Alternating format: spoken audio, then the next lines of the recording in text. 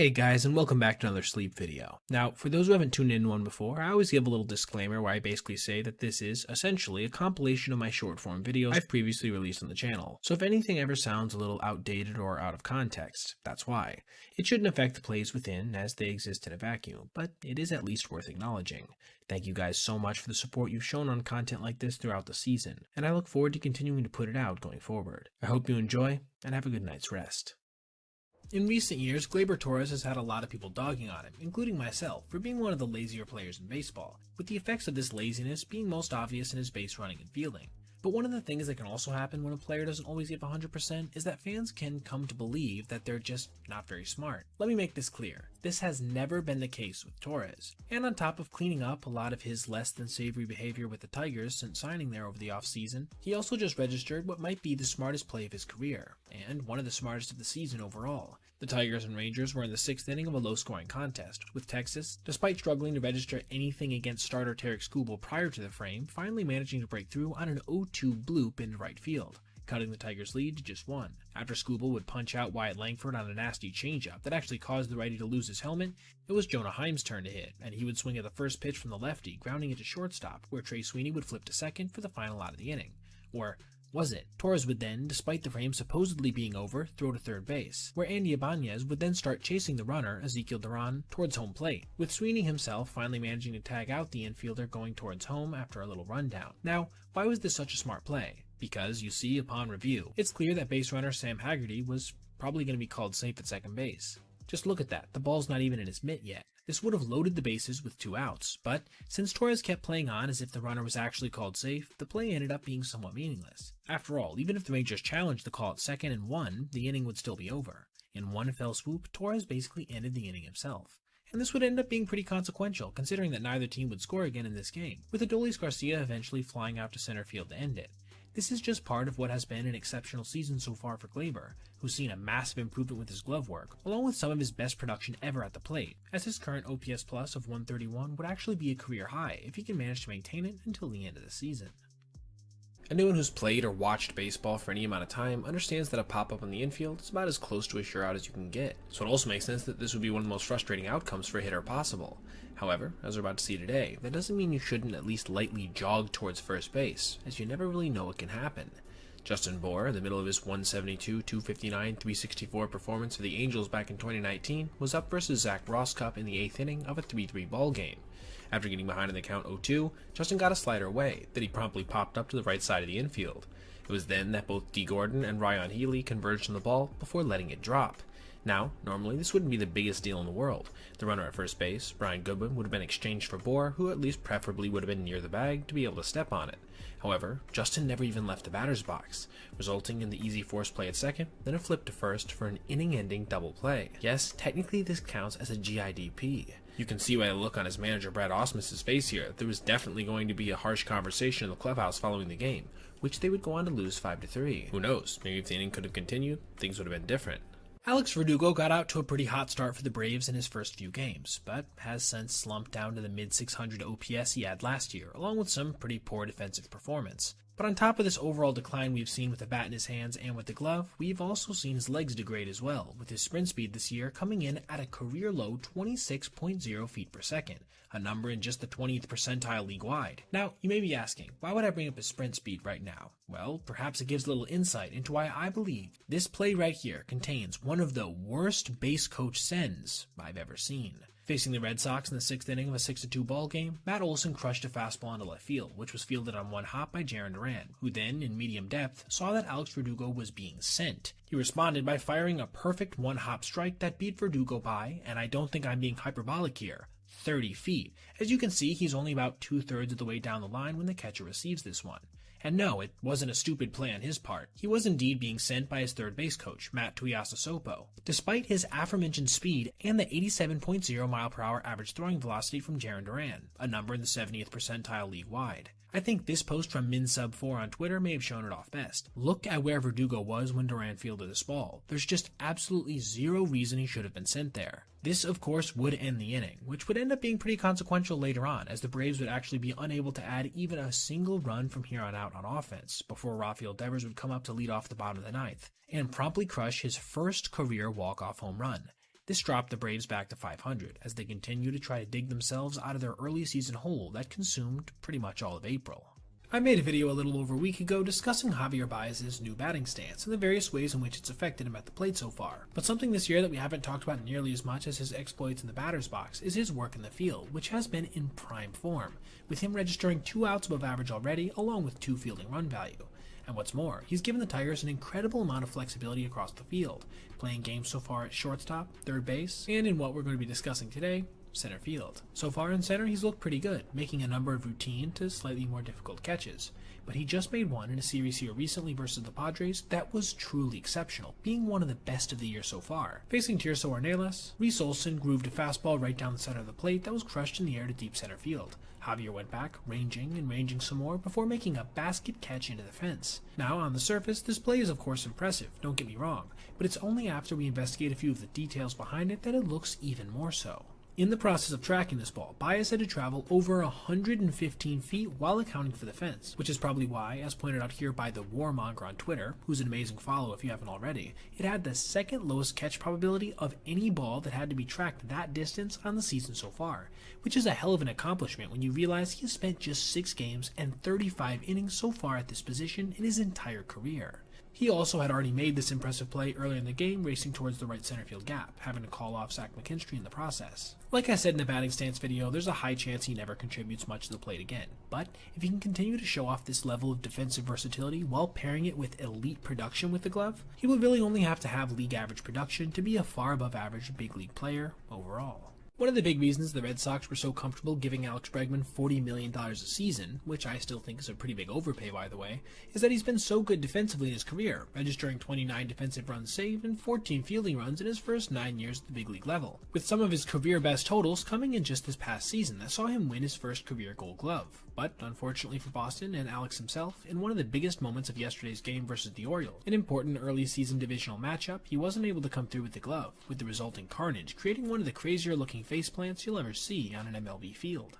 Facing Ryan Mountcastle in the 8th inning of a 4-3 game, Justin Slayton induced a ground ball to the hole at short that was cut off nicely by Bregman, but as he started going towards second, he began to lose his balance, resulting in a hurried flip that would go past second baseman Christian Campbell into shallow right, resulting not only in Tyler O'Neill going to third, but Mountcastle getting the second. Upon replay review, it was revealed that there was an even more concerning development, that Alex had face planted with an amount of force that caused him to start bleeding from the top of his nose, as well as necessitating a visit from the training staff. I saw many online at the time worried he might have broken his nose, but thankfully he did end up being okay enough to stay in the game, giving him a front row seat for the rest of a nightmare inning that would see the Orioles push across 4 more runs, changing what was a close game before to a comfortable lead. That play, which certainly wasn't in any way devoid of effort, ended up being a huge catalyst in this inning, as normally Bregman turns that into 2 in his sleep, especially with the average speed of Mountcastle going down the line. For example, here's 3 plays from last year that were all extremely similar. Even just getting the lead runner would have been huge there. But we can't always control the balance of our bodies, so again, I don't really put the blame on him, I'm just acknowledging that it was a bit of bad luck at a time the Red Sox really didn't need it, with it being possibly the worst time that could have happened in the entire game. I'm just glad that he ended up being okay and not suffering something as severe as a concussion, which was certainly possible given the severity of that impact. Now, before we go today, I want to ask you this. Would you take the over or under on Alex Bregman hitting 25 home runs this season? For a little reference, last year he was at 26, but he hasn't got beyond that total since 2019. Let me know your thoughts in the comments below. There's a lot of modern urban myths that circulate the baseball world in the social media age, more than there probably ever has been back when things were all eyewitness accounts in print. I'm not saying there wasn't unsubstantiated stories or narratives, but the volume of them was lower, as they usually seemed to be reserved for moments that were considered legendary. That's why I started this series, where I'll take a look at a narrative and try to come up with an objective answer as to whether or not it has true merit. In today's video, I want to look at what's become an iconic first pitch, being Nolan Ryan's toss before Game 1 of the ALCS way back in 2010, that apparently, according to the internet at large, hit 85 miles per hour, or even up to 86 according to some people. But was Ryan actually out there in dress shoes and pants tossing a fastball that's roughly the same speed as Kyle Hendricks throws now? Let's get into it. So, first of all, we do have to establish that Nolan Ryan is inarguably one of the hardest throwing pitchers in Major League Baseball history, and might even have represented the largest gap ever in terms of the league's average speed and the fastest pitcher's speed, being him of course, as back when he pitched, guys were commonly throwing in the 75 to 80 mile per hour range, and he was literally gunned at over 100 miles per hour, with some estimates having him throwing faster than that. To give some context, that would be like a pitcher today throwing around 110 to 115 miles an hour, roughly 20 to 25 miles per hour above the MLB average. What's more, Ryan played the most years in the history of the big leagues as well, appearing in parts of 27 seasons, with his last one coming at 46 years old, when he was apparently still tossing in the upper 90s at times. So, while yes, Nolan would have been about 63 in this clip, I can understand why people might think he'd be able to get up to this speed. But was it actually around 85 miles an hour? Unfortunately, the answer is quite simply no. And what's funny is, even an ESPN article cited this myth as literal truth. Take a look at that. But in a separate clip, also posted by MLB, we actually hear Joe Buck saying this. The club president, Nolan Ryan, who did this in the ALCS, 68 miles per hour. Yeah, right from his mouth, the exact speed the pitch was gunned at. And guess what? If for some reason that's not good enough for you, Ryan would throw out another first pitch before World Series Game 3. What speed was that one?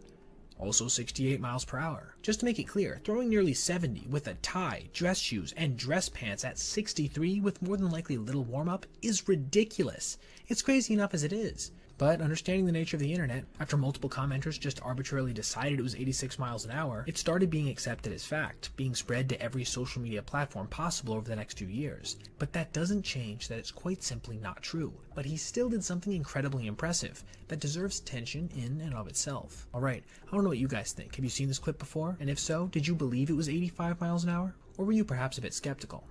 Let me know in the comments below. Todd Frazier blasted over 200 home runs in his 11-year Major League career, including a career high of 40 back in 2016 and a solid stretch of at least 27 from 2014 to 2017. He did all of that despite registering some of the ugliest swings in baseball, many of which miraculously still managed to result in home runs. But it was during the 2017 ALCS versus the Astros when he registered what might be the single ugliest swing in baseball history.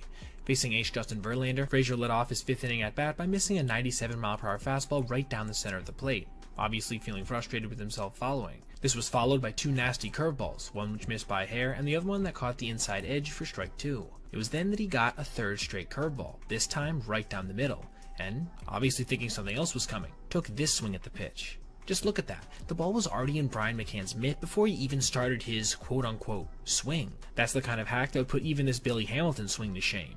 The Yankees would of course go on to lose this series quite infamously in retrospect, though Frazier did manage to post a highlight of his own earlier on, when he had taken this ugly looking swing in its own right, yet still managed to crush a home run to right field.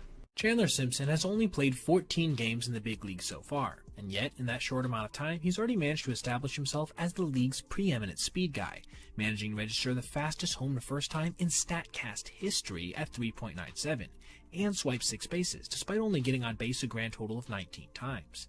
But he just had a game that somehow manages to outshine even these gaudy numbers, as he was able to show off generational wheels on a level that perhaps no other player in the game today can reach. The theatrics started in the 2nd inning with the bases loaded when he grounded this ball to second base. This is as routine a double play as you'll ever see, yet Simpson was not only safe at first, but by a large margin, allowing the Rays to get out to a 1-0 lead.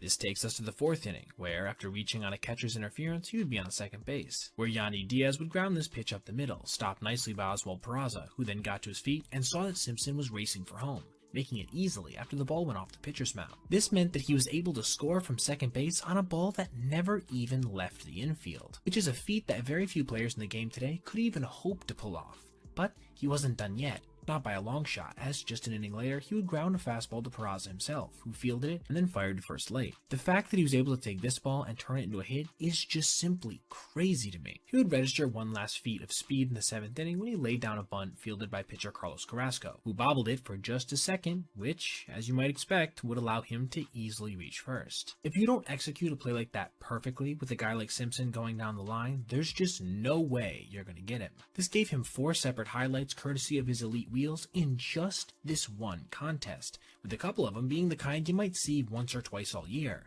Like I said, this is speed on a level that few others can approach, and it's going to be interesting to see if he can manage to maintain his near 300 batting average to complement this performance with his legs for the rest of the year. Now, I want to ask you guys, would you take the over or under on 40 cumulative stolen bases for Simpson by the end of the season? Let me know your thoughts in the comments below. I made a video a little while back talking about how Aroldis Chapman had officially set the Red Sox all-time record for the fastest pitch in franchise history at 102.0 miles per hour. This was certainly impressive, but a little disputed, considering that StatCast has actually oscillated back and forth on whether Joe Kelly had thrown a 102.2 back in 2017. So while this record set by Chapman was indeed relevant and backed up by multiple sources, it wasn't completely undisputed. But this can no longer be said, courtesy of a recent appearance versus the Guardians, when he broke his own contested record by almost a full mile and a half. Facing Cleveland with a 7-3 lead in the bottom of the ninth, he first matched up against lefty Bo Naylor, who worked a 1-1 count before flying out to medium left field. None of the fastballs in this at-bat touched even 99, however, let alone 100.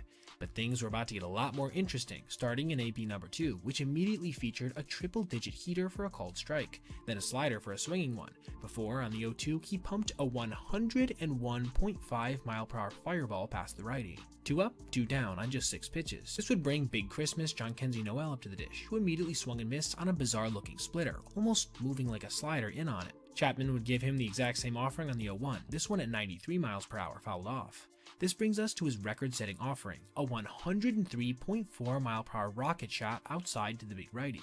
Like I said in the intro, this beat his previous record by 1.4 miles per hour. Chapman would then on the 1-2 rear back and throw another 102 mile per hour plus pitch at 102.4. It's worth acknowledging that the final pitch to Jhonkensy also would have set the all-time franchise velocity record if it wasn't for the pitch right before, which is crazy considering he basically broke his own franchise record twice in one outing. This was also Chapman's own best outing in Boston so far, with this being the lowest amount of pitches he had thrown in one frame where he retired the side in order, along with being tied for his most Ks in one appearance. On the season, he's currently rocking a 1.74 ERA through 12 games as he continues to look to re-establish himself as an elite closer for the first time since 2019. After what happened in 2017 and 2018, everybody came to hate the Astros for a time, and many still do to this day. As a result, a lot of this hate ended up being, of course, directed towards the face of their franchise, Jose Altuve, who, while he might not have been directly involved with his scandal in its heyday, has seen a decent amount of controversy himself, after his walk-off home run versus Aroldis Chapman in 2019 and the whole buzzer thing. This has led people to celebrate any time he does anything remotely poorly on a baseball field, essentially making hating him in some way cool. But back before he had a large portion of the nation rooting on his downfall, it was his own teammate in 2017 who was throwing some shade his way, and the manner in which he responded still puts a smile on my face every single time I see it. Kendrys Morales was up in the top of the second inning when he grounded a ball into shallow right field, with Altuve easily ranging over, going to a knee, and then flipping the ball to first base casually. Now, it's worth mentioning here that Morales was one of baseball's slowest runners at the time, but that sure didn't seem to affect the perception of his first baseman, Yuli Gurriel, who apparently started giving Altuve grief over the play immediately following. Look at his frustration there. That's just not a conversation you want to be having mid-inning. As fate would have it, just a couple batters later, with 2 outs, Kevin Pillar would ground a ball to second base, that Altuve would successfully pick, and then fire an absolute laser to Gurriel at first base, despite Jose fielding the ball behind second base and Pillar taking his time down the line. It was so hard, in fact, in comparison to what Gurriel thought he was going to receive, that he flinched as he caught it. Yeah, regardless of what you think about Altuve, I think we can all agree that was a pretty badass way of responding to a teammate trying to question your process, which, considering the fact that Altuve is probably going to be a Hall of Famer, wasn't really a good idea on Gurriel's part anyway. With that being said, I want to know what you guys think. Should Altuve be considered a Hall of Famer someday, or should the scandal hold him back to the point where he shouldn't get in? For my part, since his involvement seems to have been minimal, I think he should get in. Let me know in the comments below what you think. Fernando Tatis Jr. is having one hell of a comeback season, following a couple campaigns that saw him have varying levels of success at the plate and in the field at different times, leaving many to wonder if he'd ever be able to truly fulfill the ceiling that he had shown off during his third-place MVP finishing season of 2021. The pieces were there, but the combination of all of them together at the same time remained elusive. But so far in 2025, he has looked the best he's ever looked on a major league field, including putting together a league-leading 3.1 WAR through just 40 games, with his pace in every facet of performance being the best in his career to this point. But with this being said, he just did something that, even considering everything he's accomplished and is accomplishing this season, boggles the mind to no end. He hit a 430-foot home run after messing up his leg kick timing. Facing Kenley Jansen with the guy on first and nobody out in the ninth inning, Nando first took a cutter high, employing more of a short stride than a huge leg kick. He would do the same thing on the next one, hacking and missing at a slider low and away. It was then on the 1-1 he'd break out this high leg kick before fouling off a cutter right down the middle of the plate. Just listen to the announcer's reaction as soon as he made contact. Yeah, it was clear he missed that one. The next pitch would see him break out this huge load again, managing to take a slider in the dirt. At this point, Kenley must have noticed this timing mechanism, as he proceeded to, on the 2-2, give a delayed delivery, and it messed up Fernando, forcing him to put his foot down early, and then have to swing flat-footed. But this made absolutely zero difference to the righty, who would still crush a cutter well placed over the inner half, 430 feet to left center field, a no-doubter that left his bat at 109 miles per hour. Just look at Kenley's face as he walks off the field. You can tell he had no idea how Tatis managed to do that.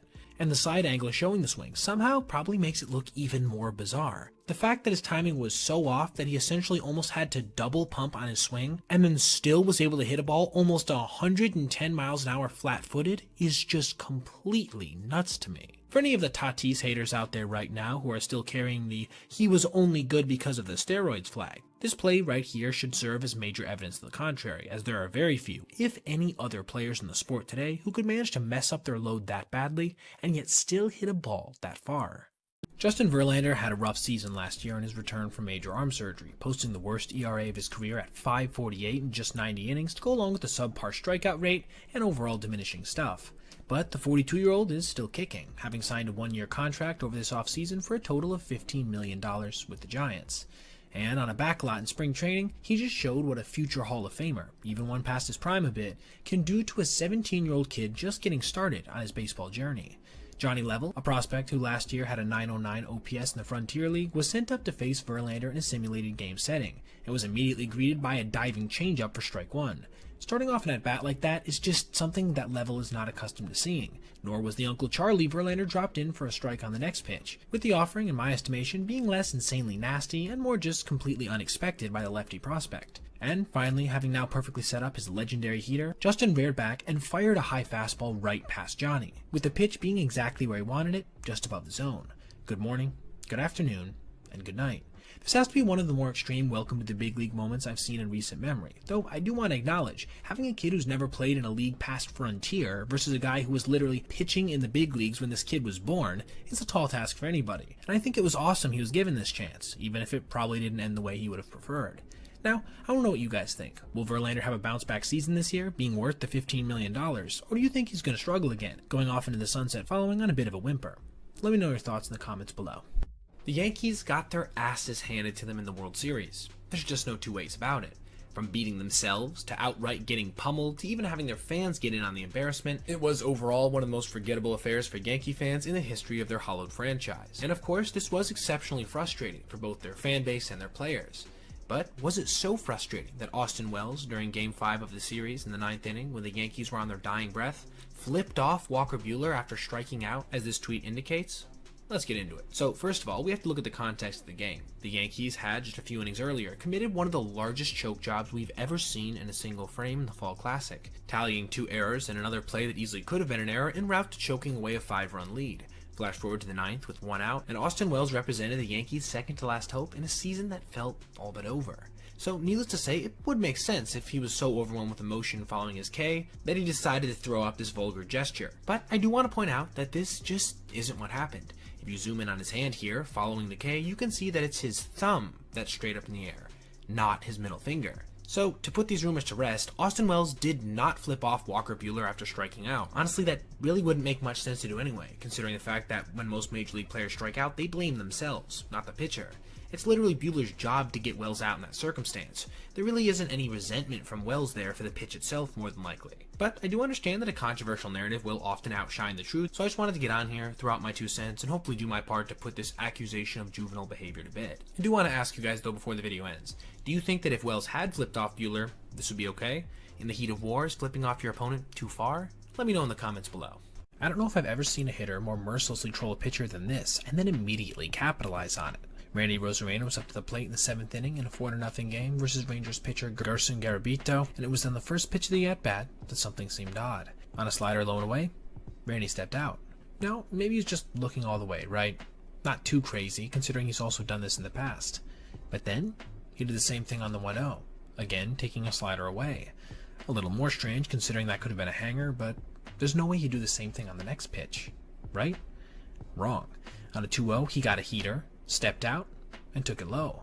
At this point, Garabito had to wonder if he was being trolled. 3 pitches, 3 step-outs?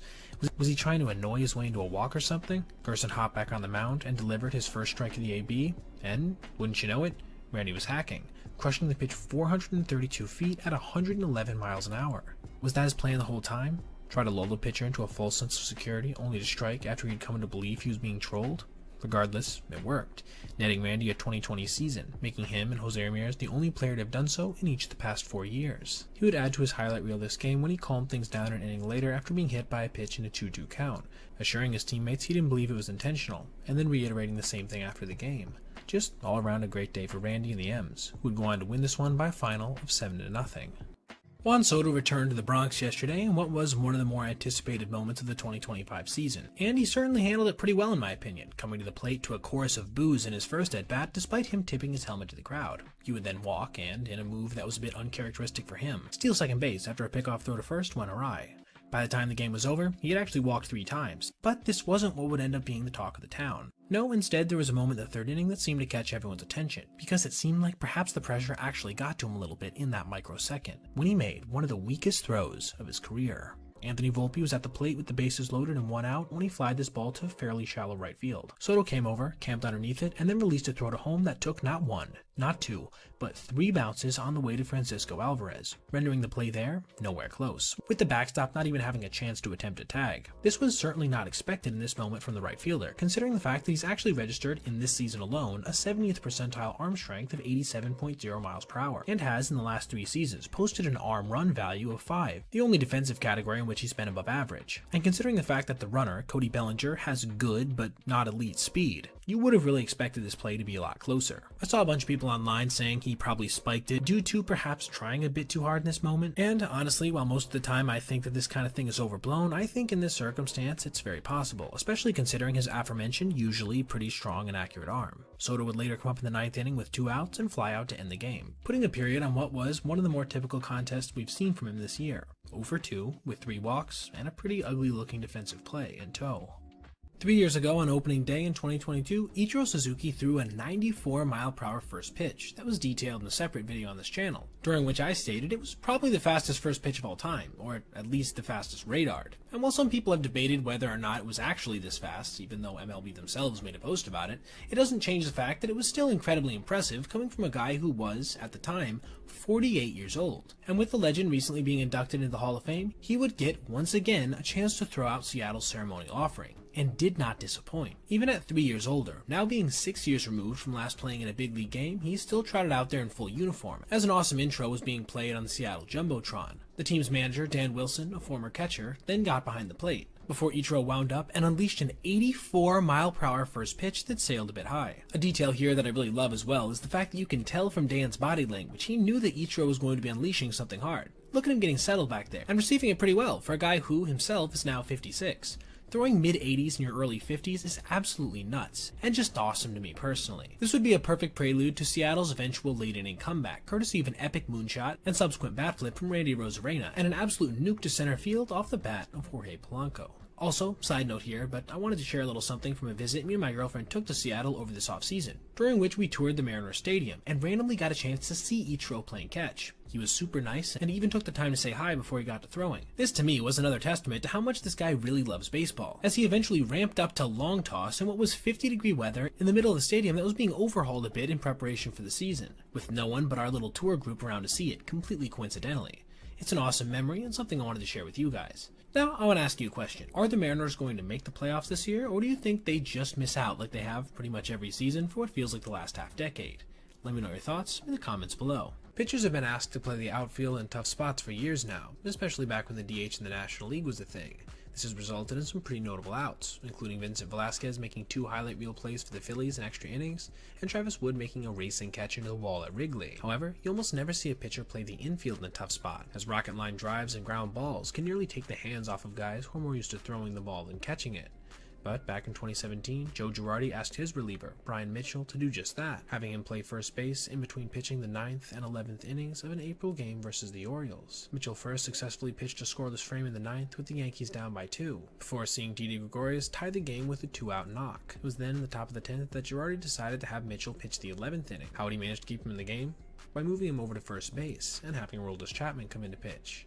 And wouldn't you know it, just 4 pitches into the frame, Wellington Castillo popped a foul ball just south of first base. Mitchell came racing in with all the athleticism of a pitcher, which ended up resulting in the routine pop fly dropping.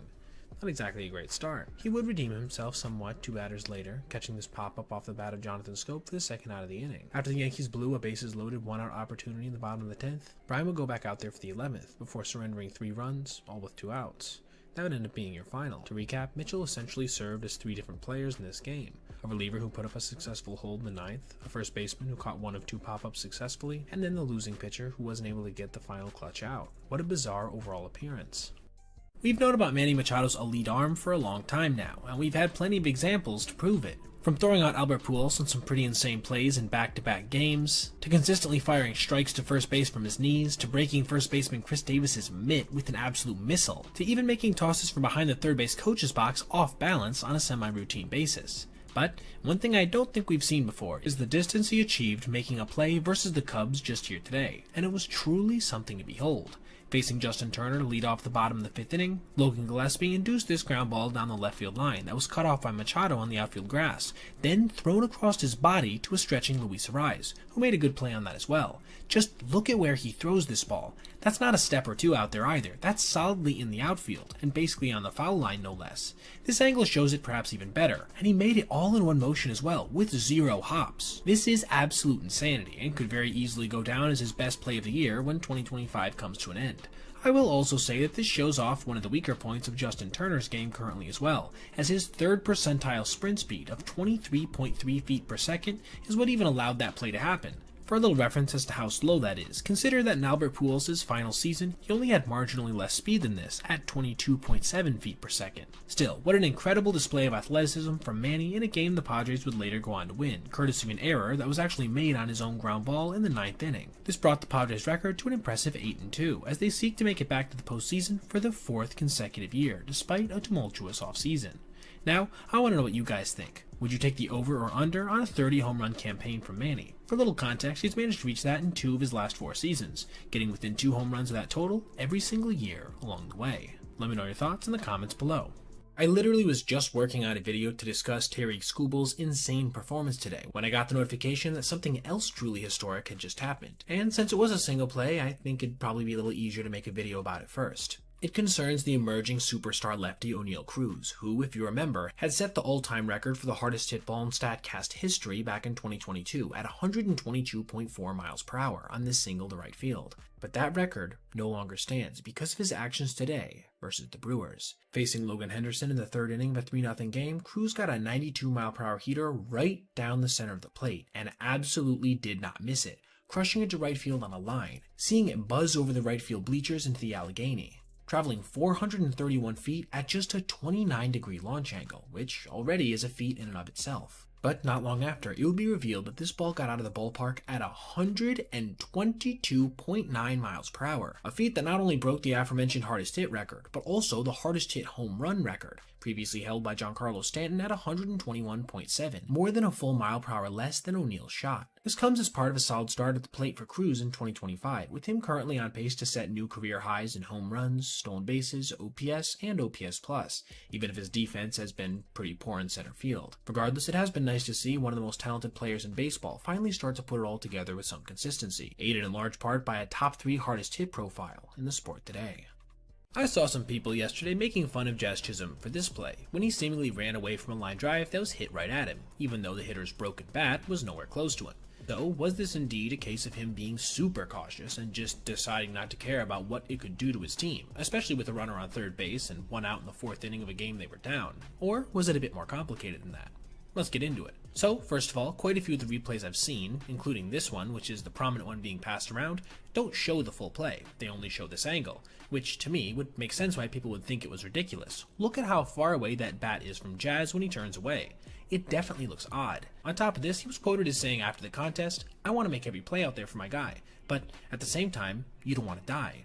As reported by Greg Joyce. So if you see that replay and this quote, you might think he was overreacting a bit, right? Maybe being a little selfish. But let's take a look at the actual play. even from this angle, which probably isn't the best, I would love to see an angle from right field, we can still see that for a split second, this bat is flying towards Jazz in a way that could easily confuse a big leaguer into thinking it was coming directly for them. It is completely conceivable in my mind that he thought that jagged, sharp, busted bat was going to get close to him. So yeah, if you take the quote out of context and just use that one replay, it's certainly not a good look. But overall, I think this is a nothing story that's gotten a little bit of attention because Jazz is a magnetic figure, who is indeed pretty polarizing. Still, in my estimation, I don't think this was a reprehensible play, even if it does look a little goofy in retrospect. The 2025 Boston Red Sox have started out their season 22-22. Now, this might not sound so bad considering the fact that last year's team finished 81-81 despite a really poor start, meaning that the squad could easily rip off a hot streak and be in much better position than 2024. Still, they have had an extremely rough go of it in one regard specifically, that has been putting their players, fans, and, dare I say it, broadcast crew through the ringer. Blown saves, as they currently lead the entire major leagues right now with 11 in this regard, being the only team in double digits. But it gets even worse when you realize they've only had 21 save opportunities, meaning they've converted less than half of them successfully. And things may have reached an absolute low point during their game versus the Tigers yesterday, when they blew not one, but 2 extra inning leads, including one of 2 runs. And it resulted in one of the saddest calls you'll ever hear from a broadcast crew. Earlier in the contest, they had managed to tie up the game on a clutch 2-run home run off the bat of the usually light-hitting David Hamilton. An unlikely shot considering the fact that the pitcher on the mound, Tommy Kahnle, had actually not even given up a home run yet this season. The game would then remain tied until the top of the 10th inning, when Ceddanne Rafaela would ground this ball to third base that Gleyber Torres would have a problem with, struggling to get the ball out of his mitt, not allowing him to turn a double play. This put them 3 outs away from a victory, and after Greg Weissert had induced 2 pop-ups in the bottom of the inning, they were officially 1 out away. But it would be then that Trey Sweeney would be able to ground a pitch into right field, tying the game with Detroit on its last breath. This already would have driven Red Sox fans mad, but luckily for them, Christian Campbell would come out in the top of the 11th and crush a go-ahead 2-run home run with 2 outs, giving Boston a 9-7 lead. But this too wouldn't last any time at all, as following a Jace Young single to right, Javier Baez in the bottom of the 11th, who had already homered early in the contest, would come up. And I'll just let their radio broadcast team take this one away. Scary, scary hitter right here. 9-7 Red Sox the pitch. Baez drives one high and deep. You got to be kidding. It's deep to left field, and it is out of here. Another 3-run homer for Javi Baez. And after all the heroics from the Red Sox, they lose it 10-9. That has to be the saddest call I've heard yet this year. From the tone of his voice, to the use of the phrase, "Are you kidding me?" mid-call, to the exasperation as he attempts to digest it, and I'm sure pretty much every Boston fan feels the same way right now, as it certainly seems like this team that has so much potential could be held back by their bullpen if they can't find a way to start closing out games successfully. Elly De La Cruz is easily one of the most impressive position players in Major League Baseball right now. Not only does he have some of the fastest sprint speeds in Major League Baseball, registering marks routinely over 30 feet per second, but he's also blasted more than a few 440-foot plus home runs as well, with exit velocities routinely over 110 miles per hour from both sides of the plate. What's more, he managed to refine those tools a bit in 2024, actually posting one of the highest WAR totals in all of the major leagues at 5.2, while leading the league in stolen bases at 67 with 25 home runs and Gold Glove level defense as well. But one of the things that I saw circulating online earlier in the year was the notion that he had also thrown 107 miles per hour across the diamond. Needless to say, this would not only be a record for velocity for a position player, but also for simply a ball thrown as well, including pitches on the mound, surpassing the 106 mile per hour mark set by Aroldis Chapman in the early 2010s and recently challenged by Ben Joyce. So, was this true, or just a weird internet myth that happened to spread for some reason? Let's get into it. First of all, it is true that at one point Elly did hold the record for the hardest throw by an infielder, first breaking O'Neal Cruz's mark with this 97.9 mile per hour missile to first base, before then re-breaking that record later in the same year with a 99.8 mile per hour throw. This means that yes, he has had record-setting velocity in the past. Perhaps this helps contextualize this play in the 9th inning with 2 outs versus the Padres, when Xander Bogaerts grounded a ball right to Elly, who grabbed it, took a step, and fired an absolute dart to first baseman Jeimer Candelario, who couldn't manage to corral the high toss, leading to it going off his glove and into the crowd. I will admit, this throw looks like it could be 107 miles per hour, right? Especially with the reaction of Jeimer, not even being able to get his glove up there. But as you probably suspected if you clicked on this video, it was indeed not 107 miles per hour. First of all, if you look right now for the hardest throw ever recorded by an infielder, you'll see this 101.2 mile per hour toss from Mason Wynn, which I recently made a video revisiting. That's insanely impressive, right? But not even close to 107. In fact, the hardest throw ever by a major league position player was 105.7 miles per hour, set by Brenton Doyle in 2023, which is closer, but still a solid 1.3 off of 107. Honestly, I'm not sure if there's an infielder alive right now who could hit 105, let alone 2 miles an hour faster than that. It seems that somebody looking for views on Twitter, TikTok, or another social media platform just decided to say this was 107, and then people started believing it since it seemed pretty cool. But no, nowhere does it say anywhere in the official records of StatCast or even a reputable article that this throw was gunned at even triple digits, let alone that lofty mark. With that being said, what do you guys think? Did you believe this play was 107 miles per hour upon first seeing it? Did you even see it when it was going viral? And if you did, were you a little suspicious or just outright didn't believe it? Let me know your thoughts in the comments below.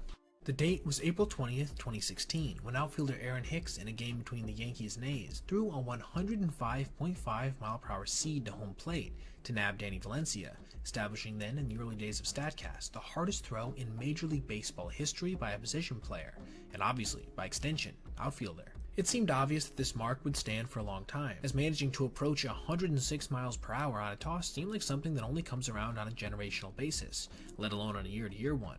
And while a couple outfielders have gotten closer than others, including Brett Phillips, who managed to break 104 miles per hour multiple times, nobody really got within real striking distance of the mark until 2023, when Brenton Doyle of the Colorado Rockies would reset the record entirely.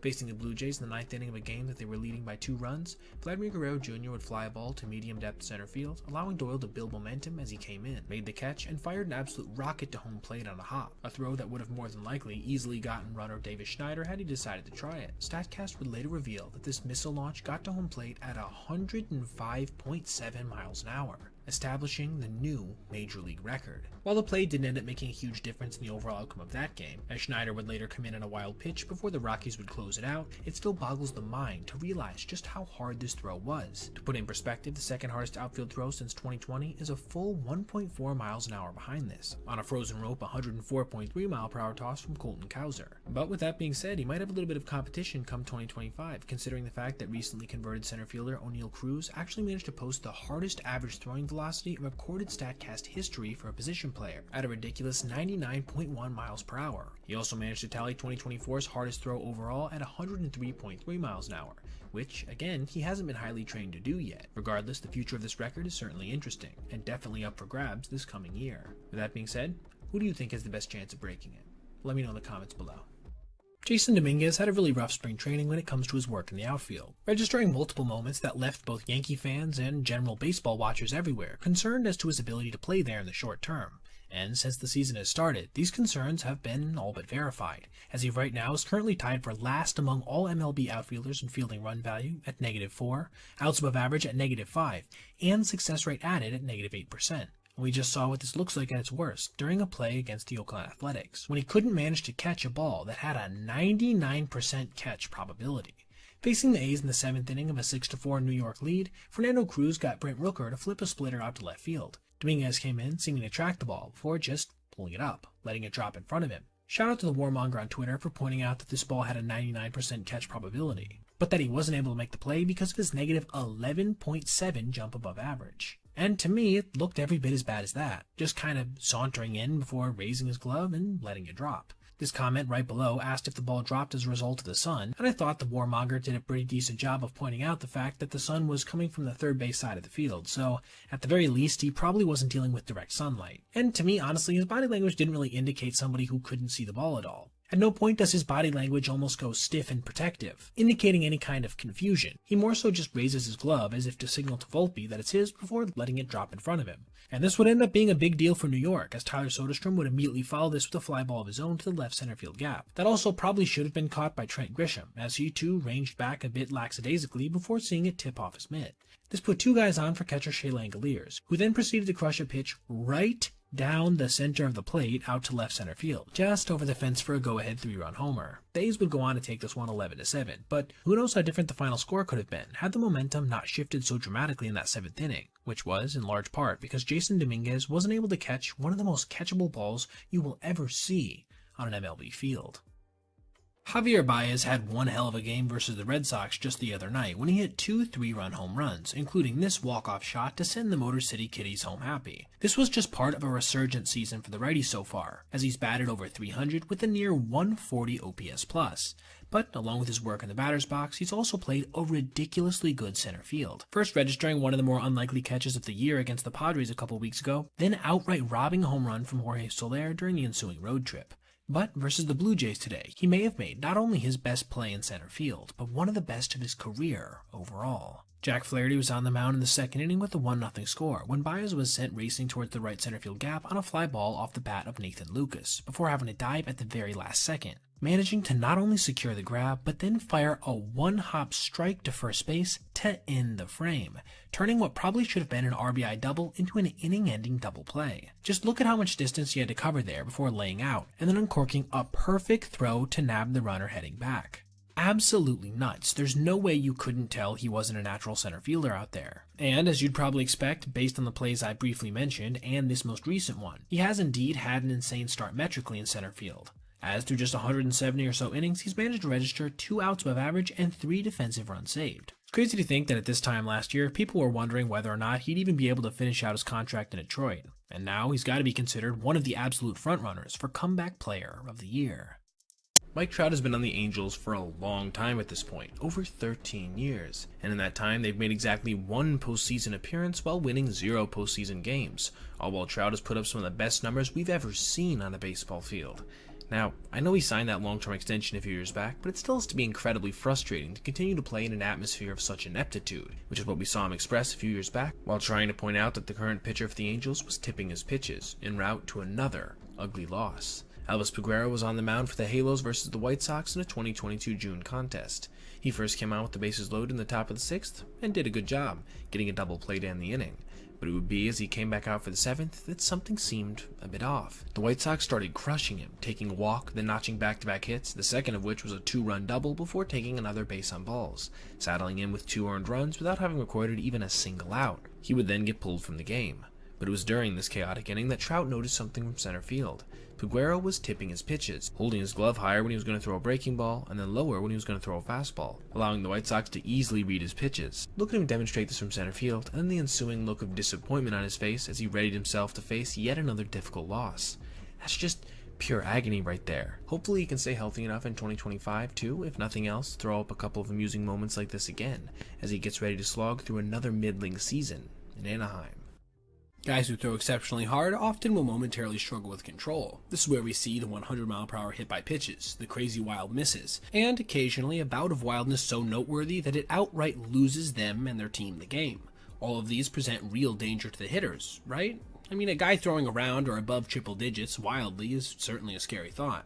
But this also does pose the question, what exactly is the scariest, most dangerous outing in MLB history? Or at least recorded MLB history?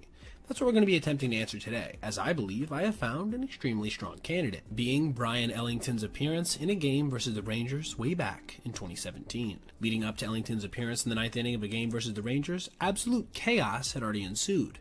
The Marlins had somehow scored 22 runs, netting them a 14-run advantage with just 3 outs to go. Basically, this game was already over. Miami just needed somebody to come in and put the finishing touches on it. But this is where Ellington would struggle, and in a manner that would end up being so extreme, literally the Rangers announcer would call him out on it. He would start off his outing by getting ahead of veteran Mike Napoli 0-2, on a high fastball at 98 for a swing and a miss, and then another blazing heater at 99 for the same, albeit with this one actually in the zone. It would be then that some of the cracks in what would become a disastrous outing would start to show, as he would bounce a 92-mile-per-hour slider nowhere close, before firing another triple-digit heater up near the eye level of Napoli. The 2-2 would see him basically repeat his last pitch, only with this one being far closer to actually clipping the big righty. He would then fly a 3-2 foul down the left field line before digging back in for pitch 7, which would come in at 99 miles an hour, again nearly at eye level, only this time hitting him near the elbow. As the score was what it was, nobody thought this pitch was intentional, but it was more than a little concerning. It became even more so when he led off the next at-bat with a pitch that also would have plunked Napoli had he still been in the box, another 99-mile-per-hour offering that elicited a mound visit from catcher JT Realmuto. Ellington would then get back on the mound and successfully fire a strike, which was grounded to first base, where Tyler Moore would make a nice play to grab the ball and get the lead runner at second before the throwback to first would get away. It would then be Jonathan Lucroy's turn to dig in, and immediately it would be clear that whatever he had just found on the previous batter had been lost almost immediately, as he would proceed to miss with 4 straight fastballs, all in the upper 90s, nowhere close. Sure, none of these came especially close to hitting Lucroy, but I have to say, if I was the next hitter stepping in, I wouldn't be too comfortable seeing a guy miss that badly on 4 straight pitches after throwing multiple head-high fastballs in the last few at-bats. Joey Gallo was up next, and Brian actually momentarily was able to rein back in his control in the first few pitches of the at-bat, beginning with a foul off to the left before swinging a miss on a changeup right down the center of the plate. Not really where he wanted it, but, at least it was a strike. But, of course, considering the title of the video, it would certainly not end here, as Ellington's wildness would raise its ugly head once again, causing him to miss well away on another 99-mile-per-hour heater before yanking a changeup inside, then floating another one high and away. Gallo would then continue being a pest on the 3-2, fouling one off Real Muto's leg before, on the 7th pitch of the at-bat, taking another fastball, nowhere close. But, as with Lucroy, at least none of these pitches came all too close to clipping the big lefty, right? The same could not be said for Carlos Gomez, who, after missing a hanging slider right down the center of the plate, would get hit up by his letters by a 98-mile-per-hour four-seamer. This prompted the Texas announcer to say, after a while, he's not doing that on purpose, but after a while, it doesn't matter. You got someone out there that can't throw the ball over the plate, and you guys are getting drilled. But before things could get any worse, Ellington would finally manage to lock in, getting ahead of veteran Shin-Soo Choo 0-2 before getting a ground out to first base. He would then jump ahead of Elvis Andrus as well, getting him to foul off 3 straight pitches before ending his night with a 100-mile-per-hour offering high and tight that Elvis chased, getting a pop-up to Real Muto to end the game. Ellington's final line, 1 inning thrown, 2 hit by pitches, 2 walks, and 11 fastballs that were thrown 97 miles per hour or harder for balls or hit by pitches. It, to me, might have been, pitch for pitch, the most dangerous outing in recorded history, as he actually did manage to tie the record for most hit by pitches 98 miles per hour or faster in a game with 2. Yet, he was the only reliever of the bunch to also register multiple walks on pitches near 100 miles per hour, indicating an amount of speed that was truly alarming, given how absurdly wild he also was in this game. There are many ways for MLB base runners to be sneaky, going first to third in a walk when the shift is on, for example, scoring on a pop fly to the second baseman, or even swiping home on a literal throw back to the pitcher. But it was back in 2009 that Marco Scutaro, then of the Blue Jays, showed off one of the rarest intelligent running plays in baseball, the 2-base walk. Facing a formidable Phillies squad, Scutaro took a 3-2 breaking ball high for ball 4. It was then as he approached first that he saw neither Jimmy Rollins or Chase Utley were paying any mind to him at all. This prompted him to take off for second, beating pitcher Joe Blanton's late throw to Rollins. This is one of those plays that really displays the ambitions of the player pulling it off. It only works if Scutaro was thinking about taking second before he even approached first, let alone second. Props to him for having both the wherewithal and outright balls to pull something like this off. This wasn't his only play like this either. He spent 13 years in the bigs gutting it out, even managing to register a record 14 LCS hits with the Giants in 2012, finishing his playing days with 22.1 WAR according to Baseball Reference. A pretty incredible total for a guy who served more as a utility man for the vast majority of his MLB career. I've been debating all day today on whether or not I wanted to make a video about the actions of Juan Soto yesterday, because I've seen so many people talking about it online, and I honestly don't want to add to a narrative that I think might be a bit overblown. But after examining the footage on a couple different plays, as well as seeing a couple takes that I thought were valid on the whole situation, I decided I'd go ahead and talk about it, with it being the fact that Juan Soto probably just had his single laziest contest as a member of the Mets. Things got started in the first when Aaron Judge hit this fly ball down the right field line, a ball that had an expected batting average of just 166. You heard me correctly, 166, but due to the fact that Soto was just kinda lackadaisically sauntering after it, it ended up dropping in and then bouncing out of the field of play for a ground rule double. And yeah, obviously the guy's not a good fielder, this is known, but it didn't end there, as later in the contest with the score tied 2-2 in the top of the 8th, he would be up versus Devin Williams, taking a weak swing on a 1-1 pitch, in the process grounding it weakly up the middle. DJ LeMahieu then made a nice sliding stop before fumbling with the ball, yet still having enough time to flip it to first to get the lefty. How is this even possible, you might ask? Well, not only did he not hustle out of the box, but even after seeing LeMahieu was fumbling with it, he still didn't turn on whatever jets he had to try to reach. There was obviously that moment with the grand slam in the bottom of the inning as well, but honestly I don't think that was really a lack of effort, more so just bad timing.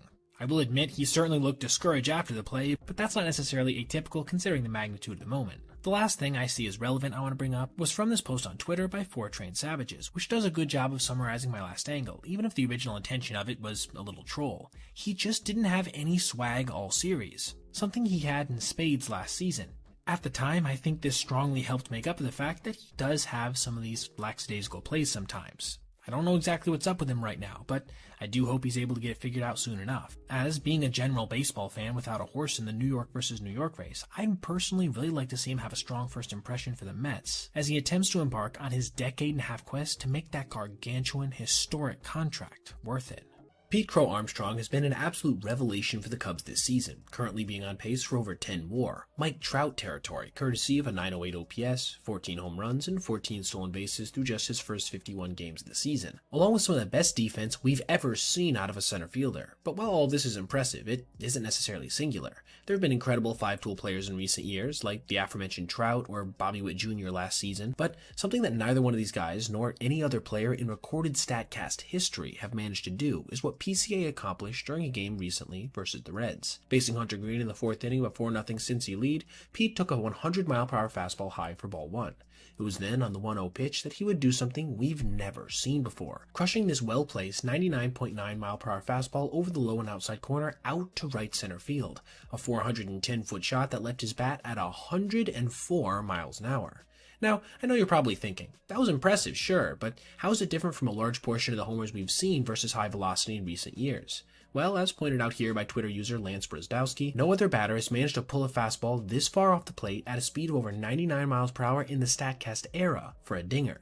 And while even he himself points out that that's a lot of qualifiers, obviously, I do want to take a second to note how truly insane this is. Think about it. Aaron Judge has never done this, nor Trout, Shohei, Yordan, even a guy like O'Neal Cruz hasn't managed to do this. No, instead it was a 6-foot, 184-pound center fielder. That's just utterly insane to me. And his theatrics in this game weren't done yet, as he would come up in the 7th inning with the bases loaded and promptly crush one of the more hittable sliders you'll ever see off the right field foul pole, giving him, in one contest, a go-ahead grand slam, a 2-homer game, and 6 RBIs on the night. 2 innings later, and the Cubs were celebrating a 13-6 victory, in large part due to the contributions of their so far MVP-caliber lefty and his record-setting unicorn home run.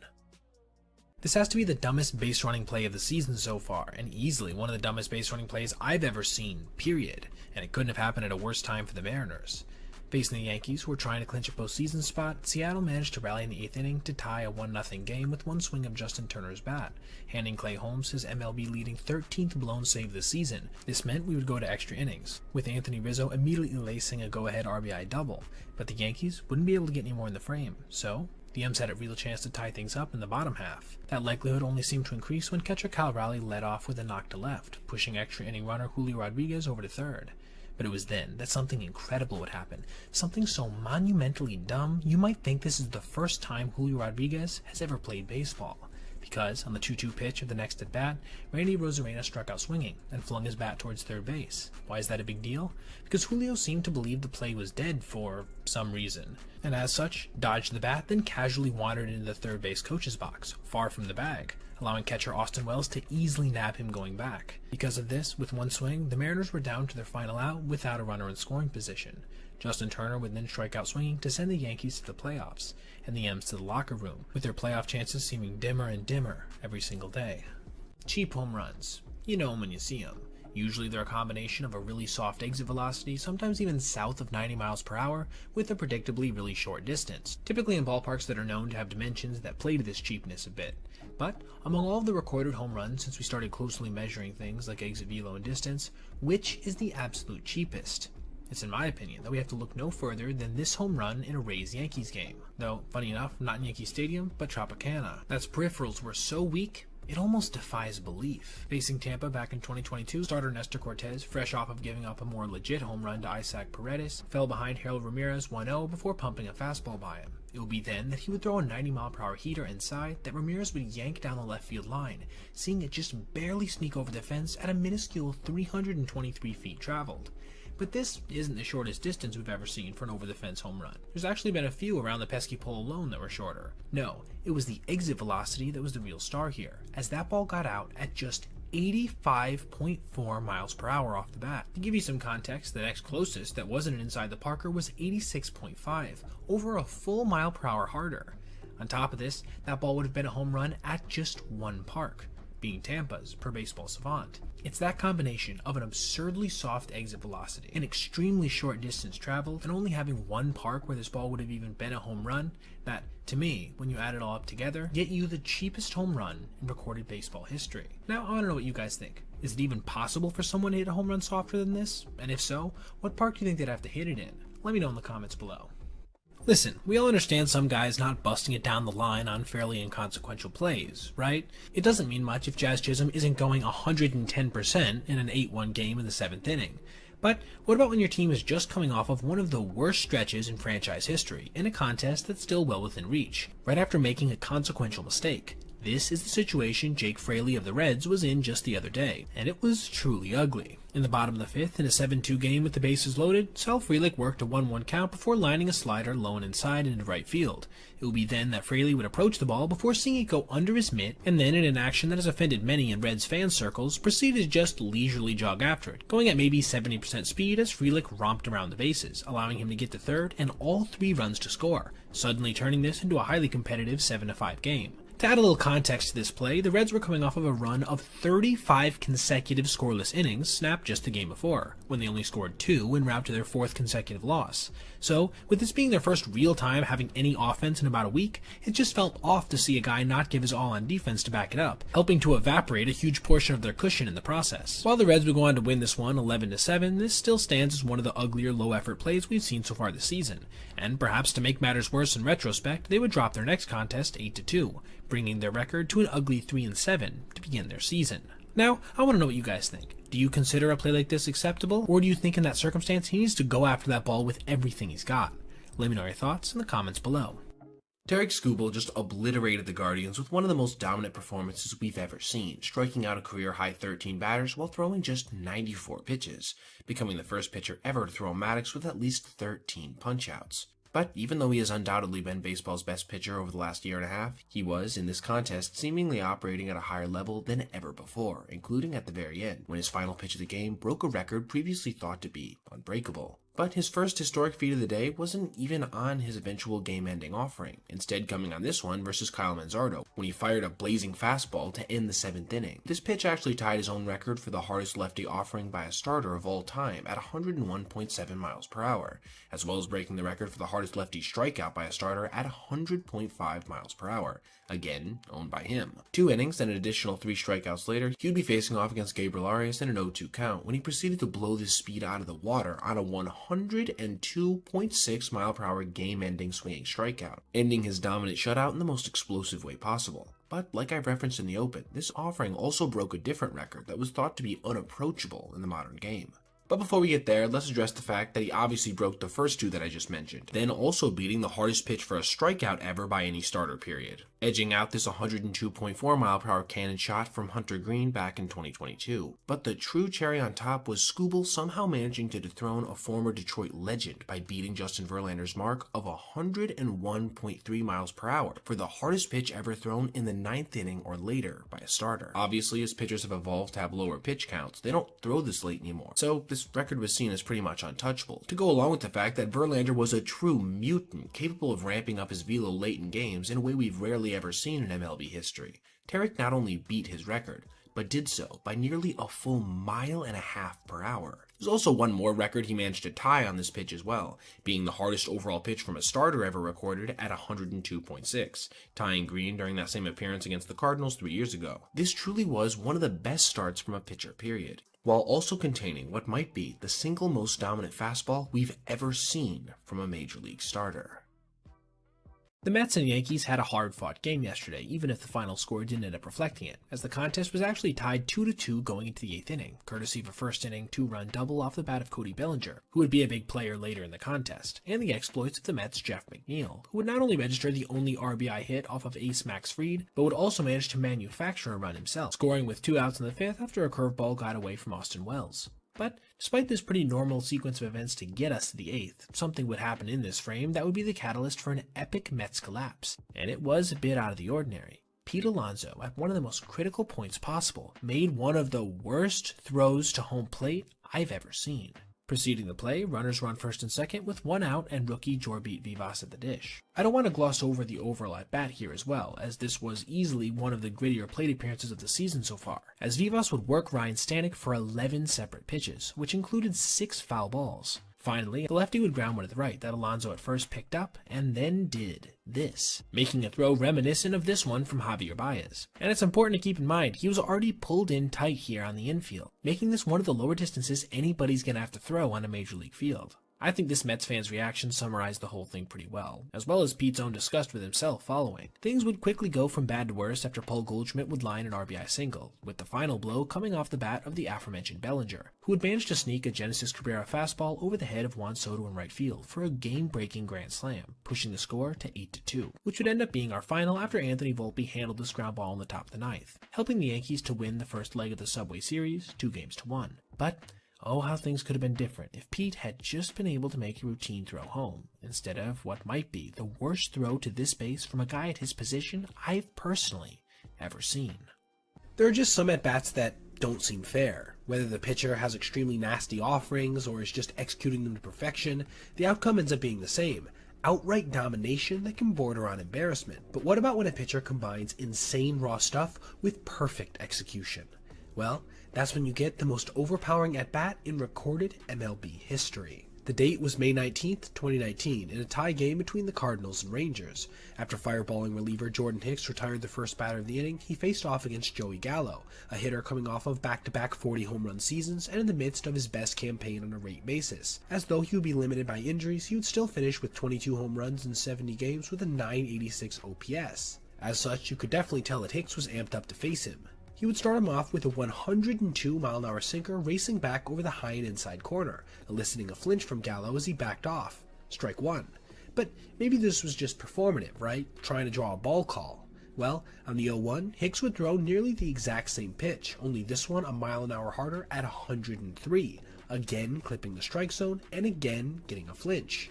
Strike two. What could he possibly follow up 2 pitches that had that kind of movement in the triple digits with? Well, how about a third straight offering nearly exactly like it, only this one slightly higher, again getting a flinch from Gallo on an offering that barely missed the strike zone at 103 miles an hour. At this point, he was just straight bullying him. On the 1-2, he would throw his only breaking ball, getting more movement from Joey on a slider that ran low and inside at nearly 90 miles an hour. It would be then on the 2-2 that this at-bat would become cemented, in my opinion, as the most overpowering in recorded MLB history, as Hicks proceeded to throw the exact same pitch he had thrown 3 times before, again at 103 miles an hour and again perfectly placed, getting his 5th flinch of the AB en route to recording a strikeout looking. This has to be some kind of record for movement from a batter in the smallest span of pitches while taking 0 swings, as I don't know if I've ever seen somebody literally act as if they were worried that every pitch of a 5 offering sequence was going to hit them, only to be called out on strikes. It just wasn't even fair. Before we go, I also want to give a shout out here to Pitching Ninja for reminding me of this at-bat with the recent post of his. Go check him out on any major social media platform if you haven't already. His content's awesome. The Dodgers just won the World Series in a Game 5 that saw a 5th inning with 3 separate misplays by their opponent, the Yankees, including 2 errors and a play that certainly could have been an error. But all these came on separate batted balls, obviously, right? I mean, how many errors could you even make on one play? Well, that's exactly the notion the Dodgers challenged themselves way back in 2014, when they registered arguably the sloppiest play in the history of Major League Baseball. A Clayton Kershaw, firmly in his prime, delivered a 2-2 pitch to catcher Rene Rivera, who popped a shallow fly ball into center field that Yasiel Puig came racing in on, making a nice running catch before faking a second and then flipping an off-balance throw to first base, where the toss would get away from Adrian Gonzalez. Now, if that's where this play stopped, it would have been ugly, surely, but it wouldn't have cost them even a run yet, as with 2 outs, 2014 Kershaw easily could have found his way out of the inning. But it certainly wouldn't end there, as catcher A.J. Ellis would spike a throw to second base, both allowing the runner to reach safely while also seeing the ball go into center field, tallying the Dodgers' second error of the frame. It would be then that shortstop Hanley Ramirez would fire wide to home plate, even though he had no chance to get the runner, where it slipped past a diving Kershaw.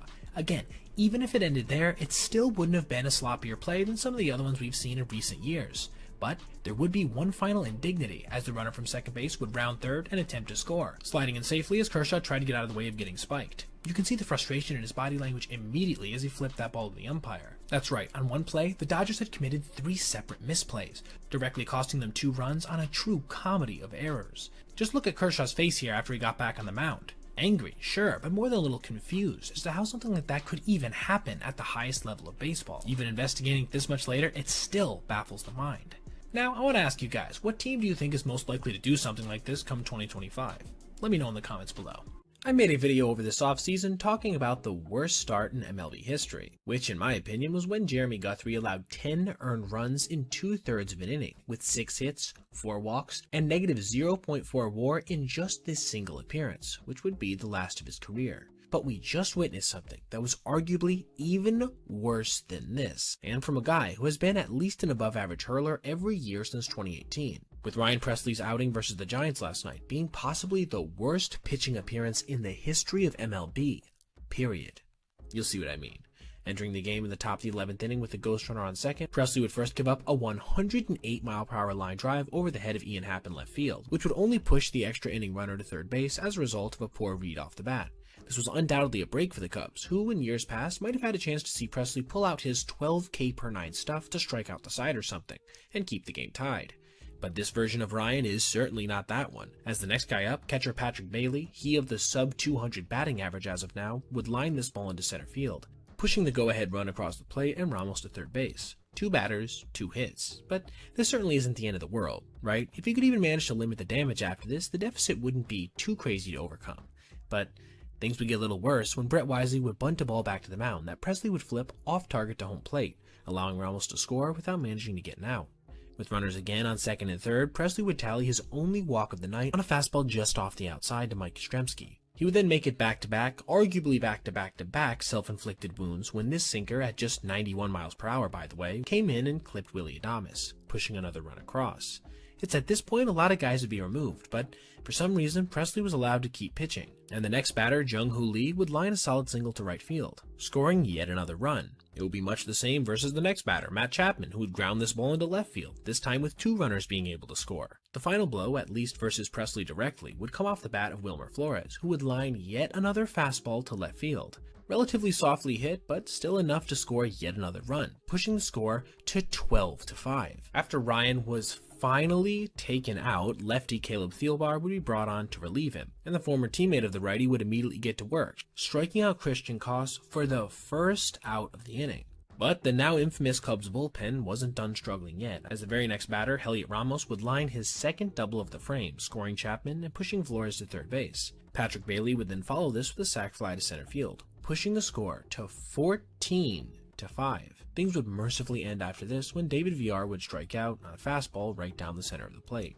This still meant, however, that 2 more earned runs had come in on Presley's head, which, along with the runs he had allowed earlier, allowed the former Astro to set a new Major League record, per Opta Stats, becoming the first reliever to allow 8+ earned runs in a game without getting an out and taking a loss in the history of Major League Baseball. And considering the high leverage circumstances he came in under, being an extra inning contest, not some kind of blowout or something, this certifies it to me as perhaps the worst pitching appearance ever. As even though there have been guys who have given up more runs than this in one frame, at least they've managed to get a single out in the process. Juan Soto was a free agent for the first time in his career this offseason, with a huge aspect of his appeal being his ability to combine insane plate discipline with a career .421 on base percentage with great power, as his 201 home runs tallied before turning 26 is tied for the 5th most ever. But back in 2019, when he was just 20 years old, this immense power was called into question by Mets announcer Keith Hernandez, who then faced a near immediate force feeding of instant karma. Facing Zach Wheeler to lead off the second, he took a fastball for a strike before flying a ball foul. It would be then, on the 0-2 pitch, that Hernandez would declare, "Too big a swing." He is not a home run hitter, even though he had a nice power year last year. This, of course, was kind of an interesting thing to say, considering that Soto had hit nearly 30 home runs throughout his first full season's worth of Major League games from 2018 up through May of that year, with much of this coming at just 19 years old. He would even end up finishing that season with 34 home runs. And for those of you who might say he was just trying to give him some kind of compliment about his approach being more well-rounded, keep in mind that what he said preceding was that his swing was just too big. Yeah, it was more of a critique than anything else. But Soto would end up having the last laugh without even being aware of the situation at hand, as after another foul ball, he would launch a fastball out to right, not just clearing the fence, but nearly clearing the second deck onto the concourse. Maybe if he'd followed up Keith's statements with just a wall scraper or something, it wouldn't have looked so bad. But just listen to his own reaction as soon as Soto hit this ball. The 1-2 coming. And Soto cranks it to deep right field. Forget that. Wow. That is way up in the Coca-Cola corner. Oh, boy. You can definitely tell he knows he put his foot in his mouth a bit there. Now, this video isn't trying to throw shade Keith Hernandez's way. Everybody's a poor take once in a while. But I did think it was one of the funnier instant karma moments I've come across in a second, and I thought I'd detail it. After all, I'm sure Keith would be more than thrilled if Soto would consider coming to the Mets over this offseason, and I'm pretty sure he no longer believes that swing that produced 41 home runs last year is too big for him to be a home run hitter at the big league level.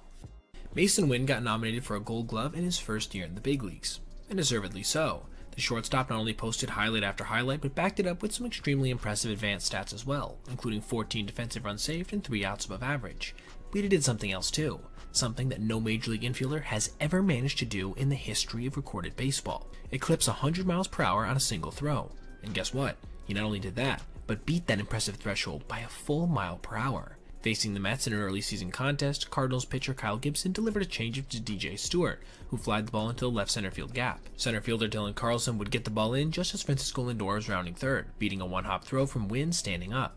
Now, on the surface, most onlookers would probably think this was a pretty routine play, but what if I were to tell you that that throw from Winn was 101.2 miles per hour, breaking the record for the hardest throw ever by an infielder, a mark reset by Elly De La Cruz just a season before at 99.8. Again, that means that he blew this mark out of the water by a full 1.4 miles per hour. But was this really all that surprising? Honestly, for people who knew of Winn before this, not really, considering he had not only hit triple digits on a throw in the Futures game in 2023, but almost did so before that during a spring training game the same year. With tools like this to go along with his soft hands and great instincts, I think Winn could end up putting up a career as one of baseball's best fielding shortstops of the modern age, if he can continue maturing at his current rate of development. Over the course of his 14-year Major League career, Russell Martin was not only primarily a catcher, but an exceptionally good one at that, registering 38.9 career B-WAR, along with over 1,400 hits, 191 homers, and a 349 OBP. He also managed to play more than his fair share of other positions aside from catcher in that time frame, making 57 appearances at third base, 4 at second base, 4 at pitcher, and 2 in the outfield. However, he also managed to get one single start at shortstop, and it probably went better than anyone could have expected. The Blue Jays were dealing with some injury issues to their infielders, which prompted them to start their 35-year-old veteran backstop up the middle during a May contest. Contact pitcher Jaime Garcia was on the mound as well, meaning there was a decent chance he'd get at least a couple chances. And get a couple chances he did, starting first with his backhand opportunity in the bottom of the 5th, making a nice play deep into the hole to rob speedy catcher Jorge Alfaro of an infield knock. Does that not look like a professional infielder? He would go on to make one more play in the game, catching this pop-up off the bat of Rhys Hoskins, all while calling off regular third baseman Josh Donaldson in the process. Before he would hang up his cleats, he would go on to throw over 90 miles per hour on the mound with the Dodgers the next season, while giving up 0 runs in 4 games and 4 innings pitched. What a fantastically weird end to the epitome of a Hall of Very Good career. Ronald Acuna Jr. came back yesterday in one of the more electric returns we've seen in recent memory, crushing a 467-foot moonshot on the first pitch in his first AB, before adding a 108-mile-per-hour single later and one of the best throws of the season from the right field corner to nab Elias Diaz trying for second. But unfortunately for him, pretty much no one else offensively showed up, resulting in the game being tied 1-1 going into the 9th, when Manny Machado crushed this go-ahead homer to put the Padres up 2-1. But all of this was simply an appetizer for what would happen in the bottom of that inning, when Eli White managed to make a mind-numbingly dumb base-running play that I don't believe I've ever seen anything quite like before. But first, let's examine how he got there. Alex Verdugo would lead off versus Robert Suarez, grounding a 3-1 fastball just past the sliding glove of Xander Bogaerts, giving the Braves a leadoff base runner. Our titular character Eli would then enter the game as a pinch runner. Sean Murphy would follow this with what amounted to essentially a swinging bunt down the third base line that had some crazy English on it, spinning fair at the last second before being fielded by Elias Diaz, who made a ridiculously good spinning play to nab the Braves' backstop by an inch. Still, a runner was now on second with 1 out, with Ozzie Albies coming to the dish, and the now veteran second baseman would not disappoint, lining a changeup in his center field, which Merrill got to fairly quickly. Runners on first and third and 1 out, right? Wrong. For some inconceivable reason, White seemed to believe that the ball was caught, which had him racing back towards second, resulting in him getting easily tagged out. Just look at this. I can't remember a time I've ever seen on a major league, minor league, or even little league field a runner believe that the ball was caught when it actually had landed, get all the way to third base, and then run back to second before getting tagged out on what wasn't even a force play. Now, the first question that pops to my mind was, what the hell was third base coach Matt Tuiasosopo doing? But as we can see from this angle, he was behaving completely normally, giving the hold-up sign as White approached third base. However, it seems that Eli misinterpreted the universal two hands up sign for a hold, as Matt somehow saying the ball was caught and that he had to get back. Just look at Tuiasosopo's body language here. He had no idea what was going on. And as you might expect, this ended up being a game-losing blunder after Michael Harris II grounded out to short, sealing one of the most bizarre losses we've seen yet this year, on one of the most uniquely stupid plays I've ever seen on an MLB field. Good for the Padres, they broke their losing streak, but I have to say it does suck to me that the heroic efforts of the returning Acuna ended up being completely wasted. Now, thank you so much for watching, and please remember that if you ever see anything you'd like to see detailed in the Made the Cut video, whether that be a specific play, player, or narrative surrounding a team or something, feel free to reach out to my email, basebpoet@gmail.com. And if I do end up using your idea, I'll of course give you a shout out. Thank you so much once again, and I'll see you in the next one. In the whole of Major League Baseball history, there have been vanishingly few teams who have scored double digits in runs in one frame, as it's exceptionally hard in MLB to run up even a 5 spot in one inning, and that's in a league with teams like the White Sox and Rockies. But yesterday, we not only saw a team do this, but in dramatic fashion, take a late game lead, and then still go on to lose the contest. Facing the Cubs in the first of a 3-game series, things were pretty quiet until the 7th inning, with only a Carson Kelly second inning home run providing the offense. But things would change in a major way in this frame, with Nico Horner and Pete Crow Armstrong singling, and then catcher Kelly taking a 3-2 walk. After a Vidal Brujan strikeout looking, Ian Happ would come to the plate and promptly crush a fly ball to right field that just kept carrying, registering 4 more runs for Chicago on one swing of the bat, a grand slam. But the inning wasn't over yet, with Kyle Tucker immediately following this with his own long fly ball that got just past the outstretched glove of racing Jacob McCarthy, allowing the free agent to scoot all the way around to third base. Then, following a Seiya Suzuki K, Michael Busch would come through with a ground ball into left field, making the game 7-1 Cubs. This would be where the offense would end, with Dansby Swanson K'ing to end the frame. Still, this had been a major blow to an Arizona team that has looked hot as hell recently, but yet seemed to be on the wrong side of this contest. But they certainly would not just roll over, with Jordan Wicks being the first guy out of a Cubs bullpen that has definitely struggled this year. And he immediately started giving up hits, allowing 3 straight singles to start the frame, filling the bases with nobody out. This would bring on righty Porter Hodge, who would then immediately serve up a grand slam to Eugenio Suarez. Suddenly, Arizona was not only competitive, but right back in it. And if you couldn't tell from the title of this video, things were not close to done yet in this frame, as following a little flare to second baseman Horner for, mercifully, the first out of the inning, Hodge would walk McCarthy on a 3-2 pitch, immediately followed by Alek Thomas flipping a single the other way, putting the go-ahead run in the batter's box. After both runners managed to advance, Corbin Carroll would finally put a little cold water on the rally by striking out. But Geraldo Perdomo wasn't done, coming through with this ground ball single perfectly placed up the middle, fielded by Dansby Swanson, with him having no play. Suddenly, the tying run was at third, and then Arizona would get a bit of good luck, as Randal Grichuk weakly topped this ball to third base before seeing it go under the glove of rookie Gage Workman, rolling down the line in left field, allowing not only Thomas to score, but Perdomo as well, after a near-perfect Ian Happ throw would get past the catcher, with the Diamondbacks suddenly now somehow having the lead. Again though, there were still only 2 outs, meaning the inning had yet to end. So after Josh Naylor bat flipped to walk, Lourdes Gurriel Jr. came to the plate, and crushed one of the more hittable pitches you'll see of the entire 2025 season, a sweeper right down the middle of the plate for a 3-run home run. This meant that Arizona went from being down by 6 at the beginning of this frame to now not even having a save opportunity for their pitchers if they could theoretically throw 2 scoreless innings. Things would finally end for the Cubs bullpen after Suarez would line out to left field. This had to be immensely deflating, right? How could Chicago come back now down by 4 after starting an inning so solidly in the lead? Well, I guess nobody told their hitters about how discouraging this must have been, as immediately following a Nico Horner hit by pitch on an 0-2, Pete Crow Armstrong would draw a walk on a 3-0. The next batter, Carson Kelly, would crush a meatball right down the middle, basically in the same spot as Gurriel's homer, getting the Cubs back within a run. At this point, the game had seen 21 runs scored, and it would see more, as following the first out of the inning on a Justin Turner strikeout, Joe Mantiply would come in to face Ian Happ, promptly giving up a 109-mile-per-hour line drive to the left center field gap, putting a guy on first for Kyle Tucker, who, on the first pitch of his AB, crushed a no-doubter to right field, giving the Cubs back the lead somehow.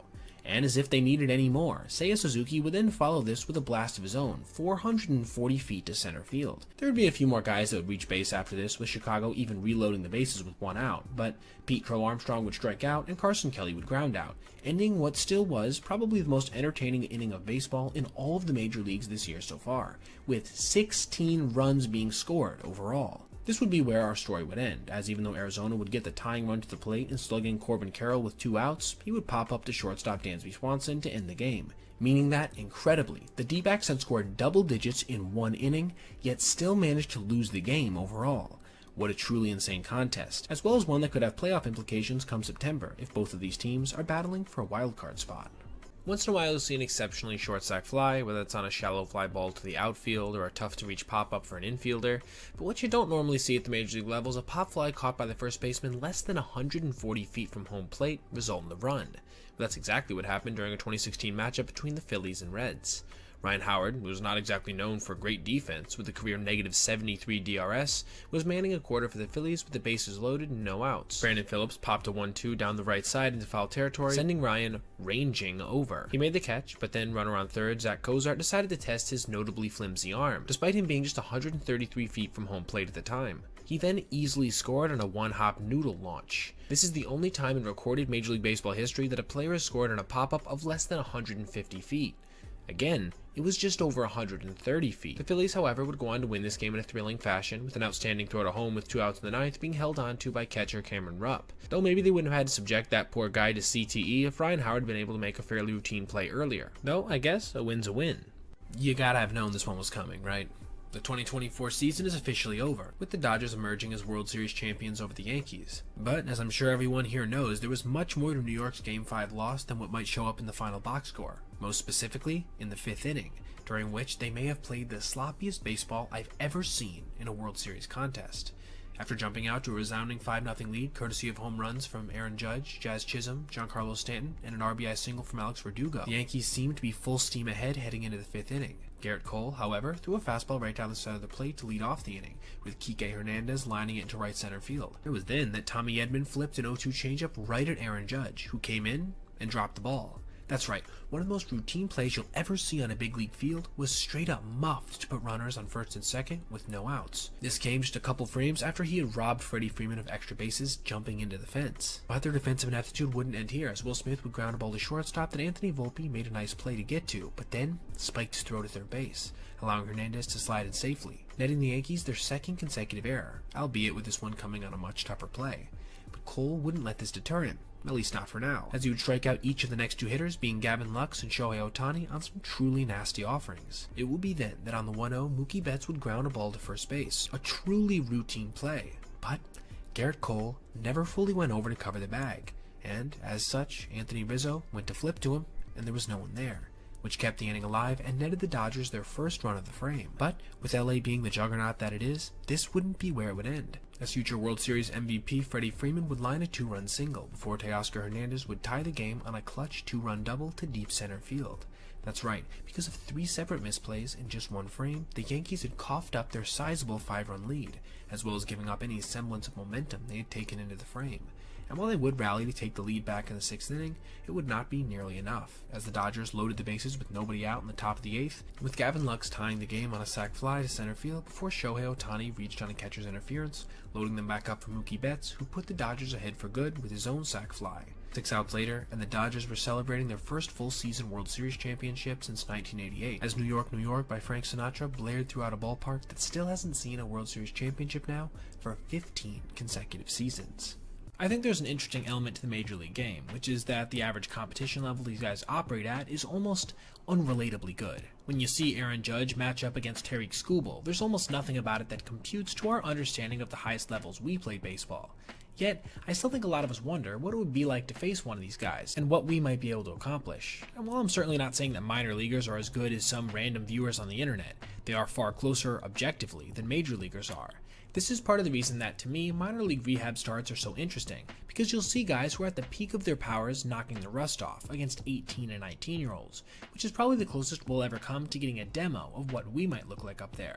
And there is perhaps no better display of this than when prime Jacob deGrom took the mound in a rehab start in 2022 for single-A Port St. Lucie. Before we go any further, keep in mind I don't have every pitch that he threw, considering it was a minor league outing, with some of this footage sourced directly from Pitching Ninja, who's an amazing content creator in his own right. deGrom would start his night by striking out Osiris Johnson on 5 pitches, which included this blazing heater and nasty slider. The crazy thing is, in this at-bat, Johnson would be the only guy on the day to register multiple instances of contact, with 2 foul balls. The next hitter, Carlos Santiago, wouldn't fare any better, though he did end up working the count to 3-2, seeing his own blazing heater before striking out on a nasty slider. Ian Lewis, shown here swinging and missing at a changeup, would then be hit by a pitch, which, unsurprisingly, would be the only base runner on the day. Unfortunately, we don't have the final strikeout of that inning, though rest assured the hitter did strike out. We now see Zach Zubia coming up, before having to endure multiple triple-digit heaters and nasty breaking pitches before striking out on a check swing. This brings us to our last hitter of the video, Christian Rodriguez, who would again be unable to put the ball in play, whiffing at a heater before being put away by a slider. The footage is nuts, don't get me wrong, but the stats of the actual start might be even more mind-boggling. Through 24 pitches thrown, he got 12 swings and misses, over double the amount of balls that he threw at just 5, and allowed just 4 foul balls. Nobody managed to put the ball in play. This has to go down as one of the more dominating performances in baseball history for a rehab start, even if he did, sadly, only end up facing 6 hitters. Randy Johnson was known to be one ornery SOB, which made the fact that he was 6'10" and could throw 102 miles an hour all the more terrifying to the batters he faced. This could take the form of throwing directly over somebody's head, or literally one time losing a tooth while pitching and then getting right back on the mound. At times it seemed like every pitch he released was revenge on a league that would occasionally get a hit off of him. Yet, in perhaps the most badass moment of his career, it wasn't even him that initiated the controversy. Let me explain. Johnson was facing off against the then Cleveland Indians in 1998 when David Bell launched a deep fly ball to left field that Glenn Allen Hill couldn't manage to reel in, resulting in an inside-the-park home run by Bell. This obviously put Johnson in a foul mood, giving up a run through little fault of his own. But again, it wouldn't be him who initiated the first bout of controversy, as 2 innings later, leadoff man Kenny Lofton got a slider high and inside, which resulted in him getting knocked down. Lofton popped back up and started immediately mouthing off at Johnson. Randy didn't like this one bit, approaching the batter's box screaming, "That's a slider! That's a slider!" The benches would end up clearing, which resulted in Mariners manager Lou Piniella getting kicked from the game. After everything finally calmed back down, Lofton got back in the box and, wouldn't you know it, the next pitch was a heater, probably in triple digits, up by his head. Lofton again fell to the ground and then proceeded to, very intentionally, not charge the mound quickly, allowing the Mariners catcher to restrain him as Johnson stood on the mound completely still, as if challenging him to approach. Just look at his face there. I wouldn't have approached either. This entire incident would end up resulting in both Lofton and Johnson getting kicked out, though it would more notably go down as the prime example of why you don't mess with Randy Johnson. When Yasiel Puig was at his best, he was truly electric, captivating the nation during his rookie season in 2013 before posting some notable highlights in the ensuing seasons as well. However, along with the good came the bad, which included a couple truly boneheaded plays and occasional attitude problems. And it would be because of these very attitude problems that the slow-footed Albert Pujols would try to teach the young buck a lesson way back in 2014. Pujols and the Angels were facing the Dodgers in LA with a 5-0 lead in the 8th inning, when Josh Hamilton sent an 0-1 to fairly deep center field, where Puig would proceed to make the catch fairly lackadaisically off to his side, which allowed Pujols, who was on first base, to race towards second, beating a surprised one-hop throw there by a mile. I think Vin Scully's call here is pretty telling, considering this was literally a player on his own team, yet he seemed to approve of the lesson that Pujols was trying to teach him. Puig is there, tagging up on him now is Pujols, and he's going to test him, and Albert is going to take the base on Puig. Oh, yes. The first baseman would seemingly discuss the issue with Hanley Ramirez at shortstop before, following the inning's end, doing a pretty hilarious impression of him catching the ball, while also gesturing in the young center fielder's direction and saying a few words to him. Based on his body language here, it's pretty obvious he was at least a little bit bothered by Yasiel's seeming lack of respect overall for the game, which could have also been exacerbated by the fact that Puig had literally kicked him in his surgically repaired leg on his way to first base earlier in the game, necessitating a visit from the trainer. Groundouts like these happen a million times a season, yet you'll almost never see a runner make contact with the first baseman's leg area, unless the first baseman puts himself directly in the way, which Albert didn't. Nevertheless, regardless of his motivation, I thought this served as a great example of a veteran reminding a young guy why he should take every routine play seriously, as you never know when even one of the slowest runners in the game might take advantage of your lack of care. Since Dylan Dingler made his MLB debut back in 2024, he has become known primarily for three things. 1. His name, obviously. 2. His fantastic throwing arm, which has allowed him to register the hardest catcher throw on an assist in MLB history earlier this season at 88.3 miles per hour. And 3, which is what we're going to be discussing today, his nearly all-time level of impatience at the plate. To give a little context as to how bizarre his inability to draw a walk is, consider that since the start of 2024, there have been 400 MLB players who've managed to register at least 180 plate appearances while walking at least 5 times. That's an incredible number of players, but it isn't everyone. In fact, there's only one guy who's managed to play this much, yet somehow walk less than this. Dingler, who has drawn just 3 bases on balls through his first 52 career games. Now, when I said this was historical, I wasn't kidding. We actually haven't seen a player take at least 180 plate appearances while walking this few times since Alejandro Sanchez from 1982 to 1987, making this the first time it's happened in about 40 years, if you of course don't consider pitchers hitting. But perhaps what's even crazier than this is the fact that all 3 of his bases on balls came last season in his first 27 contests. So far in 2025, he has exactly 0, while taking the vast majority of at-bats as the Tigers catcher. But the weirdness doesn't end there, because he hasn't even been terrible at the dish. He's actually been exemplary, batting .301 with a .495 slugging percentage, making this perhaps the only time I've ever seen a guy hitting this well with an on-base percentage that's essentially exactly the same as his batting average, currently at .309, courtesy of a single hit by pitch. So why exactly is Dylan essentially refusing to walk? Well, first of all, he is rocking an 8th percentile chase rate of 36.8%, meaning he definitely will expand the strike zone with 3 balls on him. But still, there are 5 guys who chase far more often than this in Lennon Sosa, Yainer Diaz, Ceddanne Rafaela, and Pete Crow Armstrong this season. Yet all of them have walked at least 3 times. No, I think the bigger reason is the fact that in the 2025 season as a whole, he's only managed to have 5 separate at-bats where he took at least 3 balls. This means he's swinging so early and often that he's never even giving himself a chance to walk because he's not getting in those counts. This is truly nuts to me. But here's the thing, we actually wouldn't even be talking about this if it wasn't for one pitch during the early days of the season, when Martin Perez had this cutter called his way even though it was about a ball's length outside.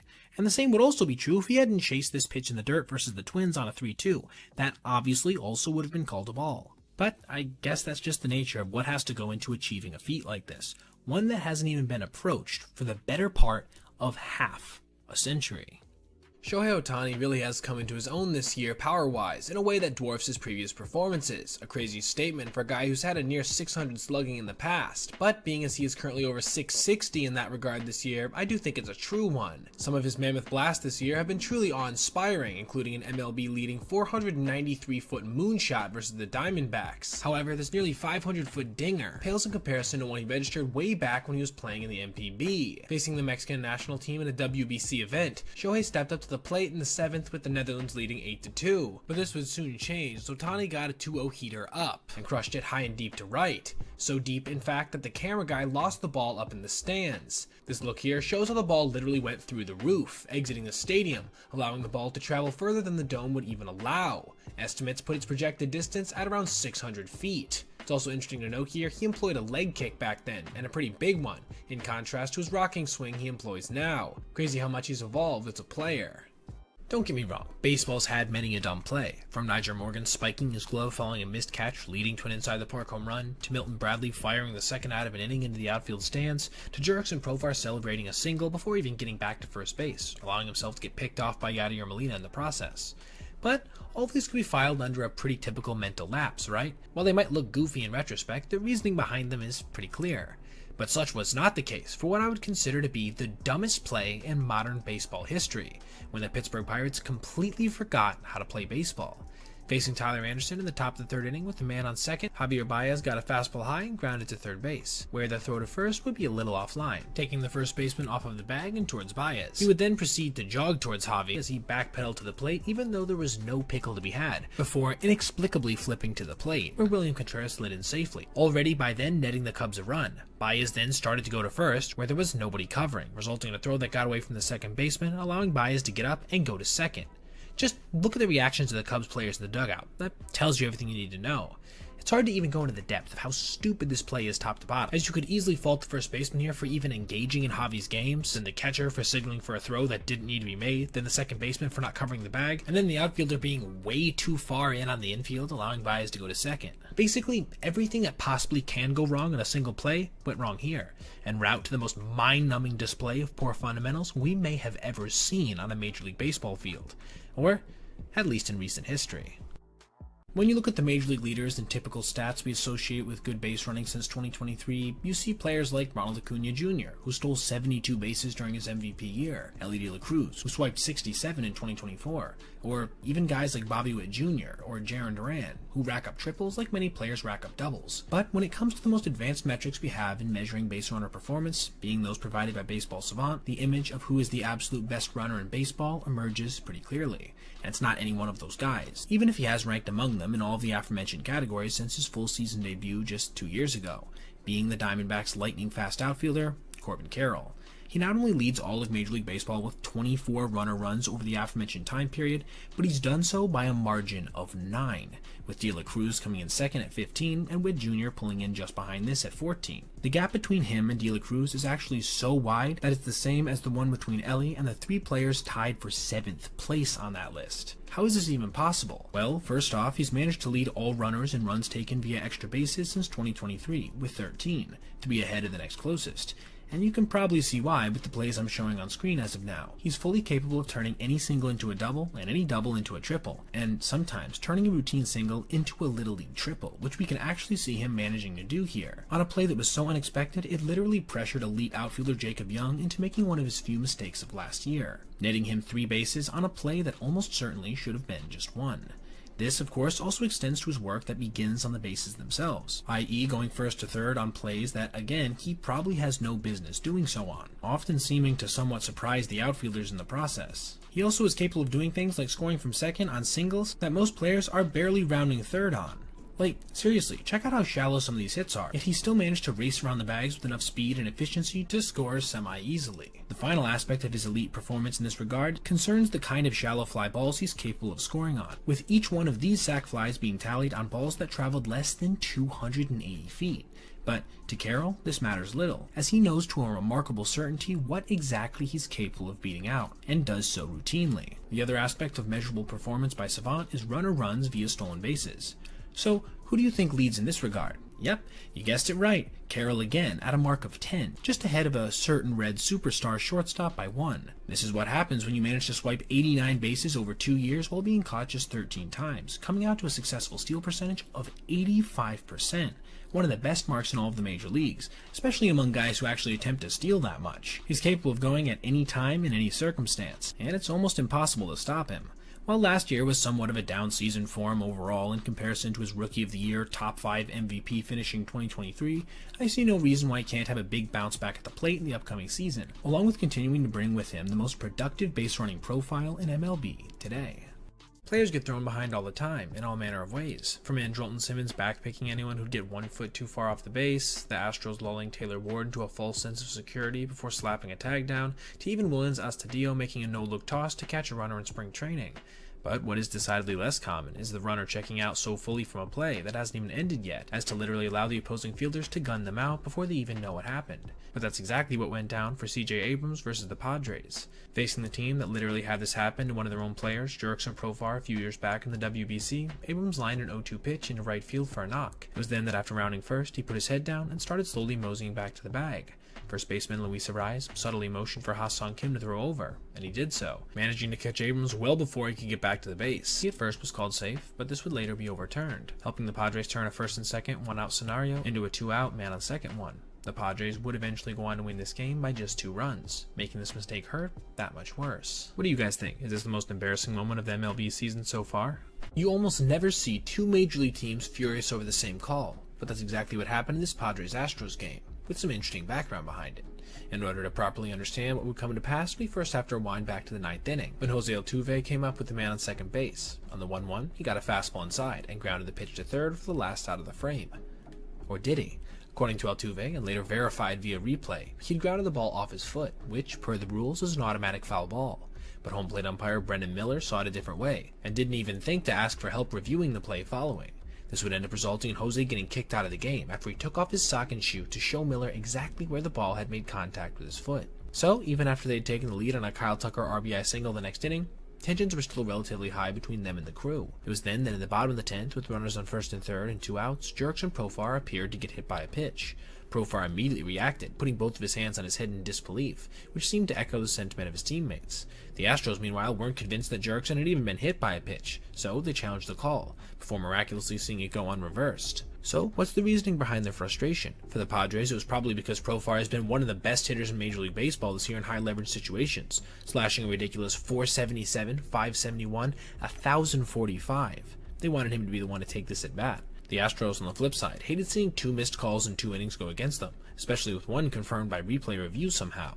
But after everything settled back down, the Astros would end up getting the last laugh, with Manny Machado getting robbed of a hit by Gray Kessinger on a sliding play up the middle. Nevertheless, I'm pretty sure neither squad is going to be quick to greet the umpiring crew before the 3rd game of the series. I made a video a couple weeks back exploring how a player like Luis Arraez, who literally won the NL batting crown in 2024, could still be among the least valuable everyday players in Major League Baseball, in large part due to his poor fielding and running metrics and underwhelming OPS numbers. However, even with me obviously still standing behind that video, this isn't to say he isn't a talented hitter, especially when it comes to one specific thing, that he is not only the best at currently in the big leagues, but among the best of the last 30 years. And that is, of course, his ability to avoid strikeouts, which was actually at a personal all-time high this past season. How ridiculous was his performance in this regard, you might ask? Well, do you know how many players have struck out under 30 times in a season since 1995, in which they took over 650 plate appearances? 3, being Tony Gwynn, Arraez, and Juan Pierre. Gwynn, in a season that literally saw him place 6th in MVP voting while batting .372, struck out just 28 times in 651 plate appearances. Insane, right? Well, Luis struck out just 29 times himself, and in 21 more plate appearances, with 672. Now, this isn't to say that Luis was on the level of Gwynn overall, as he certainly wasn't, but that's still absolutely crazy to think. Consider some of the players we've seen over the last 30 years that were near savants at making contact. Ichiro Suzuki, Placido Polanco, Mark Grace, Nomar Garcia-Parra. Among those players, nobody was able to equal this level of strikeout aversion that Arraez was in 2024, with only Pierre being able to get there post-Gwynn. Shout out to him as well, by the way. He certainly was a little underrated during his time. So all of that's already pretty crazy, right? But it doesn't end there. There are 2 other principal stats we can look at bats per strikeout and whiff percentage, the former of which we can track all the way back to 1995, while the latter is unfortunately only available post-2015 due to the fact that it's tracked by StatCast. So where does Arraez's 2024 rank in at-bats per strikeout over the past 30 years? Well, as hard as this might seem to believe, he actually is first, at a ridiculous 22.0 at-bats per strikeout. For reference, that Juan Pierre season I just mentioned is second at 21.3, and Tony Gwynn in that 1997 season comes in just behind that at 21.1. That's right, not only did he post the top mark in this regard over the last 30 years among hitters who played full seasons, but he did so by almost a full at-bat per K. Just ridiculous. What is almost equally as crazy is his performance when it comes to whiff percentage, and not just over this past year. Sure, his mark in 2024 of just 6.9% in this regard set the recorded record, being tops in the league by a full 1.3%. But the next 2 highest entries on this list besides this are also owned by him, with his mark of 7.1 in 2022 being second, and his 7.9 in 2023 being third. No one else has actually managed to post a season under 8 but him since they started tracking this. I want to reiterate, last year he had a sub-7 mark. So again, while I do want to say I stand behind my video of him overall not being a very valuable player in 2024, this isn't to say he can't rebound in 2025, as he had back-to-back exemplary seasons preceding last year on both the traditional and advanced fronts. But regardless of his production next year, we do know one thing for sure. He will not be striking out. Bryce Harper is no stranger to getting ejected, then blowing his lid, even going as far as to literally throw his helmet into the stands last year after a call by Angel Hernandez set him off. However, just a few months back, something incredible happened. Harper got ejected in the middle of a calm conversation, in a perfect example of an umpire trying to steal the spotlight. Facing Colorado in the top of the first inning, Harper took a 0-1 low, only to see home plate umpire Brian Walsh called a strike. Harper was obviously frustrated by this, giving him an incredulous look, but not even saying anything. He would strike out in the next pitch, which only added fuel to his growing fire. Nevertheless, he seemed pretty calm when discussing the issue with Walsh, repeating multiple times, "That was low." And while my lip reading isn't on John Boy's level, it was clear nothing really inflammatory was said. Yet Walsh, without even a single word of warning, tossed Bryce out. Harper didn't even really look mad following, just confused. The same could not be said for his manager Rob Thompson. In my opinion, this was obviously a crazy thing to do, not just based on what Bryce did, but the circumstance in which he did it. It was literally the first inning. It's not like you've been heckled the whole game by the team he plays for, or by him specifically. It was clear Walsh did this to send a message, and sent the face of the Phillies to the locker room early as a result. Just straight embarrassing.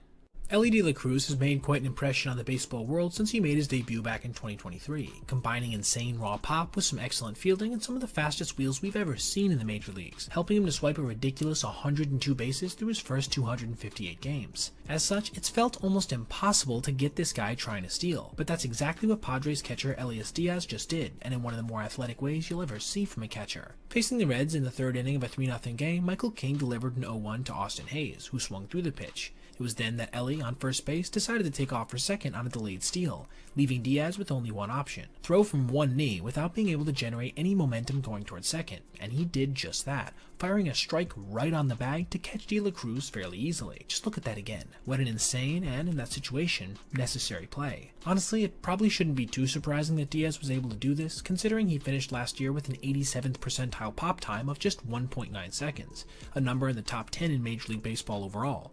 Still, this has to be one of the best plays from a catcher I've seen in spring training this season, and as such, I certainly believe it was worth revisiting. Now, I want to know what you guys think. Do the Padres have a real chance at making the playoffs this year? Or do you think that, after a meager off-season, they'll probably end up being on the outside looking in? Let me know your thoughts in the comments below.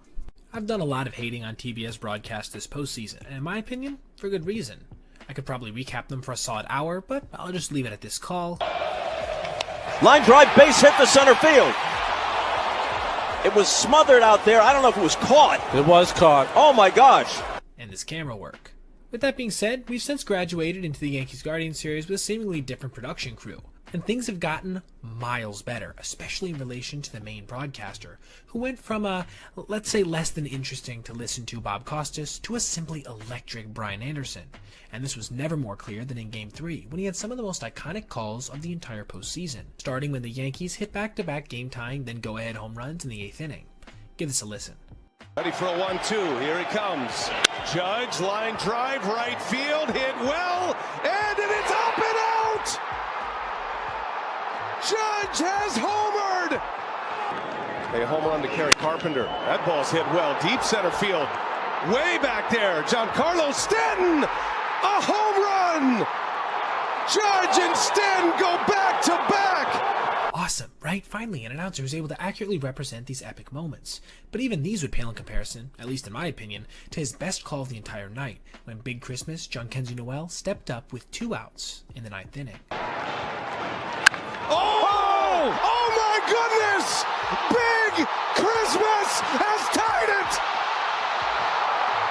The ultimate present under the tree!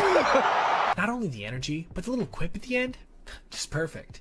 And wouldn't you know it, just an inning later, in the bottom of the 10th, when David Fry stepped up, we would get the goods yet again. Fry, deep drive, left field, Fry's watching, it is a walk-off home run! David Fry lights up the Cleveland night! That right there is why I wanted to make this video. There's a lot of negativity that goes around in the baseball content space, and I get it. There's negative stuff that happens every day, and people find that stuff really interesting. But I just wanted to take a second to inject some positivity and point out something I really enjoyed. In that vein, thank you guys so much for watching. I hope you have a spectacular rest of your day, and a very fun remainder of the postseason. Most baseball fans will predominantly pay attention to superstars, whether that be on their own team or around the league in general. But another type of player that commonly gets overlooked, except for by fans of their respective team generally, are the utility guys. While the ascension of role players like Ben Zobrist in recent years has definitely brought more of a national spotlight to them, they still remain highly underrated, as this skill of being able to play multiple positions on any given night, sometimes even in the same night, is hard to properly quantify. It was recently when I was thinking about this I found myself asking a question: who in MLB right now is the most versatile player, capable of appearing at the most positions around the field? And I do believe I've found an answer in postseason legend Kike Hernandez. While we could talk at length about his 15 career postseason home runs and 874 OPS, today's video is about versatility, right? And nobody last year in the regular season was more versatile than Kike, who played at least 50 innings at every major league position besides right field, catcher, and obviously pitcher, which we'll elaborate a little bit more on later. That's right, he was everywhere else. And what's more, he performed very well in the field while doing so, tallying 5 DRS in total along with 1 fielding run value. In order to attempt to properly capture this, I want to go position by position and look at some of his best plays, starting at first base, where he was able to rob Jackson Holliday of a knock on a quick step and a dive, before tracking down a flare off the bat of Dalton Varsho into shallow right, certainly tapping into some of those outfield chops in the process. At second base, it was much of the same story, with him showing off his soft hands on this 100-mile-per-hour plus liner that he made look easy, as well as throwing an absolute strike to the plate on a relay throw from the right field corner. Tell me that doesn't look like a full-time middle infielder.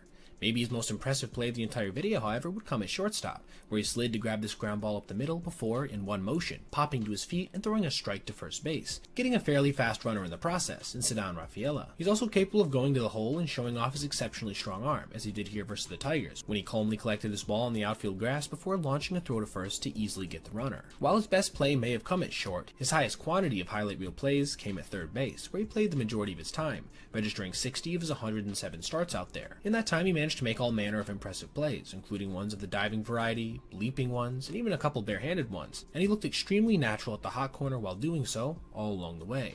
Let's move to the outfield now, where we get to see his impressive displays in limited time in left field, where he threw up one of the more impressive diving catches of the Dodgers' entire season, with this full extension grab to rob Matt Chapman of a certain double. In a second play versus the Giants, he would also run down this fly ball on the warning track in left center. But his work in the outfield didn't stop there, as he managed to make this very similar diving catch to his play in left, as well as this racing grab onto the warning track, which he caught at such an angle that it forced him to look away at the last second, turning this play into one of the more impressive no-look catches of 2024. But wait, you thought that was where his versatility ended? Just with, significant playing time at 6 out of the 9 major league positions in one season? Of course not. He also threw 4 1/3 innings on the mound, giving up 5 hits and just 2 runs in the process, lobbing 50-mile-per-hour bowling balls up there that the opposing batters had a hell of a time trying to time up. Just for fun, he also did unleash one 85-mile-per-hour pitch as well, versus the Diamondbacks, just to show that he could. I do want to note as well that while last year he didn't appear in even a single game in right field, he has managed to do so in 79 other games throughout his career. This means that, as of now, the only position Kike hasn't appeared in on a major league field is catcher, making him, in my opinion, the perfect candidate to succeed Andrew Romine for the next late season playing all positions in one 9-inning game stunt. But even if this never comes to pass, this still doesn't take away from the fact that Kike Hernandez is Major League Baseball's most versatile player as of now. Brendan Ryan at his peak could do a lot of cool things on a baseball field, which allowed him to rack up 15 career WAR, much of it due to his insane fielding that netted him 4 straight seasons from 2009 to 2012 with over 20 defensive runs saved. But oddly enough, that's not the main reason I remember him. He's also responsible for the only instance I've ever seen of a player having a legitimate case for an infield triple, and perhaps even more bizarrely, on a play that began as a routine ground ball. Ryan was facing the A's when he grounded a breaking ball deep into the hole at short. Eric Sogard did everything he could to throw him out, including this little juggling thing, but Brendan was simply too fast. It was then that the chaos would ensue, as Ryan realized that nobody was covering the bag at second, with the second baseman instead backing up first. So, he took the base. But the play somehow wasn't over yet, as Ryan then saw that the third baseman who came over to cover the bag had left third vacated. So, he raced there, making it safely on a slide, registering what I think could have been MLB's only legit triple on a routine ground ball to the shortstop. Unfortunately, since scorekeepers can be Scrooges, this wouldn't be the case, as this ended up being ruled an infield single with 2 fielders' choices. But regardless, I still think this play is among the most bizarre instances of base running I've ever seen.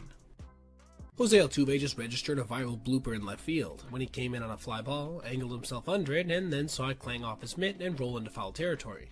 The play obviously looked terrible, but it wasn't very unique, right? I mean, we saw Aaron Judge make a similar looking play last year in the World Series, the biggest stage possible. Yet, again, this obviously isn't the worst catch attempt you've ever seen. He just took his eye off the ball for a second more than likely. But this Altuve play did get me wondering, what is the worst catch attempt in recorded MLB history? Well, after doing a little backtracking through a number of plays, I've come to this one, from current-day DH Marcell Ozuna, or as you might know him, Ozuna from the Braves, who made the most laughable, ugliest catch attempt I've, and you've, probably ever seen. Facing the Dodgers in the 8th inning of a 2019 game, Mike Mayers delivered a hanging slider to Kike Hernandez, who flied the ball deep in the air towards left field. Ozuna raced back on it, thinking the ball was going to clear the fence by a decent margin, only to see it die on the warning track with him already perched on the fence itself, with him hurtling back towards the ground in a desperate attempt to catch the ball before seeing it bounce off the dirt and over the fence. Just look at the slow-mo on that play. I don't know if I've ever seen an outfielder underestimate the trajectory of a fly ball in a manner that extreme. And the thing that's craziest to me is that it was nighttime in St. Louis. It's not like this was Wrigley with the crazy wind blowing in.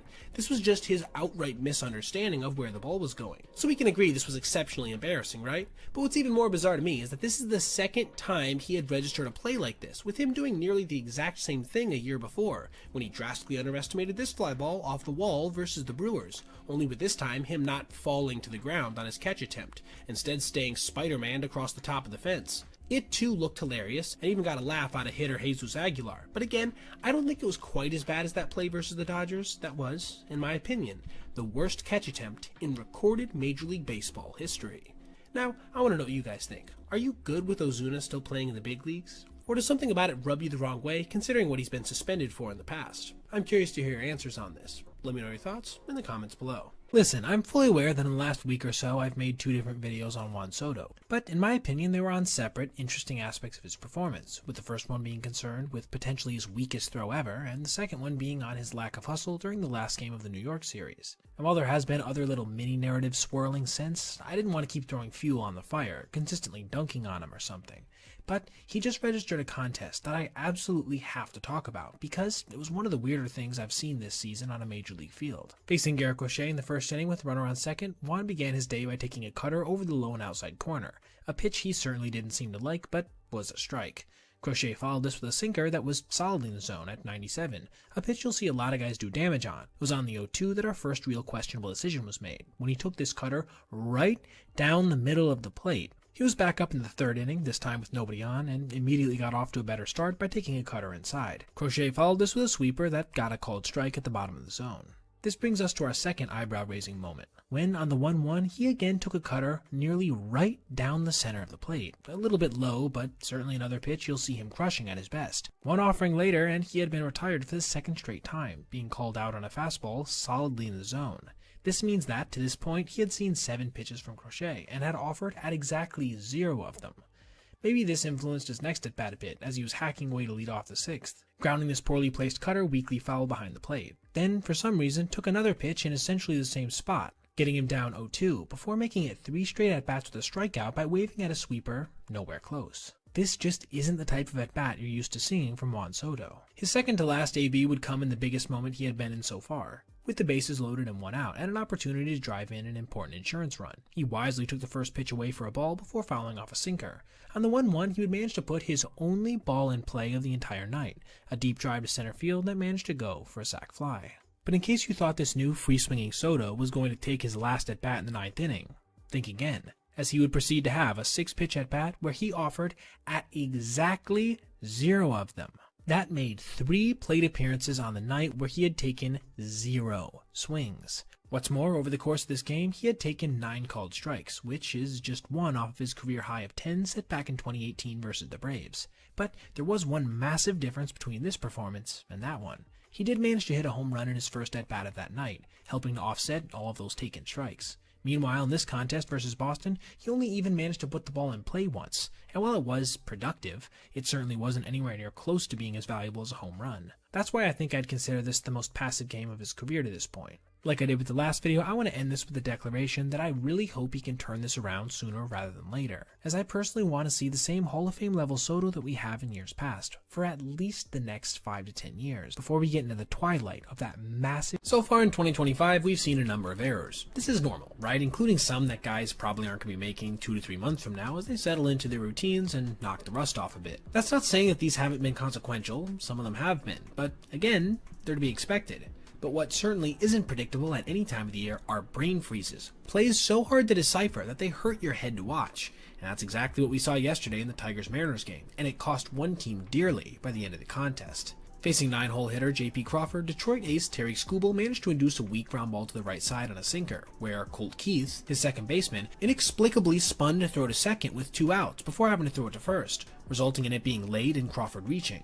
Just watch that play again. It's hard to even break down. Did he not know there were 2 outs? Why didn't he just throw it to second when he seemed like he was posturing to do so and he still had a little time? Furthermore, why did he spin on that play when normally you'll see a guy just grab it and throw statically? Just completely mind-boggling. And perhaps what's worse is that literally on the next pitch, Victor Robles would crush a hanging changeup with the ball just eluding the leaping effort of the center fielder, resulting in a 2-run double. It would take Skubal an additional 7 pitches after this to get out of the frame, taxing the lefty and route to him only being able to throw 5 2/3 innings. And even though Detroit was able to rally back to score 2 runs a couple frames later, the Seattle bullpen and Luis Castillo would combine to close things down, despite a somewhat tumultuous 9th inning. This means those 2 runs, which were somehow earned by the way because this play was considered a single, ended up being the difference between a Tigers win and a tough loss, which could end up being consequential by season's end if the AL Central stays as congested as we think it may be, given the semi-equal level of talent across the top 4 teams in the division. Now, I want to ask you guys a question. Which team in the Central do you think is going to emerge as the frontrunner? And which, if any, of the other squads do you see making a wild card, as both Detroit and Kansas City managed to do last year?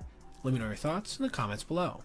Since making his debut in 2011, Jose Altuve has been an amazing hitter, as well as having some of the most clutch postseason moments in recent history. However, something he's never been is a decent fielder. During his time in the big leagues, he's managed to rack up -69 DRS, the worst total in Major League history for a second baseman, while also throwing up 3 separate seasons with a -1 DWAR or lower. This defensive ineptitude was never more obvious than during a game versus the Athletics back in 2020, when he proceeded to make 4 blunders in one game, including 3 in one inning. He led off his day by making an errant throw on a Matt Chapman ground ball up the middle. The official scorer called this a hit, and since it was a tough play, we'll cut him some slack. The same cannot be said for the next 3, however, all of which were tallied in the 6th inning.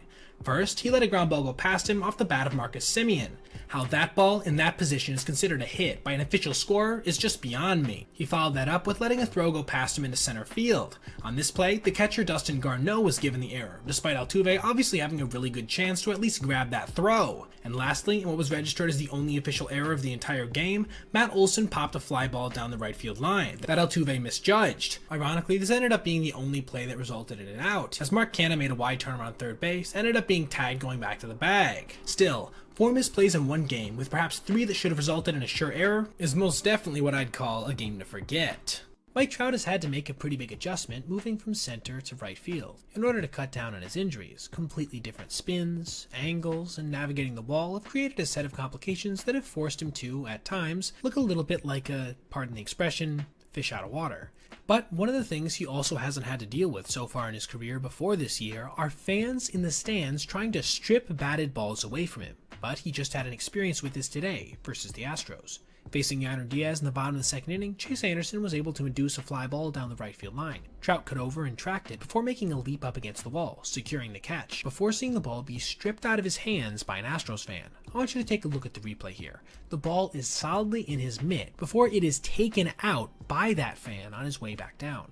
This to me looks very similar to the Mookie Betts play that the broadcast would show later on, when this absolute ding-dong from New York ripped his own foul ball from the mitt of the Dodgers superstar, showing zero remorse afterwards. But at least they immediately called this for fan interference. Somehow, you can't say the same about this call, as after the play was reviewed, it was confirmed as a foul. Now, what I've seen some people say online is that it touched the fan's hand first, so you can't assume the catch. But look again. It was in the pocket of Trout's glove, solidly, before the trash-banging apologist managed to tear it out. In my opinion, that's certainly fan interference, but I am curious. What do you guys think? Would you have overturned that call or not? Let me know your thoughts in the comments below. One of the things that usually comes with a bad call is essentially an acceptance from the team and broadcasting crew that benefited, with them usually staying quiet courtesy of the fact that everyone has calls that both go against them and for them at different times. But there have been a few circumstances where the calls were so egregious that even the opposing broadcasters have been mortified by it, and we just got a recent example of this in a game between the A's and Mets. Jose Leclerc was on the mound versus New York in the top of the 8th, down by 3 runs. After retiring the first batter on a weak ground ball back to the mound, Tyrone Taylor would lace a fastball deep to right. a ball that would end up getting just over the head of Lawrence Butler, who probably didn't take the best angle on it, resulting in a runner being on third base with just one out. It would be then that on a 0-1 count to the next batter, Luis Angel Acuna, Leclerc would pick towards third base, probably trying to keep Taylor close, but almost immediately the umpire at third signaled a balk, prompting this response from the Mets broadcasting crew. And a pickoff try at third. It picked off the third baseman. Urshela was not there, and they call a balk. It's a balk.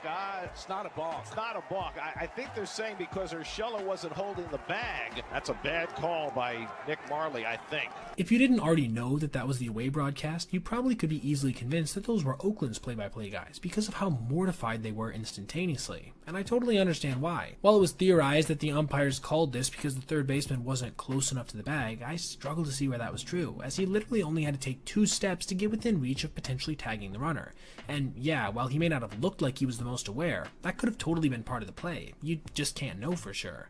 Either way, this wouldn't go on to matter all that much, considering that Acuna would single later on in the AB, and the Mets overall would knock in a few more additional runs before finally ending the game 8-0. Still, like I said, it is rare when you have opposing announcers rallying against calls that benefit their team, so I thought it was worth pointing out. Now, I want to know what you guys think. Should this have been a balk, or do you agree with the Mets broadcasters that it was a bad call? Let me know your thoughts in the comments below. I made a video during the NLDS between the Padres and Dodgers about how Shohei Ohtani got more frustrated than we've ever seen him at this play specifically, when an umpire unintentionally blocked a ball from going down the left field line, resulting in Ohtani getting thrown out at home. But since he had this outburst in the dugout, and pretty quickly, this almost certainly wasn't the closest he's ever been to getting thrown out of a game. As, well, yes, he's never been kicked out of a major league contest yet, this isn't to say he hasn't been extremely frustrated with calls on pitches well out of the strike zone, including one night in Houston back in 2020, when his manager arguably had to save him from getting kicked out with an outburst of his own. With the Angels ahead 8-4 in the 6th inning, Ohtani took a 3-2 pitch well low, and I do mean low. But for some reason, home plate umpire Clinton Vondrack decided to call it a strike anyway, robbing Shohei of a walk and the Angels of a bases loaded, not out situation. Immediately upon witnessing the call, you can actually hear a chorus of voices shout, "No," one of which I'm pretty sure is Ohtani. The payoff. Walked him. Oh, call strike 3. Are you kidding me? On top of this, he actually put his hands on his hips and proceeded to stare down the home plate umpire for a second. But before anything more drastic could happen, Joe Maddon, the Angels' then skipper, started screaming himself, drawing the attention away from the superstar long enough for him to make his way around the umpire and back to the dugout, even with some, let's say, less than optimal body language. Maddon, of course, would get himself kicked out, but it did seem like he accomplished his goal before he left, of both letting the umpiring crew know exactly how he felt about them and making sure to keep Ohtani in the game. But it is in my opinion that if it wasn't for Joe hopping in here, we very well could have seen Shohei's first career ejection, especially on a night that Vondrack missed 17 separate calls, building tension in both dugouts simultaneously. In a way, I almost wish it would have happened. It sucks to see ejections of star players, but I kinda want to know what his reaction specifically would have been to being kicked out. He's always even-keeled and pretty respectful.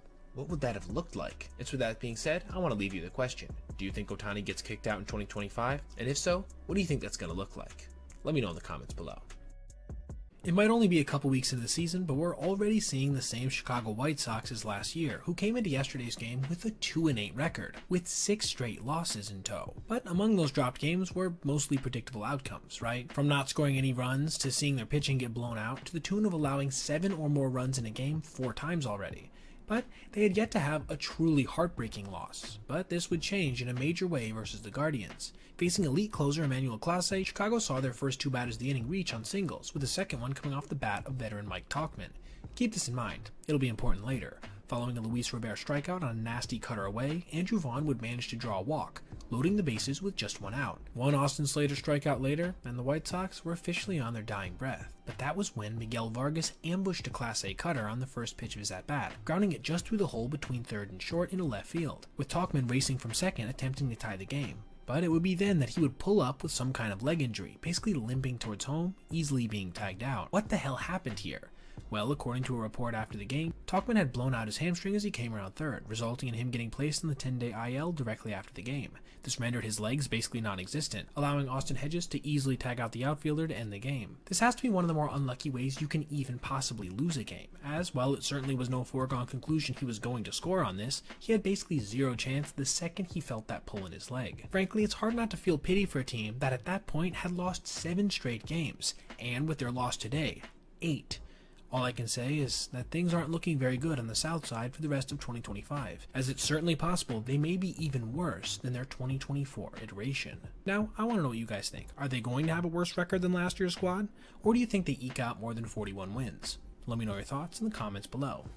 During Game 2 of the recent Mets-Red Sox series, Walker Buehler was ejected after he questioned a call from home plate umpire Mike Estabrook that concerned this pitch being called a ball. What pissed a lot of people off in the baseball space was the fact that Estabrook literally started approaching the mound in one of the more classless moves you'll see from a game caller. But instead of focusing on that right now, I want to point your attention to this moment, which was almost the direct opposite of this, when an umpire not only admitted he got a call wrong, but took full responsibility for it. Laz Diaz was behind the plate in a 5-1 game in the 9th when Christian Campbell got in the box. Campbell took a fastball outside before fouling another heater off to the right. It was on the 1-1, he would take this slider that wasn't really close for a called strike, with Christian displaying this pretty spirited reaction before asking for time and leaving the box. Diaz then, instead of ridiculing the young righty, put his hands on his knees and said the following.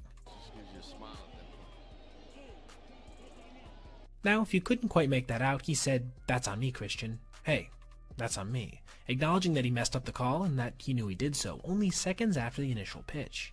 This is just pure class to me. Umpires are humans, right? They're gonna make mistakes, but when they don't make some kind of big display of their ego and instead just admit they messed up, that's when they really endear themselves to me. As for the rest of the at-bat, Campbell would not end up taking another hack, drawing a leadoff walk after a number of additional offerings missed by sizable amounts. 3 batters later, however, the game was over, with the Mets emerging victorious 5-1. Though I would argue that, along with New York, another major winner here was Laz, who probably did a lot to raise his image in baseball circles with an impressive display of humility and accountability.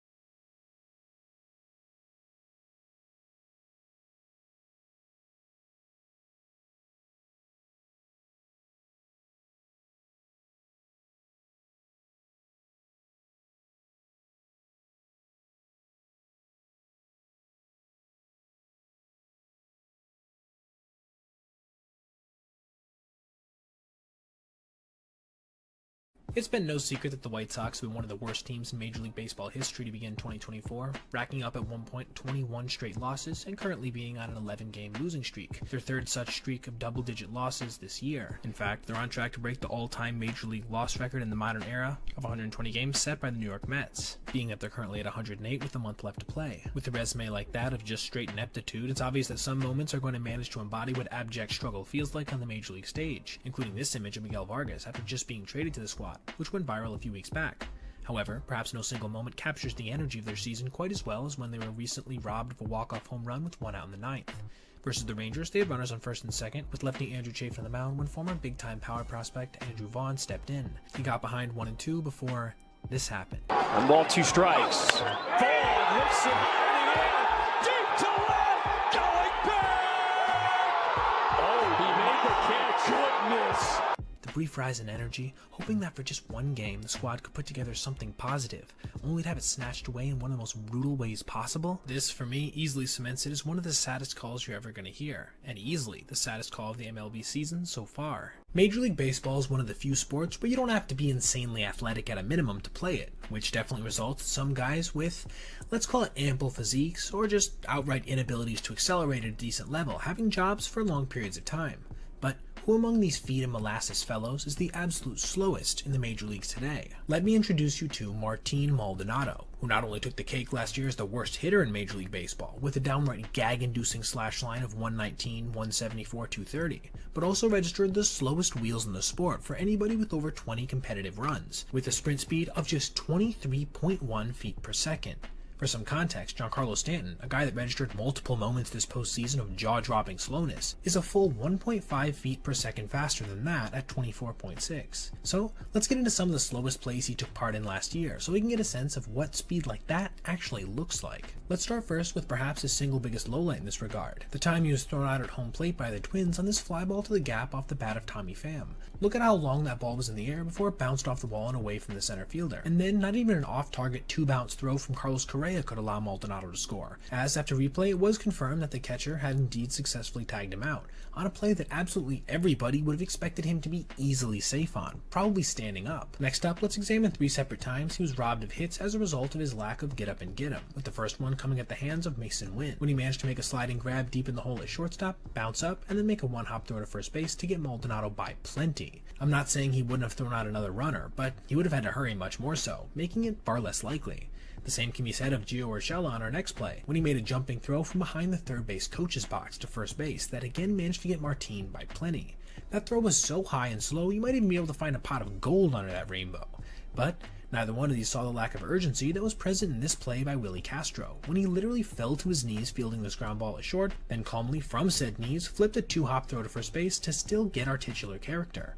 He knew exactly how much time he had, which is to say, nearly all the time in the world. As you'd probably expect, legs like these would find him grounding into way too many double plays as well, including some downright insane ones, like on these 3 separate occasions I'm showing you now, where probably every other runner in Major League Baseball besides him would have at least made it close at first base, including on the last play where Isaac Paredes, who has one of the worst throwing arms in baseball, had to make an off-balance toss to second base to get the runner there before still having enough time to get Moldy at first. I want to finish off this video now with the play he actually didn't get thrown out on, this single versus the Guardians that saw him line this ball down the left field line on 3 bounces before being fielded by Stephen Kwan on the track, who got it in his second, where Maldonado was nowhere to be found. When you can't get a double off a 3-hopper to a fence 325 feet away from home plate, you know that your wheels are missing more than a little tread. Now, I want to know what you guys think. Is Maldonado done, or do you think he tries to come back for another season in 2025? Let me know your thoughts in the comments below. Javier Baez has had one hell of a comeback season so far for the Tigers, slashing 286, 321, 468, with a 122 OPS plus and 16 extra base hits in just 45 games, in comparison to 18 and 80 last year. What's more, he's been absolutely elite defensively, with a fielding run value in the 82nd percentile at 3 to go along with 0.4 D-WAR. I say all of this to preface that he probably isn't in a trigger-happy place right now where he'd be willing to get ejected at the drop of a hat, perhaps giving some insight as to why he was so furious upon getting ejected during yesterday's game, probably being the angriest we've ever seen him on a baseball field. It was in the 5th inning of a 1-0 ball game when Hayden Birdsong delivered this nasty curveball below the zone, only to see it get called strike 3. Now, for a guy who's been prone to swinging at pitches like this for years now, having this called against him had to be especially frustrating, which seemingly resulted in him saying something to Phil Cuzzi as he was leaving the box. Apparently, this was too far for the home plate ump, who then booted the veteran righty. This sent Baez into an absolute rage, having to be restrained by Gleyber Torres and Joey Cora with everything they had to not allow him to get close to the game caller, who was then actively in conversation with manager AJ Hinch. Just look at how frustrated he is here. You rarely see players get that heated. And the replay really does justify how bad of a call this was. But it turns out after the game, when asked about the whole situation, it wasn't even the call that Javi was the most frustrated with, saying, quote, "I only said, I'm looking for that pitch. It's not a bleeping strike. That's the only thing I said." And then he said, "Don't point at it. Walk out." And then I said, "What do you mean walk out? I'm asking you something." And then he just threw me out. It's funny to see this kind of umpire pride issue just a few days after one of the cooler moments we saw this season in the exact opposite direction, when Laz Diaz literally apologized for missing a call in a similar spot as the one to Baez. I think we'd all love to see a little bit more of that, and a little bit less of quick trigger Phil over here, who robbed Javier of what would have been only his 6th walk of the year so far. Yordano Ventura might very well have thrown one of the easiest 100-mile-per-hour fastballs in Major League Baseball history, rarely if ever seeming to exert himself 100% even while topping triple digits.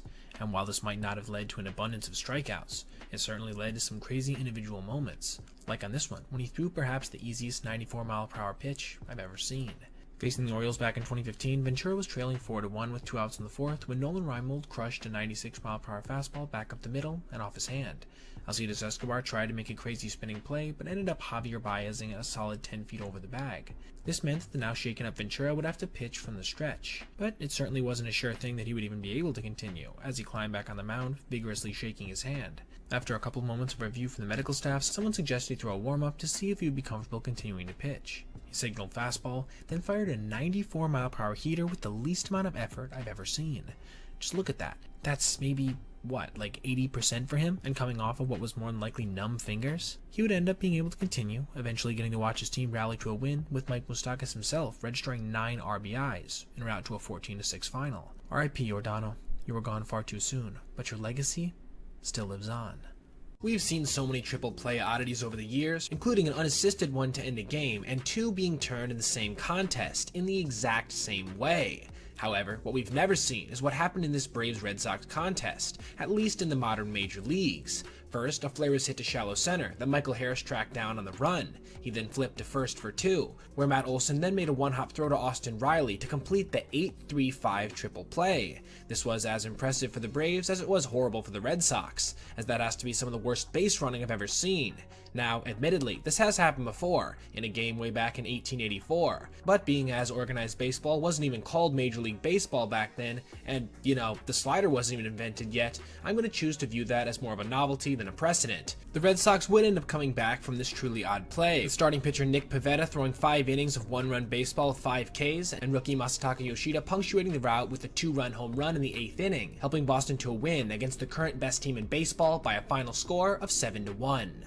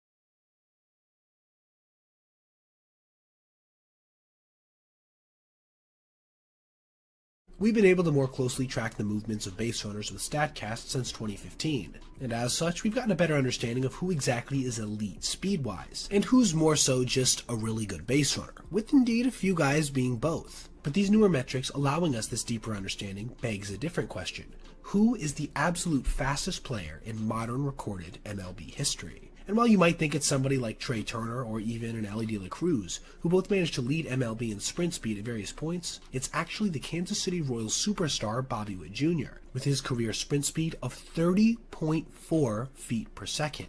That's 0.2 ahead of both Turner and De La Cruz, and 0.1 ahead of surprising second-place finisher Bubba Thompson. With this being said, what does this exceptional speed allow him to do as a player? Let's start first with 3 fairly simple ground balls that he was able to turn into hits. 1 to second base, 1 to third, and then 1 to shortstop, where this speed really got to shine, as literally nothing Javier Baez did on this ball was incorrect. No momentary pauses, no small juggles, he just straight got beat by the all-time great wheels of Witt. But it's not just hits he can beat out using this superpower, he can also take extra bases, as evidenced here on this double to center field, which could not have been a more routine single. Sure, there was a little bit of a bobble out there, but almost nobody else was going to even try this play, let alone make it, barely beating a one-hop strike. We can also see evidence of this elite running speed in the fact he's been able to tally a ridiculous 28 triples through just 3 seasons in the big leagues, which has him tied for 20th among active players, despite playing less than half the seasons of everybody else in front of him. And you can see why in this B-roll. Every one of these 3 baggers could have easily been 2 for most other players, but Witt knows when to push the issue with his crazy get up and get 'em, which makes it even more valuable, as evidenced by his 21 base running runs per StatCast since he made his debut in 2022, which is second best in all of Major League Baseball, ranking ahead of players like Trey Turner and Ronald Acuna Jr. His fielding is obviously positively impacted as well, helping him to race down pop-ups and chase down ground balls that most players couldn't even dream of getting to, helping him to post the 3rd best fielding run value for a shortstop over the last 2 seasons, at a mark of 22. Just look at this last play, where he made an over-the-shoulder racing grab, spun around, flipped to second, forcing a relay throw to first, turning one of the more impossible-looking double plays in all of 2024. And lastly, I have perhaps the most absurd play of the entire video, when he scored on a sac fly to the second baseman, on a pop-up to shallow center field. Just look at where Miguel Vargas was catching that ball. There's no way that should be turned into a run. But I guess when you're the fastest player in recorded MLB history, that's just the kind of thing you can get away with. Ever since Matt Waldron made his debut as the first real consistent knuckleballer in the high-level pitch tracking era, he's been setting records, multiple times breaking and then re-breaking the mark for the lowest total spin on a single pitch, while also breaking unofficial velocity records for a knuckleballer as well, reaching upwards of 95 miles per hour on multiple occasions with his fastball and over 84 miles per hour in his knuckleball. But it was during an outing in early August of this year that he tossed a pitch that not only broke the record for the lowest spin rate ever recorded, but may have approached the lowest possible total spins a human can even achieve on a single pitch. Waldron was facing 9-hitter Aaron Schunk in the top of the 3rd inning versus the Rockies. He started off the AB by throwing a run-back sinker for a strike. It was then that he proceeded to throw his signature pitch for a called strike at the edge of the K-zone, with the 75-mile-per-hour offering coming in at just 15 RPM. Shout out Pitching Ninja for the chart here as well. That means this slow-mo contains literal centimeters of spin movement, an amount so small that it's questionable if anyone can ever really get below it, as that's approaching our very measurement capabilities. This has to be one of the most impressive records I think I've ever seen from a pitcher, period. So, how would that at-bat end, you might ask? Well, in typical knuckleball fashion, it wouldn't end predictably, as Schunk ended up lining a single up the middle. But that really wouldn't deter Waldron en route to a 5 1/3 inning performance, giving up just 1 run while striking out 7 hitters. And while yes, his season last year faded down the stretch hard, he definitely showed flashes of how good he could possibly be if he's allowed to keep going out there come 2025. For my part, I would love to see him thrive while continuing to approach or break all of the measurable knuckleball records we have. There are many records in the fastest pitch, longest home run, or fastest runner categories that are incredibly hard to verify when looking back over the course of baseball history. For example, it's rumored that Josh Gibson hit a home run over 600 feet, and that Nolan Ryan threw a pitch 108 miles an hour, yet we have no way of conclusively verifying either claim. But there are more official catalogs for these records that feature video evidence and at least semi-modern measuring techniques that allow us to, more or less, verify their claims. This prompts many questions in my mind, among them being, what then is the official longest home run in recorded MLB history? To answer this, we have to go back to the 1971 All-Star Game, when Doc Ellis was facing a 25-year-old Reggie Jackson.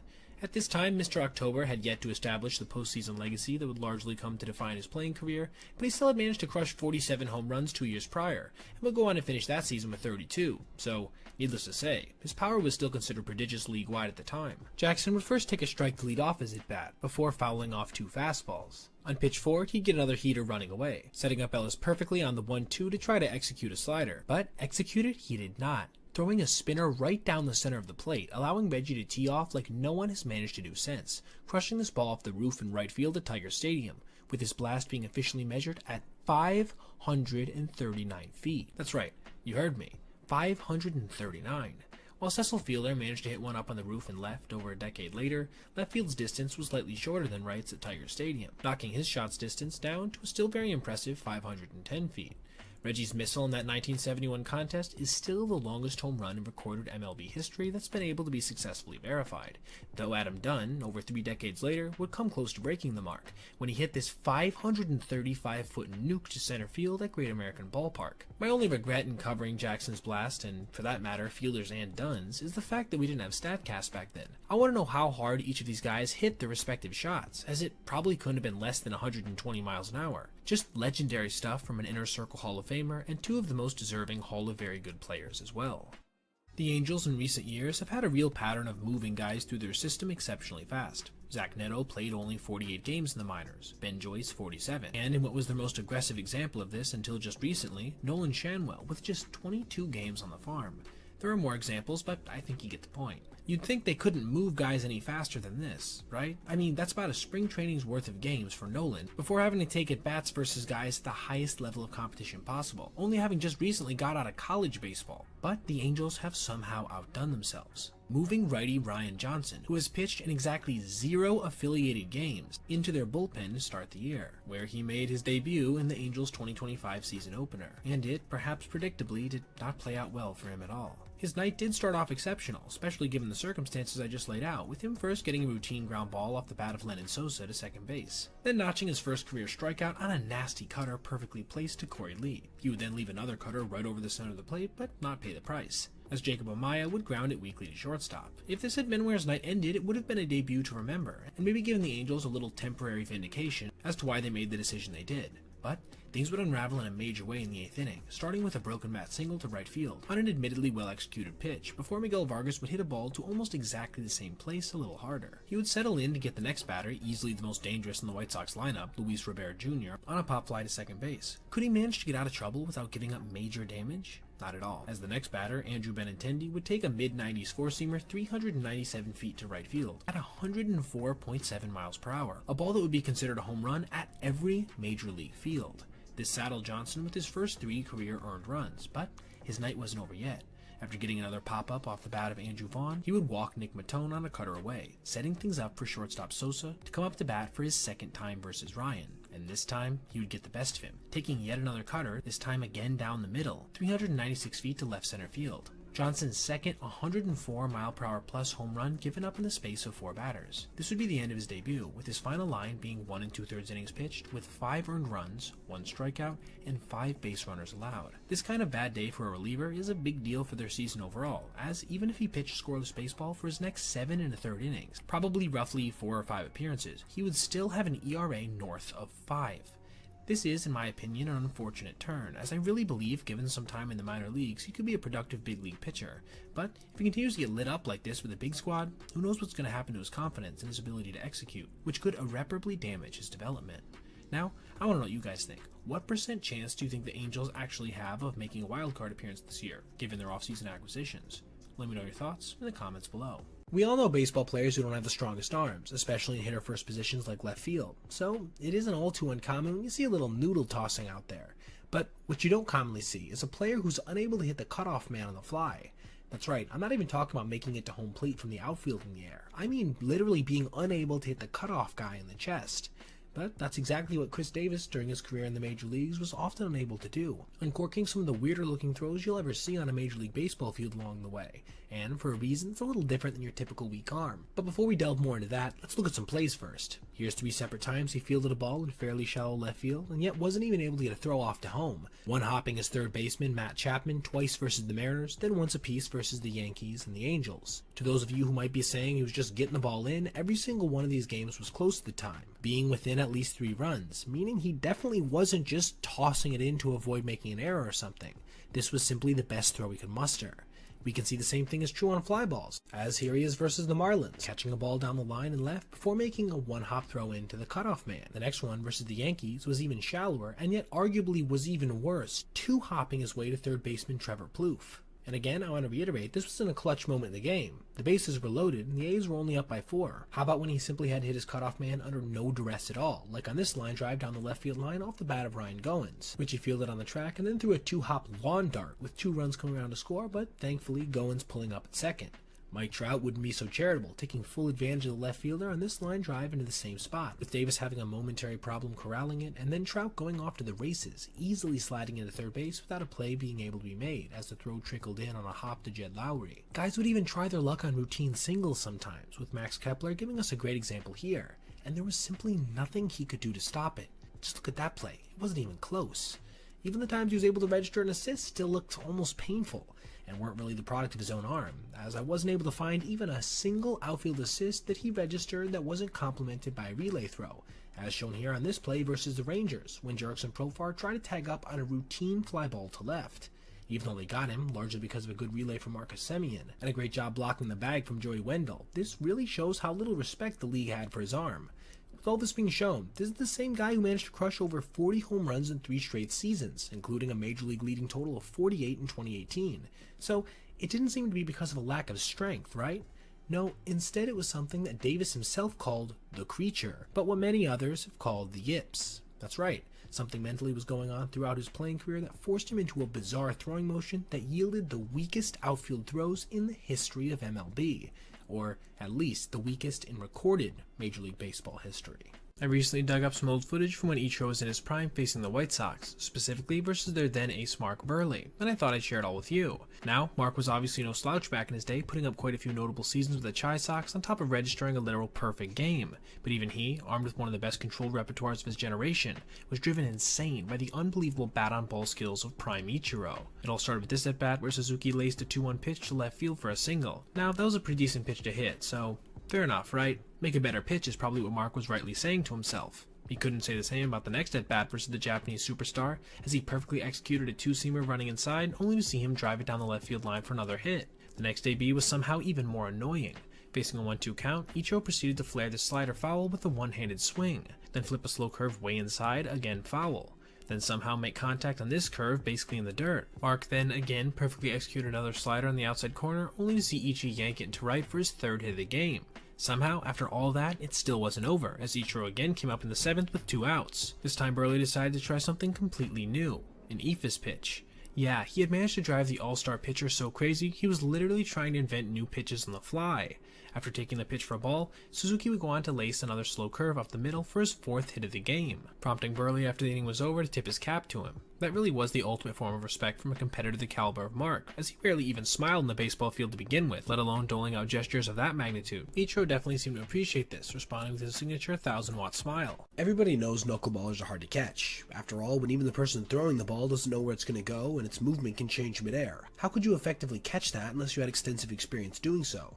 But what if you had 0 prior experience, and the ball was really dancing on the day of the start you were slated to catch? This is the nightmare that backstop Ryan LaVarnway found himself in way back in 2013, when he attempted to catch knuckleballer Stephen Wright. His problems began almost immediately with a runner on second in the first inning and a 1-1 count with nobody out, when a 78-mile-per-hour butterfly darted above his head, with the pitch bouncing off his glove and landing behind him, easily allowing Robbie Grossman to scoot to third. But this was only the beginning of his issues, as after another runner would reach, Jose Altuve would swing and miss at another pitch high, which would again scoot past Ryan, allowing the runner on first to scamper to second. Just 3 batters into the game with no outs and already 2 passed balls. But lo and behold, just 2 pitches later, Wright would deliver a pitch darting away, seeing the ball move like crazy at the last second, again skipping past Lavarnway, allowing the runner from third to scamper home even after a nice diving attempt at a tag from Wright. After he managed to retire Altuve, Jason Castro came to the plate and took a first pitch inside, again at 78 miles per hour, and again all the way to the backstop. It was after the second run of the inning scored as Brandon Barnes slid home that you could see the obvious frustration on both Lavarnway's face and manager John Farrell's. 4 passed balls in 1 inning is already bad enough, but also allowing in the process 2 runs to score, that just takes all the momentum out of your team. But somehow, before the inning would end, there would be one final indignity. Steven would deliver his only wild pitch of the inning, this one on a normally pretty catchable ball low to Brett Wallace, which I'm not even sure made contact with the catcher's big mitt back there, before hitting his shin guard and nearly rolling all the way to the Astros dugout. So, to recap, Lavarnway gave up 4 pass balls and 1 wild pitch that easily could have been a pass ball in just the first inning with only 1 out recorded. If you couldn't tell already, it's stuff like this that's why no catcher out there wants to try to catch a knuckleballer,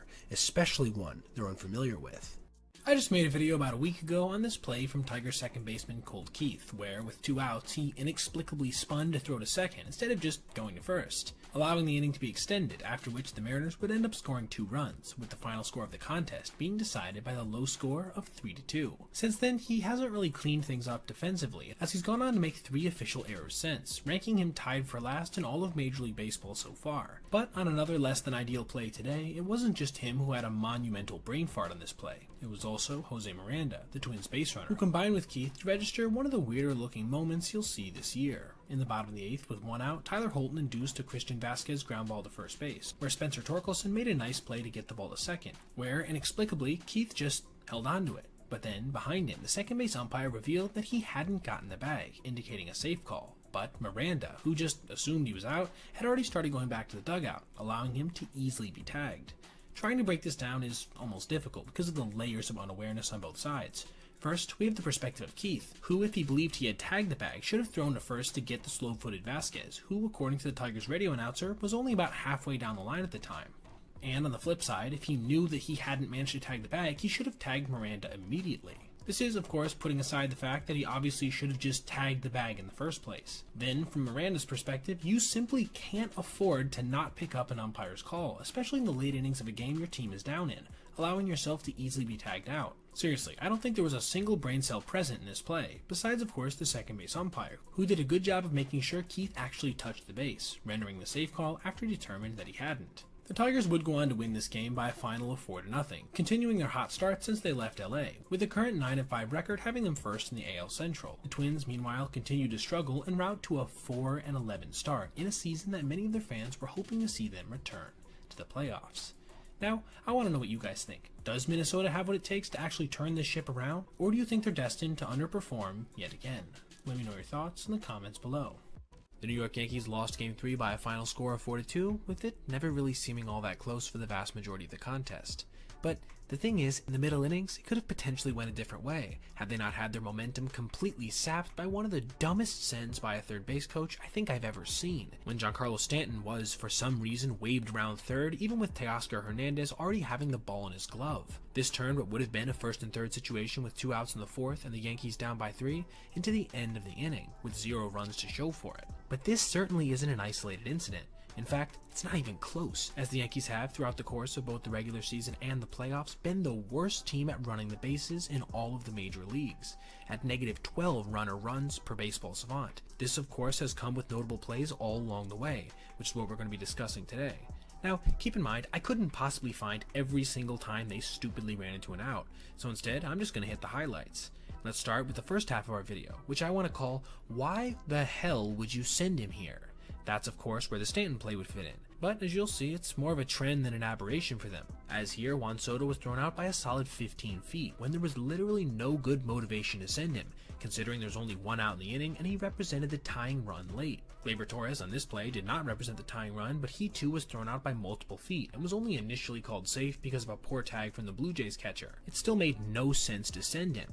And of course, they would end up reversing the call later on. Torres was thrown out here as well, this time on a chopper with the infield in, with it again not really being all that close. Which was also true of this play in extra innings versus the Brewers, when a little tapper back to the mound was easily relayed to home plate to nab the runner, who was again for some reason going on contact even though the infield was in. Like I said, we could probably be here all day, so let's just finish off this section with another fairly simple play, where a one-hopper to Lawrence Butler in the outfield resulted in Anthony Rizzo getting thrown out at home plate by multiple feet. We now come to our second half of the video, which I would like to call, "What the hell are you even doing?" We'll start with when Jazz Chisholm got picked off at second base in the 6th inning of an ALCS game after he took off early, which was then immediately followed by Anthony Rizzo getting into a rundown after Austin Hedges blocked this pitch in the dirt. In that situation, in that game, both of those were monumentally stupid, especially back-to-back, and were enough to get the legendary announcer John Sterling to exclaim, "Boy, if that wasn't the Yankees.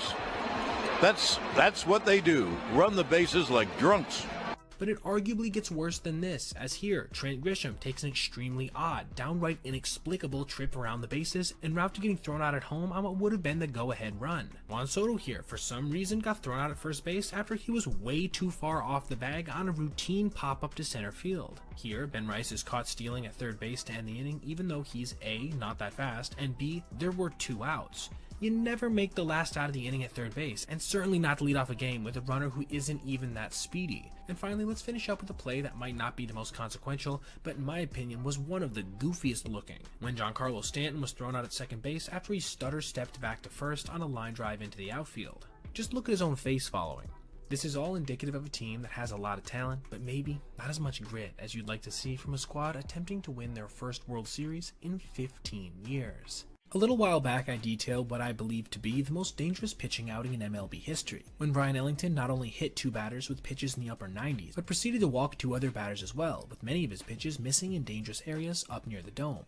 But while this might have been the most dangerous appearance ever, it wasn't the absolute wildest. That dubious honor, I believe, goes to Brewers pitcher Abner Uribe on August 27th, 2023. Things would not begin poorly for the tall righty, who would start his day by throwing a 99-mile-per-hour two-seamer right down the center of the plate for a strike. He would, however, immediately follow this up by plunking lefty Trent Grisham with an 89-mile-per-hour slider, a pitch that missed its intended target by at least a foot. This would bring 9-hitter Matthew Batten to the plate, who would then see a 98-mile-per-hour pitch buzz up near his eye level, again being nowhere close. Abner would immediately repeat this pitch on the 1-0, with William Contreras this time being unable to corral the heavily moving offering, resulting in the first wild pitch of the frame. Heavy emphasis here on the first. Uribe would then make it 3 straight fastballs that missed, with another pitch running into Batten, before finally managing to actually locate something on the 3-0 for a strike. But there would be no working his way back into the count, with the 3-1 missing about as badly as the first 3 pitches. Now with 2 guys on and nobody out, Ha-Sung Kim would come to the plate, where he took a slider that was nowhere close, with Contreras having to reach to even receive the pitch. He followed that up with another slider, this one a little closer, but still not in the zone. Contreras then set up way on the 2-0, but would receive yet another two-seamer that came up by the letters of Kim, prompting him to get out of the way of yet another offering that he didn't think twice about swinging at. From down 3-0, he would get back into the count by locating 2 fastballs, but it wouldn't end up mattering much, as Kim took the 3-2 well high for yet another walk. This already would be one of the wildest outings we've seen in recent history, but it wasn't even close to over, as with the bases loaded now and nobody out, Fernando Tatis Jr. would come to the plate, where he would take a perfectly placed 100-mile-per-hour run-back two-seamer for strike 1. Was it possible he was rediscovering his control? Yeah, not so much. On the 0-1, he would bounce a slider so far outside and low that it would skip past the catcher Contreras, going to the backstop and allowing the second run of the inning to score, as well as registering Abner's second wild pitch. The 1-1 wouldn't be much better when he almost clipped the Padres star with another triple-digit heater that raced inside. He would then miss in the opposite direction on the 2-1, this time well away at 99. And finally, we come to his last pitch of the day, on a 3-1 fastball that again missed so high and inside it went past Contreras, while forcing Tatis to hit the deck in the process, registering yet another run, wild pitch, and walk simultaneously. This would be the end of the day for Uribe, as he would promptly get pulled for lefty Hobie Milner, who would manage to save the day by getting pop-ups off the bat of Juan Soto and Manny Machado, prompting Machado, by the way, to take his anger out on the dugout cooler before ending the frame with a ground out from Xander Bogaerts. Trevor McGill would end up locking down the game later on with a strikeout of Bogaerts, punctuating a win despite the efforts of Abner, whose final line included 2 earned runs, 3 walks, 3 wild pitches, a hit by pitch, and just 5 strikes being thrown through 18 pitches without recording a single out. Keep in mind, in all of Major League history, nobody's ever managed to throw 3 wild pitches while walking 3 batters and hitting a guy in less than an inning and 2/3. Again, Abner threw 0 innings pitched. And while this was included in a season that overall saw him post a very productive 1.76 ERA through 32 games, it would set up a tough 2024 pretty well that saw him struggle mightily, walking nearly 9 batters per 9 in just 14 1/3 innings while giving up 11 runs, coming out to a 6.91 ERA before he injured his knee, forcing him to miss the rest of the year. If he wants to be a consistent presence in the Milwaukee bullpen going forward, we'll have to do something to rein in that lightning in his right arm. But even if he does, it still won't change the fact that he did manage to post what I consider to be the wildest pitching outing in Major League Baseball history on August 27th, 2023. This was perhaps the most negative reaction following a walk-off win I've ever seen from home analysts. The Phillies were facing the Rays, clinging to a 1-0 lead on September 9th when Carlos Estevez got behind Brandon Lowe 1-0. He followed this with a 97-mile-an-hour fastball in, which Lowe promptly hit out to center field. It was then that Johan Rojas, one of the best outfielders in Major League Baseball, ranged back to the warning track before leaping in front of the wall, making what looked to be a highlight reel play. Unfortunately, it was not to be, because as he came down, he ended up losing the ball over the wall with his glove colliding with the fence. Rojas immediately realized his mistake and proceeded to slump down dejected in an image that will more than likely live on in baseball meme lore for a long time. Now, I know the play didn't look good, but I fundamentally disagree with the Phillies analysts who ended up being hypercritical of the play following this game, which Philadelphia would go on to win, mind you, on a walk-off single. Take a listen to this. He should have gone all the way to the wall. Of course. You go to the wall. Your first shot is to go all the way back to the wall, turn around, and find the ball. I mean, that's what most, at least when I played, all the outfielders used to do that. Get back to the wall, turn, and then know where you are. He didn't know where he was. I get that it's frustrating when one of your own players seemingly makes a gaffe that could have potentially cost your team the game. But come on, man. Do you know what that ball's expected batting average against was? .946. Expected slug? 3,747. With an expected batting average that high, that ball's an extra base hit 95 times out of 100. Needless to say, it was a really tough play to make, and one that most outfielders wouldn't have been close to, as Rojas gets really good jumps and has really good speed to even make some plays competitive, like this one. Keep in mind, they critiqued this play for over 2 minutes, while spending only a marginal amount of time on the actual walk-off hit. A little positivity goes a long way, fellas, especially after a clutch win. What are we doing?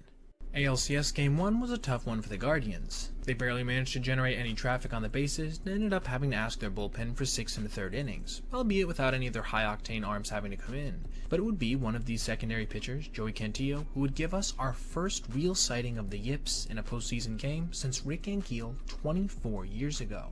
Cantillo was brought in with the bases loaded to face lefty Anthony Rizzo with 2 outs in the 3rd inning. Things were immediately shaky, as he proceeded to spike 3 straight pitches to begin his day, with the 3rd one resulting in a wild pitch that scored a run. But believe me, this wouldn't be even close to the end of the wild pitches. He would then walk Rizzo before getting Alex Verdugo down 1-2, sandwiching 2 called strikes between another ball in the dirt. But it would be then, on the 1-2, that he would throw his 2nd wild pitch of the inning, on another spiked fastball. Luckily for him, Verdugo would end up chasing way out of the zone to end the inning on the next pitch. But that wouldn't be where his day would end, as he would make his way back out there for the bottom of the 4th inning before walking Gleyber Torres on 5 pitches. But this is where things would somehow get even worse. After Soto fouled off the first pitch of the at-bat and took a changeup inside, Joey would release a curveball above Soto's head and off the glove of catcher Bo Naylor, with Torres advancing to second base on the 3rd wild pitch of the day. He would then paint the corner on a 2-1 before bouncing a changeup really low that Naylor wasn't able to block successfully, resulting in the 4th wild pitch of Cantillo's day. After getting another foul off the bat of Soto, he would end up walking him on a 3-2 curveball that was nowhere close, bringing about, mercifully, the end of his day. His final line, a 1/3 of an inning, 1 run on 3 walks, 1 K, and 4 wild pitches, which actually tied Rick Ankiel for the most wild pitches ever in a single inning of work in a postseason game, resulting in one of the saddest outings of the entire postseason, and our first real sighting of the Yips in the playoffs since that fateful 2000 game for Rick. Here's to hoping Cantillo doesn't end up struggling with this horrifying condition long term.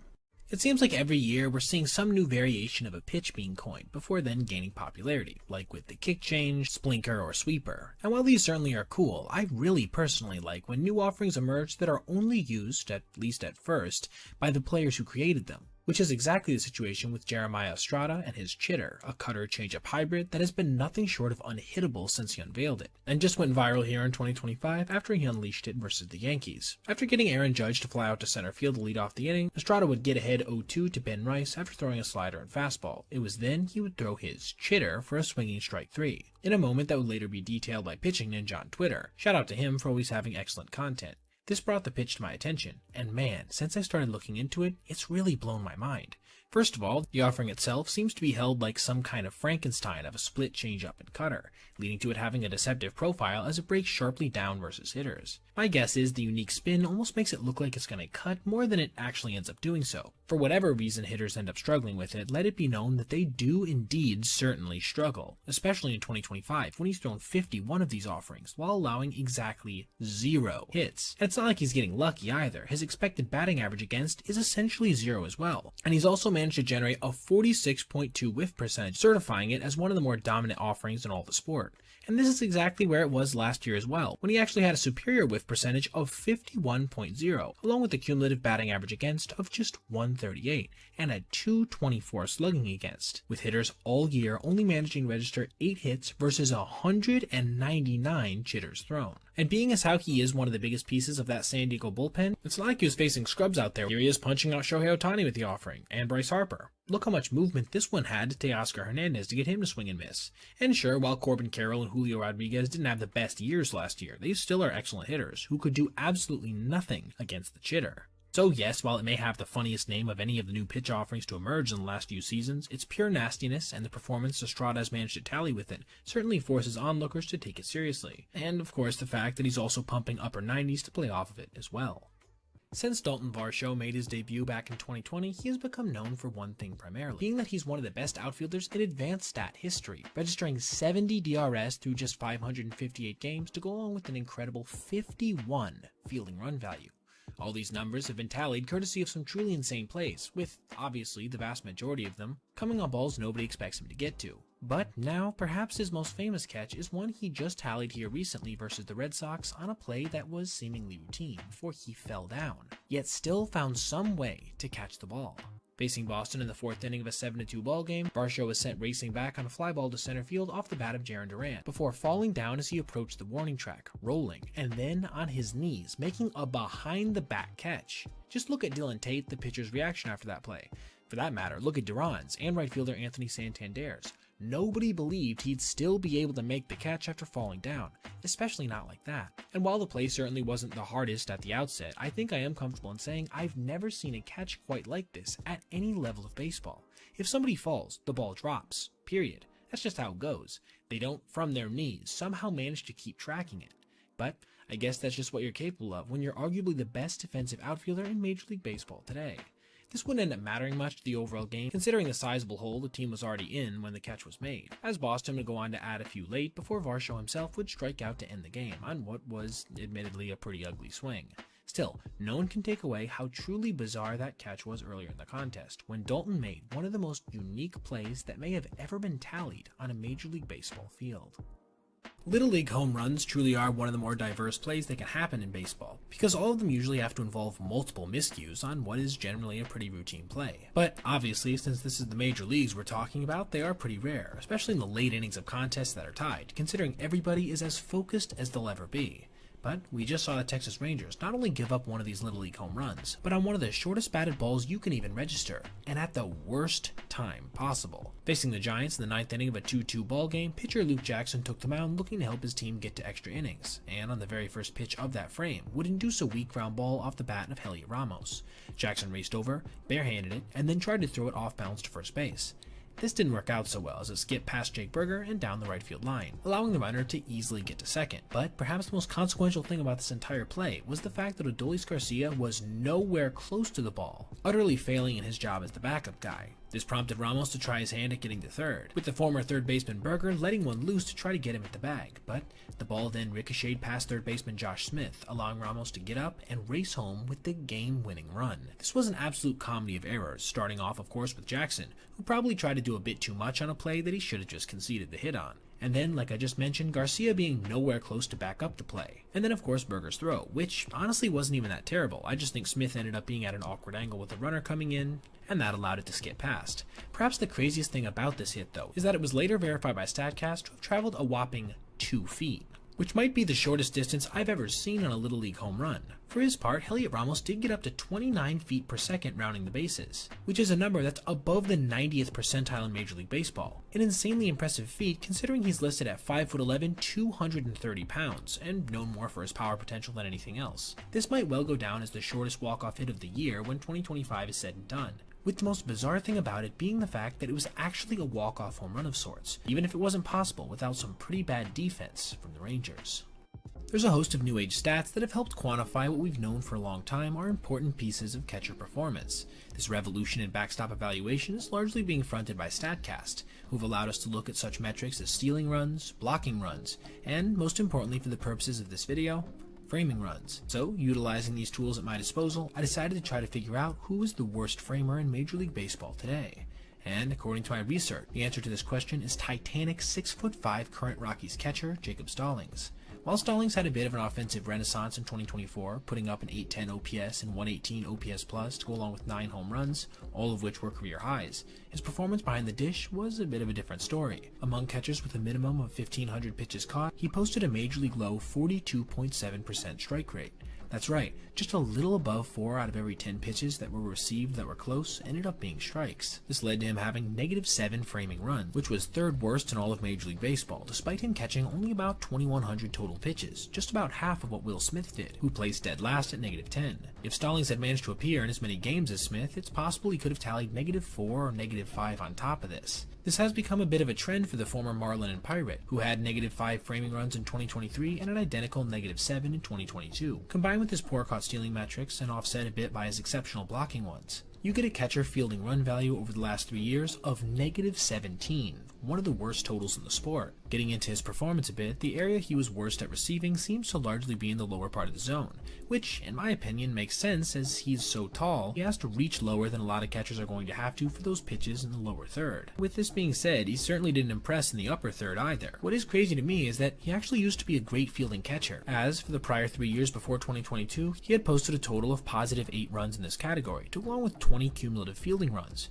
This made him one of the best backup catchers in the sport, which was a large portion of the reason he was still getting consistent playing time at the major league level, despite only averaging an OPS of about 700 year to year. Do I think he'll rebound in 2025? Considering his age at 35 years old, it doesn't seem very likely. But then again, who would have bet the former Gold Glover to have slugged over 450 last season after never having eclipsed even 400? So I guess you can't put it past him, but as of now, I certainly am comfortable in naming him the worst framing catcher in Major League Baseball who sees at least semi-regular playing time. The other week, I detailed a play where Manny Machado made a throw from literally in the outfield grass to first base to nab the slow-footed Justin Turner.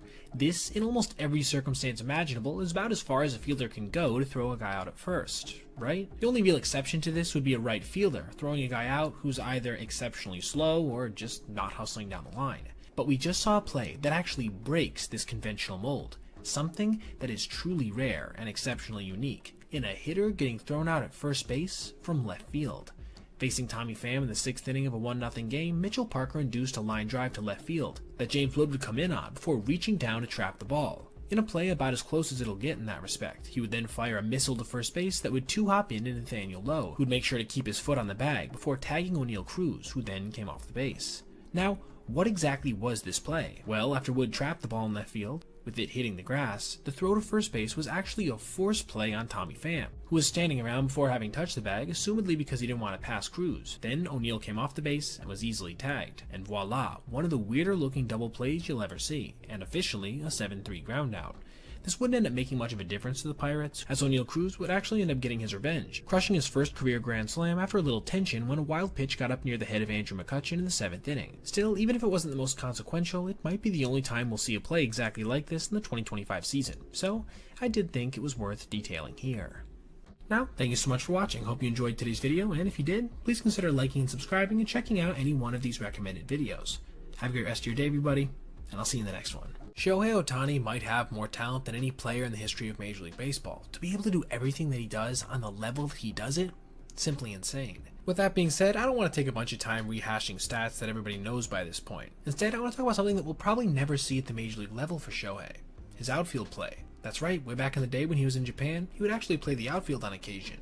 Now, with that being said, I couldn't find any real footage of him making routine or even exceptional catches, but what I did manage to find was a laser show on a level that you might not be prepared for. Let's start with the two absolute missiles that he managed to throw runners out on, with the first one going to third base, a one-hop strike that probably easily surpassed 100 miles per hour.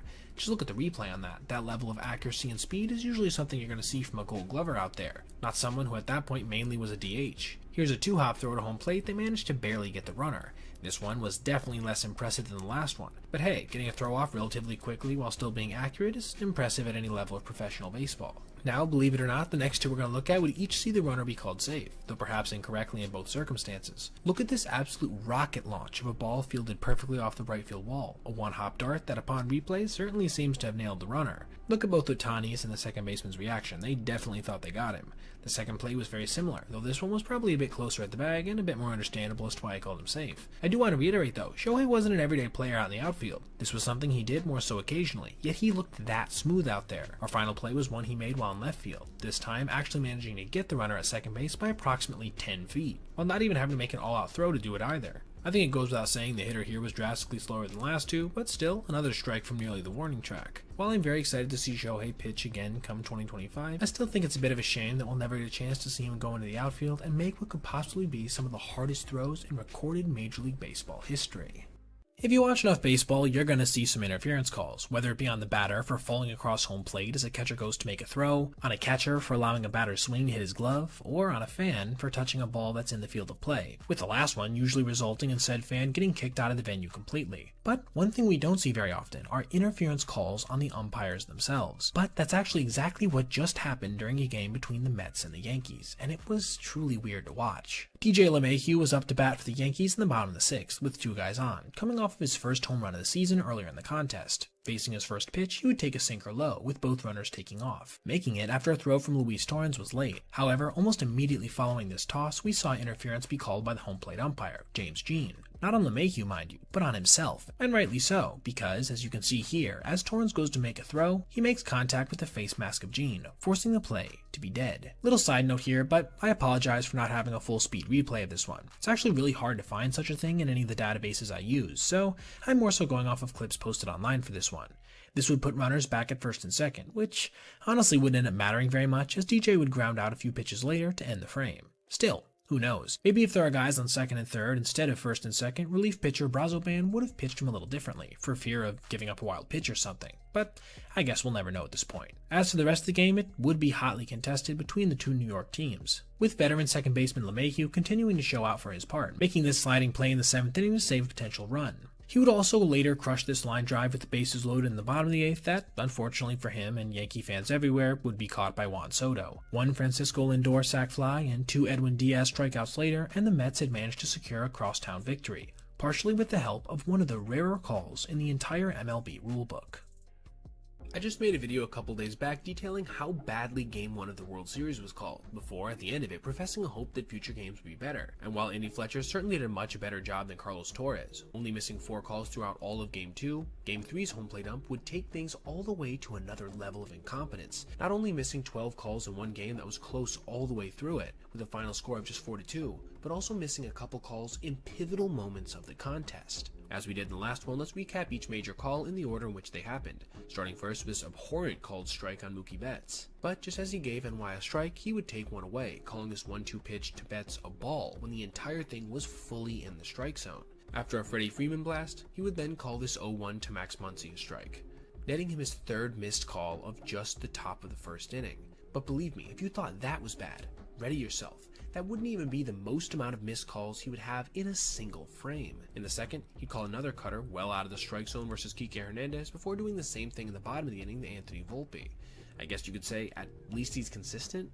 You'd miss another borderline cutter the next inning, this one that ran high versus Max Muncy with 2 on and 2 outs, before making what was, up to this point, the most consequential call of the game, calling another cutter that missed well out of the strike zone away a strike, on a 3-1 count no less. This would lead to the Dodgers being robbed of a run after Smith grounded out to end the inning. But don't feel bad for them just yet, as before this game would end, they would certainly receive some favorable calls in big spots as well. But it would not be in the bottom of the third, when Walker Buehler got squeezed on this strike that was painted over the low and outside corner, with Nestor Cortes in the following frame not having this borderline pitch called, even though Fox Track said that it was a strike, though I will acknowledge this was more borderline than nearly any of his other misses. To his credit, he wouldn't miss anything major for the next couple of frames, before he called this slider that was high and away to Gavin Lux a strike, and then this sinker that was perfectly painted over the low and outside corner again, a ball. But all these missed calls up to this point were honestly just a prelude to the objectively horrifying job that he would turn in the 7th inning, when he missed 4 separate pitches, starting with this sinker that was well away to Mookie Betts that robbed the Dodgers of a 1-out walk, before, in the bottom of the inning, calling this pitch well away to Rizzo a strike, then missing this 3-0 pitch to Verdugo that gave the Yankees a walk. But right after he had just gifted them a ball, he would brutally end the inning on his single worst call of the entire night, on a pitch that missed by almost 2 full ball lengths above the strike zone, literally outright ending a Yankees rally that could have seen them narrow the score. In a World Series game, that's just inexcusable. He would then rob the Dodgers of their own strike in the bottom of the 8th, though not nearly as consequentially, when he called this pitch that was way away to Gavin Lux. And then, on his final missed call of the night, called this strike a ball versus Rizzo, though again this pitch was a bit more borderline than many of the others. Regardless, in a contest that ended up being decided by just 2 runs, Mark Carlson left his mark on the outcome of this game multiple times, which as a home plate umpire should never be what happens, or at least very sparingly. Another embarrassing performance by a Major League ump on the biggest stage possible. With performance after performance like this, the question has to be asked, how much longer will Major League Baseball put up with this stuff? Joan Duran, Ben Joyce, Paul Skeens. These are just a few of the flame-throwing hurlers that have come through the minor leagues in the last 5 years or so, with each of them routinely topping triple digits. But despite their exemplary speed, none of these guys actually hold the record for the fastest minor league pitch ever tracked by a system as sophisticated as StatCast. No, instead that record actually just got broken today by New York Mets prospect Ramon Gomez, who threw nearly 105 miles an hour. Pitching for Port St. Lucie, Ramon reared back in the top of the first with 1 out, and on a 1-2 pitch fired this absolute missile on the inner half of the plate for a called strike 3. As you can see from the scoreboard, the velocity was around 104, but the StatCast track velo actually had this at 104.5, which if it were on a Major League television broadcast would have been rounded up to 105. This is the fastest pitch ever tracked by StatCast in the minor leagues, per one of my favorite Twitter accounts, Pitch Profiler. If this had come in the major leagues, he actually would have joined Aroldis Chapman, Jordan Hicks, Ben Joyce, and the aforementioned Duran as the only hurlers ever to register an offering 104.5 miles per hour or faster. So, who exactly is this guy with all this heat? Well, Ramon, surprisingly enough, isn't even a top 30 prospect for the Mets, despite this huge fastball velocity and some decent performance in the minor league so far, with a 3.52 ERA through 71 2/3 innings to go along with 87 strikeouts. He has walked quite a few, with 40 bases on balls in that time as well, but I guess with that kind of gas in tow, it's to be expected for a guy in his early 20s. If he can continue to pump out velo at the speed while managing to limit base runners a bit more, he could see his stock rise significantly, especially if he ends up going back to the bullpen like he did for the first 2 years of his career. But regardless of how his playing days end up shaking out, nothing will change the fact that he currently owns the record for the hardest pitch in recorded minor league history per StatCast, which is an incredibly impressive feat in its own right. I just made a video talking about the worst pitching appearance in Major League history, which arguably just occurred courtesy of this outing registered by Ryan Presley, who managed to give up 9 runs, with 8 of them being earned, without recording even a single out versus the Giants in extra innings. But his prior 9 appearances before this had been really good, giving up exactly 0 runs in that time frame. It's actually hard to find guys who've managed to struggle on the level of a Presley the other night for multiple games in a row, for obvious reasons, as it takes a combination of bad execution and pure dumb luck that just doesn't come around all that often. With this being said, this is actually exactly what's going on right now in a stretch of pitching from lefty Reed Detmers of the Angels. That is verifiably the worst in the history of Major League Baseball, period. I promise I'll back that up with numbers, but first, let's break down his appearances. His first would come when he faced off versus the Mariners in a tied game in the 7th inning, immediately giving up a softly hit ground ball in the infield that would end up going for a knock. A tough way to begin, but arguably not as tough as the next one, when Samad Taylor laid down an excellent bunt, only to see nobody covering first base, easily reaching on what probably should have been a sacrifice. 2 batters, 2 unlucky base runners. But things would quickly get even worse when the next batter, J.P. Crawford, would softly ground this one into left field. at just 68 miles an hour off the bat. Given that both base runners had already moved up earlier in his AB, this brought in 2 runs on the 3rd straight hit that was under 85 miles an hour. The same, however, could not be said for the next one, which would come off the bat of Julio Rodriguez, when he crushed this ball at 108 miles per hour to center field, hitting it off the center of the fence out there to drive in Crawford, hustling around from first base to score. Detmers was right back to having bad luck versus the next hitter, Cal Raleigh, who would ground this ball to third base, on what should have been a routine play if not for Julio already taking off on a steal attempt, creating an odd-looking diving dodge by the runner before he would get up and then easily score. This was the end of his outing, but not the inning, as Raleigh would later be brought around on another tough-luck infield hit from Leo Rivas, giving Detmers his 5th earned run of the contest without recording even a single out. His next appearance would come versus the Tigers. In the 8th inning of the game, the Angels were actually leading by 2 runs, when he began his night by walking Riley Green, putting 2 guys on for Andy Ibanez, who would then line a fastball right down the center of the plate to center field, where Joe Adell would bobble the ball, not only allowing Colt Keith to easily score, but Green to move to third, and Ibanez to second. Now with the tying run just 90 feet from home plate, Detmers would manage to induce the first out of the inning on a ground ball to third baseman Kevin Newman, who looked the runner back to the bag and then flipped to first. Could things finally be turning around? Well, not exactly, as the next hitter, Zach McKinstry, would single up the middle, tying the game. It's at this point you would assume he'd get yanked, right? But for some reason he was left out there, only to give up an absolute no-doubt moonshot to left field on a hanging slider right down the center of the plate. The numbers for this outing? A third of an inning with 4 earned runs allowed. This brings us to our final and most recent appearance he made, which came 6 days after his outing versus the Motor City Kitties, in another high leverage spot versus the Blue Jays. Ernie Clement would lead off the frame with a 107 mile per hour line drive into the left field corner, just 3 pitches in, immediately putting a guy in scoring position. Detmers would then field a bunt off the bat of Andres Jimenez, who was just trying to get the runner to third, but, courtesy of a momentary double clutch, he wouldn't even be able to get Jimenez at first base. Yet another situation with 2 guys on and nobody out. This brings us to the last hitter Detmers would face, being Miles Straw, who grounded this 0-2 pitch right up the middle, scoring the go-ahead run and keeping guys on first and second with nobody out. Following his departure, Bo Bichette would later line a single off Ryan Zefferjohn, scoring 2 more runs that were both charged to Reed. Once the inning finally ended later on with George Springer taking a called strike 3, it was official. Reed had thrown another 0 innings pitched while giving up another 3 earned runs. This meant that over his last 1/3 innings pitched in 3 games, he had given up 12 earned runs, which comes out to an ERA of 324. You heard me right, 324. Now, as I alluded to in the open, this is a record-setting run of bad pitching, as never before in the history of Major League Baseball, and I mean history, going back to the 1800s, has a guy managed to give up as many as 12 runs in as little as 1/3 of an inning pitched over a span of 3 games, with the next closest being Justin Grimm and Elmer Riddle, who both managed to give up 12 runs of their own only in 2/3 of an inning. This meant they had ERAs that were half of what Detmers had posted at a modest 162. This, to me, certifies this 3-game run of pitching as the worst in the history of Major League Baseball, bar none, which is certainly surprising given the fact that this guy literally threw a no-hitter just 3 years ago, as a former first-round pick and top starting pitching prospect. I've done a number of videos on the worst or best players in baseball right now in specific categories, whether that be in pure speed, base running, pitch types, you name it. But one video I haven't made so far is detailing who I believe is the current worst hitter in Major League Baseball. Not for 2024 alone, mind you, but period. The worst active hitter right now. Now, before I get into why I believe this is Tim Anderson, I do want to say I made my criteria essentially that you had to have played at least 180 games over the last 2 years, as I wanted to omit players who simply didn't have enough at-bats over this time to really get a sense of their ability at the plate. I now want to list the categories that Tim is last in since the start of the 2023 season among all players who managed to appear in at least those 180 games.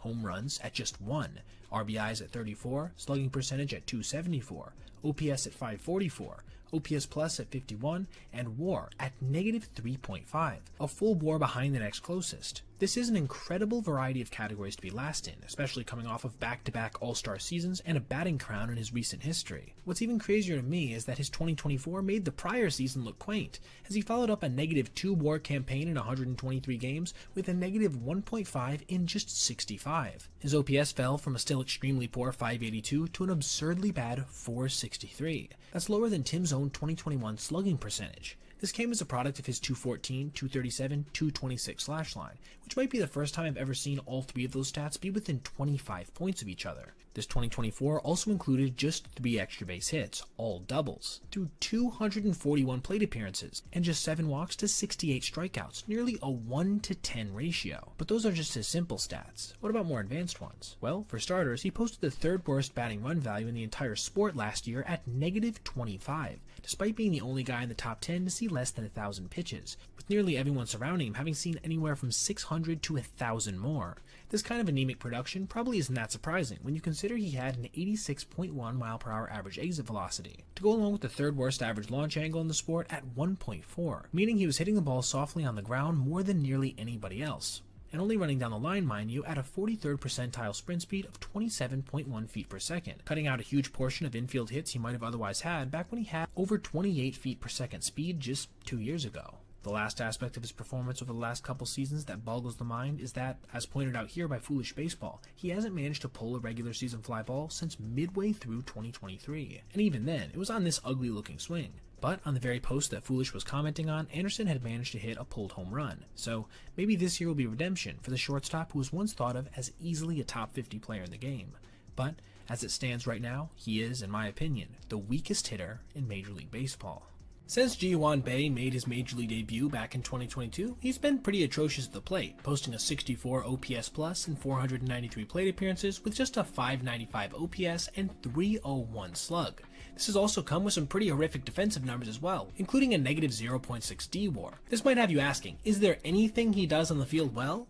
The answer to this is yes. He is a pretty good base runner, having swiped 33 bases in that limited time to go along with a base running run value of 3, and a 91st percentile sprint speed of 29.0 feet per second in his most recent season of 2024. All this is to say, he's not who you'd expect to see struggling with something that is exceptionally rare, being quote-unquote base running yips, as pointed out here by Twitter account David Todd. But that's exactly what happened during an early season matchup with the Marlins, and at an extremely inopportune time. Bae was brought in to pinch run for veteran Andrew McCutchen in the 8th inning of a tied game, after Kutch managed to draw a walk. At first now with Jack Swinsky at the plate, he got his lead off, and on the first pitch of the AB, proceeded to take off and then go back to first. This isn't unusual for a base runner to do if they end up feeling like they didn't get a good jump, so nothing was made of it.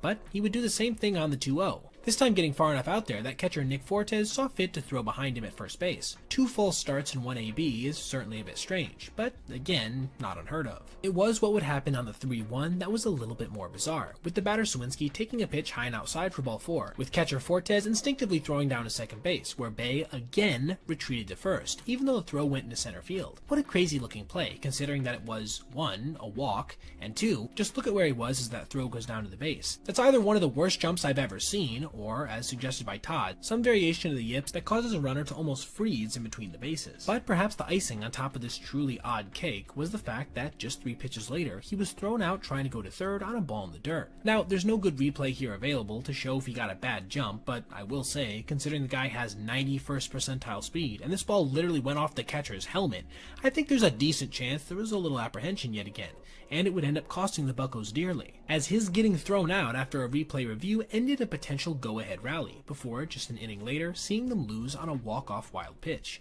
their 3rd walk-off loss in their first series of the year. Just a horrible way to start a season for any team, and an awful weird sequence for a utility player trying to register consistent playing time for the first time since mid-2023. Now, I want to know what you guys think. What do you think the Pirates' timeline is for being a postseason contender? And do you think it's even possible under their current ownership?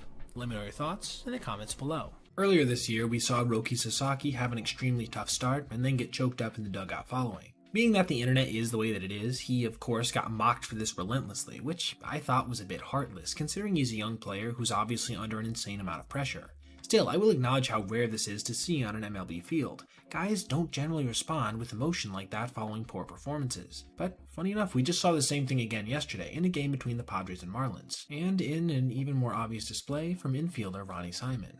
The day would actually start out pretty well for the second baseman, grounding an RBI single into center field as part of a 6-run first inning for the Marlins, creating a lead that, for many teams, would be all but secure. But being as how this is Florida we're talking about, the good times wouldn't last, with Simon being right at the center of the struggles, as in the second inning with 2 guys on, Tyler Wade grounded this ball to the right side, seeing it go off of Ronnie's glove on a dive. But this isn't where his first error came in, instead being later on a completely unnecessary throw to the plate, being exacerbated by the fact that the pitcher wasn't even covering home. 2 innings later, now only up by 1, Wade would ground another ball to the right side, this one being pretty routine, but for some unknown reason, his first baseman literally ranged over and then got in his face, helping contribute to it going under Ronnie's glove. In my opinion, this is pretty similar to the first play. Poor fundamentals on his part, surely, but with his team not being blameless as well. His final miscue of the day would come on literally the next batter, when Fernando Tatis Jr. grounded this ball to second. A simple force play that went awry when Simon flipped this so far over the shortstop's head it trickled to the edge of the outfield, allowing Wade to get up and scamper all the way to third base. After the inning eventually ended, but not before the Padres managed to tie things up on a Luis Arraez RBI knock, Ronnie was seen getting emotional, having to wipe the tears away as he struggled to contain himself before getting back to the dugout and then immediately just continuing into the clubhouse. He would then be replaced by Otto Lopez. As for my take on the whole situation, I think we as baseball fans need to be more empathetic towards these guys, who are, at the end of the day, human beings. This is a 25-year-old in the first year of his big league career, who just had, more than likely, the worst game of his professional career in the field. And it's not like he had some kind of outburst that caused harm to himself or other players. He just showed some raw emotion. In my opinion, anyone who mocks him for this is lame for doing so. I also like what his teammate Connor Norby had to say on the whole situation, which I'll throw up on screen right now. As for the rest of the game, the Padres would go on to score the go-ahead run in the following inning on another RBI knock from Arraez before Jackson Merrill would give San Diego a little more breathing room with a solo home run in the bottom of the 8th. After Kyle Stowers struck out in the following frame, the game was over. With one other little factoid I found interesting being that pitcher Stephen Kolek of the Pods actually became the first starter ever to give up 6 runs in the first inning of a start and yet still come away with a win. It feels like 1,000 different videos, tweets, and posts have been made about Juan Soto's lack of effort in recent weeks, including a few by myself, with the most obvious example coming against the Yankees when he refused to run out a ground ball in the 8th inning of a tied game. He then followed this up a couple games later by nearly refusing to swing outright, taking 7 straight pitches to begin his night before ending it by going 0 for 3 with 3 strikeouts, albeit with a sac fly mixed in there. But we just saw something else occur yesterday that will need to be added to this growing gaffe list. But here's the thing, it really wasn't his fault. Facing the White Sox in the first inning of a 2-0 game, Juan flied this ball to the right center field gap, where Michael Taylor made an amazing diving catch attempt, but he ended up trapping the ball. Still short hopping it nicely, then getting the ball in pretty quickly, where it was relayed to second base, then to first, where Juan was then tagged out. What a moron, right? Why wouldn't he just stay on first? Well, hold your horses. He was already out long before he was tagged as a result of base runner Brandon Nimmo, who initially correctly read that the ball had gotten down before second guessing it, then starting to race back towards first without being able to pick up his third base coach, resulting in him passing Soto as he ran back. The second he passes him here, Juan's out. This means you can't blame him for this play. As for the effect this had on the Mets, they would go on to score 4 runs eventually before the inning was over, shaking off the weirdness en route to an eventual 6-4 win. So yeah, today when you see that video being passed around, with comments describing Soto as having T-ball base running, consider not only that this play wasn't his fault, but that it also ended up having pretty much 0 impact on the game overall. Since we began tracking catcher arm strength back in 2016, we've had a few guys really stand out for being able to fire the ball down to second, most notably among these being Jorge Alfaro, who actually leads all of Major League Baseball since that start year with an 86.0 mile/hour average, Christian Bethancourt, who managed to moonlight as a pitcher for a little while, topping out in the high 90s on the mound, and the guy who's going to be at the epicenter of our video today, Dylan Dingler, who not only sports one of the best names in the entire business, but also the second best recorded arm strength in all of the major leagues for a catcher at 85.7 miles per hour. But his average throwing speed isn't what I want to discuss today. No, instead it's this play, as pointed out by the Warmonger on Twitter, on which Dingler set the all-time record for the fastest throw on a catcher assist of all time. Facing the Royals in the 5th inning of a 2-0 game, Bobby Witt Jr. managed to lead off the inning with a softly hit line drive single to right field, off a changeup well outside. 2 batters later, the speedy shortstop decided to try his hand at swiping the base. He took off on the 0-1, a slider high and away, which Dingler received before firing a strike down to second base to nail him by plenty. This throw came in at 88.1 miles per hour, making it the hardest throw on a catcher assist in recorded baseball history. Just look at that again. It could not have been a more on-target toss. And let's be honest, it probably had to be in order to get Witt, who is one of the fastest runners we've ever seen as well. Unfortunately for the Tigers, while this good defense would help them stave off a potential rally, it would later be a poor play at third base from Javier Baez that would result in the game-tying run getting to second base. actually being Witt, who would then get driven in by Mark Canha en route to a 4-3 extra inning victory after they pushed across to run in the top of the 10th, and the Tigers weren't able to do the same in the bottom, with catcher Dingler ironically being the guy who ended the game on a pop-up to the second baseman. And while I'm sure he personally would have traded this record for a hit in that circumstance in a heartbeat, it still doesn't change the fact that Dylan Dingler is now the new record holder for the hardest catcher throw on an assist in recorded Major League Baseball history.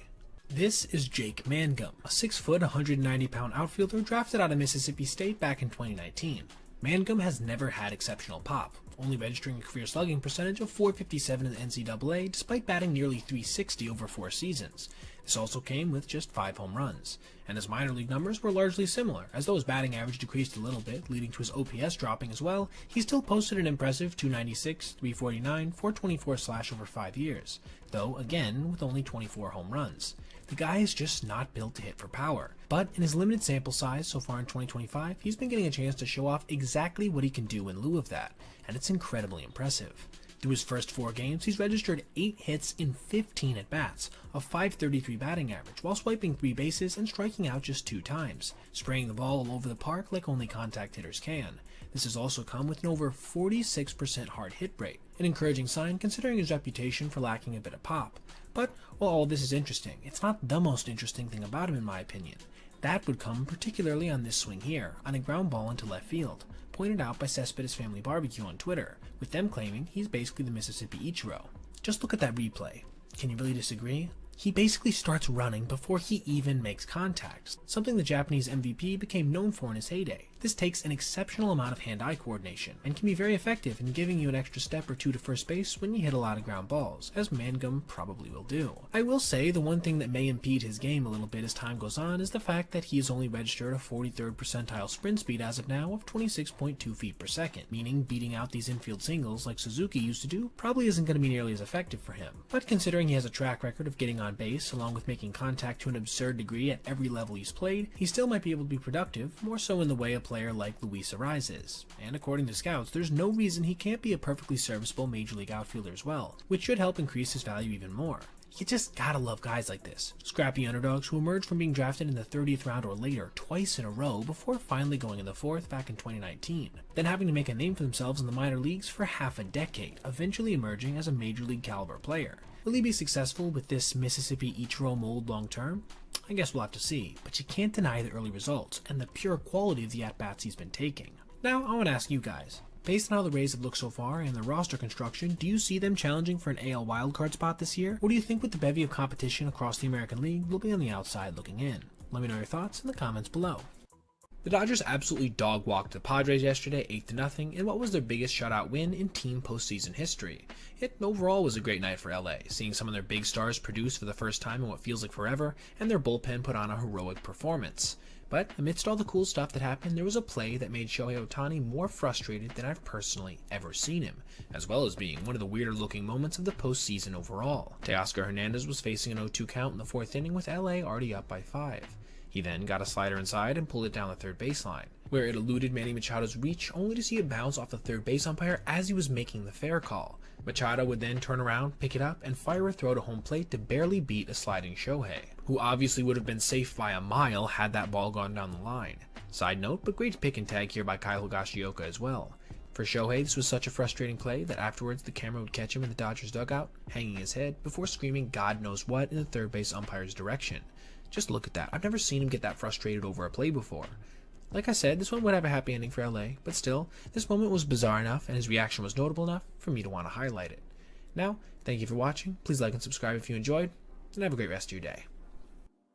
A triple play. To some degree, there's nothing more exciting or impactful that can happen on a big league field, as obviously that is literally the peak of outs that can occur in the span of one batted ball event. Despite their rarity, they truly do come in all shapes and sizes, with some of them being a bit more routine than others. But what about when one occurs as the result of a bad call from an umpire? This then would also have to be one of the more impactful calls that an umpire could possibly blow, right? Well, that's exactly what we just saw happen in a game between the Mets and Nationals. But the even crazier, and perhaps singular, thing about this play is that it's not the first time we've seen one of this kind involving the same cast of characters on an identical play. You'll see what I mean. Facing Jesse Winker, Jake Irvin fired a fastball in the inner half of the plate, which got absolutely demolished to first base, where Nathaniel Lowe apparently caught it in the air. flipping to second to get the runner who had initially started at second, before receiving a throw back to first to force out the runner who is now standing on second. Even though people were a bit confused at first, on paper it really was that simple. This resulted in the first 3-6-3 triple play since 1989, which I actually got from Codify on Twitter, who cited the account Saber. But here's the thing. It really shouldn't have happened, because when you go back and look at the replay, the ball actually went off the ground first into the mid of low, which meant that both base runners moving up should have been considered safe. And Winker, who actually made it to first before the throw got there, should also have been safe, meaning that 0 outs should have been recorded on this play. What a wild swing from that to the inning ending. Why wasn't this rectified? Well, unfortunately for the Mets, there's actually no procedure allowed to challenge a trap call in the infield, meaning that the play would have to stand. This was very impactful to the overall game as well, as the Nats would actually eventually go on to win on a walk-off after entering the 9th inning being down by a single run. Who knows how many Mets could have possibly scored with the bases loaded and nobody out in that 4th inning had they not been basically railroaded out of the frame. The other thing that I alluded to before that I just had to point out, being that it's endlessly fascinating to me, is that this actually isn't the first time that Jesse Winker has lined into a triple play fielded by Nathaniel Lowe, as back in 2022, he did just that while with the Mariners, on a play that was almost identical to this one, with Lowe catching the ball just off the dirt, confusing the base runners before this time stepping on first base beforehand, then flipping to second. Unfortunately, there wasn't any good replays I could find to see if that ball actually hit the dirt in the same way as with the Mets game, but it looks like it might have happened here as well, which to me makes this set of plays one of the more bizarre I've ever seen, or even possibly could have seen, considering that hitting into a triple play almost never happens, but hitting into a triple play to the same player on essentially the same play seems downright impossible. But I guess that's the beauty of baseball. Literally anything can happen at any time, and then can happen again in basically the same way. A perfect game. There's few things in baseball history that are quite as rare, as only 24 in the history of recorded Major League Baseball have been thrown officially. But what about calling a perfect game behind the plate? There's actually even fewer examples of this, as up until what we're going to be discussing today, only once in the history of umpire tracking has such a thing occurred, during the 2022 World Series when the now banned Patrick Hoberg got every single call correct of the hundreds of pitches thrown. This is simply a ludicrous accomplishment, right? So it makes sense that even though we're dealing with a far smaller sample size in comparison to something like perfect games, there are still almost 0 examples of it. But just yesterday, we saw the second one ever recorded per umpire scorecards, the foremost authority in umpire grading, and it was truly special. Take a look here at the scorecard for Mark Rippinger in a matchup between the Twins and Royals that Casey would go on to win 3-2.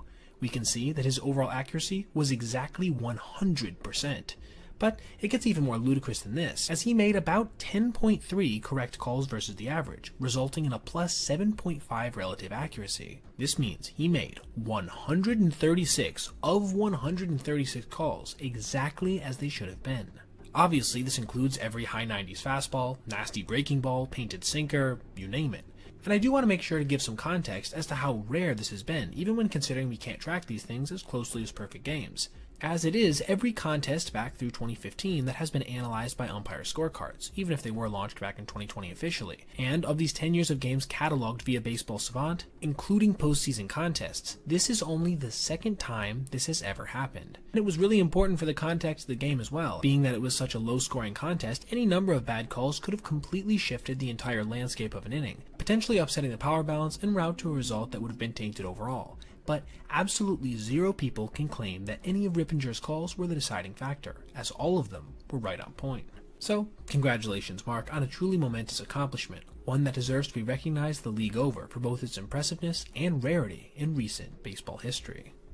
121 losses, a modern-era MLB record, the worst team marks in runs scored, hits, home runs, RBI, walks, batting average, on-base percentage, slugging percentage, OPS plus, and a host of other categories, along with a bunch of bottom 5 finishes in pretty much every major pitching and defensive category. This was the hell that the 2024 Chicago White Sox and their fans endured, with more of their everyday players posting negative wins above replacement totals than positive. But in today's video, I didn't want to examine things too generally. Many people have already covered their overall ineptitude. No, instead, I want to examine their absolute worst plays of the season, really honing in on what a 120 plus loss team puts up in terms of lowlights. Let's start first with one of the lowest effort plays of the entire season, when Luis Rivera in center field settled under this fly ball with 1 out in the bottom of the 9th in a tie game, and then, despite him having a pretty decent throwing arm and the ball only being medium depth and distance, decided to just pack it in, forcing his team to accept their loss without even a throw being made to home. Just look at how he angled himself underneath this ball. There was never going to be a throw made, which in a circumstance like that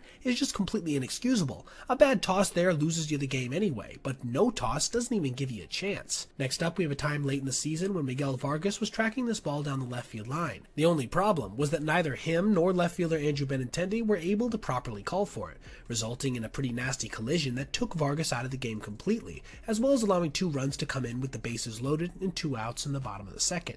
But perhaps the most embarrassing part of all of this was the announcer's reaction. Challenge over the white part of the plate a little bit more, let your stuff just play. If you don't, you better figure out. Oh no!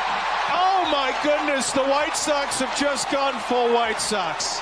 The fact that anybody watching would know exactly what he was talking about speaks volumes about the reputation the squad built around the league with a level of consistent ineptitude that's never been seen in MLB's modern era. Our next 2 plays are a bit more peculiar in nature, first with Jarren Duran being able to swipe home on a pickoff throw to first base that got away. The thing is, this was an attempted appeal play, but the whole process was handled so poorly that not only was Duran allowed to get a running start from third, but first baseman Andrew Vaughn wasn't even able to catch the toss, seeing it go down the right field line, resulting in an easy run. This is a play that a high school team should be able to execute. David Fletcher in center field on our next one didn't really have a bout of bad fundamentals on this ball, which would have more than likely been a double or at worst a triple had he not made contact with it and batted it over the fence. This was more so just exceptionally bad luck, and speaks to what kind of things also have to go wrong in a season to see you lose that many games. Our final 2 plays are going to be complete opposites in terms of the various manner in which the White Sox were able to lose games late. As in our first example, base runner Paul DeJong simply forgot how many outs there were in the 9th inning of a game. A fundamentally ridiculous time to do so, resulting in one of the easier twin killings you'll ever see. Imagine how mortifying this must have been for their fan base. And lastly, in another moment of just pure bad luck, check out their home announcer's reaction as Travis Jankowski got up to rob a game-winning home run from Andrew Vaughn. Deep to left, going back! Oh, he made the catch. Goodness! They would, perhaps inevitably, go on to lose the game shortly after. No matter how, no matter when, no matter where, the 2024 Chicago White Sox were defined by one thing: their ability to lose in all manner of heartbreaking ways. And, based on how the roster currently looks, it doesn't seem like it's going to get much better in the upcoming season. We've all seen some crazy plays that resulted from players having the yips. Whether that was Rick Ankiel throwing 5 wild pitches in 1 inning, Chuck Knobloch airmailing his first baseman from 20 feet away, or John Lester simply refusing to throw over to first base, there's never been a shortage of bizarre moments coming from this unfortunate condition. However, perhaps we've never seen a runner more effectively take advantage of said condition than Kevin Pillar did versus the Yankees' Dylan Betances way back in 2018, when he literally stole every single base possible on the reliever. With 1 out in the 8th, Betances got ahead of Pillar 0-2 before grooving a fastball right down the center of the plate, resulting in a single. It was then that Kevin began his assault on Betances. First, he got a pretty big lead versus the tall righty before taking off, resulting in such a huge jump there was no chance the Yankees catcher Gary Sanchez could get him at second. But still, this was a more routine play, right? A good jump, easy bag. The way he reached third was a little bit less so, as he danced his way off of second so far that he was almost halfway to third before he took off, which, when combined with the low pitch delivered, made for another easy swipe. It was then that he really hammered the nail into the coffin, as just 1 pitch later, as Betances came set, he took off for home, obviously hoping that Dylan would step off and throw instead of just delivering the pitch. This worked to perfection, netting him his 3rd stolen base of the inning, and the first and only swipe of home in his career so far. That was obviously some pretty good base running by Pillar, but what a horrible feeling that also must have been for Betances. What happens when MLB aces face minor leaguers? Now, this is a question that's kind of hard to answer, right? If you've ascended to the place of being ace level good in the majors, why would you ever be in the minors? That's a good point. But there is one case in which this can happen to basically any player regardless of their level of talent or production. Rehab starts. That's why today I wanted to look at some of what the outcomes are when players who are still among the face of their team's rotation face off against guys who may never even see a big league at bat. Let's start first with outright domination, when Max Scherzer last year showed off stuff that was still truly big league worthy versus the AAA Oklahoma City Dodgers, en route to 4 scoreless innings with 5 strikeouts and just 53 pitches thrown, before getting pulled due to a workload limit. The year before that, it was his former teammate Justin Verlander putting up a similar line, but with his coming against AA competition in the Akron Rubber Ducks, when he threw 4 2/3 scoreless of his own with 5 strikeouts, though with his coming along with some admittedly diminished stuff that he would have to build up following this, including a fastball that routinely sat in the low 90s. This goes to show what Hall of Fame level pitchability can do for you even without your A+ arsenal when facing less than stout competition. But this isn't always the case for every single pitcher. For example, when Chris Sale was rehabbing with the AAA Worcester Woo Sox in 2022, he would struggle quite a bit, though less with being hit hard and more just with outright control issues, as in just under 4 innings of a July start, he would give up 1 run while walking 5 batters, albeit with 5 Ks as well. This frustrated him so much that he would not only take his emotions out on the mound, but have this viral wig out after the game in the clubhouse. But like I said, he basically was beating himself, right? What happens when a minor league team lights up an ace outright? That's exactly what happened when Blake Snell took the mound with the AAA Sacramento Rivercats this past year. Well behind in his overall conditioning due to a late signing, Snell got absolutely lit up, giving up 4 hits, including a home run, a double, while walking a batter, coming after 3 earned runs in just 3 innings, before getting pulled after a leadoff knock in the 4th. To his credit, he would post an immaculate inning in the minors before getting called back up and dominating the second half of the MLB season. Clayton Kershaw kinda split the difference in his rehab start between dominating and struggling with single-A Rancho Cucamonga, as he gave up a number of base runners, including 1 earned run in 3 innings, while also managing to show off his Hall of Fame level control to the tune of 5 strikeouts, including a couple on his Cooperstown curveball. But all of these performances paled in comparison to one, from a guy who had one of the more dominant peaks in the history of Major League Baseball, whose stuff since his peak has barely seen a decline, even if his ligaments now seem to be made out of string cheese. I'm of course talking about Jacob deGrom's 2-inning performance for single-A St. Lucie in 2022, when he faced 6 batters and struck out 5 of them, though only 4 are showed in this footage for some reason, with all of them coming on his nasty mid-90s slider. Can you imagine being a kid, basically fresh out of high school, college, or an international signing, and having to face stuff like what these guys throw?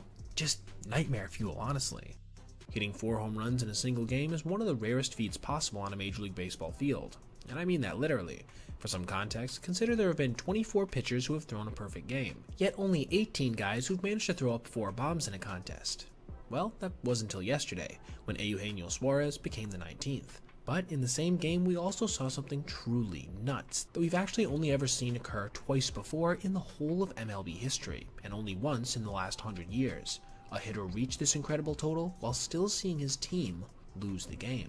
Facing the Braves in the second inning of a then 2-0 ball game, Suarez would first crush a fastball middle-low out to left field on an absolute no-doubter that traveled 418 feet.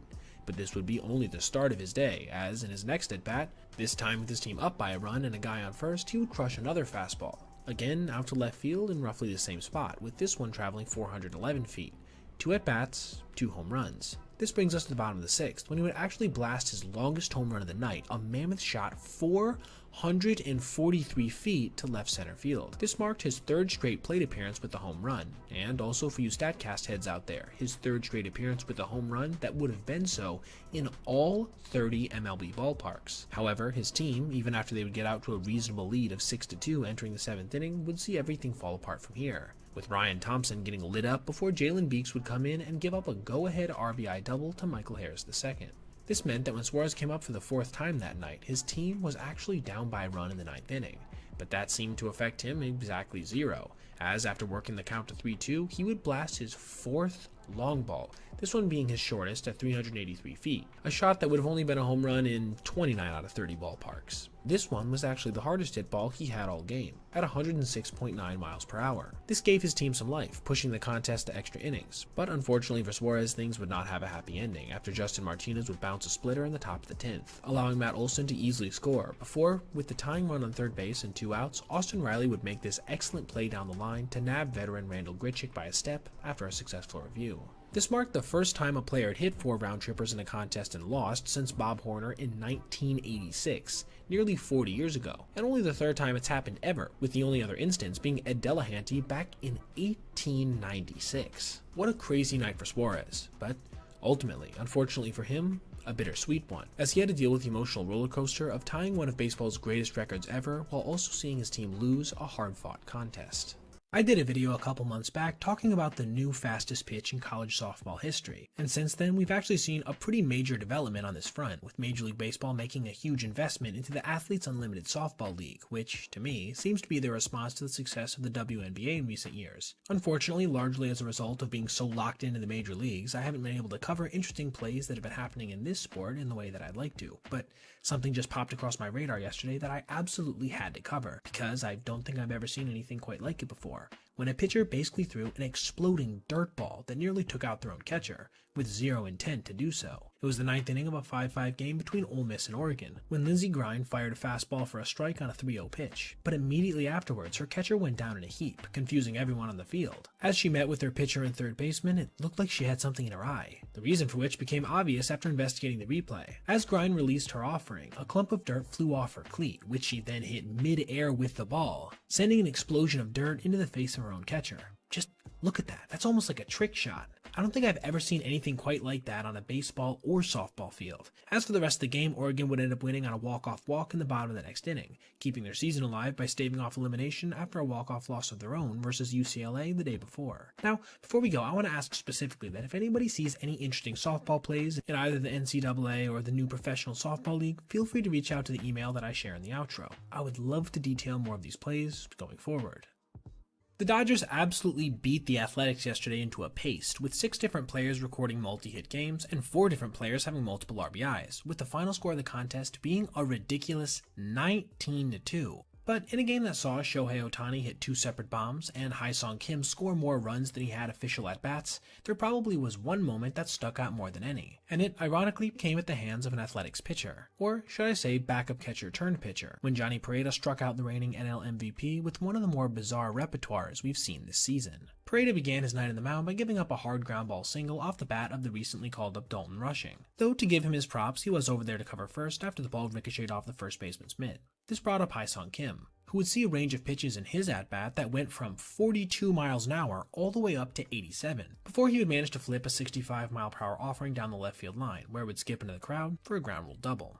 This would bring up Ohtani, who would first take a called strike at 63 miles per hour, a pretty well-located pitch. He would follow this up with a sidearm crossfire delivery that missed outside at 68. He dialed it back down on the next offering, another well-located pitch at 64, seeing Shohei foul it off. His next offering would be a little higher, but would elicit the same result, with the Japanese superstar fouling it off. It was then that he would angle himself as if he was going to throw another slow pitch before kicking it into high gear and firing an 89-mile-per-hour fastball past Ohtani. This meant that in the course of 5 separate pitches, Ohtani had seen a speed separation of 36 miles an hour, as well as multiple arm angles. Pereda would then get the ball back and promptly flip it out of play, as he surely wanted to save his first career K, not only because it was his first career K, but also because of who it came at the hands of. He would then get back on the mound and give up a single to the next batter, Miguel Rojas, seeing it flipped into right field before Kike Hernandez would draw a walk. This would be the last base runner of the inning, however, as Max Muncy would fly a 59-mile-per-hour bowling ball to center field for the second out, and then Chris Taylor would ground out to shortstop after a successful challenge overturned a pretty easy call at third base. 3 outs later, and the game would officially go into the books as a 19-2 blowout victory for the Dodgers. But even with all the offense we got to see on this day, it probably was this cool moment in the inning before that stood out the most, when a backup catcher somehow managed to strike out one of the best players in our game today.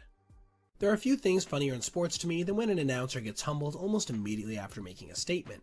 Call it a jinx, having to eat their own words, what have you, but regardless, it's going to be what we're talking about today, starting with one of the earliest no-hitter jinxes in Major League Baseball history, if not the earliest, when MLB Network's Greg Amsinger declared that, even prior to that day's game, that they were on no-hitter alert, with Yoshinobu Yamamoto on the mound, who, to his credit, was bringing in a 15 consecutive inning scoreless streak. But we are already a no-hitter alert. Yoshinobu Yamamoto, before he throws a single pitch tonight against the Marlins. We have a no-hitter alert. As you can probably guess, things didn't quite go according to plan, as on the game's very first offering, Jazz Chisholm would take the Japanese righty deep, ending any suspense that even possibly could have been built at the outset. But at least this wasn't during a critical moment in the game, right? The same could not be said for our next entry, when A's announcer Jenny Cavnar had this to say following a swing and miss by Jose Siri. Hey Siri, it's not your night. Now, Siri had literally gone deep earlier in the same game, so it already seemed pretty possible for this to age like milk when it happened, which it would profoundly just one pitch later, when Siri would crush a no-doubter to tie the game. Consider those words eaten.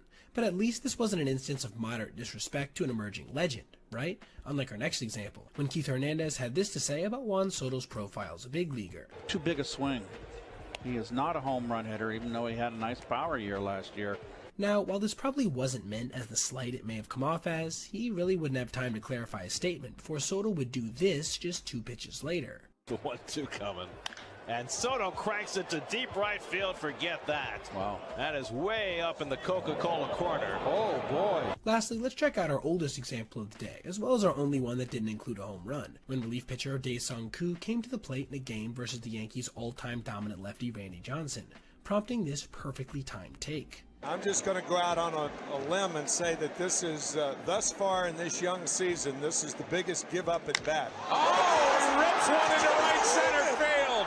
Take your words back. Perhaps even more satisfyingly, Koo would end up scoring later in the inning on a daring base running play, following a bunt fielded by the catcher. Sure, if replay review existed back then, he almost certainly would have been called out, but still, this should go down as one of the more entertaining innings ever registered at the hands of a relief pitcher hitting, especially with these moments becoming almost impossible to register as a result of the universal DH being implemented. And this profound instant karma moment in the call is certainly a huge part of its entertainment value.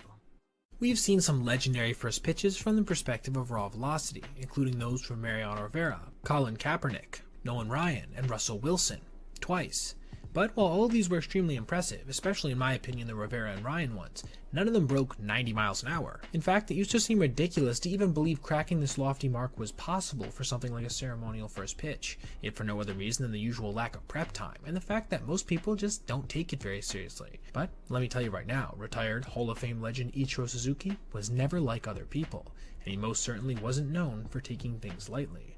Back before the opening night game at T-Mobile Field in 2022, Ichiro strode out to the mound in a full uniform for his first pitch. This was an obvious clue that we were in for something special, which he would deliver seconds later, on this absolute missile that was apparently clocked at 94 miles an hour. Yeah, he skipped all the way past 90 and almost climbed into the mid-90s. And while yes, he was a pitcher back in his amateur days and even managed to make an appearance in an NPB All-Star game, this was still insanely impressive and unexpected, especially considering the fact that he had actually pitched in an MLB game 8 years earlier, and had only topped out at 88.4 miles per hour. Since this first pitch, he's continued pitching once in a while, most notably in exhibition games versus high school girls, where he allegedly still gets up into the mid-80s at times. Regardless, I personally think that this record, which admittedly isn't tracked very closely, of 94 miles per hour on a first pitch could stand for many years to come, as somebody would now need to break the 95 mark, a number that's considered fairly fast for an actual MLB pitcher. Needless to say, that just doesn't seem very likely. One of my favorite kinds of home run has to be one-knee blasts. The way that it requires a hitter to just absolutely sell out is almost cathartic in a weird way, and it also results in some of the most unique-looking swings you'll ever see. But almost as a prerequisite of losing some of your balance mid-hack, most of these blasts aren't hit extremely hard, usually clocking in, from my subjective research, around 100 to 105 miles per hour in terms of exit velocity. That is, unless you're one of the most talented hitters in the major leagues today. I'm talking about Juan Soto, who just did something so rare we've only ever seen it happen once before, and it was over a half-decade ago. Facing Zach Gagnos in the 8th inning of a 4-3 ballgame, Soto got a split finger low on a 3-2, forcing him to go to a knee to stay with the offering. Yet, even in doing so, he still got enough of it to drive it out to right center, a 388-foot shot that gave him 2 straight days with a home run, helping him greatly in his attempt to recover from a slow start. But there was something else about this dinger that was significant, which was graciously pointed out to me in an email from Zane Fisher. Shout out to him for doing so. Being that this is only the second home run we've ever seen from a guy going down on one knee that was hit out at over 110 miles per hour. The other was a Ronald Acuna Jr. nuke off Robbie Ray, a 425-foot blast that left his bat at 114.3 miles per hour. That was registered all the way back in 2019, over 6 years ago at this point. As for the rest of the game, the Mets would go on to win by a final of 5-3, with Edwin Diaz striking out Britton Doyle looking on a 99-mile-per-hour heater to punctuate it. Still, the major event of this contest to me, at least in terms of skill required, has to be this swing from Soto. To have the ability to generate this much force while down on a single knee is simply incredible to me, and shows the kind of feats he's capable of performing at his best, which I hope we'll continue to see as he builds momentum heading into the dog days of summer. Ben Joyce is the hardest throwing pitcher in the big leagues, but we probably already knew that. So far this season, he set the all-time record for the hardest pitch ever thrown for a K at 104.7 miles per hour, hit a rounded up 105 on multiple other occasions, and has had the hardest average fastball in the big leagues at 102.1 miles per hour, a full 1.4 miles per hour faster than the next closest, Mason Miller. However, we've never seen him throw quite as hard as he managed to do yesterday versus the Dodgers, in perhaps the highest profile game of his major league career to this point, when he managed to hit 106 miles an hour. In the top of the 9th inning, he first faced Teoscar Hernandez, who he got to fly out to right field on a power fastball. He then struck out Will Smith on 4 pitches, none of which were less than 102 miles per hour, with his fastest being 104.4. He would go with a different tone to begin his next at-bat, getting Tommy Edman behind 0-1 on a nasty 86 mile per hour slider. He then threw a spinner right down the center of the plate for strike 2, with Edman taking it, obviously looking for the heater. Oh, and believe me, on the 0-2, that's exactly what he got, with Joyce ramping up and throwing a 105.5 mile per hour fireball for strike 3. This not only reset his all-time record for the hardest pitch ever registered on a strikeout, but marked the first time since 2016 that anyone has reached 106 miles per hour in the radar gun, roundups included. In fact, this finished just behind the all-time record set by Aroldis Chapman that season at 105.7 miles per hour. Both how Joyce has been going in recent days, that record itself might not stand for very much longer. Ryan Weathers first went viral back in 2020 when he made his first big league appearance during the playoffs, with this stat line from his high school career drawing a ton of attention in baseball spaces. Unfortunately, he would struggle for the first few years of his career after this, due to both injuries and underperformance, before getting traded and then getting an extended run with the Marlins last year, making 16 starts with a 3.63 ERA and 1.21 ERA plus through 86 2/3 innings. It wasn't a large sample, but it certainly was encouraging for the former first-round pick. And this year he's been even better, as after another early injury, he's managed to post a 3.28 ERA and 1.32 ERA plus through his first 5 starts. But unfortunately for him, he just had one of these appearances basically ruined, and it wasn't through any fault of his own, instead being at the hands of his catcher in one of the more bizarre injury scenes I've ever seen on a major league field. Getting ready to face the Rays in the bottom of the first, Weathers fired his final warm-up toss to catcher Nick Fortes, who then proceeded to pelt him in the back of the head with this throw to second. The lefty was, somewhat predictably, visibly frustrated on the mound afterwards, as he got up from the heap he collapsed into and snatched his hat back from Otto Lopez. You can see Fortes apologizing here shortly after as well. Here's a good angle on how hard that throw actually struck him. It was no joke. Thankfully, he would remain in the game afterwards, so I guess all is well that ends well, right? Not so fast. Not only would his performance dip pretty drastically in this contest, with him giving up 4 runs, 3 earned, in just 3 innings with 1 strikeout, tying the highest amount of runs he'd given up in an appearance all year, while also registering his lowest K total as well. But there was something even more concerning that occurred in the 3rd inning, when his fastball velo dropped off a cliff, going from 95 to 97 in his first 2 innings to between 90 and 94 the entire frame. Unsurprisingly, after striking out Jose Caballero to end it, he would come out of this game. After the contest, which Miami would go on to win in a wild fashion 11-10, Weathers would confirm that it was this blow to the head that was affecting him all game, saying in this quote, "I just felt very disconnected out there. It was kind of like that episode of SpongeBob where everything's on fire inside of his brain, and I just felt like I was in pure chaos after that happened." This was obviously really concerning to hear, as that sounds like the very definition of concussion symptoms. But thankfully, according to FDSN Marlins, he managed to pass the required protocol without issue, clearing him for baseball activities going forward. What a scary situation for the hurler, but thankfully one with consequences that seem to be, at least at this point, about as minimal as possible. The Dodgers walked off the Yankees in Game 1 of the World Series on a grand slam that was easily one of the most iconic moments in recent postseason history, with a hobbled Freddie Freeman serving as the unlikely hero. But perhaps an underrated villain in the story of this first game is that of Gleyber Torres' lazy fielding, an issue that has plagued the Yankees for years now, but in this one almost directly resulted in the game-tying run being scored in the 8th inning. Facing Tommy Kahnle with the Dodgers down to their final 5 outs, Shohei Ohtani proceeded to crush this changeup 114 miles an hour and 377 feet to right center field, where it clanged off the wall and back to Juan Soto. Now, Ohtani was more than content to just stop at second base with the game-tying run being in scoring position, but that wouldn't be where the play would end. You see, as the throw from Juan came in, Torres, instead of getting in front of the ball and deadening it, decided instead to take a swipe at it on a backhand, allowing the ball to trickle past him and Ohtani to get the biggest extra 90 feet of the entire contest. Why, might you ask? Because Mookie Betts would fly out to center field in the next at-bat, nodding the game at 2 on a sac fly that more than likely would have just moved Ohtani over to third, before Freddie Freeman would fly out to end the inning. And yes, while it's impossible to predict what would have happened if Shohei had indeed been on second, we can objectively say that the chances the game would have ended up tied would have been far lower. And considering this play only required a small amount of sound fundamentals and effort, it's just plain out and out inexcusable, especially in the late innings of a World Series game. So, What do you guys think? Am I being a bit hard on Gleyber here, or do you think his actions were as consequential as I'm making them seem? Let me know in the comments. Yadier Molina is one of the best catchers in Major League Baseball history, but this isn't news, right? I mean, that's what winning 9 Gold Gloves and 4 Platinum Gloves will do for you, stealing countless strikes along the way and throwing out a ridiculous 40% of base runners throughout a career that will go down in baseball lore forever. But this isn't to say that all base runners respected Molina at all times, with many of them certainly wishing that they would have after the fact.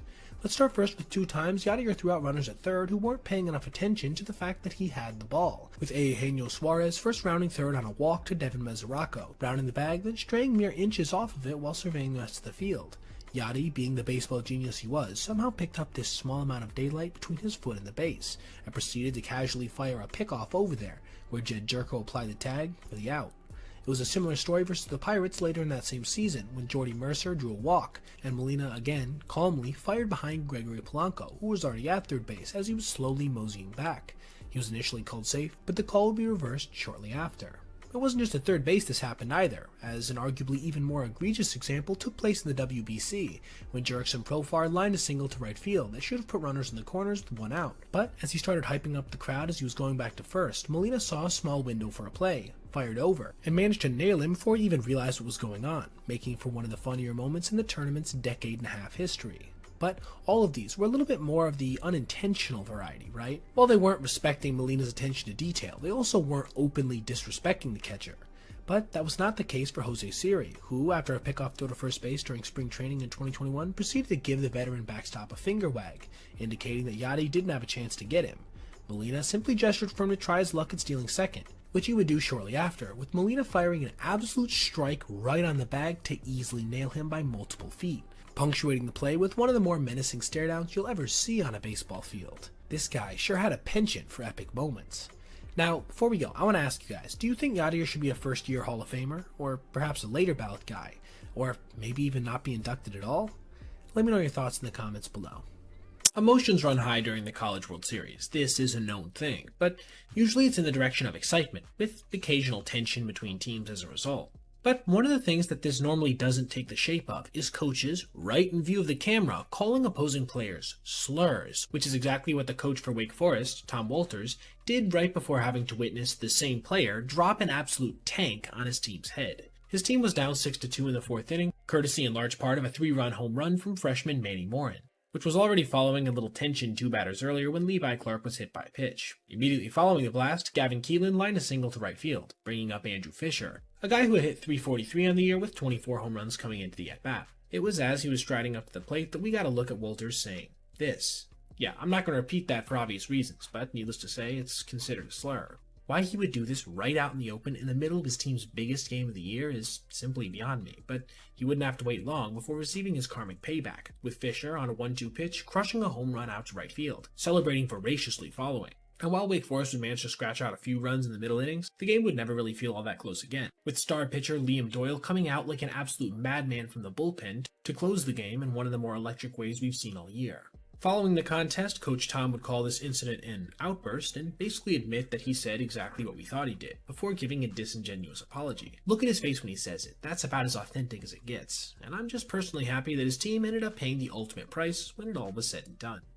Craig Kimbrell had one of the most dominant peaks for any closer in the history of Major League Baseball, as during his 5 years with the Braves, he posted a 1.43 ERA with a 2.66 ERA plus and 476 strikeouts in just 289 innings. He was completely untouchable, leading the league in saves at one point in 4 straight seasons. Since he left Atlanta, his career has seen its ups and downs, with the most recent season of 2024 being his worst where he managed to make significant appearances. Still, coming into this season, the Braves, more than likely because of his former dominance with them, decided to give the veteran righty a flyer. He then, in his first season with significant minor league time since 2010, proceeded to post a 2 ERA through 18 games, with 23 strikeouts and less than 1 base runner per inning. So when Atlanta decided they needed some bullpen reinforcements after a significantly rough stretch in the last few games, it was Kimbrell who got the call, with the team hyping up the appearance on social media, and then, following a scoreless appearance, deciding to cut him from the team.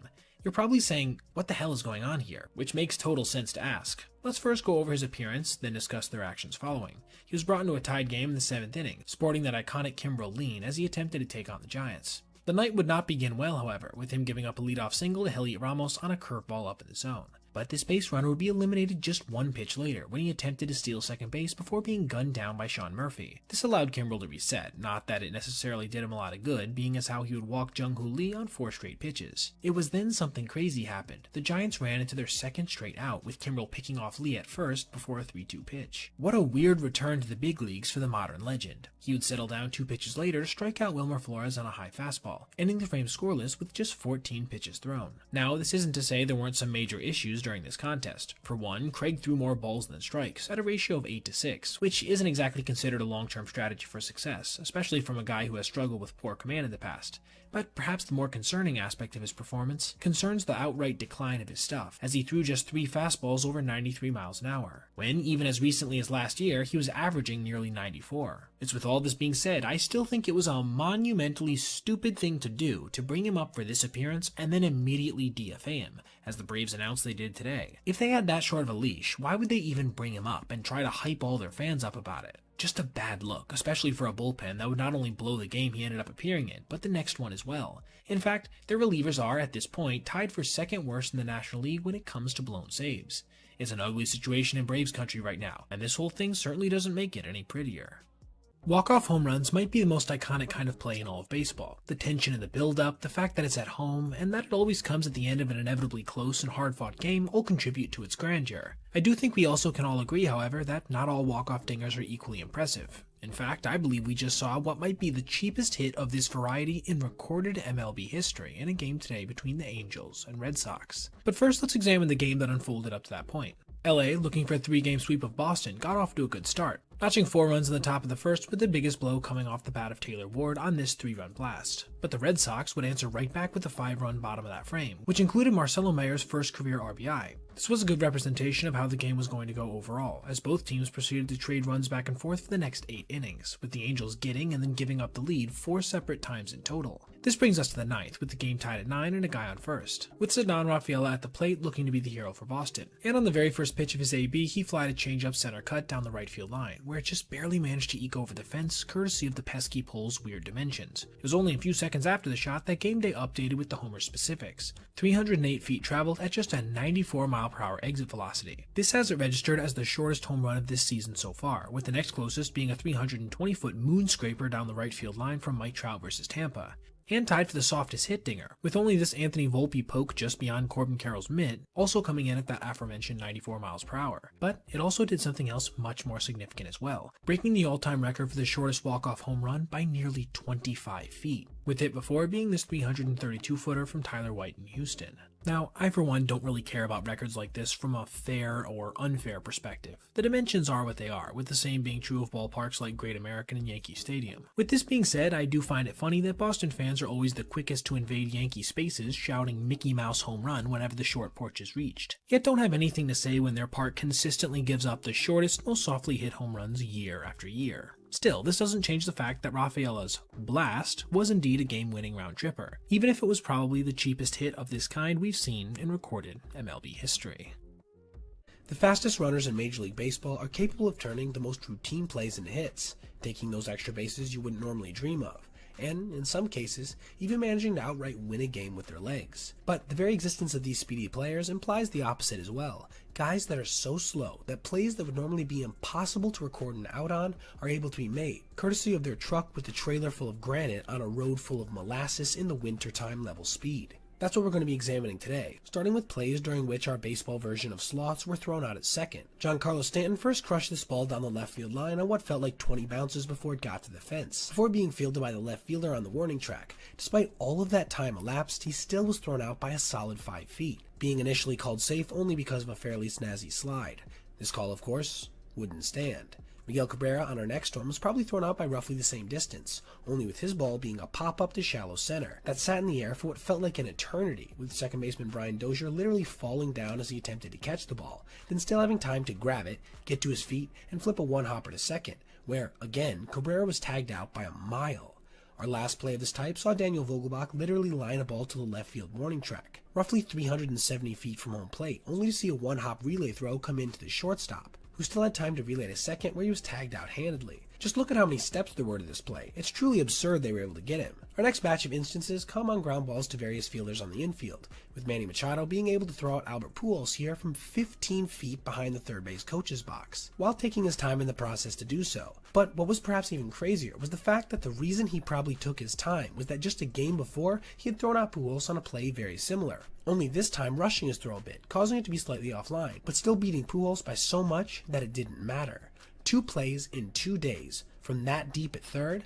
That just doesn't even seem possible. The same could also be said of this ground ball off the first base bag off the bat of Pablo Sandoval, which bounced into the air and hung there for multiple seconds, before Jose Abreu was able to come down with it and still have time to get the Panda at first base by a decent margin. Yadier Molina would get ejected on this play after he grounded a ball to deep short, only to see it be fielded by a diving Brandon Crawford who momentarily lost it, yet still had time from his knees to throw out the veteran catcher. He got kicked out for his helmet spike, though it is unclear whether or not the spike was at the call or at himself for being so insanely slow. Vogelbach appears again here, rounding out this section with a similar play to the last one, only with this one seeing a shortstop literally have to go quite a few feet into the outfield while trying to field this ball. You see guys getting thrown out from deep short all the time, but shallow left center field? That's not all too common. Lastly, let's look at 2 absurd double plays, with David Ortiz being up first on this ground ball to second baseman Brian Dozier, who fielded it, stumbled for a second, then flipped to home plate at a medium velocity. Yet the Minnesota catcher still had time to relay to first base to get Big Papi. This is the exceptionally rare 4-2-3 double play. And lastly, look at this effort by Andrelton Simmons, who slid to grab a line drive on a hop off the bat of Yasmani Grandal, then still had enough time to get to his feet, race to second, then relay to first for the inning-ending twin killing. Seems crazy to say, but I actually think he beat the runner that was going to second by less distance than his throw beat Grandal at first base.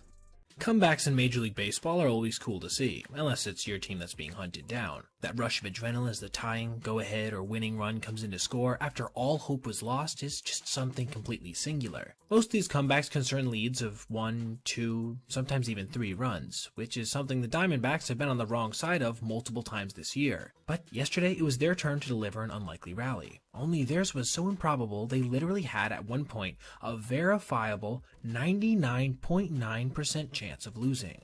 Facing the Braves, starter Brandon Pfaadt first dug his team a hole early by giving up 6 runs in the game's first 3 innings. His team would claw back 3 of these in the top of the 4th, but following 3 additional home runs by Atlanta in the ensuing innings, including one from Ronald Acuna Jr., they found themselves down big entering the 9th, with the score now sitting at 10-4. After Eugenio Suarez struck out to start the frame, their win probability was sitting at just 0.1%, nearly mathematically impossible in baseball terms. However, they hadn't heard any bell, with Lourdes Gurriel Jr. narrowing the lead with a solo blast, before Tim Tawa would draw a walk. Alec Thomas got down 0-2 in his at-bat before crushing a decently placed slider out to right field.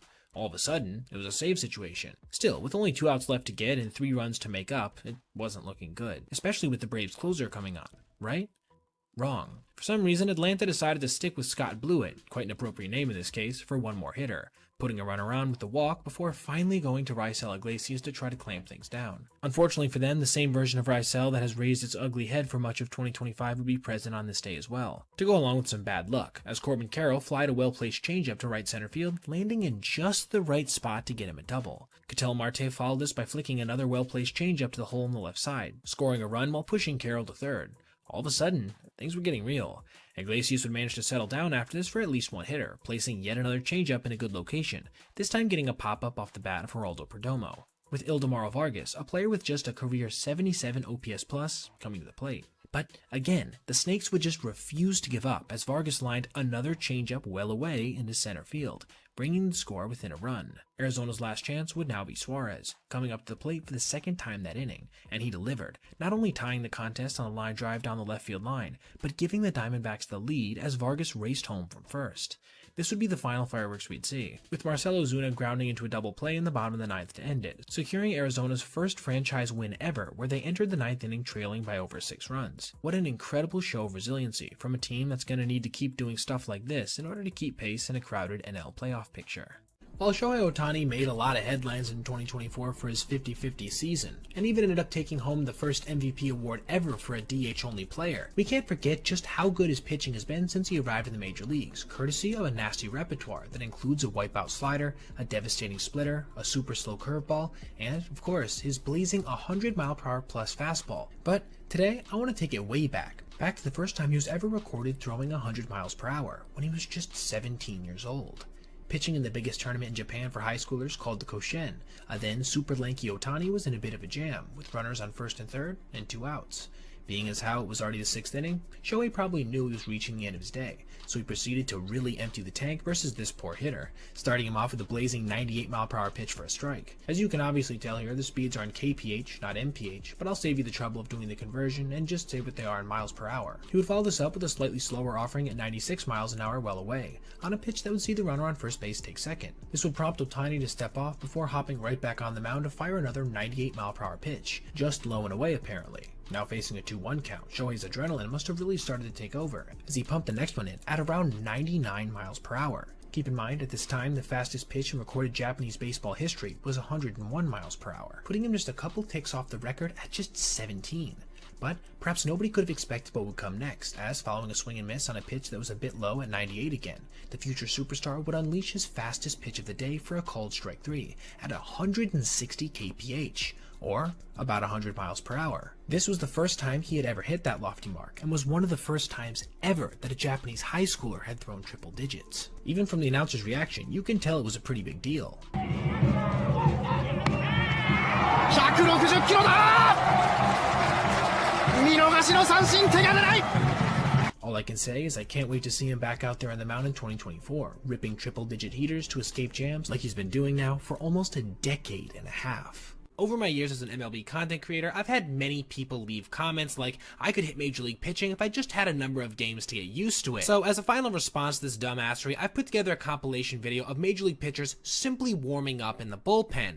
You watch this and tell me if you think you could even touch their stuff when they're going at 75, 80 to 85%. But if after watching this you're thinking you're somebody that still could, you're either A, a professional baseball player, or B, just completely out of touch. Also, shout out to Bullpen Videos, Dirk Hayhurst, Yes Media, and Ballhawk Sean for the footage. Go subscribe to them over on YouTube if you haven't already.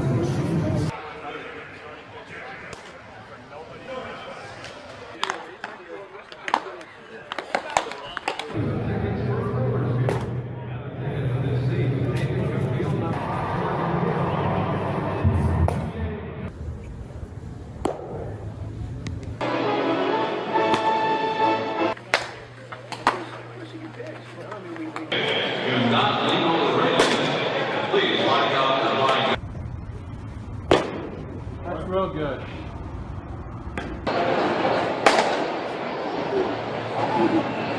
A couple days back, I made a video on a legitimately historic walk-off when Ceddanne Rafaela of the Boston Red Sox hit the cheapest walk-off home run in recorded MLB history, with it traveling just 308 feet, nearly 25 feet shallower than the next closest. Yet, even though I would consider this a weird moment because of its singularity, I don't think it quite approaches the bizarre nature of the walk-off we just saw yesterday, when the Rays won on a play I don't believe I've ever seen before on a major league field. Facing the Rangers, Tampa found themselves trailing 3-1 in the bottom of the ninth, due in large part to the contributions of Marcus Semien, who's been cold as the Arctic all year at the dish, but on this night managed to hit 2 solo home runs. In this frame, things would not begin well for them, as Brandon Lowe would ground out to Corey Seager off lefty Robert Garcia.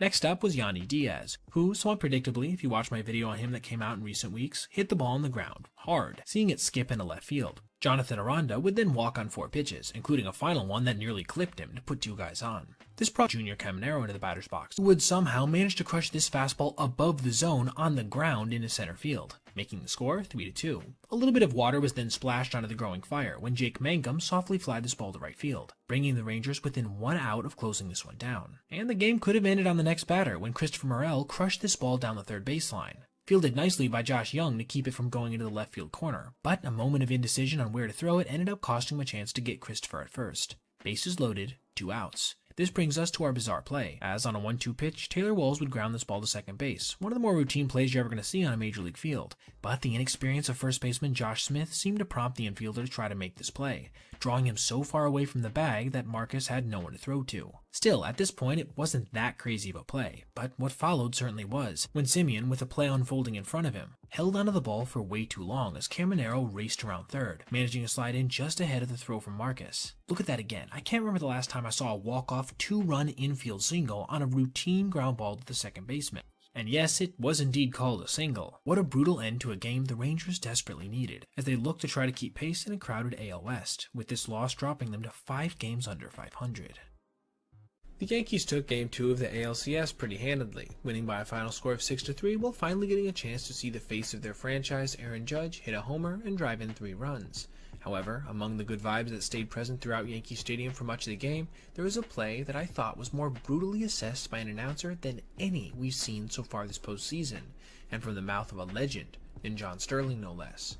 With 2 outs in the bottom of the 6th inning, Gleyber Torres took a 45-foot breaking ball that was blocked by Austin Hedges. But for some reason, Anthony Rizzo at second base with his slow ass thought it would be a good idea to try to advance on the offering, and got so far off of second he ended up getting trapped in a rundown before getting tagged out at third base. Now, keep in mind, Jazz Chisholm had gotten picked off of second base earlier in that very same inning, so both this play with Rizzo and that previous play with Jazz seemingly brought Sterling to his wits' end. At which point, he said this. On the way to third, back to second, back to third, tagged out, end of inning. Boy, if that wasn't the Yankees, that's what they do, run the bases like drunks. Now, that might seem a bit harsh if you just started watching the Yankees on that day, as every team makes base running errors. But being as how they actually posted the worst total in Major League Baseball this year in StatCast's runner runs at -12, it makes a bit more sense why someone who watches them every day would get this frustrated, especially when the score was so tight at that point in the game. That means, in my opinion, this was a reasonable crash out. I mean, after witnessing this for an entire regular season and now a postseason, a guy can only take so much. Now, I don't know what you guys think. Was Sterling a little harsh here, or do you agree with his frank analysis? Let me know in the comments. Edwin Diaz has had stretches of his career where he's been absolutely unhittable, putting up a K/9 mark of nearly 15 at about 420 innings. However, he has one major quirk that has at times held him back, giving up home runs, as during that same time he's also managed to give up 48 long balls, a few of which he's pointed at as if it was going to be routine fly ball. That's what we're going to be examining today, every single time in his career that he's done this. The first of these was versus the Angels way back in 2018. Justin Upton got a hanging slider right over the center of the plate and launched it out to deep center field, where it just barely got over the wall for the game-tying home run with 2 outs in the 9th. Baseball fans would have to wait over 3 years until his next point, this one versus the Pirates on a walk-off grand slam by backup catcher Jacob Stallings. To give him some credit here, that ball would have only been a home run in 19 out of 30 MLB ballparks. The same could not be said for the next dinger he gave up of this kind versus Bryce Harper and the Phillies, on which this titanic 442-foot go-ahead home run would have been a home run in every single Major League ballpark. We then fast forward to the next season in Arizona with 2 outs in the 9th when he hung a slider to Dalton Varsho, which barely snuck over the right field wall. The replay isn't very good here because the camera didn't stay on him for that long, but it's clear he did it. That then takes us to the present day, where Diaz, who has since stepped down from the closer role, gave up a monstrous 428-foot home run to dead center field versus a terrible Marlins team, blowing a save in the process. Here's to hoping going forward he can get back to his dominating ways of years past. The Dodgers have been one of the best hitting teams in all of the big leagues so far this year, having the best batting average, being tied for the most home runs, and having the second best OPS. And it was yesterday that their squad, containing perhaps the largest collection of future Hall of Famers of any team, managed to pull off a feat so rare we haven't seen it in over a decade. But here's the thing, it wasn't in any way positive. Facing the Cardinals, LA put their first runner in scoring position on the second batter of the game when Mookie Betts crushed a double down the left field line. But staff leader Sonny Gray would bear down to retire the next 2 hitters, Freddie Freeman on a strikeout and Teoscar Hernandez on a routine grounder to shortstop. In the second inning, it was Andy Pages and Michael Conforto who went back-to-back with hits of their own, putting 2 guys on with again just 1 out. This time it was Tommy Edman and Dalton Rushing's turn to leave some ducks on the pond, with each hitting the ball fairly well, but not hard or far enough to get over the wall or someone's head. Things started getting a little more notable in the 3rd inning, when Shohei Ohtani and Mookie Betts led off the frame with back-to-back singles, only to, yet again, get stranded after Max Muncy followed back-to-back strikeouts with a routine fly ball to right field. The next 2 frames would be devoid of action, with no one managing to get on for the Dodgers at all. But they were right back to threatening in the 6th when Teoscar Hernandez lined a bullet 112 miles an hour to left center field, hustling into second with a 1-out double.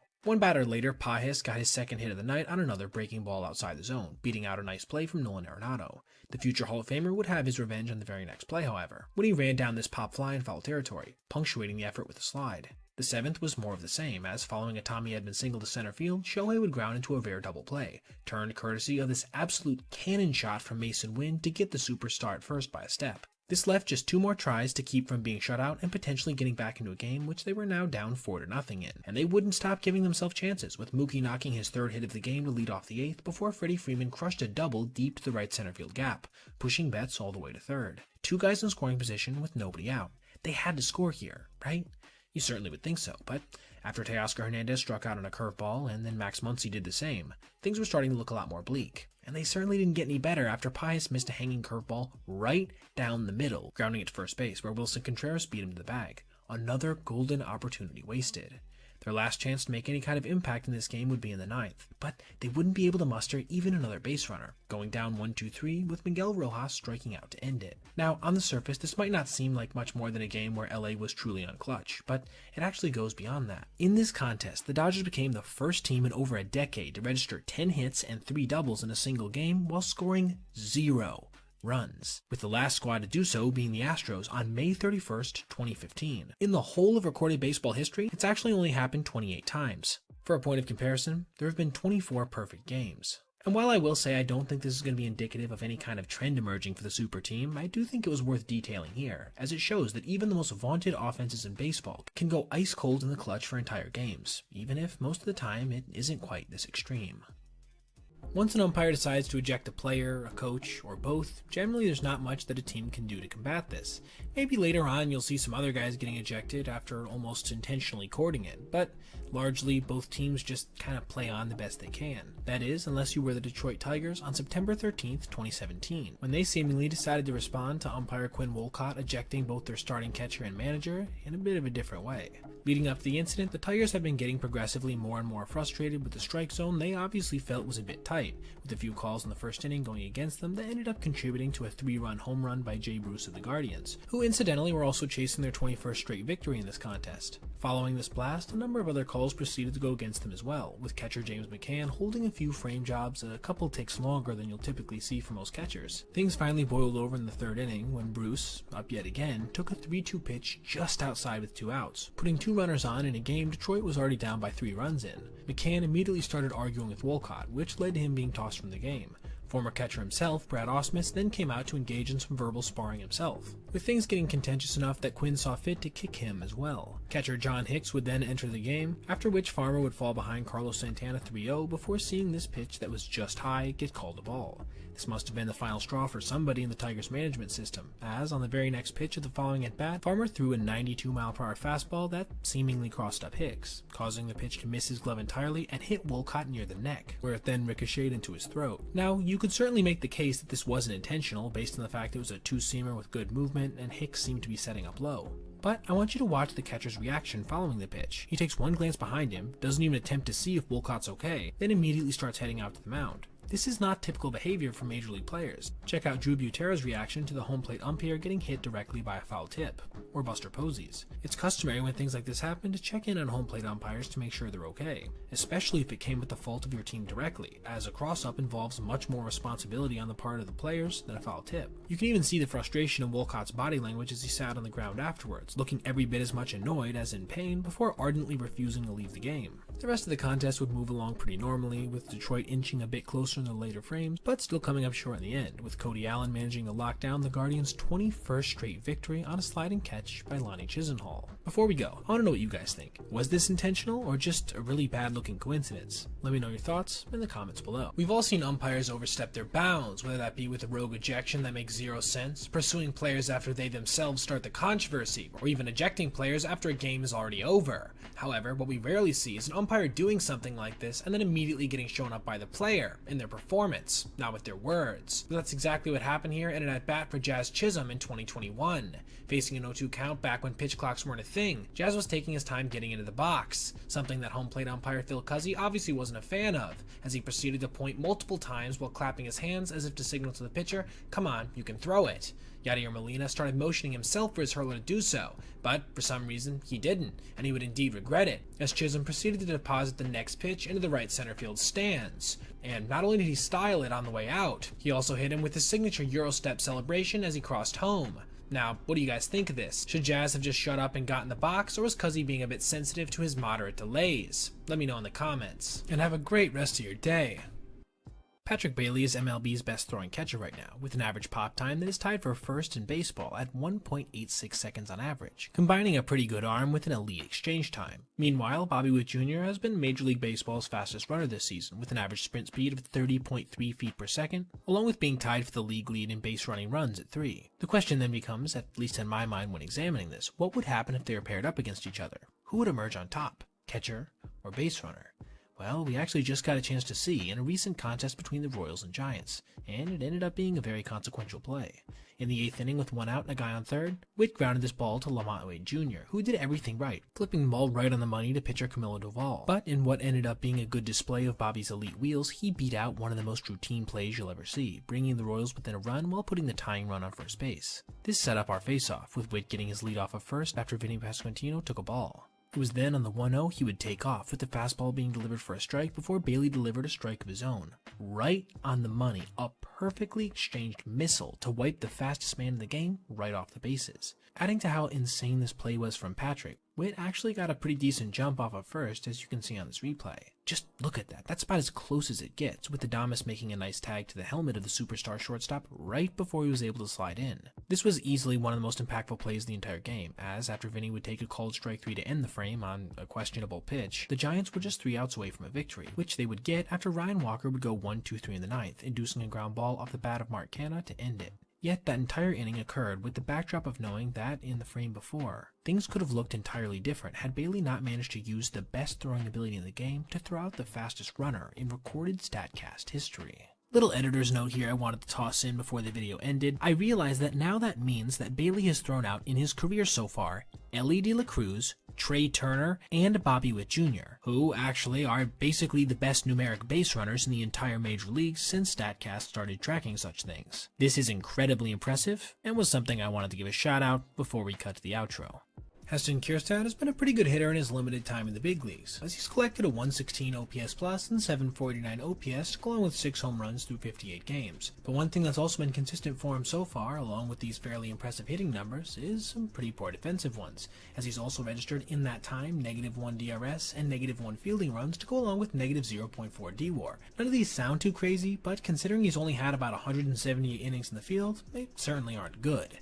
And we just got an example of why on a play versus the Royals, when he messed up a 99% catch probability, not even really getting close to the ball in the process. Facing veteran Salvador Perez, Dean Kramer induced a fairly deep fly ball to left field with 2 outs. Kjerstad came over, circled, and then proceeded to take a really odd route to the ball before panicking, nearly falling and seeing the ball fall maybe 5 feet away from him. This easily led to a run as Bobby Witt Jr. was on the move with 2 outs and a 3-2 count. Just look at that play again. It's like he had no idea how to read it. Here's an alternate angle provided by the Warmonger on Twitter. It looks even worse here, as the amount of wasted distance that he covers in almost a circular motion before again getting nowhere close is honestly kind of impressive. And I'm not being hyperbolic when I say this play gets made 99% of the time, as that's the number that was actually provided via StatCast, meaning this is one of the rarer plays we'll see not made all season. This would end up being the start of a pretty rough day for Baltimore, who would end up also giving up a bases loaded single later on in the 8th before finally getting closed out 8-2.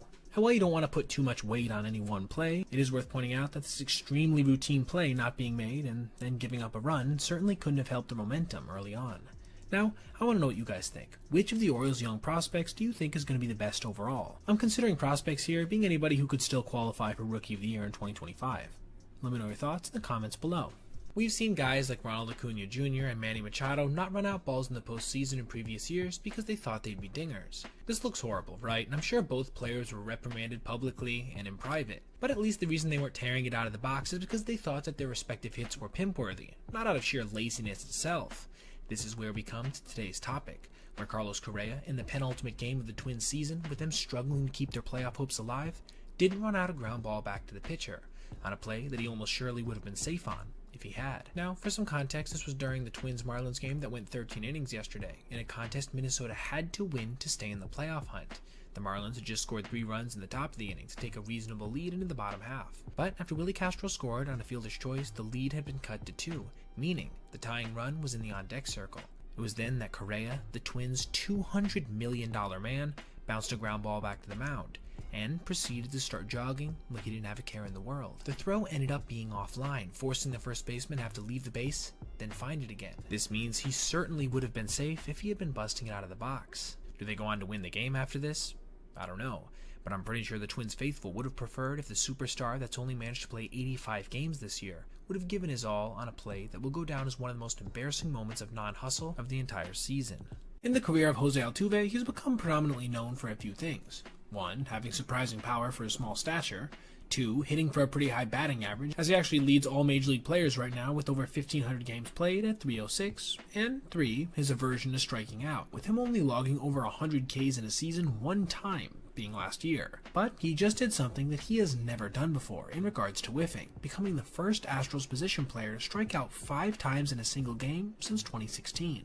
It started in the first inning when he led off the game versus Joe Ryan, swinging and missing at a slider high and away. Not a pitch you'd normally see him chase. He managed to work a little harder in the next at-bat, this time up getting the count to 3-2 before swinging and missing at a fastball high. His third at-bat would look much like his first, with another whiff on a slider high and away. This is a rarity for Jose. While he might strike out once in a while, you don't normally see him strike out on basically the exact same pitch from the same pitcher 2 times in a 3 at-bat span. Thankfully for him, this would be the last time he'd face Joe Ryan, but that wouldn't mean anything would get easier for the 5'6" superstar, as the next time up, he got blown away at the top of the zone on a 99-mile-per-hour missile from Jorge Alcala. This tied his career high for strikeouts in a game with 4, but unfortunately for him, his struggles were yet to end, as with a runner on second and 2 outs in the 9th, he would take a nasty, perfectly placed sinker right over the outside corner. Just look at the movement on that pitch. And the fans' reactions behind home, as they were certainly loving it. This set a new career mark for him with 5 punch-outs in a single contest. Yet, despite Altuve's struggles, the Astros were able to pull out a win courtesy of 3 hits from Brendan Rodgers and some dominating pitching. Still, this is probably the worst game of Jose's life, and perhaps the only time we'll see a future Hall of Famer K that many times in one game all year. Now, I want to know what you guys think. Are the Astros taking the AL West in 2025, or are you leaning more towards one of the other teams in the division? And if so, who? Let me know your thoughts in the comments below.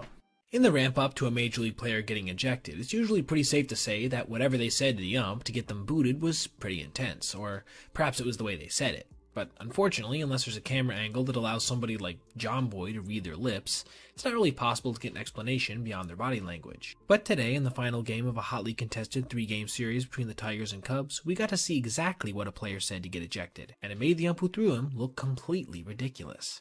Before we get into this further, shout out to Tanner Cox, who sent me an email asking me to detail this. Feel free to do the same if you ever witness a play that you want to see me break down, at the email address I give in the outro. Anyway, let's get to the game, which saw Detroit jump out to a 2-0 lead, courtesy of a first-inning 2 RBI double from Spencer Torkelson, a shot that just missed being a torque bomb. Both offenses would be pretty quiet for the next 4 frames, with the score remaining at 2-0 into the 5th, before Dansby Swanson lined a curveball into the left field corner, getting on second base with nobody out. This brought Nico Horner up, looking to at least get the runner to third. But on a 2-2 pitch, he would take a fastball well low and inside, only to see it be called strike 3. This obviously frustrated the righty, who turned to home plate ump Derek Thomas and said this.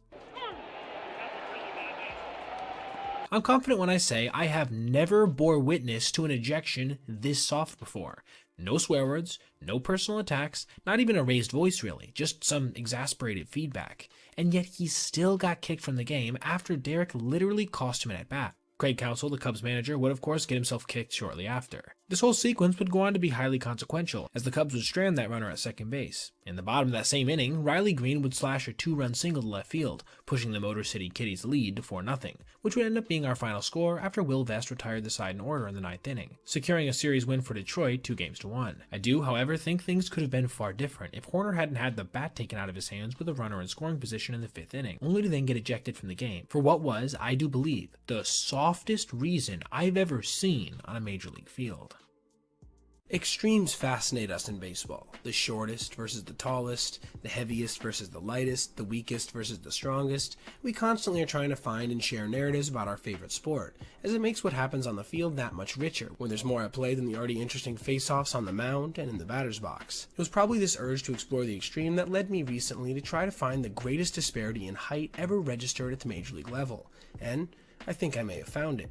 Or, in this case, them. Because, you see, I believe there's a two-way tie here, as 5'5", sometimes 5'6" second baseman Jose Altuve has twice faced off against pitchers 1.5 feet taller than him, which is going to be what we're looking at today. Let's start first with when he faced off against 6'11" John Roush, who was tied for the tallest player in MLB history, way back in 2012. In this case, the broadcast certainly made a pretty big deal of the matchup, showing graphics and at multiple points cutting to side-by-side comparisons. As far as the actual at-bat went, Altuve would take a fastball at 91 miles per hour for strike one before working the count to 1-2, eventually flaring a little line drive to first base.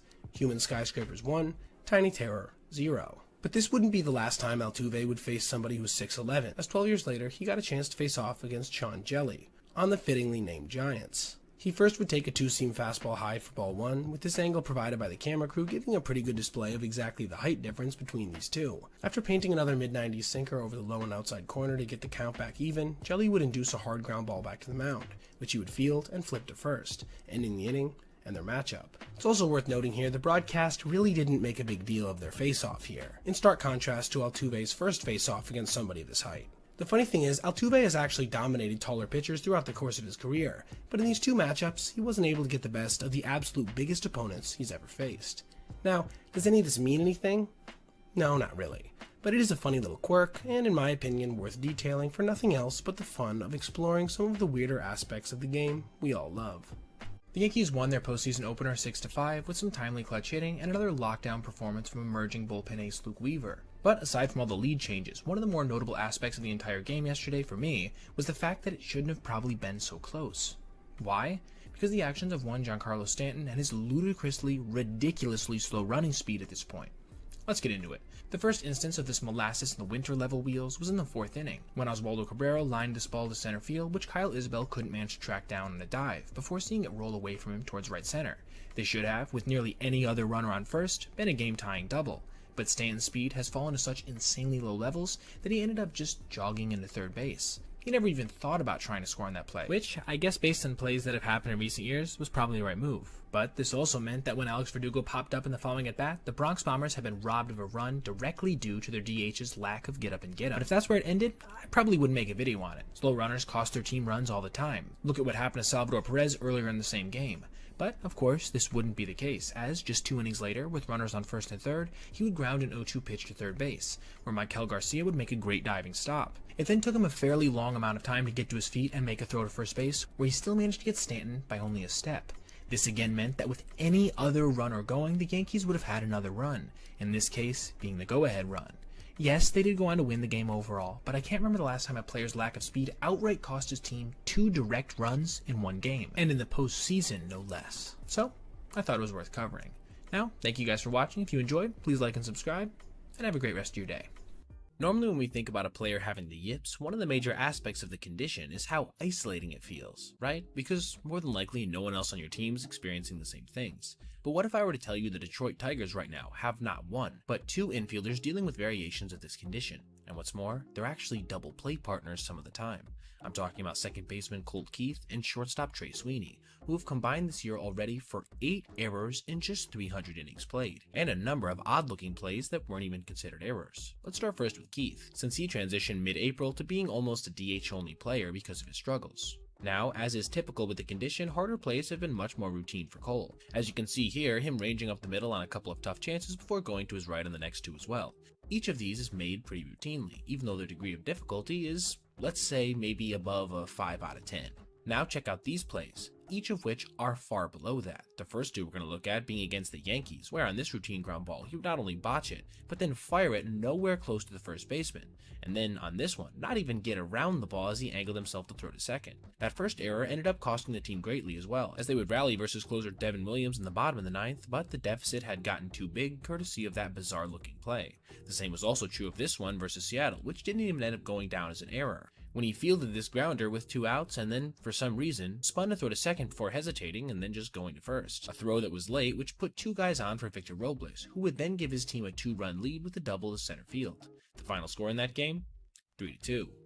Recently, in one of the few games he actually did get to start at second, we even saw him make this play where he didn't even try to get the out going towards the bag, even though the runner wasn't particularly close, turning what should have been a first and third situation with 1 out into a second and third, which is obviously substantially worse. But I will say a lot of these are more of a modified version of the yips, being that it's affecting his glove work right now and decision making more than just his throwing arm.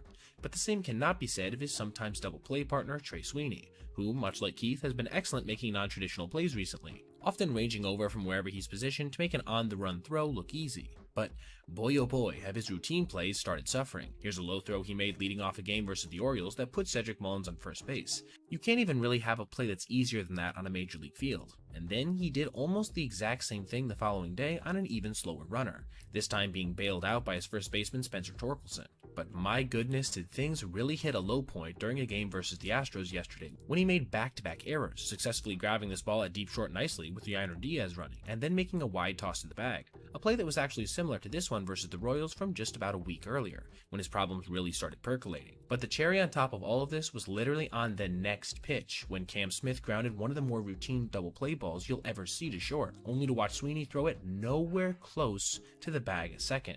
Gleyber Torres really did all he could there, but it was of no use. The Stros would go on to score 4 runs before that inning was over, and then, much like in the game versus the Yankees, the Tigers would rally back to immediately score 2 runs of their own, but the damage was already done, resulting in an 8-5 loss. I hope both of these guys can figure out what's going on sooner rather than later, because you just hate to see Major League players struggling with problems that are purely mental. Still, I don't think I've ever seen double play partners afflicted with the yips at the exact same time, which is certainly something the Tigers will want to see rectified, especially if they're ever going to pair these two together going forward. Umpires getting frustrated over the course of a game isn't all too rare in the major leagues, but this usually takes the form of a quick trigger ejection, or maybe, if the situation becomes intense enough, multiple kickouts in quick succession. But what might have never happened in the history of Major League Baseball is an umpire on the first batter of the game becoming so incensed at a specific team that he literally refuses to call strikes for them. But on August 14th, 1995, in a game between the White Sox and Angels, this is exactly what happened. Starting pitcher Mike Bertotti started off the game with a fastball high, which seemingly crossed up the White Sox catcher, leading to home plate umpire Ken Kaiser getting hit squarely in the mask. Now, it's possible that this was just a mix-up with the signals, but Kaiser certainly didn't seem to believe so, as he, right after, instead of handing a new ball back to the catcher or firing one out to the pitcher, proceeded to roll it towards the mound, in a manner that definitely seemed passive-aggressive. This was further affirmed by the fact that he literally called ball 2 before the pitch had even landed in the catcher's mitt. Check out this hilarious reaction from the hitter, Tony Phillips, who looked back at the umpire in confusion and perhaps a bit of bewilderment. On the next offering, again before the pitch even got to home plate, Kaiser turned towards the White Sox dugout and ejected White Sox manager Terry Bevington, in the process calling a second straight pitch that was probably a strike, a ball. This would obviously prompt a big argument between him and Bevington, during which Kaiser literally pointed to his head, seemingly telling the White Sox skipper straight to his face what he thought he did. Things would heat up a bit further from here, with a few choice words being uttered that you don't need John Boy to decipher, before Covington would finally depart. Funny enough, even though the final score of this game would end up being 11-10 in favor of the Angels, the White Sox would only see 3 walks be called on their pitchers for the rest of the night, with 2 of them coming from Bertotti himself, in just an inning and 2/3, during which he saw just about half his pitches be called for strikes. Stealing home plate. It's probably the most epic thing you can do on the bases, as it is not only exceedingly rare, but extremely hard to pull off, with most guys getting theirs on first and third throwdowns and such. But once in a while, we see a straight steal of home, which is what Jarren Duran managed to do in a recent game versus the Guardians, courtesy of a near 60-foot lead off of third base. Facing rookie pitcher Doug Nikhazy, Duran first crushed an 0-2 fastball high down the right field line, easily scoring the runner from first while allowing him to scamper all the way to third base with a 2-out RBI triple. This is where our theatrics would occur, as Duran got his lead off the bag, then inched out a little further and further before taking off, with the lefty Nikhazy's back to him, This would allow him, after the pitch was delivered, to sneak in just ahead of the tag, netting the Red Sox their 6th run of the day through just 2 2/3 innings. This mad dash took Duran 2.88 seconds, courtesy of his StatCast verified 59.4-foot leadoff, a distance that no runner should be allowed to get off any base. To Doug's credit, he did go ahead and deliver the pitch, which is most of the time the best approach, considering you lose velocity if you don't do so, but unfortunately for him, the offering was a little high as well, creating a further distance for the catcher to have to tag. And while the Red Sox would only end up getting one more run in this game, courtesy of this really funky looking play later on in the contest, they would still emerge victorious, 7-3, with the final 2 outs being registered on 101 mph plus fireballs from the Cuban Missile, in an appearance I might end up making a video about as well. Still, arguably the single biggest highlight from the entire contest has to be this steal from Duran, which might have featured the biggest leadoff on a swipe of home I've personally ever seen. Now, thank you so much for watching, and I hope you enjoyed. Also, if you ever see something you'd like to see detailed in the Made the Cut video, whether that be a specific play or a narrative surrounding a certain player or team, feel free to reach out to my email, basebpoet@gmail.com. That's BASE, letter B, POET@gmail.com. If I use your idea, I'll be sure to give you credit. Have a great rest of your day, and I'll see you in the next one. There's a wide spectrum of infield hits out there. There's the guys that are so fast they turn routine ground balls into singles, the perfectly placed knocks that can allow even the slowest runners to reach with a batting average raising slap shot, and of course the ones that are a combination of both of those. But what if I were to tell you that back in 2013, Gregor Blanco, a normally pretty routine swinging lefty, utilized a unique approach, one rarely if ever seen at the major league level. He started running before he even made contact with the ball. Facing Adam Wainwright in a 3-0 game of the 6th, Blanco got a fastball away. He then proceeded to, almost as if he was drag bunting, start his movement towards first base, then swing, slapping the ball to short where Pete Kozma nearly threw him out at first, but he beat it barely on a slide. By such a small margin, it was obvious that the only reason he was able to reach was because of this unique approach.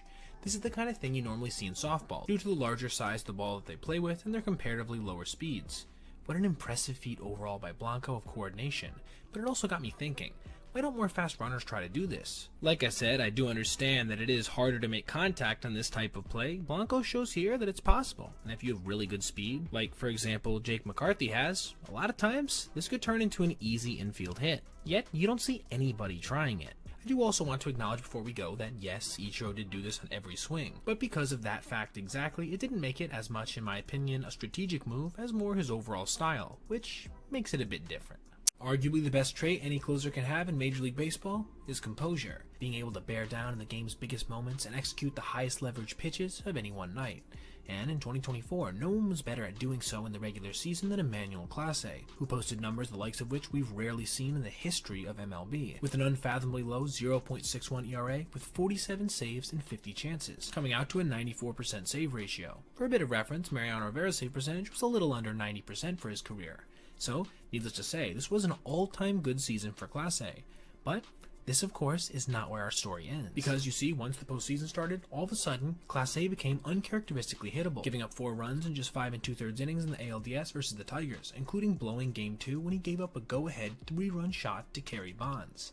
But it would be in the ALCS that he would truly have his ass handed to him, and respond in, let's say, an interesting way. His first appearance of the series would come in Game 3 when he took the mound versus the Yankees with 2 outs in the 8th inning, before immediately giving up a game-tying 2-run shot to one of the postseason's coldest hitters, in Aaron Judge. That was bad enough, but it wouldn't end there, as the very next batter, Giancarlo Stanton, would then take him deep to center field for a go-ahead shot. 2 batters faced, 2 home runs, and the Guardians now trailed. This game would be salvaged in that the Guardians would go on to tie it with 2 outs in the 9th and then win it in the 10th. But Clase wasn't satisfied with letting this result speak for itself. You see, following the contest, he would post this to his Instagram story, basically showing off all of his accomplishments.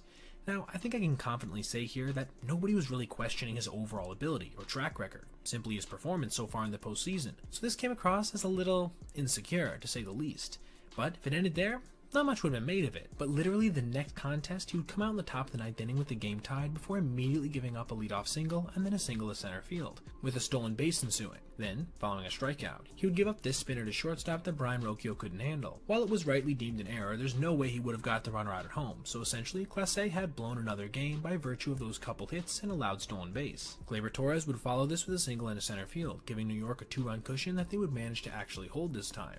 So, to recap, Clase had blown Game 3, gotten bailed out, flexed all of his accomplishments on social media to an audience of confused onlookers, then immediately blew Game 4. Just not a good look, and one of the more underrated stories of the postseason. While he would go on to have a scoreless Game 5, it was simply too late for the Guardians to come back, as they would go on to lose the series 4-1. Now, what do you guys think? Was this a bit of a cringy move by Class A, or can you understand the thinking behind it? If so, what do you think the exact thought process was? Let me know in the comments below. Laz Diaz had a heartwarming moment earlier this year when he outright apologized to an MLB player for missing a call, screwing up this pitch away to Christian Campbell before saying, "Hey, that's on me. That's on me." This was a welcome departure from the egotistical reactions you normally see from Major League umps, but unfortunately, today's video will not be complimentary to Diaz, as he just made, verifiably, the worst call in recorded Major League history. The Rangers were facing the Rays in a 1-0 game with Jake Mangum at the plate versus Tyler Mahle. The AB started with a perfectly placed sinker low and away, fouled off down the third baseline. Mahle then continued to dot locations. On the 0-2, we would see Tyler try a changeup and miss badly away, or at least you would think this would be a bad miss, right? But I'm not so sure based on what we saw in the next offering, as on the 1-2, Mangum had to watch as Diaz called him out on a slider that really wasn't all that far off from the previous pitch, not even in the same area code for strike 3. Just look at that. That almost touched the chalk of the right-handed batter's box. One of my favorite umpire grading accounts, Umpire Auditor, would then come out with the revelation last night that this indeed was the worst called strike 3 in recorded history, as it missed outside by 6.83 inches, literally over half a foot. This broke the previous record held by Angel Hernandez at 6.78 inches. To his credit, at least Laz didn't blow the prior 2 calls like Angel did. Now, for those that want to dispute me saying recorded history, keep in mind that Umpire Auditor has been doing this literally since before the invention of StatCast, so any call that can be properly measured has indeed gone through their system. And yeah, I do personally think there's a high chance that the iconic Eric Gregg game probably featured worse calls, but those aren't able to be measured in the same exact nature as the ones in our modern era, so they aren't admissible for consideration. In the same way a hard hit ball from Barry Bonds can't be considered for exit velocity records. To miss a call like Laz did to Campbell is one thing, especially with his reaction afterwards, as every ump makes mistakes once in a while. But this is just flat out inexcusable in comparison. To miss a call as consequential as a strike 3 on an offering over half a foot off the strike zone is just plain ridiculous, and it turns out record-setting in the most dubious way possible. Bobby Witt Jr. is having a truly elite season by pretty much any metric you can look at, even if it isn't quite as good as last year. Whether it's being on track to be worth over 7 WAR, having 44 extra base hits through 88 games, or throwing up a 131 OPS plus as an elite Gold Glove quality shortstop. But one aspect of his game that might get a little underrated is his pure base running ability. I'm not even talking about his ability to steal bases, which, by the way, he's on track for nearly 50 of those this season. No, instead, I mean purely running the bases, which he's managed to do to the tune of being worth the second most runs in this category since he made his debut in 2022 per StatCast, with the difference between him and third place finisher Trey Turner being the same as between Turner and 8th place finisher Bryson Stott. And he may have just pulled off the craziest move we've ever seen from him yesterday versus the Mariners. It was in the 7th inning of a 1-0 game when Bobby came up to the plate, facing hard-throwing reliever Carlos Vargas with 2 guys on, and he delivered, managing to flip a soft line drive into the left center field gap, scoring the go-ahead run and pushing trail runner Jonathan India to third. Witt would then, on the 1-0, manage to steal second base without a throw, putting 2 guys in scoring position for cleanup hitter Vinny Pasquantino, which was immediately followed by the hulking lefty grounding a cutter into right field, easily scoring India, with Bobby getting the wave around third. Unfortunately for him, getting beaten handedly by the throw from the outfield, yet still somehow managing to get around the tag to score. That was obviously impressive at first glance, but it's only after we look at the slow-mo here that it truly becomes a nearly otherworldly move. Look at how he starts his slide. He was going to try to touch the plate with his left hand, but then seeing the ball is in the catcher's mitt, retracts it at the last second before contorting his body away from the glove and touching the plate with his right. This is a combination of an incredibly high baseball IQ to be able to think that fast in an instant, and also a crazy feat of athleticism being able to actually make the adjustment that late. And this would prove to be a very consequential play as well, as the Mariners managed to rally in the 9th inning to score a run off of Carlos Estevez on a homer to center field from Dominic Canzone, a shot that would have tied the game if not for Witt's maneuvers. Carlos would then go on to allow a couple more base runners before managing to retire Julio Rodriguez on a strikeout, and then MVP contender Cal Raleigh on a soft ground ball to the right side, securing a much-needed win for the Royals as they look to keep pace in a crowded AL wildcard picture. Now, before I go, I also want to give a shout out here to Chase Mydroff, who, a couple games back, also pulled off one of the more intelligent slides you'll ever see, yanking his leg back at the last second to get in safely. Unfortunately, on this day, I was knee-deep in other videos, so I didn't get to cover it, but I had to give it some kind of acknowledgement for how cool it was. So I thought here, at the end of another video on sliding, would be the best place to do so. It's no secret the Atlanta Braves have been struggling this year, but it has not at all been because of their undisputed ace at this point, Chris Sale, who's managed to follow up a Triple Crown Cy Young winning season in 2024 with basically the same campaign in 2025. But perhaps even more importantly, up until just recently, he was again on track to throw over 170 innings as well, a mark he hit last year for the first time since 2017. But unfortunately for him and Braves fans everywhere, he's going to be on the shelf for a little bit after he sustained an injury during his last start. But here's the thing, the injury was a peculiar one that you rarely ever see for a pitcher. Chris was on the mound versus the Mets a couple days ago, coming off of back-to-back starts where he allowed 1 run and struck out over 10 while pitching at least 6 innings. Truly dominant stuff. And this wouldn't change at all during this outing, as he began his night with a punch-out of Francisco Lindor on his signature slider, his only K up until the 3rd inning, when he basically did the same thing to rookie Ronnie Mauricio, only with this one coming in a lot lower. Next, it was Pete Alonso's turn to bite the dust, then Lindor again on a perfectly placed called strike 3 to end the 5th. Alonso would join Lindor in the multi-K club before Sale registered his first strikeout on a pitch other than the slider, pinpointing his 4-seamer inside to Brandon Nimmo to lead off the 7th. New York would then manage to put every ball in play over the next inning and a half, but not with any damage, meaning that as Sale began the top of the 9th, he had a chance to accomplish something he hadn't done since 2019, throw a complete game. The first batter he would face was Juan Soto, who managed to barely make contact on a slider away, tapping a ground ball that Sale himself made a diving play on, soaring through the air like Superman before securing it and flipping a first for an out. But I want you to pay special attention to his face here on the replay. Keep that in mind for later. He would then punch out Pete Alonso on a fastball away before getting 2 strikes on Nimmo once again, only to see him flare a little single out to left field, driving him out of the contest 1 out short of the complete game shutty. Raisel Iglesias would then get the last out of the game, securing the contest for Atlanta and getting Sale his 5th W of the year. But it would be revealed earlier today that this start had come at a heavy cost, in particular that play in the 9th inning, which apparently had resulted in Sale suffering a fractured rib cage, putting him on the 15-day IL, with no timetable for a return at this point. To quote his manager Brian Snitker, with bones like that, they've got to heal before you can start the process, but I have no idea how long that'll be. This is a real tough break, no pun intended, for not only the Braves, whose struggles are almost not even worth repeating at this point, but also Sale himself, who has found himself trying to chase down multiple major milestones on the way to securing a place for himself in Cooperstown. And this injury, which may rob him of a significant portion of the remainder of this season, certainly isn't going to help in this journey. Clayton Kershaw seemed to be written off in many baseball circles after his rough 7-start sample size last year, with many saying he was washed up after he posted a .450 ERA with a below-average 88 ERA+, while toting diminished stuff. But this season, after making yet another lengthy recovery process from injury, he's managed to excel once again, with a .325 ERA and 121 ERA+ through 6 starts. The stuff may still be down, but he's executing it much better than last season, and he just had his best appearance of the year so far, arguably versus LA's biggest rival in the Giants, going 7 innings while giving up just 3 hits, 1 walk, and striking out 5. But it was in this start he also did something else he hasn't done in almost 10 years, throw an eephus pitch under 50 miles an hour. But first, let's break down the actual start. He would begin his night in a less than preferred way by walking Jung-Hoo Lee on 8 pitches. But the veteran wouldn't let this get him off center, eventually inducing an inning-ending double play off the bat of Heliot Ramos. The 2nd inning would go off without a hitch, getting 2 more ground balls and a pop-up.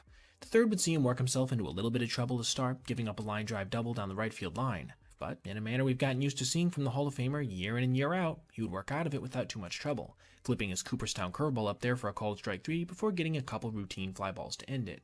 A quiet 4th would then be followed with a 5th that began exactly like the 3rd, with a hard hit double, this time off a curveball. But if you couldn't guess by his final line I detailed, just like before, he would manage to retire the Giants without giving up anything, again utilizing that all-time good Uncle Charlie to end the frame. He would then use this pitch to de-helmet Lee in the following frame, in which he gave up another hit, but not much else. It would be in the 7th now, with a 10-0 lead, that he would face off against a familiar foe in Wilmer Flores, starting off the at-bat with an 86-mile-per-hour fastball perfectly placed for strike 1.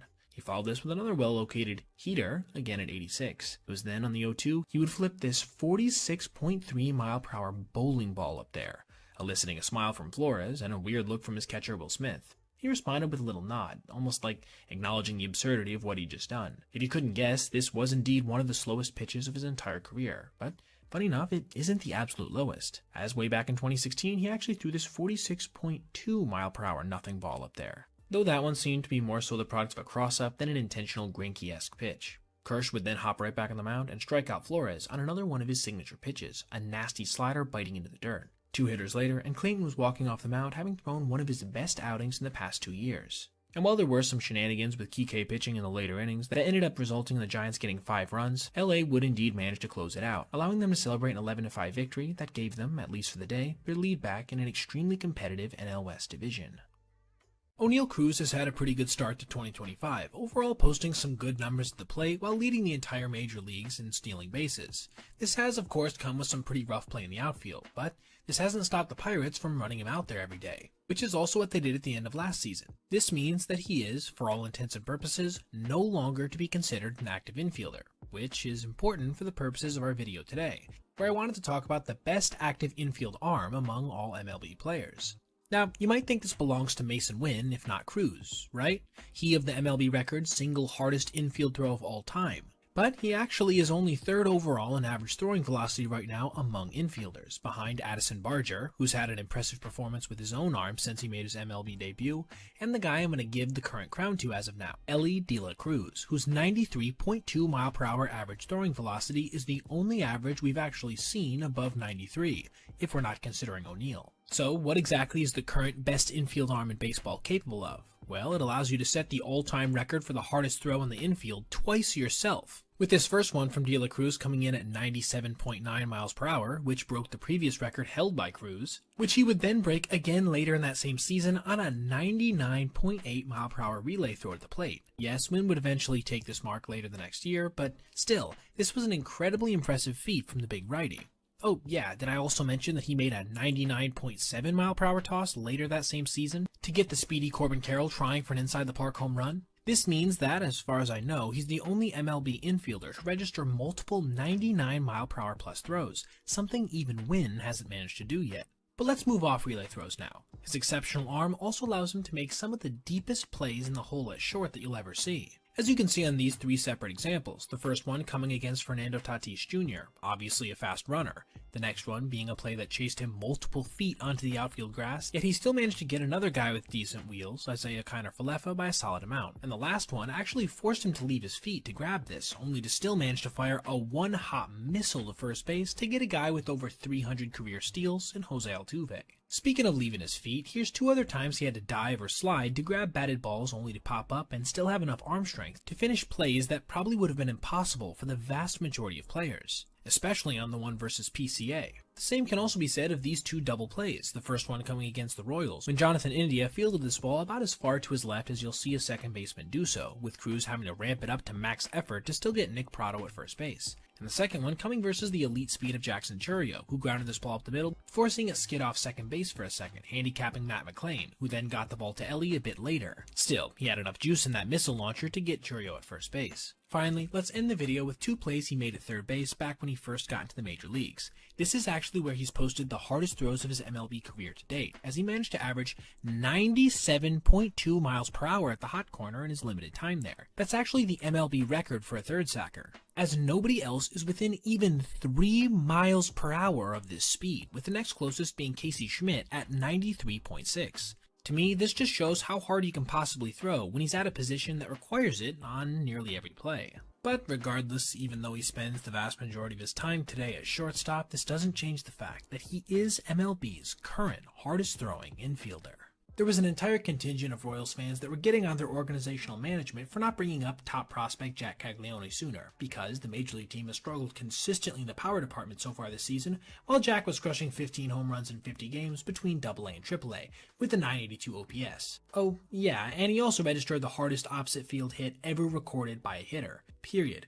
MLB included. But unfortunately for those fans, after being called up in early June, Jack hit just 196 with a 447 OPS through his first 13 career games, with 1 run scored, 2 RBI, and 1 walk to 12 strikeouts. But today versus the Rangers, he finally managed to get on the board with his first career home run, and it was truly unlike any we've ever seen before. Facing Jacob Latz in the second inning, Jack got a 2-2 fastball way high and proceeded to not only swing at it, but crush it high in the air to deep right center field, just getting over the fence for his first ever long ball. Now, obviously you can tell just from first glance that the height of this ball was something impressive, but it's actually much more than that, as it was struck 4.22 feet off the ground. Not only did that break the team record for the highest pitch ever hit out for a Royal, surpassing this Bobby Witt Jr. shot 4.07 feet off the ground, but it also broke the Major League record for any player's first career home run, as the next closest was this Steven Moya shot, ironically versus the Royals, at just 3.91 feet. And honestly, because he was 6'7", it wasn't like this was even close to as impressive as Caglioni's, who's 2 inches shorter at 6'5". Not impressed enough? This actually was the second hardest hit home run on a pitch at least 4.2 feet off the dirt in StatCast history as well, at 106.5 miles per hour, behind just this Mark Trumbo blast at 108.8, which was truly a crazy feat in its own right considering its height was 4.57, but that's a topic for another day. And guess what? His power output for this game wasn't even over yet, as he would crush his second dinger in the 9th inning. This one a no-doubter to the right center field gap, launched out at 110.2 miles per hour, allowing it to travel 438 feet from home plate. Carlos Estevez would then come on at the bottom of the 9th and retire the side 1-2-3, helping the Royals to sweep the Rangers and get back to just a game below 500, once again firmly in the AL wildcard picture. Juan Soto has had a rough start to the year at the plate by his standards, largely because of some insanely bad luck and the dead ball phenomena plaguing all of MLB. And while he has also come under some fire for his lack of hustle at times, you can't really debate what his base running performance has been so far this season, as he already has 8 stolen bases and a base running run value of 1, when he's never had even a single season in his career above 0 before this. But it was yesterday versus the Braves that he registered one of the ugliest base running mistakes of the entire season, and then chose to blame the field umpire. But before we get there, let's start with the game itself. It was actually Soto who got the Mets off to a fast start in this one, crushing a hanging breaking ball in a 1-1 out to center field. His 14th of the year, pushing his average to .340 in June with 5 home runs already, which is more than he had all of April and only 1 off from May. Tyrone Taylor would then come up in the top of the second with 2 guys on and 2 out, and pop a shallow fly ball into right field that Acuna Jr. came in on, diving unsuccessfully, allowing the second run of the game to score for New York. The Braves managed to answer back in the third when Matt Olson flipped the ball into center field to cut into the lead, but the Mets were right back at it in the top of the 5th when Tyrone Taylor did more damage with a home run. At this point, it seemed like the game was pretty firmly in New York's hands, and it would stay that way until the bottom of the 8th when Atlanta rallied for 3 runs to tie the game, with the major blow being a 2-run double by Marcell Ozuna. This brings us to the top of the 9th, with Soto again at the plate, facing lefty Dylan Lee and crushing a fastball right down the middle into right field at 111 miles an hour. Pete Alonso came up with the chance to be a hero, and for a second, it looked like he delivered, crushing a fly ball to deep right field that sent Ronald Acuna racing back onto the track before leaping at the wall, registering a fantastic catch for the superstar. But it was then that he noticed Soto well off the bag at first, so he calmly made a simple throw, resulting in one of the funnier looking double plays you'll ever see. Just look at this. In the moment, it seemed hard to understand what he was thinking, as I don't know if I've ever seen a guy making gestures like this while running the bases before, and certainly not before getting thrown out. It was after the game that Soto would provide a little context, apparently choosing to put the blame on the field umpire, saying, "We rely on the umpires. We wait on them to make the call. The goal is look for the umpire and make sure he gets the call right. But I feel like he took way too long to make the decision, and it put me in a tough spot." There's 2 main issues I have with his statement. The first one being, why was he so far off the bag if he had no clue whether the ball was caught or not? If he was halfway to second, he could have gotten back relatively easily. And the second one is that he didn't look at his first base coach, who, while he isn't able to be seen on the broadcast, was apparently gesturing for Soto to get back to the bag, according to a few fans who were at the game. This ended up being a highly consequential play as well, as the Mets would go on to lose this contest on a walk-off from Austin Riley in the bottom of the 10th. Little side note, but shout out Taylor for running this ball down despite the fact it really had no bearing on the game. Maybe if Soto remains on first instead of getting thrown out on that double play, things could have been different. But at the very least, it's certainly a moment that can't feel good for a Mets fan base coming off a sweep in the series before, and well on their way to losing another game tonight. Jacob Misiorowski just opened a lot of eyes yesterday when he went out and dominated a team full of future Hall of Famers, to the tune of 12 strikeouts through 6 innings of 1-run ball, departing the contest with just 91 pitches thrown and 5 base runners given up. But he did something else in this start versus the Dodgers, as well as, really, through the first 5 starts of his MLB career, that is much more significant than just the base stats. Redefine how hard we believe pitchers are even capable of throwing. We'll start first with his performance in yesterday's contest, which featured an average breaking ball velocity of 92.9 miles per hour between his curveball and slider, which tied the all-time record in this regard for a single game with over 40 breaking pitches being thrown, with 2019 Jacob deGrom. Pretty good company if you ask me. His slider was easily the more impressive of the two from a velocity perspective, with him being just off of his own major league record of 94.7 in his previous start versus the Twins at 94.6. But he did manage to do something fully record-setting in this game, throwing the fastest slider in MLB history at 96.9, again breaking his own previous record set in that Twins start at 96.7, before, on the very next pitch, throwing MLB's first 97-mile-per-hour plus pitch of this type, at 97.4, a full half a mile an hour faster than the previous pitch. For a little context, this now gives him 13 of the top 15 hardest sliders ever thrown, with only Emmanuel Clase sneaking in on the back end.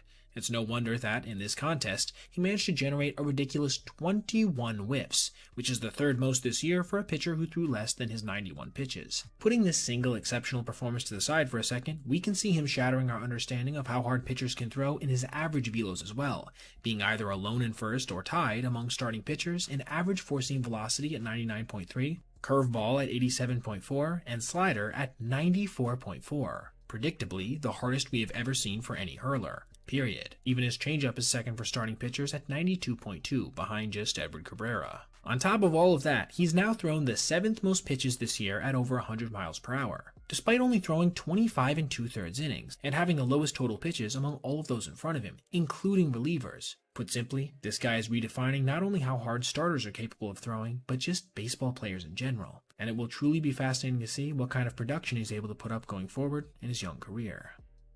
Pete "Crow" Armstrong made his full season debut last year with the Cubs, and in that first campaign posted results that were certainly mixed. While he was one of the best outfield defenders in the sport with 16 fielding runs and 11 DRS, he was also one of the worst everyday players at getting on base, toting just a 286 OBP. But aside from these stats, one other thing was abundantly clear in his first real run as a consistent presence in a major league lineup.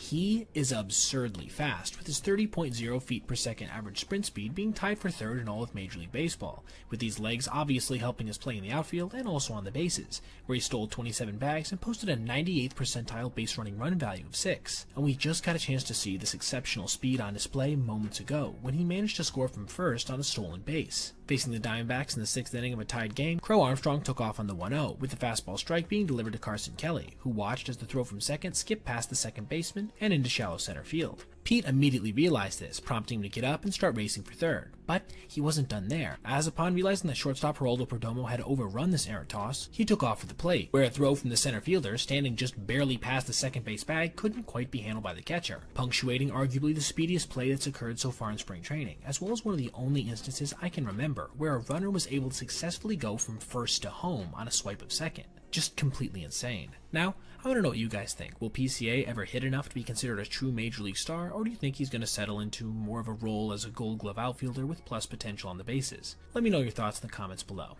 O'Neal Cruz and Ronald Acuna Jr. are some of the most dynamic players in the game today, each possessing light tower power, upper tier speed, and elite base running instincts, allowing them to do the kind of things most players can only dream about. But there's one other skill that each of them share that we just got a chance to see them excel in, and in a way that we've only rarely seen in the whole of recorded StatCast history. I'm talking about the absolute fireballs they fired from their missile launchers attached to their right shoulders.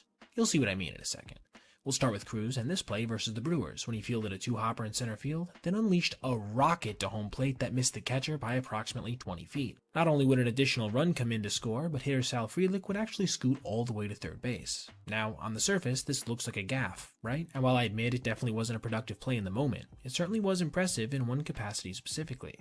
StatCast tracked it as being thrown at 104.9 miles per hour on its way to the plate, making it, at that point, the fastest throw of the year, and only our second ever tracked throw that would round up to 105 miles an hour, joining Brenton Doyle's official StatCast record of 105.7 tallied back in 2023. So, where does Acuna come in?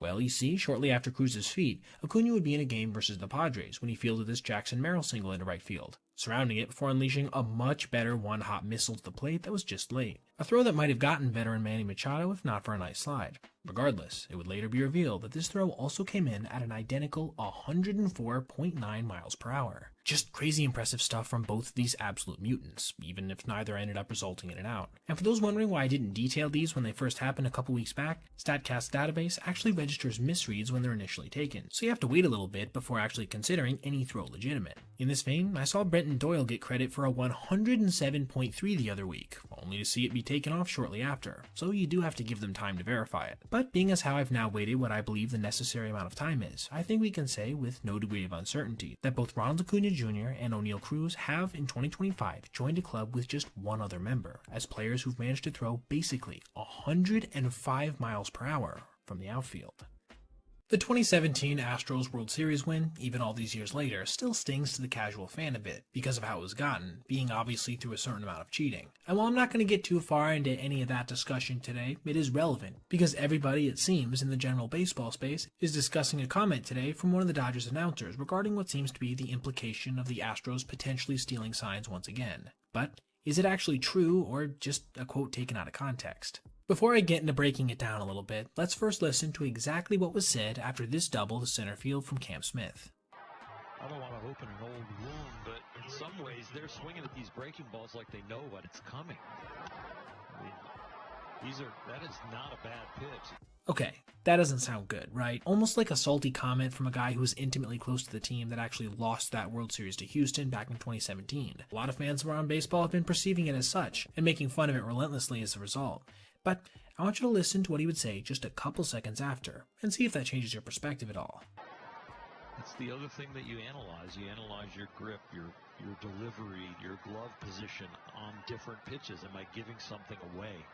Yeah, both this and a few other things he'd mentioned throughout the broadcast were basically stating that he thought the guy in the mound for LA, Ben Kasparius, was in some way tipping his pitches, and that the previous comment about opening old wounds was simply a plucky callback to the controversy before, not meant to be taken as if he was in any way accusing them of stealing signs once again, or even implying it begrudgingly. And I'm sure as you've seen in the B-roll I've been showing on screen, there were indeed some really good swings being taken on decently located pitches, giving his theory some credence, along with, of course, that Kasparius had given up 9 runs over his preceding 9 innings in his prior 2 appearances. I won't go into the game itself too heavily here, as I already covered it briefly in my video I released on Shohei getting robbed of a hit on a crazy play earlier today, which will be linked in the end screen that'll show in just a few seconds.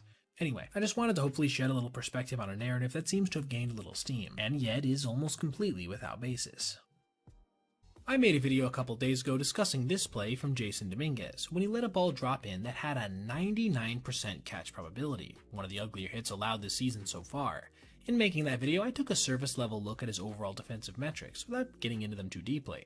But after choosing to revisit them post-video, I came to fully appreciate how poor they've actually been, being, from what I can gather, the worst of any Major League outfielder so far this season. I'll get into the numbers a little bit later on like I typically do in these videos, but first let's look at some individual plays, starting with balls he's had to come in on. Here he is taking an odd angle to this Brian Rocchio single down the left field line, rocking back and forth as he pursued it before just letting it drop in front of him.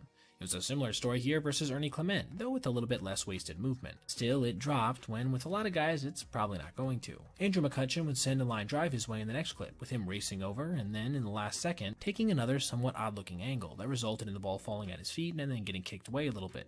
Luckily for him, McCutchen isn't as fast as he used to be, otherwise he almost surely would have been on second base. But even if we forgive him on a few of these plays that resulted in simple singles, it's a little harder to do so when he messes up on balls that force him to go back, like on these 3, when he first was sent back to the warning track by Taylor Walls, having time at the wall before leaping at the last second and seeing it go off his glove for a double. When a guy has that amount of time on a fly ball, you expect it to either be caught or at least timed up correctly. He certainly had less time on the next one, again versus the Rays, when Yandy Diaz sent this ball to left field, with him ranging back at maybe 70% speed before seeing it clang off his mitt, and again go off the wall. Over the last few seasons, this seems to have become a bit of a trend with Yankee outfielders, in that they don't approach fly balls with maximum effort, leading to some hits that maybe shouldn't have happened. The last one was probably the hardest when it comes to just pure difficulty, but again another play you expect a Major League left fielder to make, when he was sent racing back on this line drive over his head, getting his glove on it, but not being able to secure it. If it seems like I'm being a bit hard on him, I do want to note here that he really would have only had to have made about half the plays I've shown so far to have his metrics look drastically better.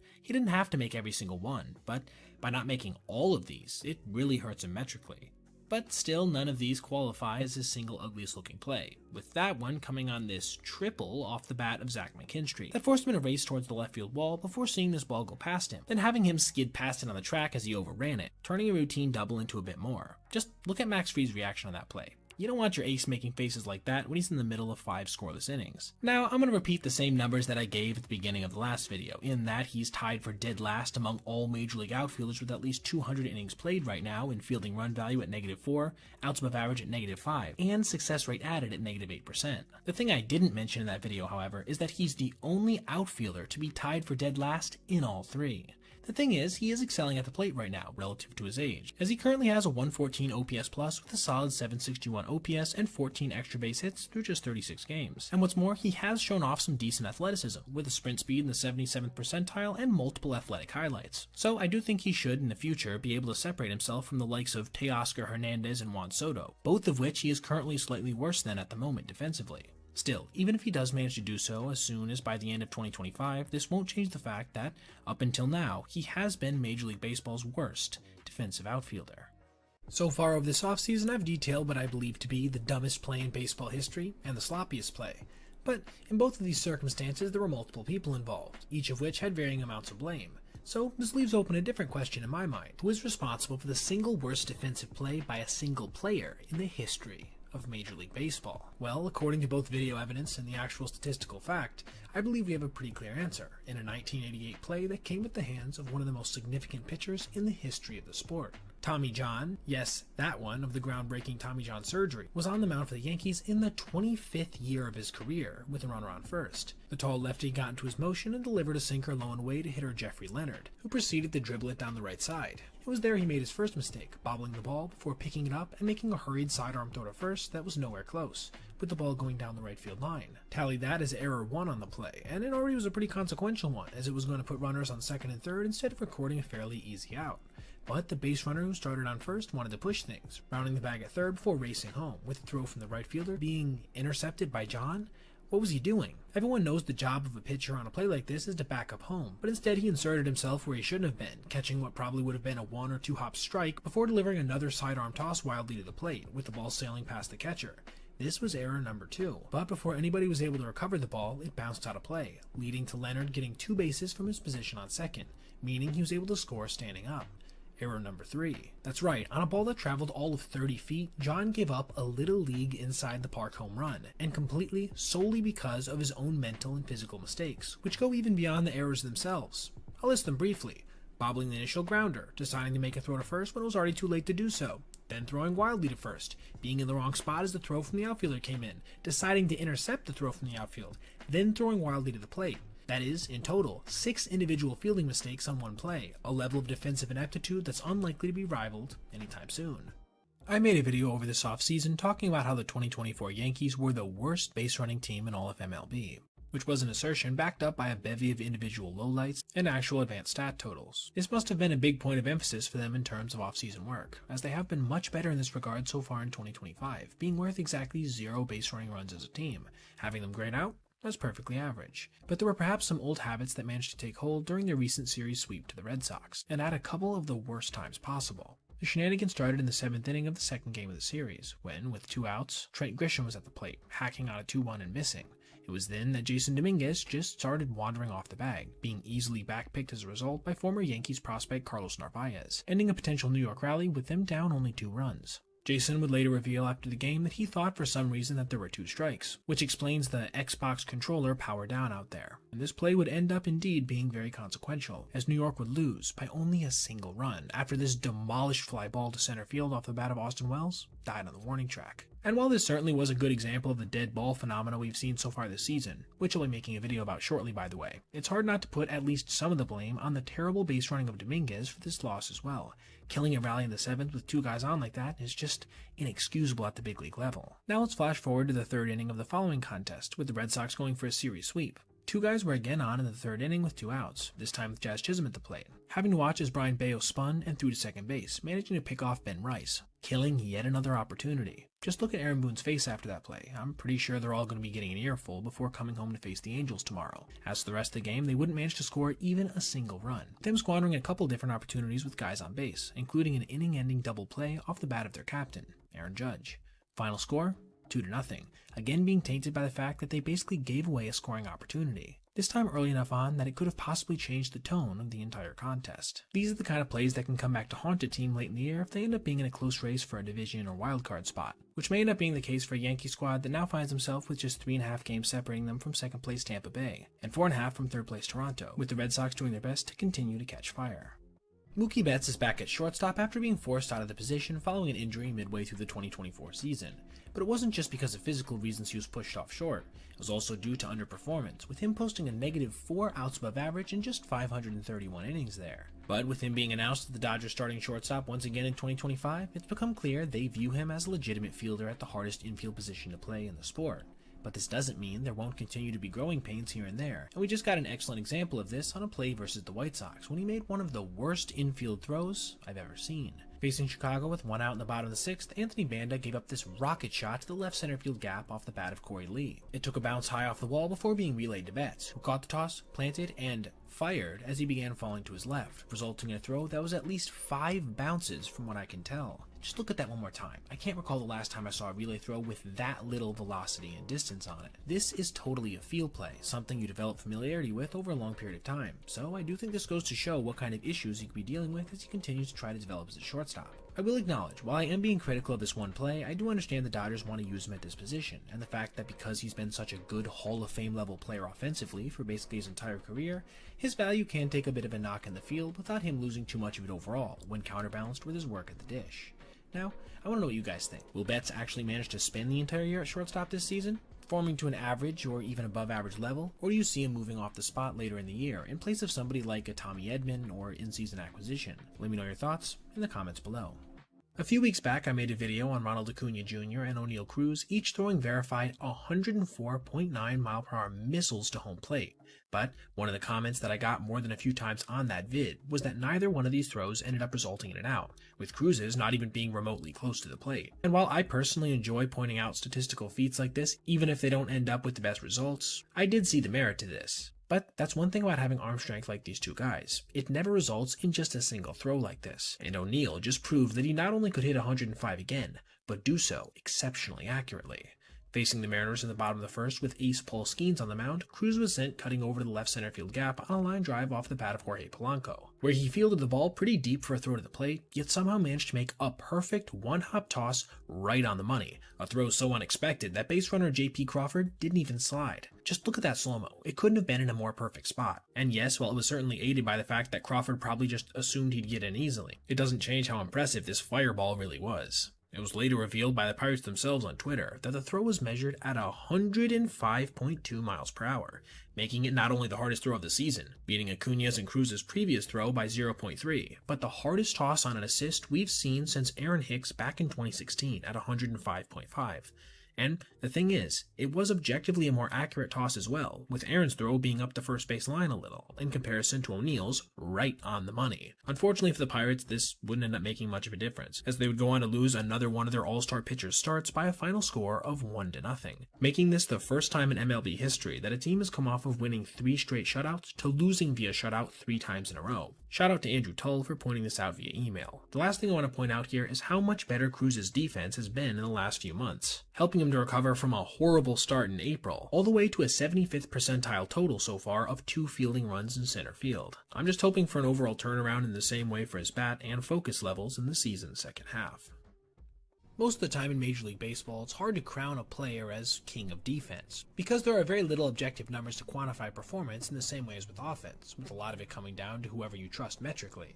But right now, there actually is a player who's managed to buck this trend, emerging as the #1 defensive player in all of Major League Baseball, per basically every available measuring tool, regardless of position, and by a fairly sizable margin. I'm talking about Pete Crow Armstrong, or PCA. Now, towards the end of the vid, I'll get into the overall numbers that lead me to believe this, but first I want to look at some specific plays that demonstrate what he's truly capable of with the glove.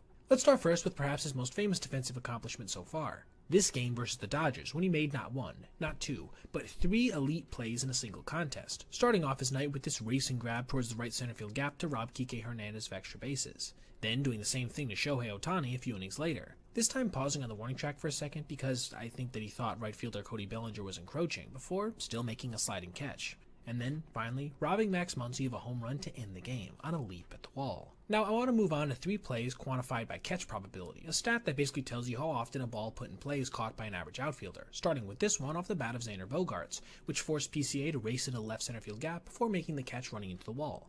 That ball had just a 30% catch probability, courtesy of the 100 feet he had to travel before getting there. This next play had just a 20% catch probability when he finished this ridiculous grab with a slide versus the Giants just here recently, making a play that only about a fifth of outfielders will be able to look relatively routine. The last one of this section, which ironically probably looked the most nondescript, was versus the Dodgers, when he robbed Tommy Edman of a hit on this play that had just a 10% catch probability. Why was it so low? Because, you see, he got such an insane jump on this that it really undercut how low of a line drive it was, and how much it was slicing away from him. Now let's take a break from his glove and focus on his exceptional arm, which has registered throws at an average of 93.3 miles per hour, which is in the 96th percentile league-wide, allowing him to nail one of the fastest runners in baseball, Ellie De La Cruz, going for third base last year with a perfect one-hop strike from the warning track, then doing basically the same thing to Josh Naylor, who tried to advance on this ball deep in the right center field gap, although this time he didn't even need a single hop. And of course, as you could probably guess, if he has the kind of arm strength to get a guy from that distance, he could do the same to a guy going to second.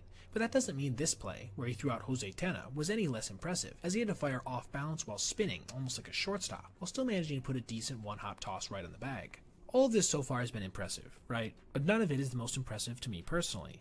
That category has to be how close he's gotten on 3 separate plays that all had a 0% catch probability. You heard me right. Every one of the hits you're seeing now are quantified by StatCast to be caught 0% of the time, yet he managed to get reasonably close to each one, missing the final 2 by mere inches. It's looking like fairly soon he's actually going to manage to nab one of these, which will basically break StatCast's models. Like I alluded to before, all this fantastic work that is backed up by the eye test is also verified through advanced means, as he currently leads all of Major League Baseball in fielding run value at 10, which is 3 ahead of the next closest in Fernando Tatis Jr., and outs above average at 9, while being tied for the league lead in defensive WAR at 1.1 and being on pace for roughly 40 defensive runs saved by the end of the year.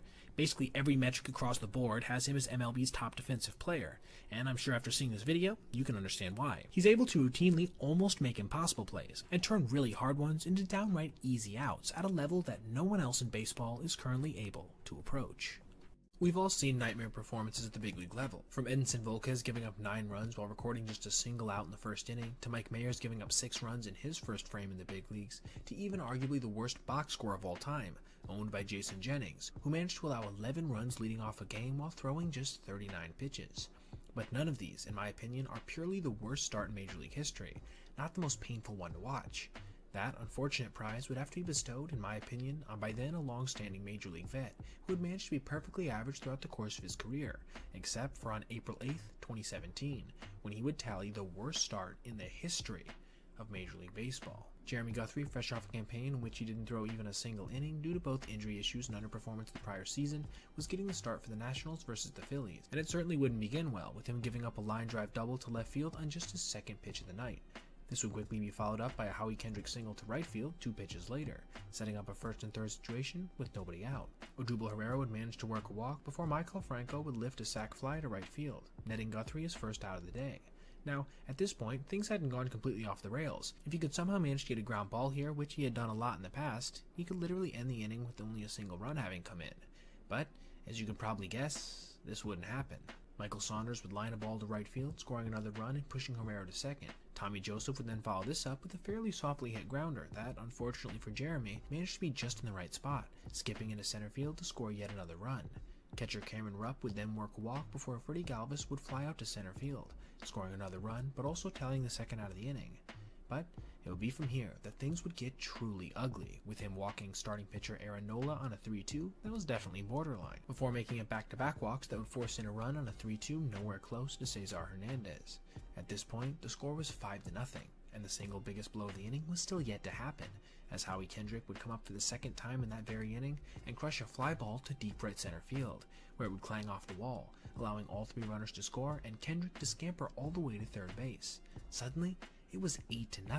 It did seem like the inning might be able to mercifully end on the next batter when Herrera bounced a ground ball to shortstop, but it was hit just a tad too softly, allowing the center fielder to reach while saddling Jeremy with his 9th earned run of the first inning. That would be where his day would end, but it wouldn't be where the inning would, as Enny Romero would come in and proceed to give up an RBI double to Franco on his first pitch of the night, which would give Guthrie his 10th and final earned run. Romero would actually go on and give up 2 straight hits after this, giving the Phillies a 12-0 lead in the bottom of the first, before he would finally conclude the frame with a strikeout. When all was said and done, Guthrie had pitched just 2/3 of an inning, giving up 6 hits, 4 walks, and 0 strikeouts with 10 earned runs. But perhaps what was even crazier to me, and the fact that distinguishes this as the worst start of all time, was that even his outs scored runs, as both of the ones he recorded were sac flies, meaning he didn't record even a single out in this game that wasn't a productive one for the Phillies. Unfortunately, this would be his only start of the year, and the final start of his big league career, meaning that in his last major league season, his ERA would stand at 135. The Dodgers got absolutely taken apart yesterday by the Astros, to the tune of an 18-1 final, the largest run differential since the Dodgers moved to LA. This came largely at the hands of public enemy number 1 Jose Altuve, with 2 home runs on the day, as well as 3 other players crushing long balls as well, even managing to score 10 runs in one frame, the 6th inning, with all 10 of those coming off of Noah Davis in what was one of the worst appearances of the year. Put simply, it was a bloodbath from start to finish.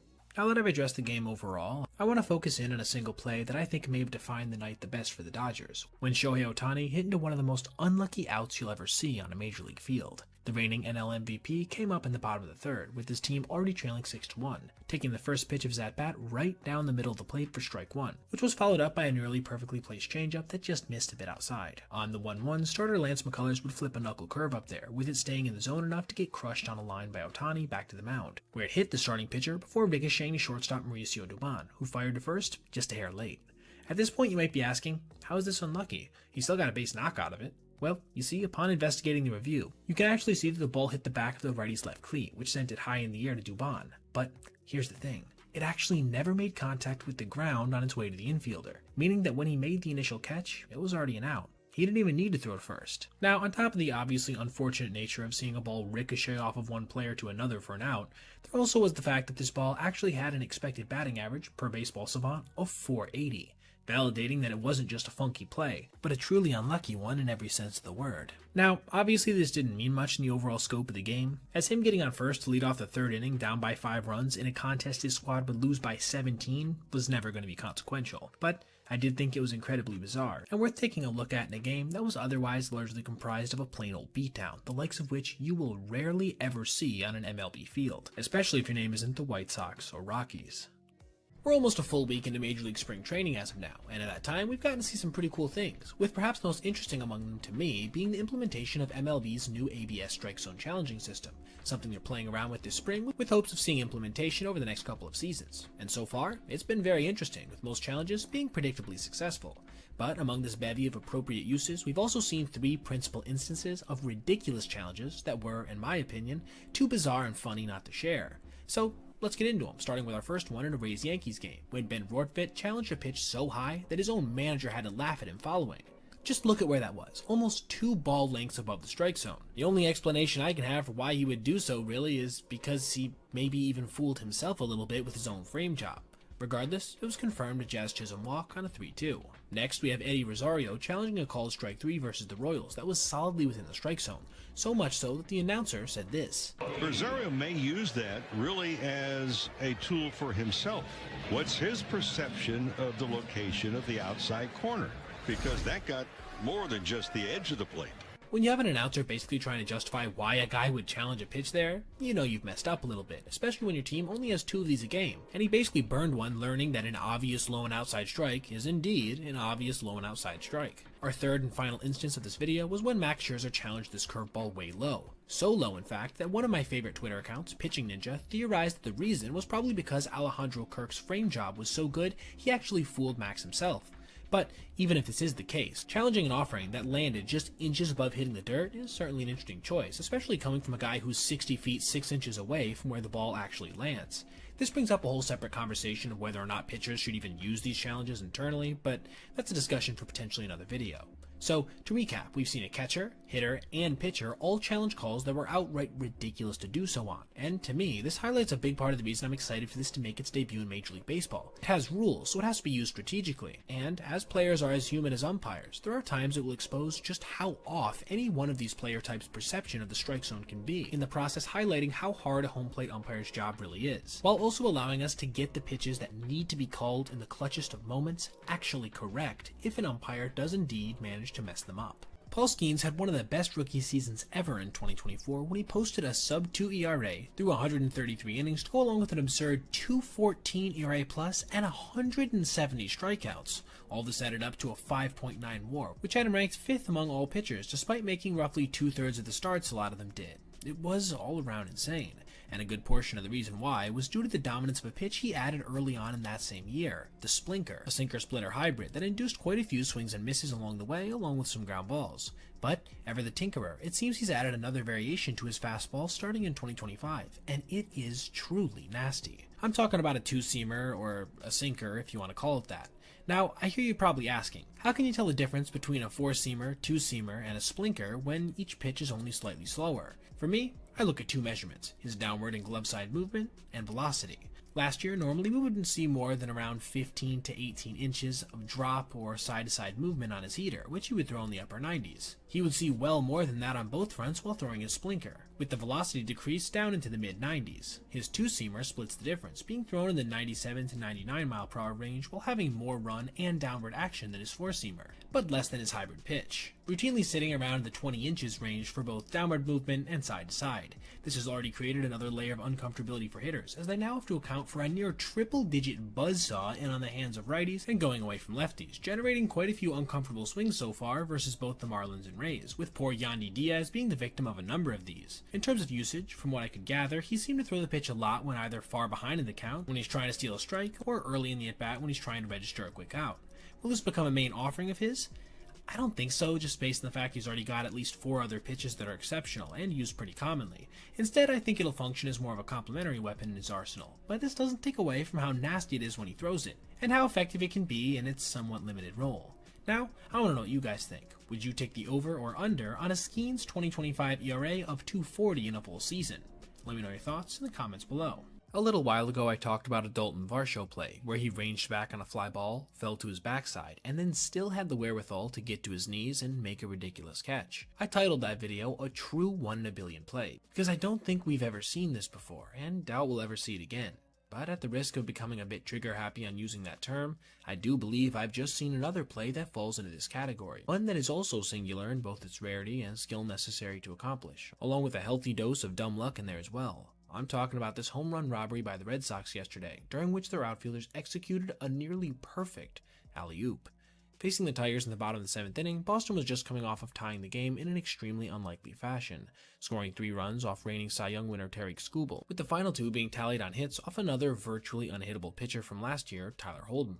This knotted the score at 5-5, with Liam Hendricks on the mound in the bottom of the inning, who, with 1 out, would deliver a fastball to Kerry Carpenter, seeing it crushed high in the air to right center field, where Wilyer Abreu ranged back before leaping at the wall, seeing it then ricochet off his mitt to center fielder Ceddanne Rafaela, who managed to catch the rebound. While we have seen quite a few juggling catches before in Major League Baseball, I don't think we've ever seen a home run robbed, as was certainly the case here, only to then see the ball pop out of the outfielder's mitt, then be caught by another outfielder. Adding to the impressiveness, to me, it almost looks like Ceddanne caught that with his bare hand no less, shoveling into his mitt right afterwards. The other factor here to consider is how clutch this play was, as this would have completely reversed the momentum of the contest after the Red Sox had just tied up the game against some of the best pitching you'll see in the major leagues today. Unfortunately for them, this wouldn't end up making much of a difference, as after Alex Bregman was robbed of a go-ahead hit in the top of the 9th by Gleyber Torres, Andy Ibanez would walk to lead off the bottom, before then successfully stealing second base, seeing Connor Wong's throw go into center field, putting him on third with nobody out. Closer Aroldis Chapman would manage to battle back to get 2 outs before seeing pinch hitter Justin Henry Malloy crush a 2-0 fastball into center field, officially ending the game and sealing a 3-game sweep at the hands of the Motor City Kitties. Still, even with this outcome probably not being what Boston fans would like, nobody can take away that ridiculous catch in the 7th inning. That was, in my estimation, a complete anomaly in MLB history.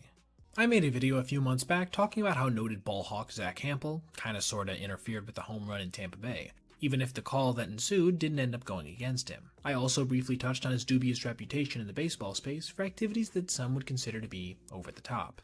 But he is polarizing in that he does have a contingent of defenders as well. However, we just saw a fan yesterday in Arizona pull a feat much more extreme than Zach, which also ended up revealing a controversial history of outright interference 5 separate times at least. Before we get into it, I want to shout out John Boy Media and Taters on Twitter for putting together videos of this doofus at work. It was certainly helpful in my research. Now, we'll start with the first time he's on record doing this and go from there, being when Joey Bart in 2022 launched a fly ball deep to the left center field gap, a location you're going to get familiar with in this video. There, this dude proceeded to reach over the fence, make the catch, and then throw it back onto the field. Already a practice that in the modern age is looked down upon. After the umpires would confer, it was determined that this ball would not have left the park, turning it from its initially called home run into a double. We would start to see a pattern emerging on the second instance of this a year later, in 2023, when Lourdes Gurriel Jr. crushed this ball to roughly the same spot, tying a game in the 9th inning, though only after the umpires would have to confer once more to make sure that the ball would have actually gotten over the fence. In this instance, if they had decided to rule against the D-backs, it could have possibly resulted in either an out or a double being called on what should have been a long ball, which certainly would have been a consequential and confusing move for what seems to be someone who cares about the Diamondbacks.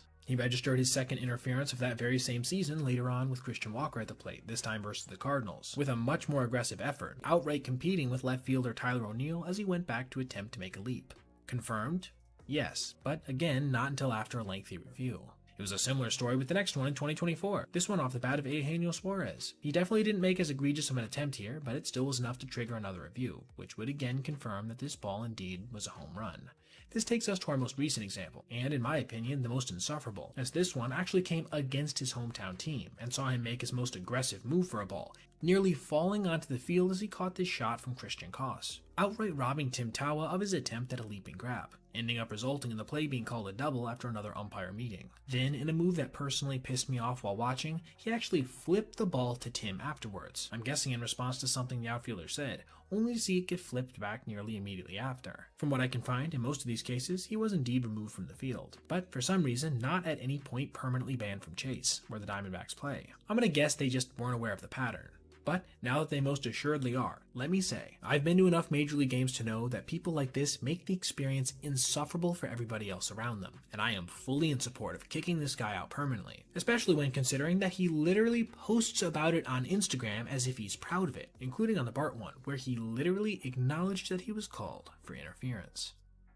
Roki Sasaki's first Major League start was a mixed bag of sorts. While he only ended up giving up 1 run in 3 innings, to go along with 3 punch-outs, he also walked 5 batters, including Kyle Tucker with the bases loaded to force in his first Major League earned run. But something else happened during his first official appearance on an MLB stage. He debuted a pitch that is unlike any other in Major League Baseball history. Let me explain. You see, most pitches in baseball move predictably, right? Fastballs, sliders, curveballs, two-seamers, changeups, even the unpredictable nature of a knuckleball is anticipated because of how the offering is thrown. But Roki's splitter is completely different from this, in that, like a knuckleball, when he releases it, he doesn't know which way it's going to break, but he does know it's going to fall off the table one direction or another. Take this example provided by Pitching Ninja during one of his spring training appearances when, on one split, he saw the pitch move 7 inches to his arm side, and then, on another, in a completely different appearance, move 8 in the opposite direction. That's 15 inches of variation just on those 2 offerings, essentially making one almost like a screwball and the other one more like a slider. But it goes further than that. In his appearance versus the Cubs, we got to see every one of his offerings tracked by StatCast and then officially cataloged, and the results were stunning. His split averaged just 513 RPMs. If that sounds like a lot, it's actually not at all. Last year, the lowest rotating splitter thrown by a qualified hurler averaged over 100 more rotations than this at 617. and he threw multiple in the 400s as well, a rate so low that it causes the phenomenon that was pointed out by Pitching Ninja. It makes it behave almost like a knuckleball in its unpredictability, only coupled with sharp downward action to go along with it. And while he wasn't able to command it too well in his first start, as just 5 of the 18 he threw on the night were able to be located for strikes, we still got a chance to see the variation in movement pitch to pitch. Here's a few that dove arm side so sharply that Will Smith had a hard time actually catching them, and then here's a couple that broke in the opposite direction, including one for an inning-ending strikeout. These actually moved so much that a few of them actually registered as sliders, despite them having an exceptionally low spin rate. If he can manage to properly execute with this offering going forward, he might be able to turn it into MLB's most unhittable pitch. After all, what could be harder to predict than a diving mid to high 80s bowling ball that can dart either right or left at any second? And it doesn't hurt that he pairs it with an upper 90s heater to play off of, and a solid actual slider as well. Now, I want to know what you guys think. Is Roki going to win NL Rookie of the Year, or do you have your eye on somebody else for this award? Let me know your thoughts in the comments below. We've seen a ton of umpire shenanigans over the years that probably have warranted an ejection, from going after players who weren't even talking to them, to booting players for no real reason, to even intentionally agitating someone into an ejection with calls that made zero sense.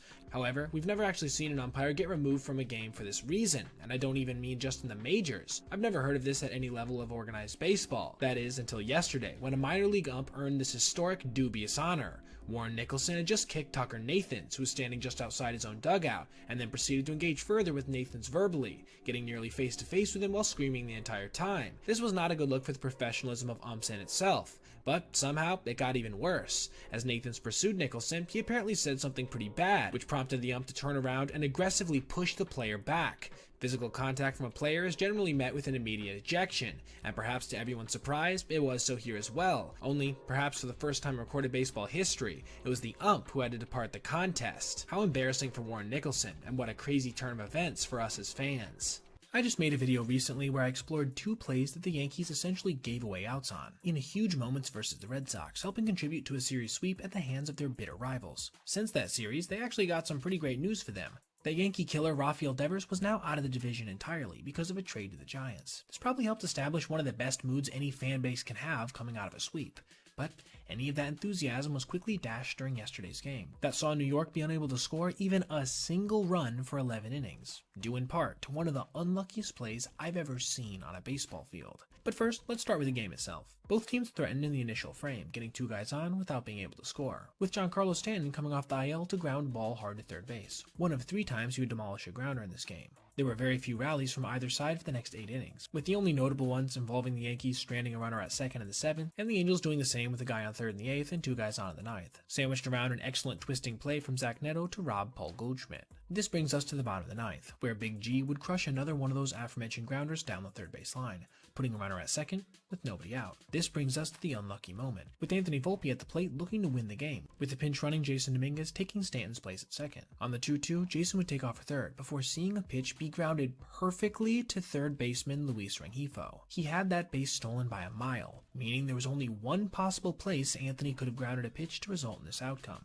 and even then, look at this replay. It was like a perfect throw coming into the bag. What's more, the collision that ensued because of said play was bad enough to keep Rengifo on the ground in excruciating pain for a couple minutes afterwards, yet he somehow managed to hold on to the ball in the moment, despite the obvious discomfort. To Rengifo's credit, he would actually manage to stay in this game afterwards, getting to watch as Austin Wells chased a high cutter for strike 3. After both teams went scoreless in the 10th, the Angels finally managed to push across something after Nolan Shanwell flipped this ball to left field, a hustle double that gave his team a 1-0 lead. But they wouldn't be able to get anything afterwards, so New York still had a chance in the bottom of the 11th, and after a leadoff walk, Cody Bellinger would drive a fastball right down the middle to right field, sending Jorge Soler back to the track where he made a leaping catch. However, the runner had advanced to third. They were still sitting pretty, right? Wrong. The next hitter, former pinch runner Dominguez, would flare a broken bat 1-hopper to second base, where rookie Christian Moore, who had registered his first career hit earlier in the game, made an excellent play, throwing out what would have been the tying run with a strike on the move. Another walk later, and veteran Hunter Strickland would be brought in to face Anthony Volpe, who promptly grounded the first pitch of his at-bat to third base.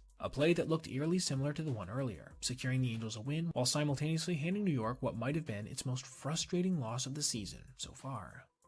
Pete "Crow" Armstrong was predicted by many to have a massive fall off because of the fact he chases so much and doesn't make the greatest contact. But through now about half the MLB season, we've seen no sign of him stopping, with his current OPS sitting at .856, 42% above the league average, while being on pace for 40 home runs, stolen bases, and a ridiculous 30 outs above average. Now, will he maintain these paces? I'm guessing not, but it's getting harder and harder to deny that it's possible, and this was further evidenced by what he managed to accomplish a couple days ago, when he did something that no one has managed to do since we began tracking advanced statistics. You'll see what I mean in a second.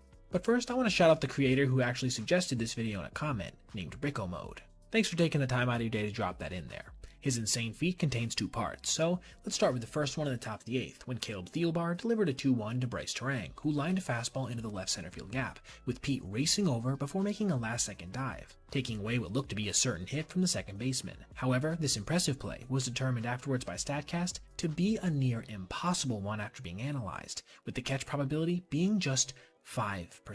That's actually the lowest that stat can go because of the way that it's measured, being rounded up from 0. It was just a few moments after this that he came to the plate versus lefty Rob Zastryzny, and on the first pitch of his at-bat, he connected on a cutter and absolutely demolished it to right, and then, in much the same way as with the previous play, it became even more impressive upon examination, with the shot having traveled a career-long 452 feet with an exit velocity of 111.5 miles per hour. This actually made him one of only 17 players this year with a home run over 450 feet and an exit velo over 110. But it's the combination of these two detailed plays that really makes this a special night. You see, after just that 8th inning's worth of performance, PCA became the first player ever to register a 5% catch and 450 plus foot home run in the same contest. This just goes to show the ridiculous tools he has on the baseball field, and it's backed up by the fact that he has at least 89th percentile totals in batting run value, base running run value, and fielding run value, as well as a National League leading 4.3 B-WAR as of now. The Cubs would go on to win this game an inning later 5-3 when, quite fittingly, Crow Armstrong made the game-ending catch, pushing their record to 45-28 as they look to win the NL Central for the first time since the COVID-shortened season of 2020.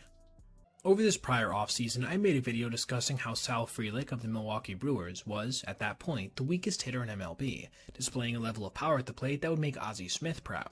But here's the thing, since the 2025 season has actually gotten underway, he's greatly improved the number of his metrics, helping him to post a mid-700s OPS right now and a near 400 slugging percentage, moving him solidly out of this conversation in my opinion.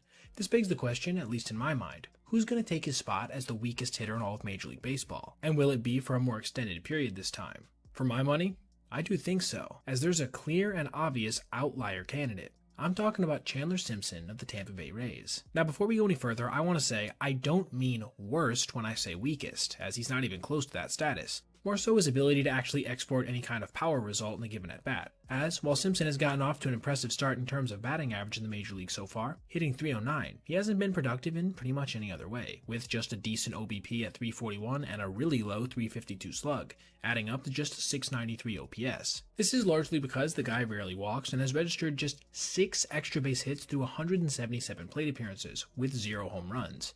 But that last number really shouldn't be surprising. In the whole of his career, spanning his time at MLB, the minor leagues, and college baseball, he's hit a combined 2 home runs, with only one of those going over the fence, and that was still with some help from the right fielder, with the ball going off his mitt. Shout out to And That's Baseball, by the way, for his video on both Simpson and Jack Caglione, which is where I sourced the footage for that college blast. His other one was obviously an Inside the Parker. But it's not just the on-the-surface stats that give evidence to my claim that he's the weakest hitter. The advanced ones are probably even more brutal, as so far in 2025, among hitters with at least 100 batted balls put in play, he's ranked either last or second to last in average exit velocity, EV50, which is an average of the hardest 50% of a player's batted balls, max fly ball distance at just 351 feet, number of 95-mile-per-hour batted balls, hard hit rate, and barrel percentage, with a mark of exactly 0. If it wasn't obvious, he's the only hitter to be in at least the bottom 2 of all of these stats. Now, all this really isn't meant to imply that he doesn't have objective skills at the plate, as his aforementioned batting average is actually somewhat below his expected average of .316. And he's whiffed, struck out, and managed to square up balls at truly elite rates, giving him the potential to be a Luis Arraez disciple with 80 grade wheels. And funny enough, his biggest issues as an MLB player actually are very similar to Arraez, being his subpar defense with -4 fielding run value through his first 385 career innings, and that dismal walk rate at just 5%.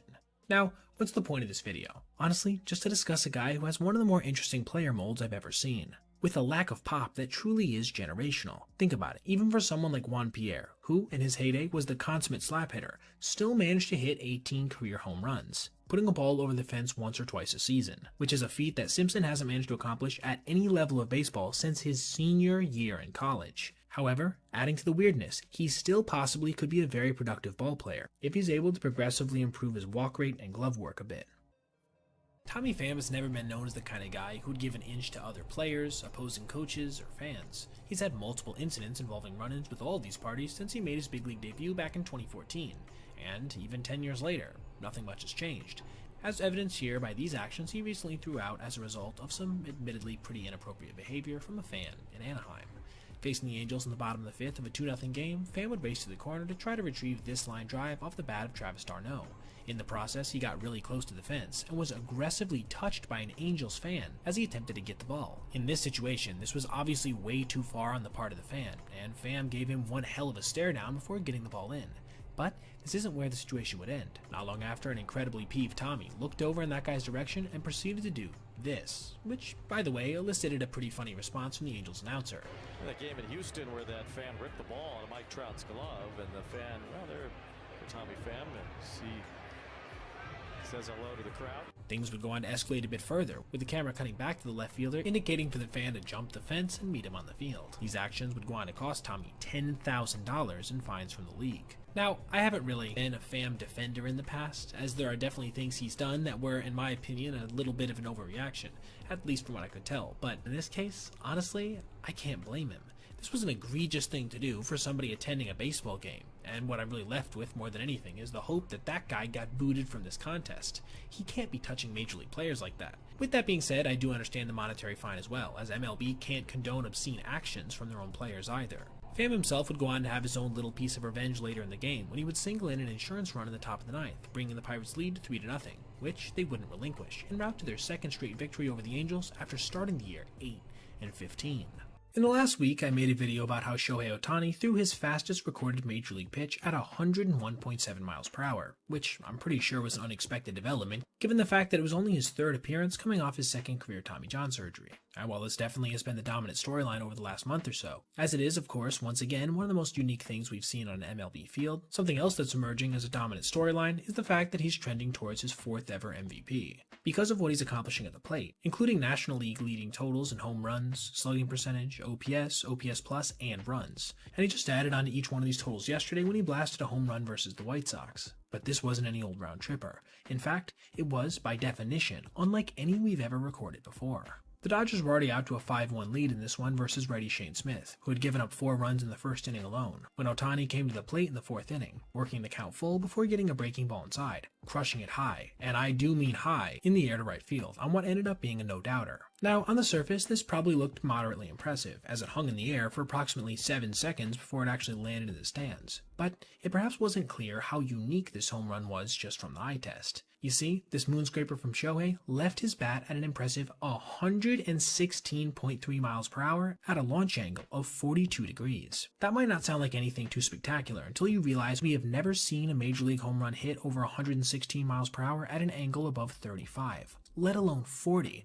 let alone 42. In fact, we've never seen one hit that high at 115 miles an hour. This makes this a purely singular feat of strength, as the ability to impart that much exit velocity on a ball hit at that angle is just completely unprecedented. Now, I know I'm going to get a decent amount of people commenting that this isn't even worthy of a video, but I also want you to consider what a 42-degree home run usually looks like. As you can see here on this Juan Soto blast back in 2019, that traveled 366 feet at 104.7 miles an hour, both of which are around the average for balls hit out at an angle this high. Ohtani's blast, meanwhile, traveled 408 feet on top of the other peripherals, which would also make it a nearly top 10 farthest hit home run at a launch angle over 42. I will acknowledge that this is a bit nerdy, but I didn't want to ignore how impressive this was, being a feat of raw power that maybe only 5 other guys in the whole sport right now could approach today. As for the rest of the game, the Dodgers would manage to close this one out 6-1 over the White Sox, with very little happening in the way of notable plays following Shohei's Herculean blast. The Rockies finished 2024 with a record of 61-101, ranking amongst Major League Baseball's worst teams again for what feels like a decade in a row at this point. But amidst the overall horrible play of the squad, one thing that did stand out was the amount of guys who played exceptionally well defensively, with 4 different players registering over 3 StatCast fielding runs. Funny enough, despite this pedigree, they just became the team to register the first ridiculously bad defensive play of 2025. Facing the Diamondbacks in the top of the 5th, up by 3, Ketel Marte sent a deep fly ball to center field, where Sam Hilliard made a nice running catch on the warning track before bumping into the wall. The Diamondbacks easily could have scored 1 run, but that alone wasn't going to satisfy them, as they pushed DSU by sending Blaze Alexander around third. It was then that the relay throw came in wildly off target from Gold Glove shortstop Ezekiel Tovar, scooting past the catcher before rattling around behind the backstop, which then allowed the runner who originally started the play on first base, Jorge Barosa, to easily score. That's right, the Diamondbacks just tallied a bases-clearing sac fly, and while the Rockies have since come back offensively to blow the game open a bit, it still doesn't take away from the abject absurdity that was this moment, that I'm sure can't be too encouraging for Rockies fans looking for anything positive about the prospects of the upcoming season. Now, I want to know what you guys think. How seriously do you take plays like this in a spring training setting? To you, does it represent something like a lack of fundamentals, or do you think it's just teams trying to knock the rust off as they approach the regular season? Let me know in the comments below. George Kirby just had his most dominant start ever from a strikeout perspective, punching out 14 batters over 7 innings while giving up just a 2-run home run, finishing the day with as many called third strikes as swinging, allowing him to actually set the season high so far for this type of K at the implied mark of 7. But there was something else that happened during this game that was significant, being as how it actually put him in a class in terms of control that is rivaled only by the greatest control pitcher of all time, Greg Maddux. As pointed out here by OptaStats, who's a great follow by the way if you guys use Twitter, George became just the second pitcher ever to have over 500 strikeouts and fewer than 70 walks in any span of 93 starts, which is the exact total he's made so far in his career. The other guy being, of course, the aforementioned Maddux. But here's the thing, Greg's stretch didn't come at the beginning of his career like George's has, arguably making his more impressive, especially in an era where guys are taught to prioritize velocity over control. Yet Kirby's stuff certainly sits in accordance with his generation, going out there pumping mid to high 90s every start with nasty sliders, curves, sinkers, and splitters to go along with his four-seamer. But it doesn't end there. Along with him recently crossing his 500 strikeout threshold, a couple starts before, he had crossed the 500 inning one as well, which allowed him to be considered for some pretty impressive all-time rankings for a couple other stats. The first one being overall walk rate, as among guys with at least that total of 500 innings pitched since 1930, he is first overall in walks per 9, at a mark of 1.1. As a point of comparison, Maddux for his career was almost double that at 1.8. Now, I'm not saying control is just not walking guys, but that is a piece of it, and Kirby does that better than anybody in MLB's modern era, period. This still, to me though, isn't his most impressive overall record, with this title I believe belonging to his strikeout to walk ratio, which currently sits at 7.49. As you could probably guess, he's first in this, otherwise why would I bring it up? But this doesn't do it justice. The next closest is Jacob deGrom at 5.35, which is a total about 29% worse. This would be like if Barry Bonds had 970 home runs to Henry Aaron's 755. That's how big a difference there is. That, to me, is near unbelievable. But it's indeed true. Now, before we go, I do want to say a big caveat here is that Kirby's career ERA plus of 107 isn't near Maddux's 132 or deGrom's atmospheric 157. So I'm not saying he's a better pitcher than these guys, or really even on their level, but he is, at least so far, superior in terms of limiting free passes. The Dodgers beat the Yomiuri Giants 5-1 to open their exhibition series in Japan, with one of the more iconic moments in recent Japanese MLB play in Shohei Ohtani going deep to right field. There was a few other home runs and a couple other notable moments, but overall I think this game went about how most people expected it to, considering the immense depth of the Dodgers, with no disrespect to the still exceptionally impressive Giants. But this predictability would not carry over to their second match versus the Hanshin Tigers. After having shut out the Cubs the night before, the Tigers got off to a hot start, with their ace Hiroto Saki beginning the night with a K of Ohtani on a devastating splitter. He would then follow this up with the same versus Tommy Edman on another diving off-speed pitch, before getting future Hall of Famer Freddie Freeman to ground out weakly to the right side. Now, a quick note before we proceed. Yes, Blake Snell matched his performance early on, and the Dodgers overall would go on to strike out 14 batters over the course of this game, while only giving up one 3-run homer. But since this video is about the Dodgers getting shut out by the Tigers, I'm going to largely ignore LA's part in this game on the pitching side of things. In the second inning, Teoscar Hernandez would start things off with a ground ball back to the mound, easily being handled before Max Muncy was punched out on a 93-mile-per-hour heater. That's the thing I've noticed with Japanese baseball. Most of the time they're not going to blow you away with raw velocities like you'll see in the major leagues, but what they will do is consistently outpitch you. Just look at the location of that offering, with the same being true of the next one, another K on another splitter in basically the same spot after Will Smith had walked. In the third, he got 3 fairly routine outs, with the only notable one being a shallow pop fly off the bat of Ohtani. He was right back to punching guys out in the 4th inning, getting Freddie Freeman on a high looping curveball that probably wasn't exactly where he wanted it, but still ended up being effective, before getting Teoscar Hernandez swinging as well on yet another devastating splitter. Now, at this point, keep in mind they had a no-hitter going, an incredibly impressive feat considering the Dodgers were actually running out a vast majority of starters to begin this game. But Max Muncy would put an end to any real narrative surrounding this when he led off the next frame with a bloop single into right field. The only problem is that Will Smith immediately followed this up by lining a one-hopper that was picked very nicely by the second baseman, who would turn it into 2 without issue, erasing LA's leadoff base runner before Michael Conforto would strike out on yet another perfectly placed pitch. This would be the final batter that Saki, apologies if I'm not pronouncing that or any of the other names correctly, would face, with his final line being 5 innings, 1 hit, 1 walk, and 7 strikeouts. Javier Guerra, a former MLB pitcher, would come in for the 6th and give up a couple base runners before getting Freeman to once again ground out to the right side. 6 innings now with 0 runs for LA, and this wouldn't change in the 7th, when Hidetaka Okudome retired the side in order, punctuating his night with a swinging strikeout on a nasty slider. Things were getting real now for a Dodgers team who was on the edge of being shut out, with many of their major starters having now been pulled. So you just know they were trying to lock in and at least scrape out 1 run, and Austin Barnes would do his part to lead off the 8th inning, lining the first pitch he saw to left field, off the first and only lefty the Dodgers would face in Takuma Hiroshiki. But this would probably be followed by a Chris Taylor double play, which unfortunately I couldn't find footage of, and then an Andy Pages weak fly ball to right field, meaning the Dodgers were down to their final 3 outs, and they would have to get them versus dominant righty Daichi Ishii, who would retire the first 2 batters of the inning easily before, on an 0-2, painting the low and outside corner perfectly to James Outman, ending the night and the Dodgers' chance of scratching out even a single run. This was as impressive of a pitching performance as I've seen in some time, with nearly every offering being executed to perfection, especially versus a host of players who are used to facing the best pitching in the world, with quite a few of these guys being either perennial all-stars or potential future Hall of Famers. Now, I want to know what you guys think. If a team like the Tigers were to, in a hypothetical world, compete in the big leagues, what do you think their record would be in a full season? Let me know your thoughts in the comments below.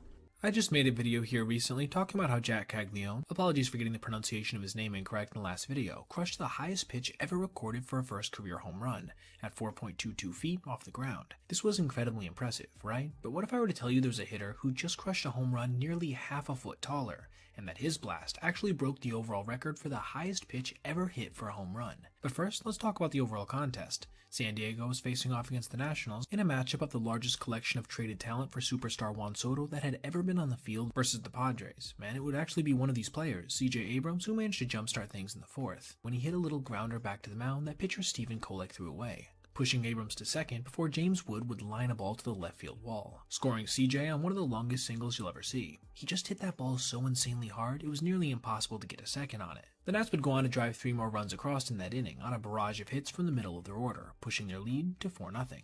Manny Machado would get one back for the Padres in the bottom of that inning, but that's all they'd be able to muster, and the Soto kids were right back at it in the 5th, torturing the San Diego faithful with back-to-back hits with 1 out, setting up a couple ducks on the pond for Luis Garcia, who tallied his 2nd RBI in as many innings on a line drive single to center field. 2 knocks later, and the lead had swelled to 6-1. Outfielder Dalen Lyle would then refuse to let the Padres get back into this game when he robbed an extra base hit from Luis Ariz that was scraping the wall, a play that ended up being pretty impactful considering the Padres would score in this frame, but only 1 run. They would do the same in the next inning with Jake Cronenworth bringing the score back to a save situation at 6-3 on a home run to right center field. But this spread wouldn't last very long, as in the 8th inning, James Wood would crush an absolute missile down the right field line that just barely managed to stay fair, clanking off the foul pole to extend their lead to a much more comfortable 9-3. This brings us to our real notable play, as in the top of the 9th with an 0-2 count, Josh Bell would swing away at this fastball, crushing into the second deck in left field, pushing across their 10th run of the game. But like I alluded to in the intro, he also had accomplished something far more impressive, as this broke the record for the highest pitch ever hit for a home run in StatCast history, at a height of 4.65 feet off the ground, a mark that broke the previous record held by Kyle Higashioka at 4.61. But here's the thing, Kyle's blast came off a 35-mile-per-hour bowling ball from a position player, not a 91-mile-per-hour heater near his eyes. The exit velocity was also an impressive 102.8 miles per hour, ranking him 2nd all-time on a homer hit at least 4.5 feet off the ground behind this Mark Trumbo blast at 108.8.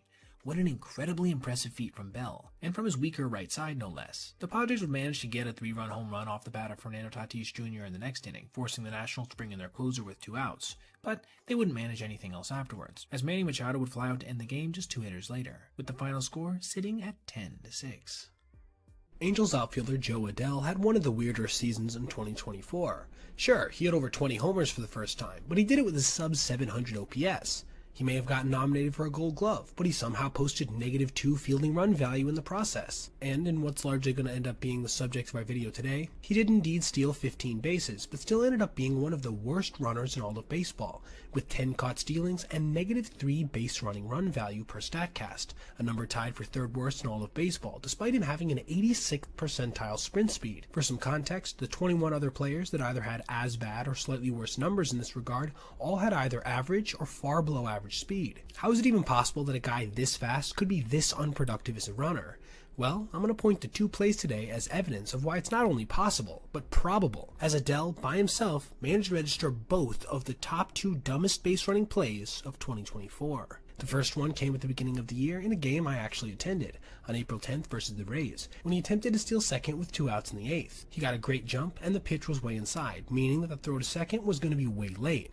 But for some inexplicable reason, Adell decided not to slide, which forced his momentum to take him well past the base where he was tagged out to end the inning, sapping the entire momentum out of a potential rally with the Angels down by 2. In the comments below, I want you to tell me what you think his thought process was here. It wasn't like it was a 2-2 count or something that he thought was full. This was literally the first pitch of the at-bat. Just inexcusable. But the second one was arguably worse, as versus the Braves on August 16th with runners on second and third and 2 outs, he would line this fastball down the line, where Austin Riley would grab it on a dive, then make a 2-hop throw to first base, where Adell was rounding the bag? What? This allowed him to easily be thrown out on a play he probably could have beaten out had he run through the bag. Apparently, he had thought that the ball had snuck past Riley down the line and never bothered to pick up his head to double check, allowing a guy with nearly 90th percentile speed to get thrown out on a lawn dart from the third base coach's box. Why wouldn't he just glance over there? One of these moments in a season is certainly bad enough, but is at least understandable to some degree. After all, brain cramps happen. But twice, and in enough subtle moments to add up to -3 base running runs? It's clear Joe still has an incredible amount of potential based on his performance last year, but if he keeps doing stuff like this, it's going to be hard to ever see this get realized in any consistent way. There's been a couple really bad calls I've detailed over the last couple months, including one that was record-breaking for the worst called strike 3 in cataloged baseball history. On this pitch to rookie Jake Mangum, a startling 6.83 inches outside the strike zone. But it was yesterday that we saw the inverse of this, an umpire calling a pitch basically right down the middle of the ball, but with this one costing a pitcher a chance at history. Yoshinobu Yamamoto was on the mound to start the 3rd inning, down 1-0 to the Padres, when Bryce Johnson stepped up to the plate, taking a fastball perfectly painted over the low and outside corner for strike 1. The Japanese righty would then flip his nasty curveball up there, seeing it hit the bat of Johnson twice in one swing. Certainly an odd-looking play. Yoshi then got back on the mound and punched out the 29-year-old with a nasty backdoor curveball. 1, 2, 3, and the first out of the inning. Next up was veteran backstop Martin Maldonado, with the veteran flying the first pitch of his at-bat down the right side. He then took a backup slider over the inside corner, with the umpire actually doing a good job of tracking it considering that Will Smith wasn't expecting it there, pushing the count to 0-2. Yoshinobu would then ramp up and throw a 96-mile-per-hour heater right past Maldonado, again setting him down 1-2-3. This brought leadoff man Fernando Tatis Jr. to the plate, easily the toughest customer of the inning. But his at-bat started like the other two, with a strike this time on a swing and miss at a cutter low. Nando then fouled off a near-perfectly placed slider right at the plate, putting Yoshi 1 pitch away from an immaculate inning. One of the rare accomplishments any pitcher can tally. So he got back on the mound, wound up, and fired another mid-90s heater, this time basically right down the middle. But for some inexplicable reason, it wasn't called. The only justification I can even possibly come up with was that Smith actually framed it a little higher for some reason, but it still would have been a strike in that spot at the top of the zone anyway. And the impact of this missed call certainly wasn't lost on Dodgers announcer Joe Davis. Here's the 0-2.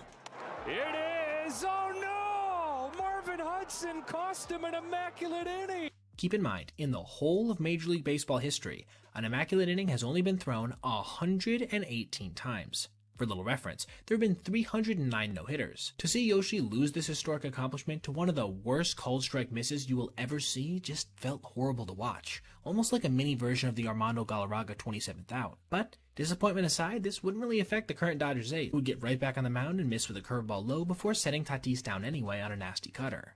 And while this start wasn't his best, as he gave up 3 runs through 6 1/3 innings, it was still solid enough for him to get a victory. But in keeping with the trend that has been following him all season, the Dodgers just couldn't muster any offense behind him, not managing to score their first run until the 9th inning, with a bunch of hit-by-pitch shenanigans being in there as well. Dalton Rushing would then strike out with the tying run on second base to end the game, meaning that, as of today, Yoshinobu has a 2.76 ERA, 95 Ks in 84 2/3 innings, a 1.42 ERA+, and yet a 6-6 record somehow. I've made a couple of videos here in the last few weeks about one specific play from Gleyber Torres, and then an overall profile on how he is, I feel, the laziest player in baseball. But as we get a little distance from the World Series, I did want to make a video exploring how it wasn't just him on his own team that brought this energy. The Yankees overall in 2024 might have been MLB's laziest team, as despite having easily one of its most talented rosters, they consistently underperformed both defensively and on the bases due to a lack of focus or effort, i.e. lazy plays. So that's what we're going to be talking about today, going over a few that I think illustrate this best. We'll of course throw up the plays from Gleyber here, being that horrible looking one from World Series Game 1, as well as just some lazy ones throughout the season. But I want to move past that quickly since I've detailed it extensively. Instead, let's look at some more general examples, like the play that may have cost them their final chance at a World Series run, when Anthony Rizzo fielded this ball at first base, then didn't immediately hustle to cover the bag, allowing Mookie Betts to reach with the Dodgers' first run. Additionally, Garrett Cole didn't get over there either, which, in a game of that consequence, honestly, both players should be doing. But it wasn't just in the biggest of moments that this happened. Here's some fielding plays that they didn't take it all seriously, allowing runners to either reach or gain extra bases, where they absolutely didn't have to. Starting with Trent Grisham bobbling this ball in center field in a game the Yankees were already trailing 8-4, allowing the runner to get to second. Here, Anthony Rizzo doesn't follow a ball into his mitt, resulting in one of the easier errors you'll ever see on a first baseman. But even that one wasn't as embarrassing as the one that DJ LeMahieu would tally versus Texas, as DJ didn't fully watch this ball into his mitt before seeing it ricochet off his glove, allowing the runner to reach. Here's an example of something that happened a lot all season, outfielders pulling up on pop-ups that were far more difficult for the infielders to try to get to, allowing balls to fall that definitely didn't deserve to be hits. All of this was indicative of a team that would have ranked in the bottom 10 defensively in baseball, save for one real contributor in Anthony Volpe, who had more outs above average himself than the rest of the team combined. Their base running was somehow even worse, as they tallied the lowest runner runs in all of baseball, committing such boneheaded plays as getting doubled off at first base on routine fly balls, having 2 runners getting picked off in 1 inning in the playoffs, and whatever the hell this was from Trent Grisham trying to score the go-ahead run. Again, I do believe that lazy doesn't just mean being physically lazy, it also means allowing for huge lapses in focus at times. Now, I want to throw up a bunch of times where the Yankees had batted balls that had expected batting averages near or above 400, yet they didn't feel the need to run out the plays, turning many of these from what would have been potential hustle hits into more than easy outs. As I've said before, I think it's fine if you don't give 100% on every routine play throughout the course of a long season, but on plays that are less than routine in games that are close, there's just not a good excuse for that in my opinion, especially when you have as much talent on the roster as the Yankees do. Let's finish up this video with a play that didn't even end up having as much of a negative ending as it could have, but still was pretty indicative of their overall philosophy, as LeMahieu here grounded this ball to second base and still nearly got doubled up even after 2 missed plays by the Red Sox. As a major league team, you just can't keep doing stuff like this all season and not expect it to come back and bite you in the ass, as it did with the Yankees in the World Series. Now, with all that being said, I do want to mention, I've made a number of negative Yankee videos since the start of the playoffs, but the reasoning behind that, at least for me, is the frustration of seeing a team that has the potential to be one of the most exciting in baseball not give it their all in the most important moments of their season. I'm frustrated because, despite the fact that I've never really been a Yankee fan, I do like this team. But over and over, they kept making themselves into more villains than I think they needed to, and that, frankly, was a bit disappointing. Hopefully there'll be some kind of culture shift come 2025, so I never have to make a video like this again. Since Patrick Bailey made his debut in 2023, he has become known predominantly for 2 things: being pretty much the best defensive catcher in all the sport, and being unable to bring any value at the plate. And this year, the polarization has never been starker, with him toting a 99th percentile fielding run value of 13 to go along with top 10 worst totals among everyday starters in batting average, on-base percentage, slugging percentage, OPS, and OPS+. Additionally, it should probably be expected, given that he is a catcher, that he's also exceptionally slow, with just a 12th percentile sprint speed of 25.6 feet per second. I give all this information as a lead-up to him being one of the most unlikely guys we've ever seen hit a walk-off inside the park home run, which is, somehow, exactly what he did yesterday versus the Phillies. But before we get there, let me take you through the 9th inning leading up to his at-bat, with struggling closer Jordan Romano taking the hill after Kyle Schwarber had managed to hit a go-ahead 2-run homer a couple innings before. Now, Romano had already ended a jam in the 8th inning, so it was a questionable move to keep him out there for the 9th. Yet that was the move that manager Rob Thompson decided to go with, seeing him give up a near immediate double to Casey Schmidt. He would bounce back right after, inducing a pop-up on the infield, putting his team 2 outs from victory. However, after Wilmer Flores lined a single just past his outstretched glove, the tying run was on first base. Still, it was the weak hitting Bailey, right? This should probably be, at worst, a sac fly or bloop single somewhere, but Jordan wouldn't do himself any favors by grooving a first pitch fastball right down the middle of the plate, seeing it crushed high in the air to deep right center field, a shot that would ricochet perfectly off the brick wall out there, to cause it to take a crazy hop from center fielder Brandon Marsh. This sent Bailey into a mad dash around the bases, eventually culminating in him scoring standing up with a walk-off inside the park home run. There were a couple of very interesting facts about this play that defy even the setup I outlined in the intro. First of all, this would have been a home run in every single ballpark besides Oracle, with it traveling 414 feet to the deepest part of the ballpark, meaning that it actually would have been incredibly unlucky had it not taken that crazy bounce. And secondly, as pointed out by Jeff Passan on Twitter, this was the first walk-off inside the park homer for any catcher since Benny Tate in 1926, almost 100 years ago. All these factors add up into one of the most unlikely walk-offs we've ever seen. After Bryce Harper returned from his Tommy John surgery in 2023, he, at one point, while obviously still recovering but playing, took every single pitch in an at-bat without ever making an effort to swing. And while this definitely turned some heads, it probably wasn't as ridiculous as if he would have swung at every pitch in that at-bat regardless of where it was, right? Sounds crazy, but that's exactly what happened way back in 1992, when Alfredo Griffin intentionally tried to strike out. It was in the top of the 5th in a game between the Blue Jays and Yankees, with the Jays leading 9-0. But at the same time, there was an intense rain coming down, threatening to make the game unofficial if they couldn't manage to play at least 5 innings. It was because of this that veteran Griffin decided to swing at every pitch in his at-bat, essentially attempting to strike out just to move the game along. You can see the effects of this on pitch 1, when he swung at what looked to be a sinker nearly at his shoe tops. He then settled back in before taking one of the latest swings you'll ever see on a pitch, fouling it off down the right field line. It would be then, on pitch 3, that he would unleash perhaps the wildest swing in baseball history, as by this point pitcher Greg Cadaret had figured out what was going on, and unleashed an offering that would have sailed over the head of a lefty batter, only to see Griffin do a pirouette on a swing that just looked all wrong on a big league field. What's funny too is he probably could have been safe had he decided to run that wild pitch out, but that would have gone directly against what he was trying to do, so he simply turned around as the ball sat against the backstop and calmly walked back to the dugout, concluding what has to be one of the more bizarre-looking at-bats in the history of Major League Baseball.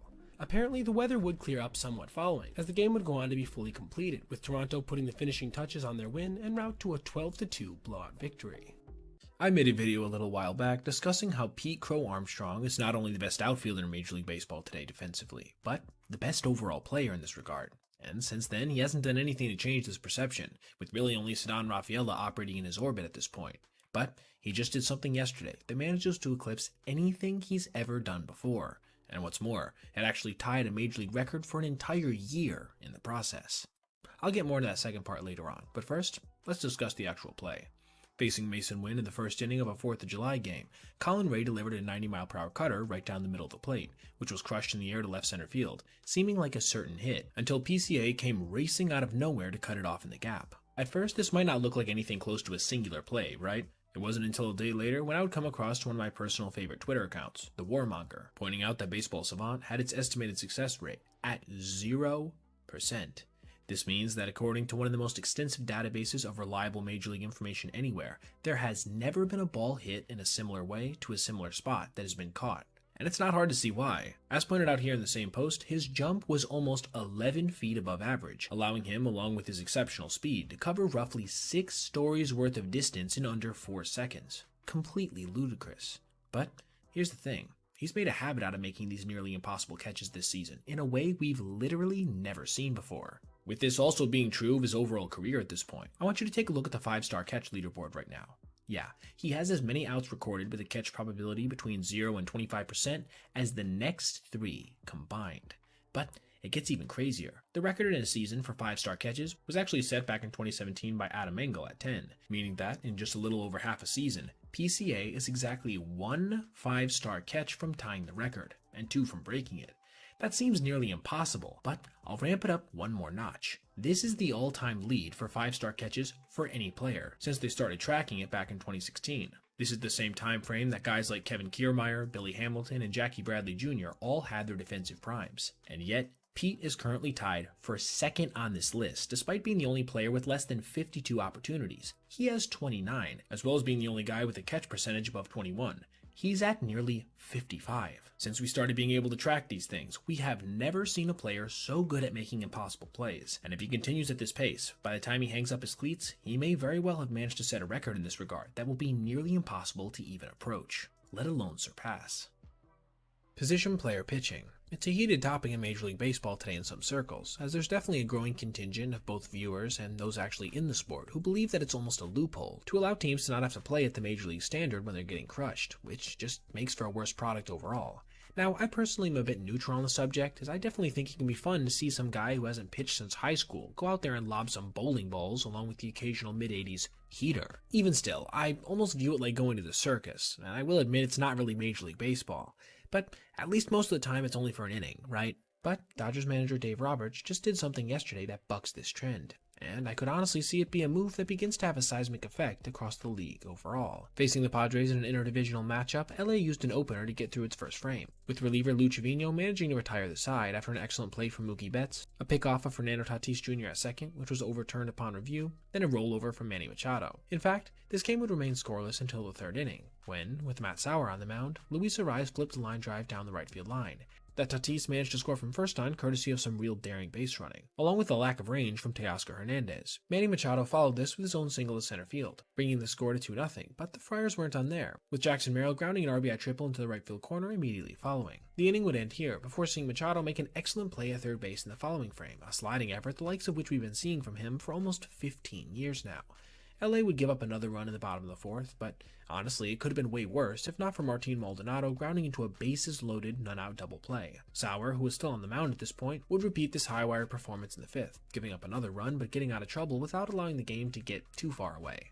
He certainly wouldn't be able to do the same thing in the sixth inning, though, when the aforementioned Maldonado led off the frame with the home run to left field, a shot that certainly couldn't have felt good considering the backstop has an OPS plus right now of 47, and he wouldn't be able to stop the bleeding, going on to give up 3 more runs on a barrage of singles with a walk mixed in there. With the score now sitting at 9-0, the game felt pretty much over. This was when Dave Roberts decided to wave the white flag in a way I don't know if I've seen before, bringing on Kike Hernandez with his now signature pitching helmet with 2 1/3 innings left to go. At this point I buckled in for a 20-0 massacre, but funny enough, Kike ended up posting much better numbers than I thought he would, first ending the 6th on a flyout to center field, then coming out in the 7th, and after giving up 2 runs courtesy of a flare single, error from himself, and then an absolute rocket from Manny Machado that would have been a home run in 11 out of 30 MLB ballparks, settling back down to end the inning without further damage, doing the same in the following frame despite giving up 2 more base runners. His final line, a respectable 2 1/3 innings with just 2 runs given up, and only 1 of them being earned. The game would end shortly after with a final score of 11-1.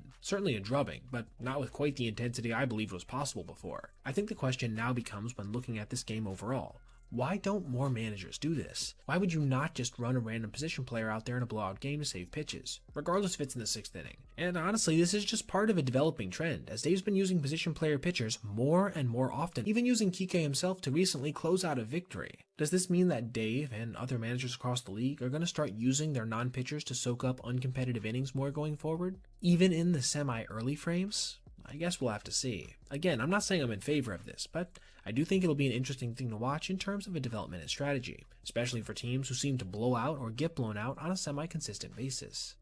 Sadly, knuckleball legend Tim Wakefield passed away yesterday due to complications from brain cancer, and while the baseball world mourned the loss of one of the truly good guys in recent baseball history, Cal Riley, who was slated to start behind the plate for the Mariners in that night's game versus the Rangers, had an idea: have starting pitcher George Kirby, who had previously shown a devastating knuckler in practice, throw one in honor of Tim during the game.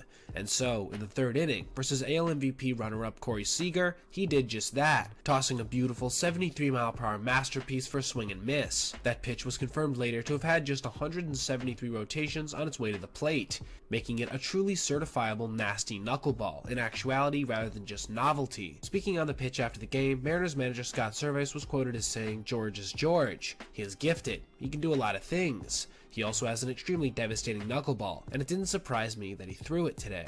Now, RIP Tim from everyone here in MTC, and our deepest condolences to your family. I think I speak for everyone when I say you and your knuckleball were a huge part of my childhood growing up as a baseball fan, and you will be truly missed. After what was undoubtedly a good season in the Mexican League in 2024, Trevor Bauer again became a free agent, with many MLB fans urging their favorite teams to give the veteran righty a chance. And he certainly was a driving force behind this, consistently tweeting and retweeting statements about how he belonged back in the big leagues, even going so far as, at one point, to say that there are only 20 hitters on the planet right now that would even be a challenge for him, and that he'd, quote, steamroll the rest. But, unaffected confidence aside, no major league team was willing to give him a chance, so he ended up signing back with the Yokohama Bay Stars for 2025, a team that he'd pitched on to great success back in 2023. But things have not at all gone according to plan so far this season, with him not only having arguably the worst results in the league, but also recently getting demoted to the NPB's equivalent of the minor leagues. Now, before we get into the numbers, I want to apologize for having to put major league clips in the B-roll here, as unfortunately the NPB has been known to be really strict about blocking videos that use their footage. If you want to see some relevant lowlights, just go punch his name into any major social media website. Now, onto his numbers. Among qualified pitchers, Trevor Bauer is last in ERA, hits given up, runs allowed, and walks, while being tied for second to last in hit by pitches and home runs given up. He also is currently leading his league in losses as well. Now, for any of you who are going to search up what his numbers are and then comment here, oh, a 4.13 ERA actually isn't that bad, and he's only allowed about a hit an inning. Keep in mind that Japanese baseball is going through their most extreme dead ball era in their history. After all, 16 pitchers right now have an ERA under 2, and no one else has one above 3.5 besides Bauer. Put simply, he has been, by every major metric, the worst starter in the league. And after a recent start where he gave up 13 base runners and 5 runs through just 5 1/3 innings, he apparently shouted something at the Bay Stars pitching coach, which may have contributed to him getting sent down to the Japanese minor leagues, where his manager, Daisuke Miura, said he needed to reset and figure out if he was possibly tipping his pitches. Now, I'm not making this video to crap all over Bauer. I know a lot of people feel strongly about him one way or another, but honestly, I don't know enough about him to make a judgment about his character or anything. All I know is that statement that he made over this offseason that I actually made a video about at the time concerning the 20 hitters thing is just aging more and more like milk with every passing start. One of the most common things you'll see from rivals in the same division is some chirpiness whenever anybody gets hit by a pitch, as we've most recently seen in the back-to-back series between the Padres and Dodgers, when it felt like somebody was getting hit by a mid-90s fastball every night, with varying degrees of intention behind them. Another thing that usually comes with this is the posturing post-game, with guys making subtle threats towards each other and throwing shade in backhanded ways. But you know what you rarely see? A player outright humble himself after being at the center of a bench-clearing altercation, apologizing in no uncertain terms for his part in causing a scene. That's exactly what Wilson Contreras just did after a contentious end to a game between the Cardinals and Cubs. We'll get to that, but let's do the breakdown of the overall game first. Shota Imanaga was on the mound, making his first start since May 4th, managing to pitch a scoreless first after getting Contreras to swing and miss at a high fastball. This takes us to the second, where, with 2 outs, Michael Busch would get a fastball right down the center of the plate and crush it out to right field, giving the Cubbies a 1-0 lead on a borderline no-doubter. Nico Horner would then make a very nice play to lead off the bottom of that inning, sliding into the outfield to rob Nolan Arenado. After a couple of relatively uneventful frames, it was in the 4th that the Cubs would finally manage to push across another run. As following this nice catch on a line drive by the future Hall of Famer Nolan, Ian Happ would draw a bases-loaded walk with 2 outs, extending Chicago's lead to 2-0. But starting pitcher Andre Pallante would manage to buckle down to retire Kyle Tucker to end the inning, inducing a ground ball that was handled nicely by Mason Wynn up the middle. Imanaga would keep dealing through the 5th inning, ending his start with just 77 pitches thrown, 3 Ks, and 2 base runners given up. In the bottom of the 7th, it was Cubs pitcher Brad Keller's turn to work out of a tough spot, doing so with the help of a sliding catch from Pete Crow Armstrong in deep right center field. After the Cubs got another run, courtesy of a botched intentional rundown by Contreras, the newly transitioned first baseman, it was the Cards' final turn to hit, with closing pitcher Daniel Palencia attempting to get the final 3 outs. Alec Burleson, however, would make sure things would not start well for the big righty, as he lined a double up the right center field gap as part of what has been a breakout season for the 26-year-old. This brought Contreras to the plate, who, then in a 1-2 count, would take a 101-mile-per-hour fastball near his face, with the offering grazing off of him to put 2 runners on. This obviously did not sit very well with the former Cub, who proceeded to look towards the mound and start jawing with Palencia, who honestly seemed a bit confused. After he got to first base, the talking didn't stop either, repeatedly calling to Daniel multiple times. This even prompted Burleson on second to give him the universal, let's take it down a notch sign. Things would calm down for a moment as Palencia got back to work, striking out Nolan Arenado and Thomas Ajazi back-to-back on a nasty slider and another triple-digit heater. This meant Nolan Gorman was the last hope for St. Louis, and on a 2-2, would take a perfectly located slider over the low and outside corner for strike 3. You'd think with the game being over now that the conflict would be too, but Palencia himself wasn't done, turning to Contreras and shouting something as he celebrated the save. This ended up resulting in the benches clearing. I'm sure a lot of people at this point assumed that this was going to bleed over into future contests between the two teams, maybe with a couple more hit by pitches mixed in there, but After the game, Contreras decided to take it in a different direction, assuming full responsibility for the incident in an act of humility you'll rarely ever see from a professional athlete. He said, quote, "My reaction was bad. I apologize to the Chicago Cubs for the way I reacted. I don't want to fight them." And Palencia did his part as well post-game by saying, "I don't want to hit that guy. I've been watching that guy since I was a kid," which I read as him having too much respect for the former Cub to throw at him in this way. I'm just glad to see the whole situation de-escalate before somebody ended up getting hurt, as it's clear when you're throwing 100-mile-per-hour plus fastballs, the last thing you want is for them to be aimed at players intentionally. You might look at Roki Sasaki's recent appearance versus the Rangers and come away from it with largely a positive impression. He threw the most innings of any start in his big league career so far, gave up only 2 hits and 3 walks, making it his only appearance so far where he's allowed less than a base runner per inning, and he only gave up 1 extra base knock, which might lead you to believe he limited hard contact. But this is only part of the story, and in my opinion, a bit of a mirage. If you actually watched the appearance, there was one very concerning trend that emerged, which is the absolute cratering of his fastball velocity, which, as pointed out here by Blake Harris on Twitter, dipped from his yearly average of 96.9 miles per hour all the way down to 93.8. His overall velo was also down in his off-speed pitches, which might not seem very relevant, but can affect important factors like spin rate and movement profiles. This was reflected in the fact that he only punched out 4 hitters, which for a guy who is seen as having elite stuff at his best, isn't too impressive. And even though the box score says he only gave up 2 runs, he did give up plenty of hard contact, including this fly ball to his second batter of the game off the bat of Corey Seager, which ended up being robbed by Andy Pages, the second straight contest Pages has directly saved him runs with his glove. This was actually one of 9 balls that were hit and play at 95 miles per hour or harder, including a game high of 110 off the bat of Adolis Garcia. The fact that most of these found fielders is largely coincidental, and doesn't bode well for future starts if he can't manage to miss more bats to make up for it. And for those out there that were saying he was intentionally limiting his velocity to help his control, this narrative is a little bit hard to swallow as well, considering he was easily throwing on average 5 miles per hour faster than this in Japan, pre-2024, and routinely walking less than 4.5 batters per 9, which was what his performance was in this contest, with 3 walks in 6 innings. Again, this is why I'm a little concerned. His velocity dipped pretty significantly during that last season overseas, and it was a prominent part of his off-season recruitment process to have teams explain to him why this was, and what he could do to fix it. As such, seeing his velocity drop from routinely in the high 90s in his first start all the way to sub 94 in this one is not a good sign for where his mechanics are at. And considering the characteristics of his fastball aren't elite even when it is touching 100, it's not going to be a good thing if his velo stays at modern sinker baller speeds, especially when he certainly isn't exhibiting pinpoint command. I just hope that it is something conscious he's doing to work out the kinks before he tries to ramp it back up in future starts, and it isn't something that indicates an injury waiting in the wings, or just plain out mechanical degradation as a result of something purely psychological. I've made a few videos in recent days discussing extremely rare plays that have happened to be all kind of bunched together, including a guy getting intentionally walked 4 times, the Mets getting pummeled like no team ever has before, and a game where both AL teams sent a pitcher up to the plate. But all of these, while strange, don't quite eclipse in my mind what we just saw in a game yesterday between the Guardians and Cubs, when a pitcher managed to get through an inning without retiring even a single batter. That'll make more sense in just a sec, but first we have to discuss how we got there, with Chicago's Pete Crow Armstrong leading off the bottom of the second with a line drive single to left field, before he scampered to third on Dansby Swanson's knock the other way, putting 2 runners on for Michael Busch, who would execute his own piece of professional hitting by landing an RBI single to left field, part of what has been, quietly, a very good season for the lefty.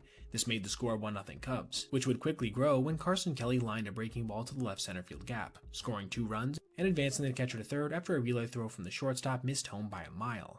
This is where our real shenanigans would begin, as Guardians hurler Gavin Williams would then deliver a fastball painted over the low and outside corner, with it somehow being missed by Bo Naylor, who scrambled to the backstop to retrieve it and then flipped to Williams for the out at the plate. This was the first runner who was thrown out, not hit or retired. Nico Horner then managed to work his 2-0 count into a 3-1 walk, but as Gavin got set to deliver a 3-0 to the next hitter, he suddenly spun and threw to first, managing to pick Nico off, who had gotten a pretty healthy lead off the bag. 2 runners gone, 0 hitters.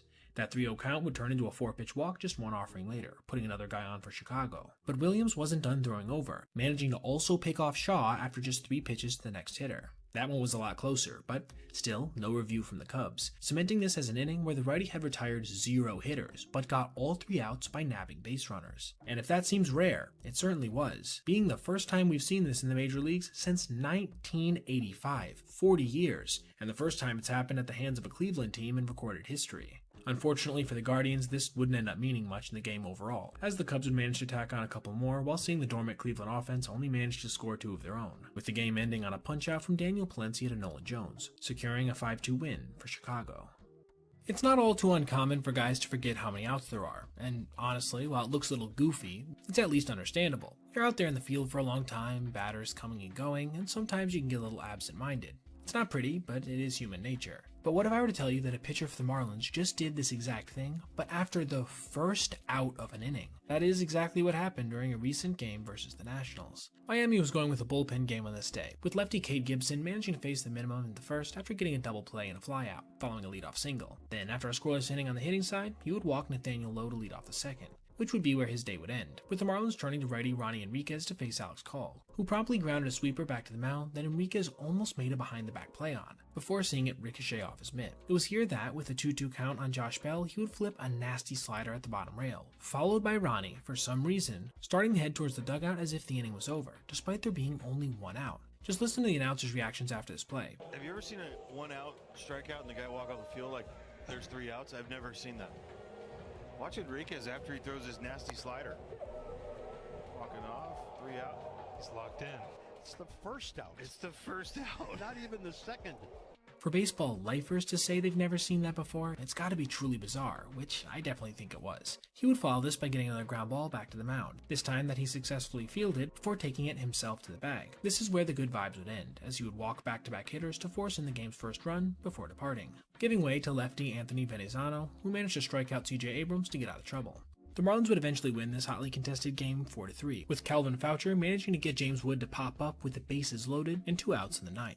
Still, when looking back at this contest, I can say that, at least for me, the major play of note will be this epic brain fart from Enriquez, which I'm confident in saying I don't think we've ever seen on a major league field before. Daniel Vogelbach is a big boy. Now, pretty much everyone who's seen him play could probably tell you that, right? And he's managed to utilize his larger frame to some pretty impressive results in the past, including 30 home runs in 2019 and a 126 OPS plus and near 800 OPS in 2022. However, along the way, one thing has become abundantly clear. You should never let Danny Burgers run the bases when at all possible. Let's dig into some of his lowlights and numbers along the way so I can show you exactly what I mean. We'll be going in chronological order, starting with the first time he was thrown out at home plate, on this ground ball to short that Bo Bichette had to field and then fire without barely taking a step towards home, still beating Vogelbach by a solid 5 feet or more. Our next 2 plays would be a little closer, but more so as a product of being slightly off-target throws than any kind of speed from Vogelbach making it close, as his most recently measured sprint speed of 23.9 feet per second would have actually had him tied for the slowest mark in all of baseball had he managed to qualify in 2024. Just look at this play from Odubel Herrera. JT Realmuto had to leap in the air to catch this, and then as he was falling back towards earth, make a desperation tag, and still have time to get Danny upon review. Up next is the first time we see him getting thrown out at second, on a roughly 10 hopper to the wall in right field at Oracle Park, which has a fairly deep right field by the way, when Austin Slater managed to throw him out at second. Here we get a pretty good look at his running speed from point of contact. This is not exactly the profile of somebody you want running the bases, but I do understand the send here, since almost any other runner in Major League Baseball probably would have been safe. We're back to throws to the plate now, as this time it was Seiya Suzuki who managed to get the big boy racing down the line from third on a fly ball to medium right. Even Danny himself, as he started taking off from third base, looked bewildered as to why he was being sent, and I guess for good reason, as the play ended up only being remotely close. Buckle up now, because our final 3 plays are all times he tried to turn what would have been a routine single for him into a hustle double, and none of them worked out, starting with this play versus his former team the Brewers, when Joey Wiemer took this ball from nearly the wall and right and managed to throw out Danny Burgers handedly. The next play was perhaps even a bit more understandable why he was trying for 2, as he managed to hit a fly ball that one bounced the wall and then went over the head of Jordan Walker, who then still somehow had time to make a one-hop throw into second where he beat Vogelbach by so much he literally tried to get into a rundown. Needless to say, that didn't work. And finally, our most recent play of the video saw him down by a run in the 9th inning versus another one of his former teams, the Mariners, when he lined this ball to the left center field gap, reaching the warning track. Now, this might have been the most absurd play of the entire video. Why? Because the throw didn't even come into second base. It one-hopped the shortstop, J.P. Crawford, who still had time to relay to second to get our titular character in a bang-bang play. After seeing this video, I'm guessing you won't be very surprised by the fact that since his first full season in 2019, Daniel Vogelbach has managed to post a negative 12 runner runs, which is tied for 4th worst in all of Major League Baseball, despite playing far fewer games than most of the players on this list alongside him. Even with all this being said, base running obviously was never a huge aspect of his game anyway, more so to me a fun little quirk worth exploring. So I do hope he's able to recapture some of the magic that he had managed to post either back in 2022 or 2019, so we can get some more burger bombs, even if along with it has to come some of these slow motion looking runs as well.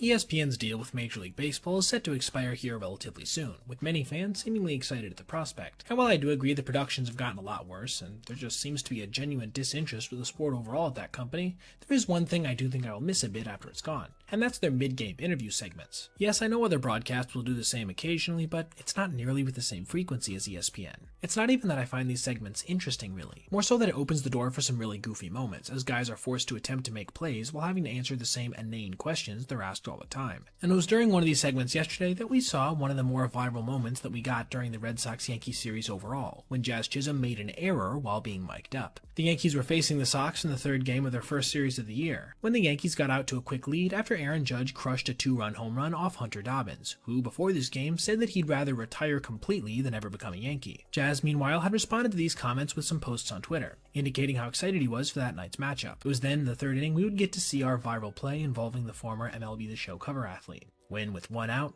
this happened. I think we're looking at... 1 second. Oh.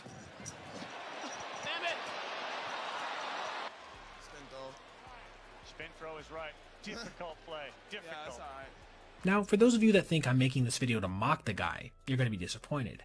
Actually, I think he handled the whole situation pretty well, not getting frustrated or going silent after having what was a pretty tough play not go his way. Sure, it would have been cool to nail a spinning effort mid-interview, but I don't think this was the embarrassment a lot of people were trying to make it out to be afterwards. What was probably a little more embarrassing was how his team played the rest of this contest, as lefty Carlos Rodon, who had been dominant pretty much the entire year up to this point, would go on to give up 5 runs in 5 innings, including 2 homers, before the bullpen proceeded to give up 6 more, including one on this blast off the bat of Rafael Devers, who continues to torture the Yankees like no one else. And while Judge would add another blast in the 9th, it wouldn't matter much, as the Sox would go on to take this one 11-7, with Anthony Volpe striking out on an awkward-looking swing to end it. For his part, Jazz would end up going 0 for 3 with a sac fly and a walk. Not bad, but I'm sure not quite the results he was going for. Anyway, I wanted to make a video where I discuss this play, giving my feelings on it, while also addressing the game itself. I get that a lot of people don't like the guy because he's polarizing, but I don't think there's any need to try to make a mountain out of a molehill in the case of a play like this. To give you an idea how hard knuckleballs are usually thrown, consider that only 3 of these pitches in StatCast history have managed to eclipse 84 miles an hour, all being thrown by Matt Waldron, with the fastest one in recorded history being on this flyout to right field off the bat of CJ Abrams, which came in at 84.2. And while there's currently a guy in the Tigers system after being signed over this offseason who's managed to touch 90 with his butterfly pitch, he's definitely a decent distance from the majors, considering he was playing independent ball before this. But the Twins this year have somebody in camp who's throwing a knuckler nearly as fast, and he's coming off of a season that saw him pitch 71 innings above AA, meaning he has a legitimate chance to actually make the team sometime this season. His name is Corey Lewis, and he throws an 87-mile-per-hour knuckleball. Like I said, he's been gunned up to 87 on the backlots, but unfortunately we don't have the official video of that. But to me, him striking out Gleyber Torres here on a diving knuckler that was in the mid-80s might be every bit as impressive. It literally had such an unpredictable movement profile at such a high speed, it got past the catcher. The same was true of this knuckler as well, though the broadcast called it a cutter for some reason. And while this knuckleball didn't move quite as much as the other two, he did manage to register a strikeout on it. And while I will say these clips do a pretty decent job of displaying the kind of potential the guy has, it's backed up by numbers as well. Last year in the minors, Lewis pitched 79 innings to the tune of a 2.51 ERA, to go along with an absurd, for a knuckleballer, 10.5 strikeouts per 9. Yeah, he walked 40 batters in this time as well, but when you're punching out that many, you can actually afford to get away with a few free passes. And what's more, it really seems like he's coming into his own since he got selected by the Twins in the 9th round of the 2022 draft, as he had a 3.90 ERA in 168 college innings, which is a mark that's improved to 250 in the minors in 180 innings since. Will he actually be able to make the Twins MLB roster out of spring training? I'm not sure, but it does seem like he's on the fast track to the big leagues, seemingly poised to break the all-time velocity record on his knuckleball as soon as he steps foot onto a major league field. Jacob Misiorowski made one of the more electric MLB debuts we've seen in recent memory yesterday, striking out 5 batters over 5 innings, while allowing 0 runs and hits, albeit with 4 walks mixed in there, before having to leave due to a rolled ankle. But in that short time he was on the mound, spanning just 81 pitches, he managed to do a number of impressive things, including throwing the hardest fastball ever by a Brewers starter at 102.2 miles per hour. and showing off the most dastardly combination of movement and velocity on a curveball this season. Shout out to Lance Brostowski for the details in the second one. But neither one of these pitches are what I want to discuss today, because neither one reset a major league record, unlike his slider, which he managed to throw harder in this appearance than anyone in recorded MLB history.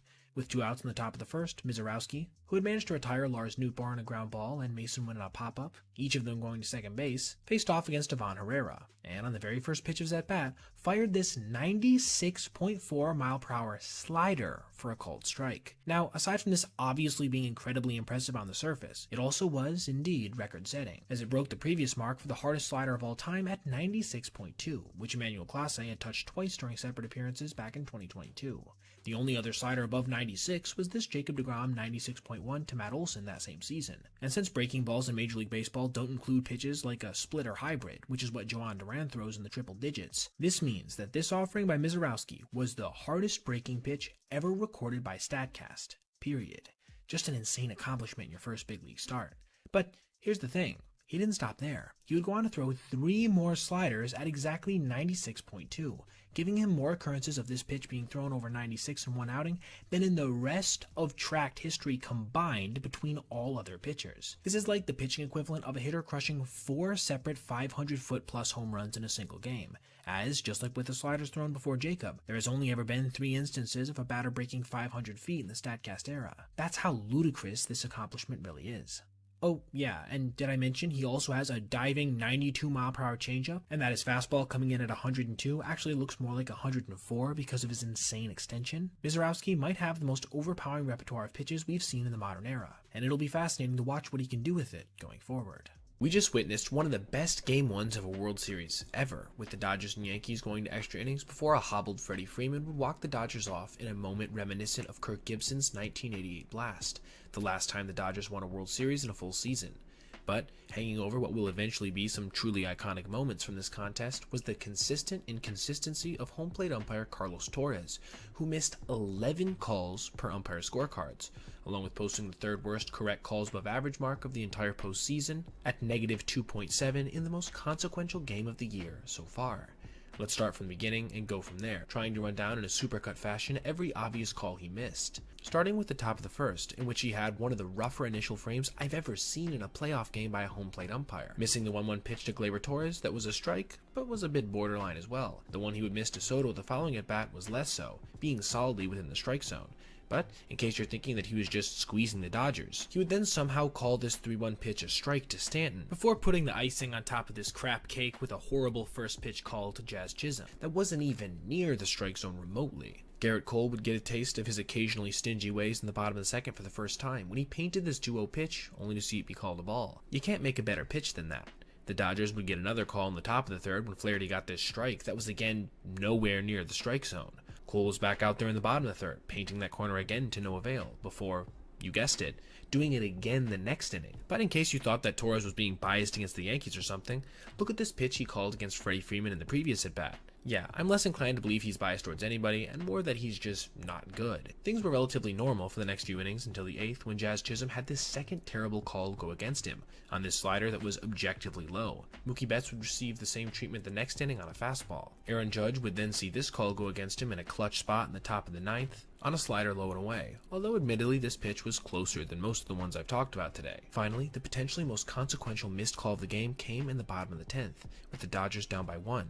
Look at that pitch. That was basically exactly where the one against Chisholm had went, but in a situation where a team was down to their final 2 outs. Thankfully, it doesn't seem like the overall outcome of the game was affected too much by Torres' incompetence. But still, it does beg the question, why was a guy this inconsistent with the strike zone behind home plate in the World Series in the first place, especially in Game 1? I guess that all we can hope for going forward is that the rest of the umpires and staff have much better games than Torres did. Denzel Clark has only played in 16 games so far in the big leagues, and in that time, registered 8 outs above average, a downright unprecedented pace that already has him tied for 5th in all of Major League Baseball in this regard, despite playing a quarter as many games as most of the guys surrounding him. This is absolutely crazy, but is somehow backed up fully by the eye test, with him already registering 3 of the best plays of the year. And it's indeed 2 of these plays I want to discuss today, because I believe he's done something in those first 16 games that no one has ever done before. Period. It's truly insane. We first have to flash back to a couple weeks ago against the Blue Jays, when Alejandro Kirk crushed this low curveball to center field, where Denzel raced back on it before getting to the wall and scaling it to make the catch, hanging on for a second in the process. This already was probably the play of the year up to this point, as being able to have the ability to not only get to the wall that fast, but then hang there for a second to give yourself a better opportunity to stabilize before then actually making the play is a near singular achievement, at least so far in 2025, as we have seen similar catches in years past from the likes of Mike Trout or Kevin Pillar. He then made another crazy play not long after, running down this ball in the gap before slamming into the fence, yet still somehow managing to hang on. But that's not the second play I was talking about. No, instead it was this one, made just a couple games later versus the Angels, when Nolan Schanuel launched a splitter in his direction, with him ranging back before doing the same thing that he did in Toronto, only this time with a bit more airtime being required, giving an electric reaction immediately following. That play, in my opinion, was even more impressive than the first one, combining the timing from before with even more athleticism. This is when we get to the part that's singular. When you examine the whole of Major League Baseball history on record, there's only a few catches that even look similar to either one of these, and they're few and far between, with only Kevin Pillar being able to, at least in the video I managed to find, do it multiple times. But nobody has ever managed to pull off what I'm calling a Spider-Man robbery twice in one season, let alone twice in a period of just a month, let alone in the first month of a player's career. This is truly and completely unprecedented, and one of the most impressive things in a defensive capacity I have ever seen on a major league field. I made a video earlier this season talking about how Jake Fraley of the Reds let a ball get past him with the bases loaded, and then just sauntered after it, making no real effort to hustle to mitigate the damage, resulting in the hitter, Sal Frelick, getting all the way to third base, and all 3 runs scoring. But at least he did go after the ball, right? That might sound like a funny thing to say, considering you'd assume that's the bare minimum. But O'Neal Cruz of the Pittsburgh Pirates just proved that there's a level even below what Fraley did, when the 6'7" center fielder not only let a ball get past him on the second hit of the game, but then didn't even go after it at all. Mike Burrows delivered a fastball outside to Sam Haggerty, who crushed it into center field, where O'Neal committed the fundamental error of playing it off to his side, allowing it to skip past him and head towards center field. But, like I just said a couple seconds ago, he wouldn't follow this up with even a cursory effort to go get the ball. He just turned into a statue in center field, watching like a spectator as 26-year-old rookie Billy Cook hustled after it, attempting to keep Haggerty from rounding the bases completely, which he did successfully, but not before the lefty got to third base. Just look at the face that Burrows made while looking out towards Cruz after the play. You can tell he was pissed, and rightfully so. And to make matters worse, it would be consequential in that inning, because just 2 pitches later, Corey Seager would take a changeup in the dirt, with the ball skipping past catcher Joey Bart, allowing the run to score and irritating an already peeved Don Kelly. And this wouldn't even be the Pirates' only instance of fielding ineptitude in this contest, as leading off the 7th, Marcus Semien would send this fly ball to deep left center field, with Alexander Canario and O'Neal Cruz colliding as they attempted to field it off the wall, with Canario then slipping and having to flip the ball to Cruz, who, thankfully for Pittsburgh, was able to rifle in a missile to keep Semien at third. With how fast both of them got there, there's no way that should have been a triple, or at least not that easily. In case you couldn't tell by just the vibes of this game, they would indeed go on to lose by a final score of 6-2, with, somewhat appropriately, O'Neal Cruz being the one to end it on a bouncer to the first baseman. At least he ran that one out. With this loss, the Pirates fell to 30-47, 16 games out of first place in the NL Central, and 11.5 back from a wildcard spot, in what really appears to be another lost season in the Steel City. I could do a big intro for this video, but honestly, I think everybody's here for the answer to one simple question. How did Shohei Ohtani's first pitching appearance in 2 years go? How did he look out there? So let's hop right into it, going pitch by pitch. He started his night off with a bang, throwing a nasty sinking fastball fouled off by Fernando Tatis Jr. This is actually a pitch he added late in 2023, so it'll be interesting to see how it plays with a bit more usage this season. He would then get behind Tatis 2-1 on 2 pitches that missed by a little bit, before spiking a 98-mile-per-hour fastball nowhere close. This was his first real sign of rust we got a chance to see. On the 3-1 offering, he would pump a 98-mile-per-hour four-seamer past Tatis for a swinging strike, pushing the count full. It was then he induced a shallow pop fly, with it managing to weakly fall in just the right location to be a hit. This brought up Luis Arraez, who immediately almost got hit by a fastball low inside, with it skipping away from Will Smith so far that Tatis Jr. considered going for third. Arraez would then chase a fastball for strike 1 before taking a dotted sinker racing back over the inside corner for a strike. What a beautiful pitch. He would follow this with his first triple-digit heater of the night at exactly 100. After a weak foul ball to the right, Luis would line another low sinker into center field, a ball that Tatis misread, forcing him to stop at third base. 2 batters, 2 weak line drives, 2 base hits. This brought up Manny Machado, who proceeded to miss perhaps the worst pitch he threw all day, a hanging slider right down the center of the plate. He then nearly dotted the outside corner again at 99 miles an hour, bringing the count to 1-1. Another foul ball and a slider later, and Shohei was on the edge of notching his first strikeout in Dodger blue. And he should have got it on the following pitch, when he spun a nasty slider away that Manny went way too far on. Unfortunately for him, the first base umpire didn't see it this way, as even though from a side angle you can see very, very clearly it was a swing, he, for some reason, didn't get it right. He then missed outside again with 100, then got Machado to take another weak swing at a slider away, this time flipping it into shallow center field where Andy Paez came in and fired an absolute missile on one hop to home plate, just barely being too late to get Tatis. And just like that, Ohtani had his first earned run of the year, even if the at-bat should have ended 2 pitches earlier. He began the next AB with another nasty breaking ball, getting a swing and miss from Gavin Sheets, then painting another sinker over the low and inside corner. Missing the K-zone by a little, but honestly, after the call he didn't get just before, it didn't really feel out of place. He then hung another slider that Sheets could have easily crushed before bouncing a splitter in the dirt, his first and only splitter of the night. Back-to-back balls on another heater and slider pushed the count to 3-2, forcing him to lock in and throw another fastball right on the low and inside corner that was grounded into shallow right field, where Tommy Edman made an excellent sliding play to get the lefty by a step at first. Xander Bogaerts was now up with 2 outs and a runner on second, taking another slider near the outside corner for strike 1, followed by a nasty sinker dipping just low and inside, pushing the count to 1-1. The final pitch for Ohtani's outing would then be grounded weakly to third base, where it was fielded by Max Muncy, who made a nice throw on the run to get the veteran middle infielder. When it was all said and done, was this his cleanest outing? Definitely not. There was a few instances where you could definitely tell he was a bit rusty. But this was to be expected, since he can't make any minor league rehab starts while he continues to hit for the Dodgers. Still, it was great to see that his stuff hasn't lost any of its nastiness, and I do think we'll get a chance to witness his true two-way dominance yet again in full force by the end of the season. I want to start this video with an acknowledgement of the fact that I know that the play I'm going to be talking about actually happened during a game I previously detailed, being the one where Wilson Contreras apologized for overreacting to a 9th inning hit by pitch. Unfortunately, because of this storyline, I actually ended up glossing over a play that happened earlier on in the contest, that, upon revisiting, just looked weirder and weirder, with me eventually coming to the conclusion that I don't think I've ever seen a play quite like it at the major league level before, especially in its odd combination of both stupidity and brilliance at the same time. Now, since I already talked about the entire game, I'm going to skip that portion of the recap. If you want to see what exactly happened, I'll link the relevant video on the end screen. Instead, we'll just hop right into it, with Ian Happ facing off against Andre Palante to lead off the game. The switch hitter took a fastball high and away to begin his at-bat, then one low to bring the count to 2-0. Obviously trying to get back in the count, Palante would then fire his third straight 95-mile-per-hour four-seamer, seeing it get laced into left field just in front of Brendan Donovan for a leadoff single. After Kyle Tucker struck out on a nasty knuckle curveball, it was Seiya Suzuki's turn to hit. And on an 0-1, he would absolutely crush a heater high and away to right field, with Alec Burleson getting a bad read on it, ending up having to go back at the last second and reach up over his head to make a catch. But it wasn't just Burleson who was fooled. You see, Happ had been running well off at first base, managing to get back just in time as the throw trickled in. Or did he? Because, you see, the Cardinals would then appeal down to second base, where he was immediately called out without any kind of dispute from the veteran. So, what happened? As Burleson was tracking the ball, Happ actually slipped on the bag around second, getting him off his feet and discombobulating his read of the play. So, as he got up and got a sense of what was happening, he decided his best move was to just cut across the infield without even attempting to tag up at second base. On the surface, this seems like a stupid play, full stop, right?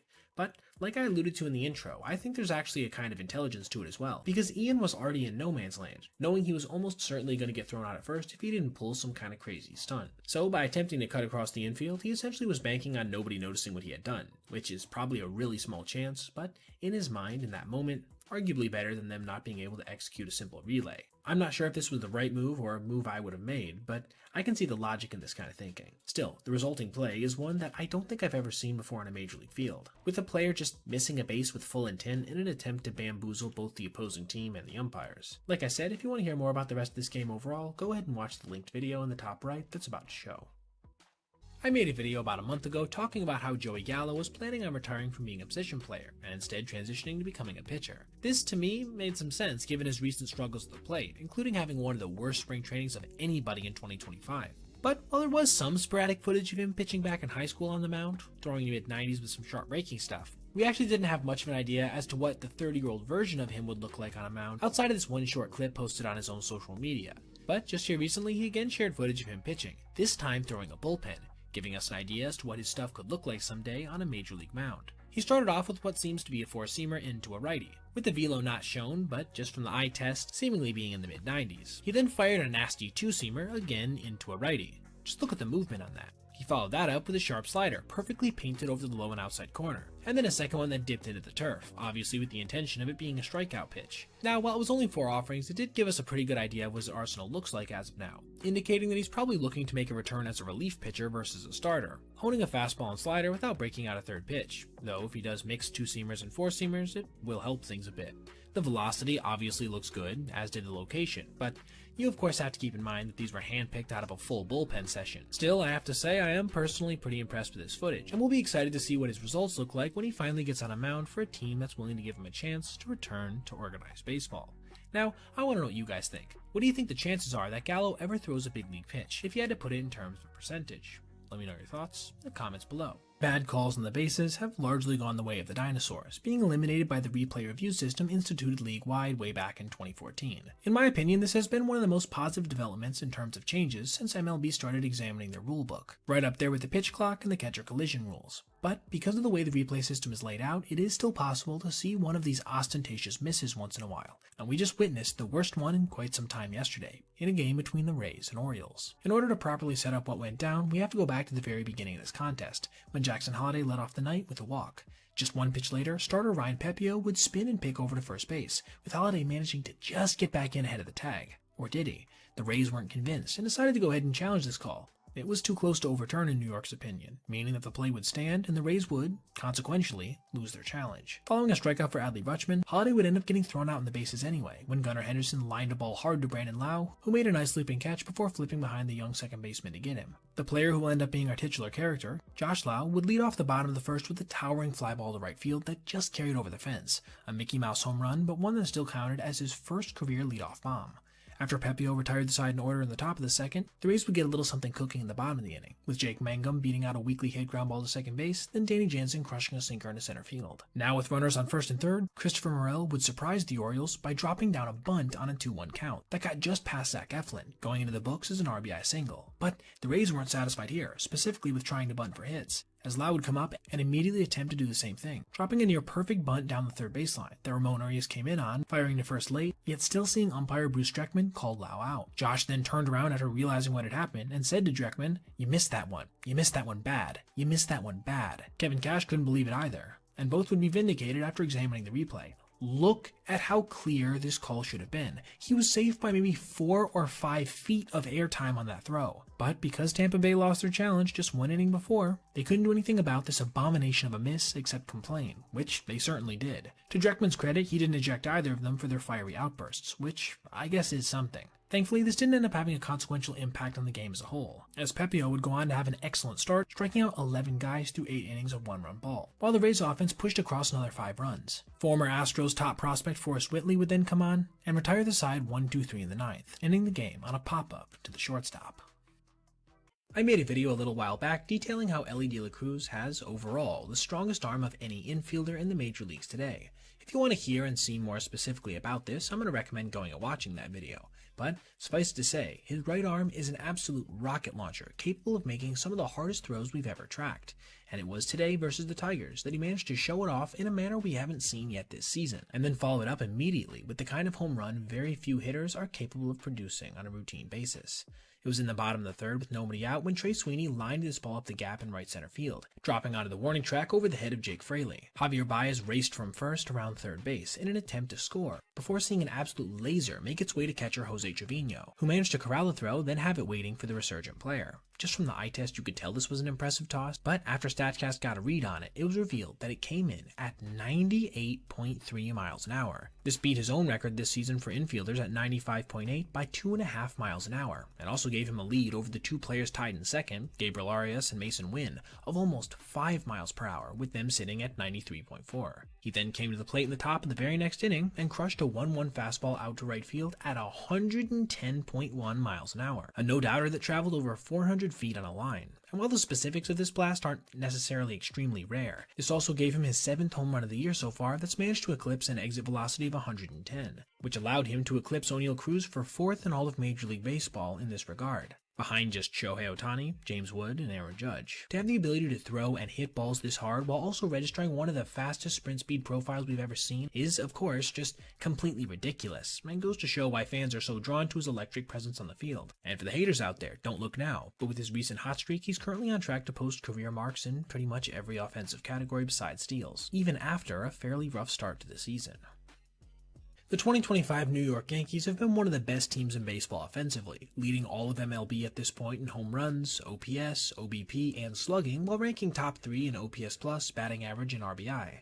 But during yesterday's game, this juggernaut of an offensive machine went completely quiet, which perhaps created the perfect environment of desperation that led to what I think was the most chaotic play of the year up to this point, and it actually ended up making the entire difference in the contest overall. Facing the Royals, neither team was able to muster pretty much any offense for a large portion of this game, due in part to some pretty exceptional defense on both sides. First with Kyle Isabel robbing extra bases from Ben Rice in the first inning, then Vinny Pasquantino doing the same to the young slugger with a dive down the line, this time directly taking away at least one run from New York. Then it was Oswald Peraza's turn to show out, barehanding a bunt from Isabel leading off the third. Back and forth we'd go, line drive double play to Jonathan India off the bat of Cody Bellinger. Little editor's note here, but I almost forgot the best play of the entire game arguably, when Isabel too robbed Bellinger of at least 2 RBI. Jeter-esque throw from deep in the hole from Anthony Volpe to get Salvador Perez. Then an excellent glove flip from Pablo Reyes immediately after. Defensive highlight after defensive highlight with pretty much nothing in the way of offensive thump. This takes us to the top of the 8th, when Reyes softly lined a 98-mile-per-hour fastball into right field before getting pushed to second on a ground ball hit weakly to Jonathan India. After a Rice walk, it would be veteran Paul Goldschmidt's turn to hit, and he would line a near 100-mile-per-hour fastball off the glove of a leaping Pasquantino, with it trickling onto the outfield grass, just far enough to convince Reyes to try his luck coming home. The thing is, he stumbled around third, momentarily considering heading back to the bag before continuing on his way, and he almost certainly would have been out if not for a terrible throw from the pitcher covering first,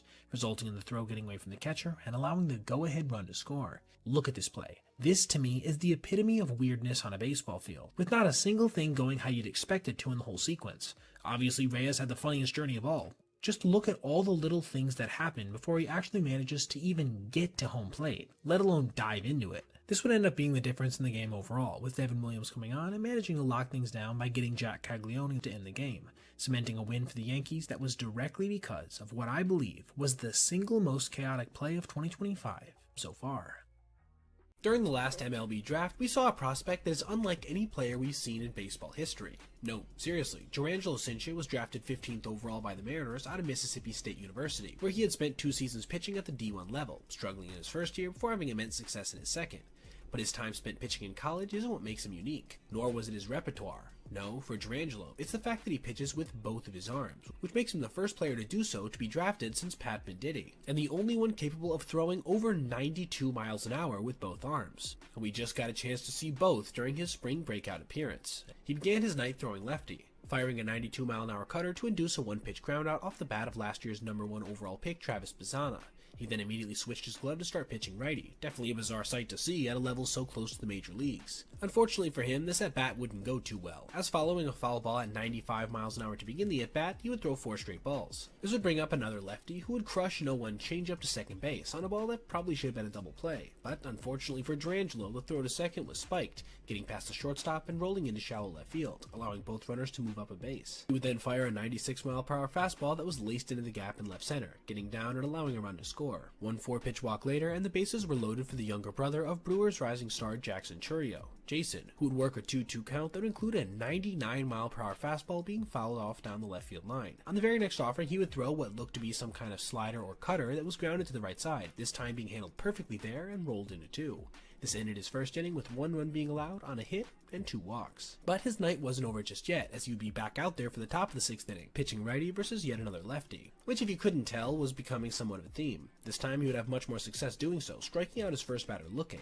The next batter, the first righty he had faced in a little while, would line a ball down the left field line, which was promptly turned into a hustle triple, a play you're not going to see very often at any level. This probably didn't sit too well with Jurrangelo, who would then ramp up and fire multiple high 90s fastball over the course of a 4-pitch at bat, this time inducing a pop-up in foul territory caught by his first baseman. This once again brought #1 overall pick Bazzana to the plate, who would work a 1-2 count before Cincha would rear back and fire another high 90s fastball, this time right past the lefty for strike 3, ending his night after 2 innings with 2 strikeouts, 2 base hits, 1 run, and 2 walks. One thing that was a bit of a bummer for me personally watching was that he only threw lefty to one batter, even though he encountered multiple lefties. This to me shows he's more than likely going to be pulling out the switch pitcher thing at very specific times as of now, versus always doing so to get the platoon advantage. Still, it was a very interesting appearance to watch overall, and definitely showed what might be coming at the big league level fairly soon. Now, I want to ask you guys, do you think Jurangelo is going to have a long, successful big league career switch pitching, or do you think he'll eventually switch to throwing with just one arm? If so, which arm do you think he should switch to? Let me know your thoughts in the comments below. In the whole of MLB history, we've only seen a couple times where multiple runners slid into home plate at the exact same time, with it mostly being the result of either an exceptionally poor read or outright terrible base coaching. Because of this, it's even more rare to see both of these runners be safe. As prior to the play we're going to be talking about today, I've only ever seen one other time where this happened, on a David Ortiz double back in 2015. But, like I just alluded to, we got a chance to see exactly this yesterday, when the Phillies pulled off one of the rarest plays possible on an MLB field. But before we get there, let's talk about the game overall. They were facing off against their division rival Mets, with Philadelphia ace Zach Wheeler on the mound, who managed to work his way out of a tough spot in the first inning, when he got a one-out, bases-loaded double play, which is a pretty accurate summation of how things are going for the Mets right now. But at least they would themselves post some pretty nice pitching for their first 3 innings, before running into a little trouble in the 4th, when Blade Tidwell, awesome name by the way, was facing off against Otto Kemp with the bases loaded. On a 1-2, he too grounded a ball on the infield, this one on a high hop to third, which allowed for just enough time for Kemp to beat out the throw to first, scoring the initial run of the game on a hustle fielder's choice. New York would then bring in lefty Jose Castillo to face Brandon Marsh, and promptly see him give up a flare single to left field, pushing the lead to 2-0. That's where things would stay until the top of the 6th, with Wheeler managing to complete 5 scoreless innings before departing due to a high pitch count. This meant that when Pete Alonso registered the first run of the night for the Mets on a towering fly ball to center field off Taijuan Walker, the lead was cut in half, putting this game back within reach, which was shortly after followed by a Jeff McNeil long ball as well. Suddenly, we were tied. Shocking just one fan and irritating the heck out of Walker. This brings us to our real action frame, the 7th, where after we would see 2 exceptional defensive plays made in the top of the inning, one by Trey Turner and one by Kemp, Philly would get off to a rip-roaring start with Brandon Marsh lacing a double down the left field line, before Trey Turner did the same down the right field, pushing the go-ahead run across, and putting an insurance one on second base with nobody out. Alex Bohm would keep the good times coming with an opposite field single served into right field. The Mets would then bring in another guy out of the bullpen, but it made no difference, with Nick Castellanos flipping his own single into center field shortly after. Following a JT Realmuto walk, the bases were all loaded for Bryson Stott, and he delivered, crushing a 1-1 hanging breaking ball out to center field, just missing a home run before seeing the ball ricochet perfectly to left fielder Brandon Nimmo. But in a somewhat bizarre scene that was developing, Castellanos had got an incredibly bad jump off of second base, resulting in him being in lockstep with Realmuto as they both slid into the plate at the same time successfully. This looked very similar to that Red Sox play I mentioned before, only, oddly enough, both slid in exactly the same fashion. Feet first, off to the right, creating an interesting looking mirror effect. This is easily one of the rarest moments you'll ever come across on a baseball field, let alone on a major league field. This made the score 8-2, and as you'd probably expect, it never really felt close again, with Castellanos crushing a 2-run home run in the next inning before Tyrod Taylor flew out to right field to end it, sealing the victory for the Phillies and breaking the current division tie they had with New York for the time being. We see bad calls in the field all the time, including a litany of examples I've detailed personally over the last couple months, and these certainly each had the potential to be highly consequential, but they often don't directly lead to 2 runs in the moment that they're made, right? That's actually hard to do on a single call, but funny enough, that's exactly what we just saw in a game between the Rockies and Dodgers, when Colorado, who's already struggling like few teams ever have before, got absolutely screwed by that night's crew. But let's set the stage before we get there. Young righty Chase Dollander is on the mound facing off against LA's star-studded lineup that includes multiple Hall of Famers, and probably a couple Hall of Pretty Good players as well. Comment below if you get that reference. And to make matters worse, Chase himself had struggled up to this point, with an ERA over 6 during his rookie campaign. But in this contest, for the first 5 innings, he was seemingly impossible to barrel up, as despite only striking out 1 batter, he hadn't given up a run to this point. Opposing him was Yoshinobu Yamamoto, who's actually one of those players I briefly referenced before who got screwed by a bad call. And like I mentioned at the end of that video, he also hasn't gotten any real run support through the first half of the season.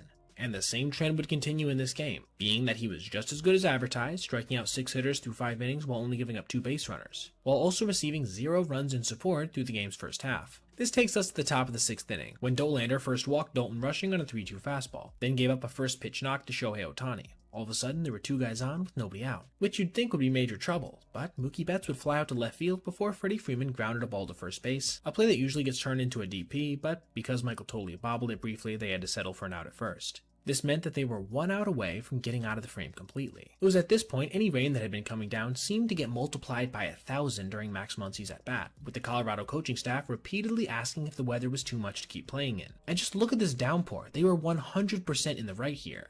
But regardless, the umpiring crew for some reason said play on, probably hoping the inning would end and they'd get to start fresh from the delay in the bottom of the 6th. And this ended up backfiring in a major way, as on a 3-2 pitch, Muncy would pop a ball in the infield. But because nobody could see it due to the amount of rain coming down, it ended up almost plunking Tolia in the head as it sailed down from the heavens. To me, it's just embarrassing. There's no way you should be expected to track pop-ups in weather like that.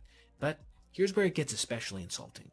They literally suspended play immediately after this. Like, right after this. Why not have done it earlier when it got really bad? It is 100% a normal thing to do to suspend play mid-at-bat if players can't see anymore, for safety reasons if nothing else.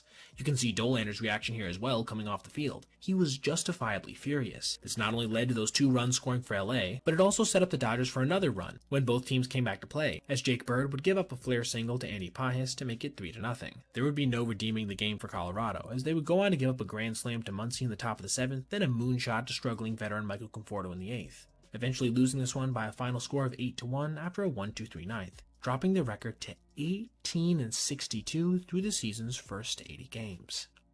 There was quite a bit of controversy surrounding the Major League-wide institution of the DH full-time in 2022. However, this died down pretty quickly once people got to see what the sport could actually look like when all 9 hitters, can hit. This obviously meant that outside of players like Shohei Ohtani and bizarre circumstances, we weren't going to see hurlers at the plate but once in a blue moon. And such a blue moon just occurred yesterday, oddly enough in the American League and for both teams, leading to something that has never happened in the DH era before. We'll get to more of that later, but first let me take you through the game itself between the Orioles and Rangers, which was scoreless through the first 2 innings, with the only notable play being this Marcus Semien sliding catch on a line drive with 2 runners on. Things would really get going in the 3rd when the Orioles loaded the bases with nobody out, bringing catcher Gary Sanchez to the plate, today at DH, who would promptly knock in every single runner with a line drive down the left field line, giving Baltimore a 3-0 lead. It was then, as Baltimore was taking the field in the bottom of the 3rd, that something odd became clear. Chadwick Tromp, great name by the way, had exited due to injury, forcing Sanchez out of his position at DH to behind the plate, meaning that after starting pitcher Trevor Rogers managed to retire Texas successfully in that frame, he would have to hit himself in the top of the 4th, because Baltimore had surrendered the DH by moving Gary out of it. This brings us to Trevor's first at-bat, which saw him take a perfectly placed sinker over the low and outside corner for strike 1, then take his first and only swing on a cutter middle-low, the kind of hack that reminds you of why we have designated hitters in the first place. On the 0-2, Corbin would flip a breaking ball low, but close enough to be called strike 3, ending the at-bat about as quickly as it had begun. Nothing much would take place between this plate appearance and his next one in the 6th, so I'll just fast forward there, with him again taking a sinker on the black for strike 1. Patrick would then paint another breaking ball, an offering he would follow up by just laying a sinker right down the middle, ending the 2nd straight pitcher taken AB on another 3 pitches. Rogers would then hop back on the mound and proceed to give up a 2-run home run shortly after, a moonshot to left center field off the bat of Marcus Semien. And it would be tied just 1 inning later, when Sanchez, who wasn't even supposed to catch that day, made a throwing error to second base, which ended up allowing rookie Michael Hellman to scamper all the way around, on one of the more bizarre plays you'll see. Things would remain knotted all the way until the top of the 10th, when Gunnar Henderson managed to crush a leadoff home run, scoring the ghost runner and giving his team a 2-run lead, which Colton Cowser would extend on a solo shot just 2 batters later, giving Baltimore a pretty healthy lead going into the bottom of the 10th, where they would turn to lefty Keegan Aiken to try to end this one. But he would be able to do no such thing, giving up a single to Semien before grooving a fastball right down the middle to Adolis Garcia, who murdered the ball to left field, offering up a truly electric reaction immediately following. Suddenly, we were all tied up again. This would be, however, all the Rangers could score in this inning, pushing it to the 11th, where Baltimore proceeded to blow this one open, first on an RBI single from Luis Vasquez, then on back-to-back doubles from Ramon Laureano and Henderson, pushing the Orioles' lead all the way to 10-6. After a Josh Young pop-out versus Andrew Kittredge, it was Kyle Higashioka's turn to hit, but he had been pinch run for back in the bottom of the 9th, which had forced, in a nearly identical move to the one made earlier, the Rangers to use that day's starting designated hitter, Jonah Heim, behind the plate. Unfortunately for Texas, their bench had been completely exhausted since, meaning they too would have to send up a pitcher to hit, choosing righty Jack Leiter, who would start his extremely unexpected AB by taking a mid-90s sinker on the inner half. This was followed up by one a bit more center cut, but still at 95. You can probably guess what was coming on the 0-2, a breaking ball perfectly placed over the low and outside corner, dispatching Leiter on just 3 pitches. 1 batter later, and the game was officially over, with the final score coming in at that aforementioned 10-6.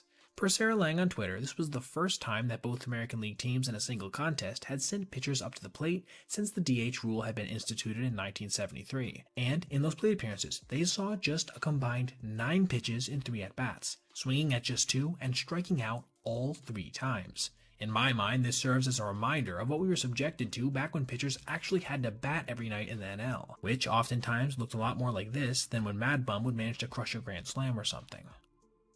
Just 2 weeks ago, the New York Mets were going back and forth with the Detroit Tigers for the best overall record in baseball, with a solid lead in their division as well. Things were great, but since a series against the Rays on June 13th, they have gone 3-13, seeing the Phillies catch up to them, then overtake them in the East in the process. However, even a slump this extreme isn't historic, right? We've seen better teams go colder for longer before. But in their most recent series versus the Pirates, they actually did manage to achieve a level of struggle that was not only the peak of embarrassment, but downright singular in the whole of baseball history. I'll unveil more of the record-setting details at the end, but first, let's take a brief look at each of the games in this 3-game set. David Peterson began for New York by giving up 4 runs in the second inning of Game 1, to the bottom of the order of one of the worst offensive teams in baseball no less. Still, with the rest of the game to go, it was conceivable the Mets could make some kind of comeback, and they did manage to claw within 3 with a home run from the red-hot Juan Soto in the 4th inning. Unfortunately for them, no one else would be able to get it going on offense, meaning that when Pittsburgh knocked in at least 1 run per inning between the 5th and the 7th, including a 3 spot in the 6th, it was pretty much over, with the final score coming in at 9-1, a truly ugly showing considering they'd won their final 2 games in Atlanta by a combined score of 11-3. The series was still up for grabs, however, and they even got off to a decent start offensively in Game 2, with Soto again providing the spark with an RBI single in the 1st inning. But they again wouldn't be able to execute very well on the mound, starting in the 2nd, with the bottom of the Pirates' order again coming through to score 3 runs. New York would manage to hold it here for the next 4 innings, with their bullpen really showing out for a stretch, even managing to bring the score within 1 when Brandon Nimmo notched his own RBI single in the 5th inning. Could they finally be about to turn things around? Well, not so fast. In the 8th, they would not only give up a couple runs to the lower half of the batting order again, but then a few to the top as well, resulting in a 6-run inning, putting the game fundamentally out of reach. And while I'm sure more than a few Mets fans here were furious with their pitching, and rightfully so, their offense was really making things difficult, forcing the guys on the bump to have to be perfect out there to even give their team a chance, something the Pirates are a little more used to doing. So, Game 3 rolls around. Could they manage to even salvage a single contest? Hell, could they go the first couple of frames without caving in? The answer to both of those would be a resounding no, as they proceeded to see Frankie Montas, making his 2nd appearance of the year in return from injury, give up 5 runs in the 1st inning alone, including back-to-back home runs to the struggling O'Neal Cruz and veteran underperformer Tommy Pham, which, by the way, was just Pham's 2nd dinger of the year so far. He would be able to complete 4 innings when it all was said and done, though not without giving up another run, departing with New York now trailing 6-0. And there was no redemption coming their way, as they proceeded to follow a Luis Torrens home run by surrendering exactly 2 runs in the 5th, 7th, and 8th innings, with the final score coming in at a series worst 12-1. As you can tell from just these brief breakdowns, they were fundamentally dominated by Pittsburgh in pretty much every facet of the game. But it perhaps isn't self-evidently clear just to what level this was, being one of the historic variety, as according to Greg Harvey on Twitter, this was the first time in MLB history that a team scored more than 30 runs, allowed 4 or fewer, and struck out 25-plus batters in a 3-game series, all of which, of course, were dropped on the heads of the guys in blue, orange, and gray. What a disastrous series, and a horrible stretch of play that Met fans can only hope doesn't continue into the second half of the season.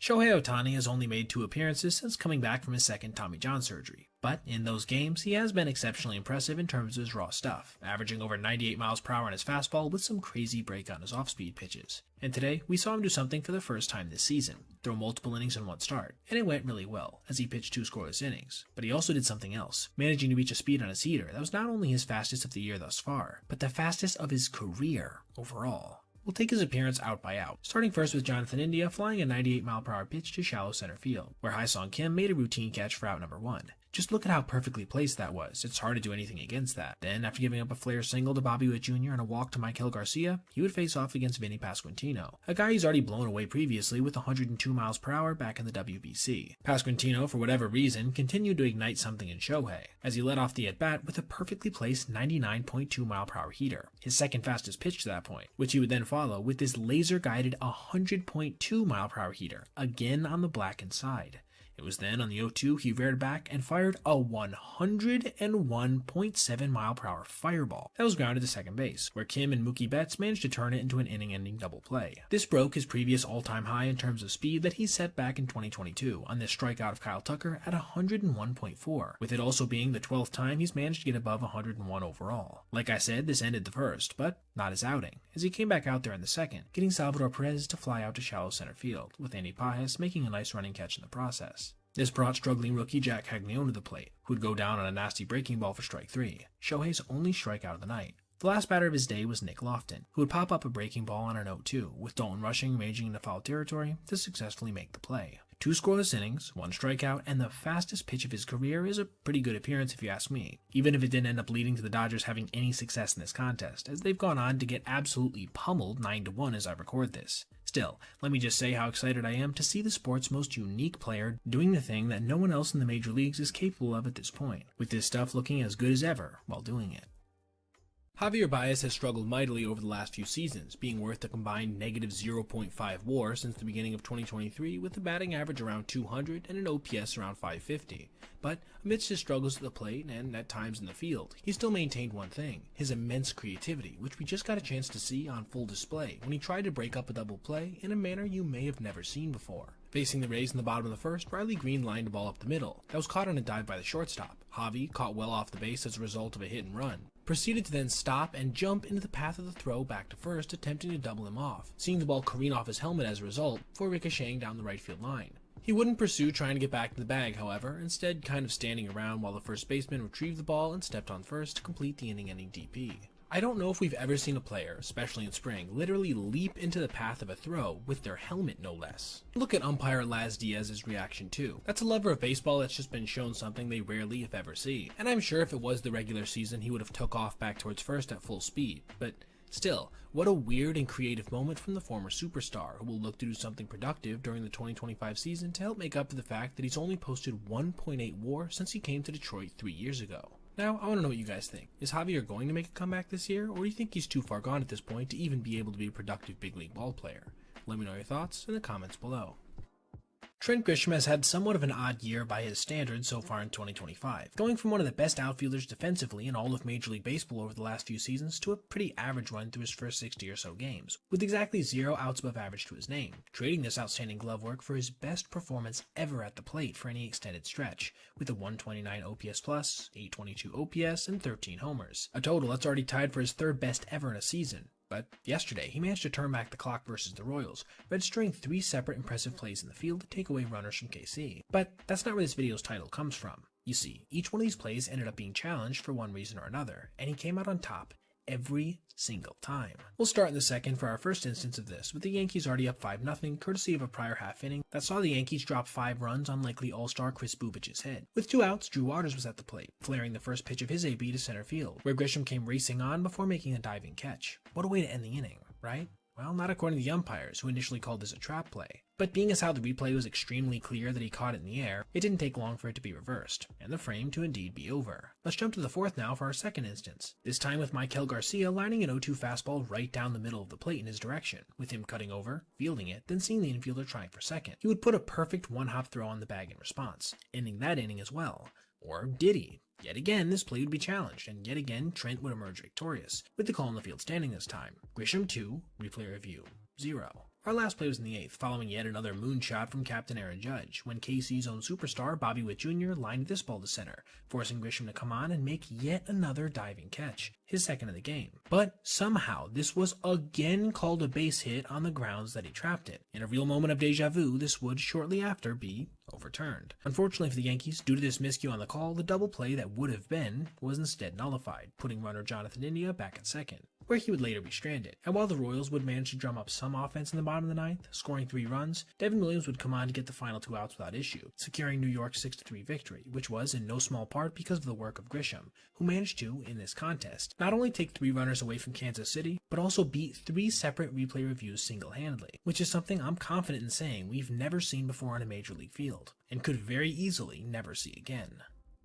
Zach Hampel has made himself a bit of a name around baseball for a couple things. One, being a near savant at catching live baseballs, which he's managed to make a living out of, a not unimpressive feat, and two, being a bit annoying when it comes to pursuing said baseballs.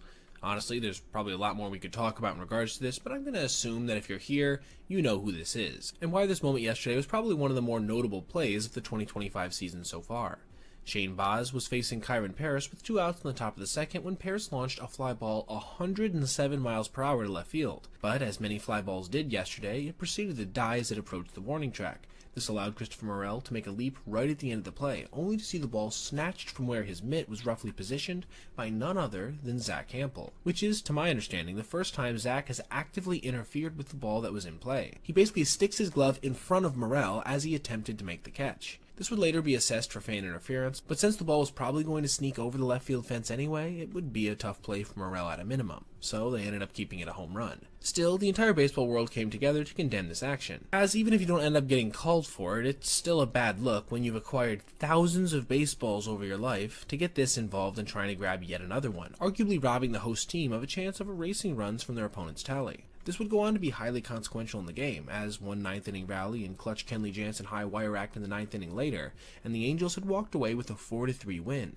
In a game that was always going to be more than likely close, those 2 runs almost certainly would have made the difference. All I can say is that if I was a Rays fan, I would be more than a little frustrated right now.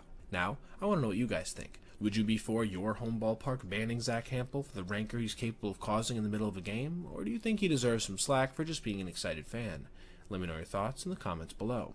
If you've been following my channel this season, you've probably seen me make quite a few videos on individually missed calls by umpires, whether that be on balls and strikes, calls in the field, or even weather-based decisions. In every one of these circumstances, the moment I was describing was defined by a single bad miss, with varying levels of consequence to the game overall. But yesterday, we witnessed something we haven't seen all year. An umpire not only make a terrible call that was game-changing, but 3 of them in a row that largely contributed to a loss for the Phillies. Before we get there, let's work our way through the contest as a whole, which featured some truly odd defense, including on the first run of the game when Christopher Sanchez induced a routine ground ball to shortstop Trey Turner, in DP that went off his glove, yet still somehow managed to dribble to second base for an out. This would allow Philadelphia to escape otherwise unscathed, but in the very next frame it was a similar story, this time on a pop-up in his shallow right field that Bryson Stott and Nick Castellanos ended up unsuccessfully converging on, allowing another easy play to turn into a free base for the hitter, this time being Rafael Devers.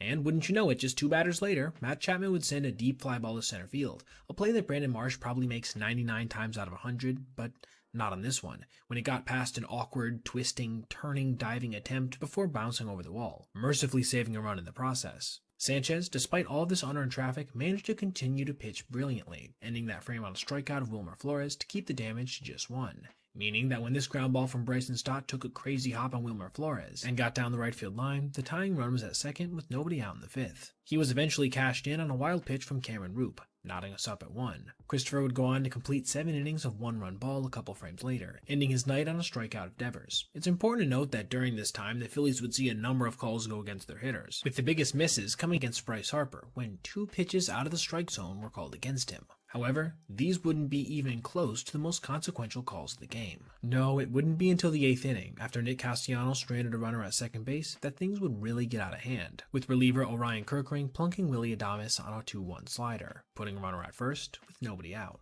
This brought Matt Chapman to the plate, who quickly got down 0-2 after called strikes on another breaking ball and perfectly placed fastball. This brings us to our run of 3 consecutive consequential misses, with the first one being right over the high and outside corner. And while it was a strike, I will admit it maybe could be considered a 50-50 ball, right? It wasn't an especially terrible miss from umpire Phil Cuzzi. But you couldn't say the same about the next one, however, which was perfectly placed over the low and outside corner, basically the same pitch as strike 2. Kirkring would shake it off, get back on the mound, and then deliver a 2-2 in exactly the same spot, which somehow elicited the same call. That was 3 pitches that were all considered strikes by our current definition of the zone being called balls, with the last 2 being nearly 100% in the strike zone box. This is just inexcusable and would quickly come back to bite the Phillies when Chapman, who had now taken 5 strikes in this at-bat, proceeded to foul off a tough pitch before grounding a fastball into right field, putting runners on the corners with nobody out. And there would be no recovering from this predicament for Philadelphia, who would see Wilmer Flores get drilled by a breaking ball before Casey Schmidt grounded a fielder's choice up the middle. Jung-Hoo Lee would do the same thing to first baseman Bryce Harper, the end result of which being a 2-run deficit going into the 9th inning, one they would not be able to make up when Bryson Stott grounded into a game-ending double play, sealing what was a pretty frustrating loss for Philadelphia, as one of my favorite Twitter accounts, Umpire Scorecards, came out after the game with their report that Cuzzy cost them approximately 1.5 runs directly because of his misses, most notably in that game-changing at-bat in the 8th inning. The super utility man role has gained a lot of popularity in recent years, and for good reason. Having a lot of flexibility for your team to operate around is invaluable in a 162-game season that's sure to feature its shares of nicks and bruises. But most utility men don't play more than 4 or 5 positions, and certainly not all 9, but that's exactly what Andrew Romine managed to do back in 2017. And while yes, it certainly was a PR stunt, he made it look way easier than it probably was. He started off the day in left field and, wouldn't you know it, immediately made 2 pretty routine catches. He wouldn't see any action in center field the next inning, and would only field a ground ball single and right the following. But he was back at it at third base in the 4th inning, catching a pop-up, then again in the 5th inning at shortstop when he helped turn this routine double play. He moved to second base after this, and again didn't see any action. But the next inning might be his most impressive overall, as he proceeded to catch an entire frame behind the plate, including blocking this ball in the dirt and doing a decent job of receiving strikes back there. After Eddie Rosario flied out to center field, Romine would end up moving to the mound, where he quickly got behind Miguel Sano 2-0, after 2 spiked pitches, one a changeup and one a fastball. He then flipped an 80-mile-per-hour pitch up there before pumping an impressive 88 miles an hour, albeit again for a ball. But this at-bat would not end in a walk, as he ended up getting Miguel Sano to swing over another mid-80s pitch en route to an easy ground ball to third base. He then immediately was slid over to his 9th and final position of the day, at first base. And wouldn't you know it, just an inning later, he would end up taking the final out of the game to the bag himself, completing the ridiculous feat of having played all 9 positions in an MLB game, while making it look easy, and in a low-scoring win no less. Now, who's one player you'd like to see be able to do this next year in 2025? Let me know in the comments. I released a video earlier today where I talked about this moment, with Junior Caminero seemingly getting robbed by one of the kids in the outfield of a home run, which of course didn't stand and he was awarded the dinger. In that vid, I also briefly addressed the overall event, with a small portion of that going towards Jazz Chisholm. But I don't think that was quite enough, because it was actually hard to briefly convey how singular his performance was in the whole of home run derby history, and certainly not in a positive way. First of all, his 3 home runs were the lowest we've ever seen in a round of the home run derby since Major League Baseball switched to its new format in 2016. But it goes even further than that. It was actually only the 2nd time we've ever seen a round with fewer than 10 homers in that same period as well, with 2016 Robinson Cano having over double what Jazz did at 7. Byron Buxton would later join him in this group as well in the next round, with the caveat that he of course had far less time because of the way the derby's constructed now in relation to later rounds. But it goes further than that, even if that honestly would be enough. He also had the softest max exit velocity on a home run of 107 miles an hour and the shortest max home run distance by almost 20 full feet. What's more, his average home run distance of 421 and average exit velo of 105.7 were also 2nd worst. Keep in mind that all these were for the first round, as subsequent ones definitely saw a little fatigue set in for some of the guys. Put simply, there hasn't been a worse performance in the home run derby since MLB switched the rules almost 10 years ago. And honestly, I think you can make a case that this is the worst overall, because even though there have been 19 guys who went completely homerless under the previous format, none of them were afforded the same total of 43 swings that Jazz was in 2025. In fact, each of those guys had just 10 because they didn't manage to hit any out. After the event, Chisholm basically said that he didn't want to risk messing up his swing, so he was just doing his thing regardless of the outcome. But that he indeed would do it again with a bit more commitment if he had 20 home runs by the All-Star break next year. I'm not sure if I buy that completely, but I will say, after a performance like that, it certainly would create an interesting storyline if it were to happen, as he really couldn't do much worse than in this season's competition. It's long been the bane of fans, players, and managers everywhere that ball and strike calls couldn't be in any way reversed, despite us having the technology to do so going on 2 decades at this point, possibly even slightly longer. But this issue is seemingly in large part coming to an end in the next few years, as Major League Baseball announced before spring training this year that they officially would be implementing a strike zone challenging system, and we just got to see it in play for the first time 2 batters into spring training. Facing Max Muncy with a guy on first, Cody Petit fired a 95-mile-per-hour fastball painted over the inside corner. However, as his catcher seemed to be setting up outside, he had to reach across his body to receive the offering, leading to a ball call from the home plate umpire.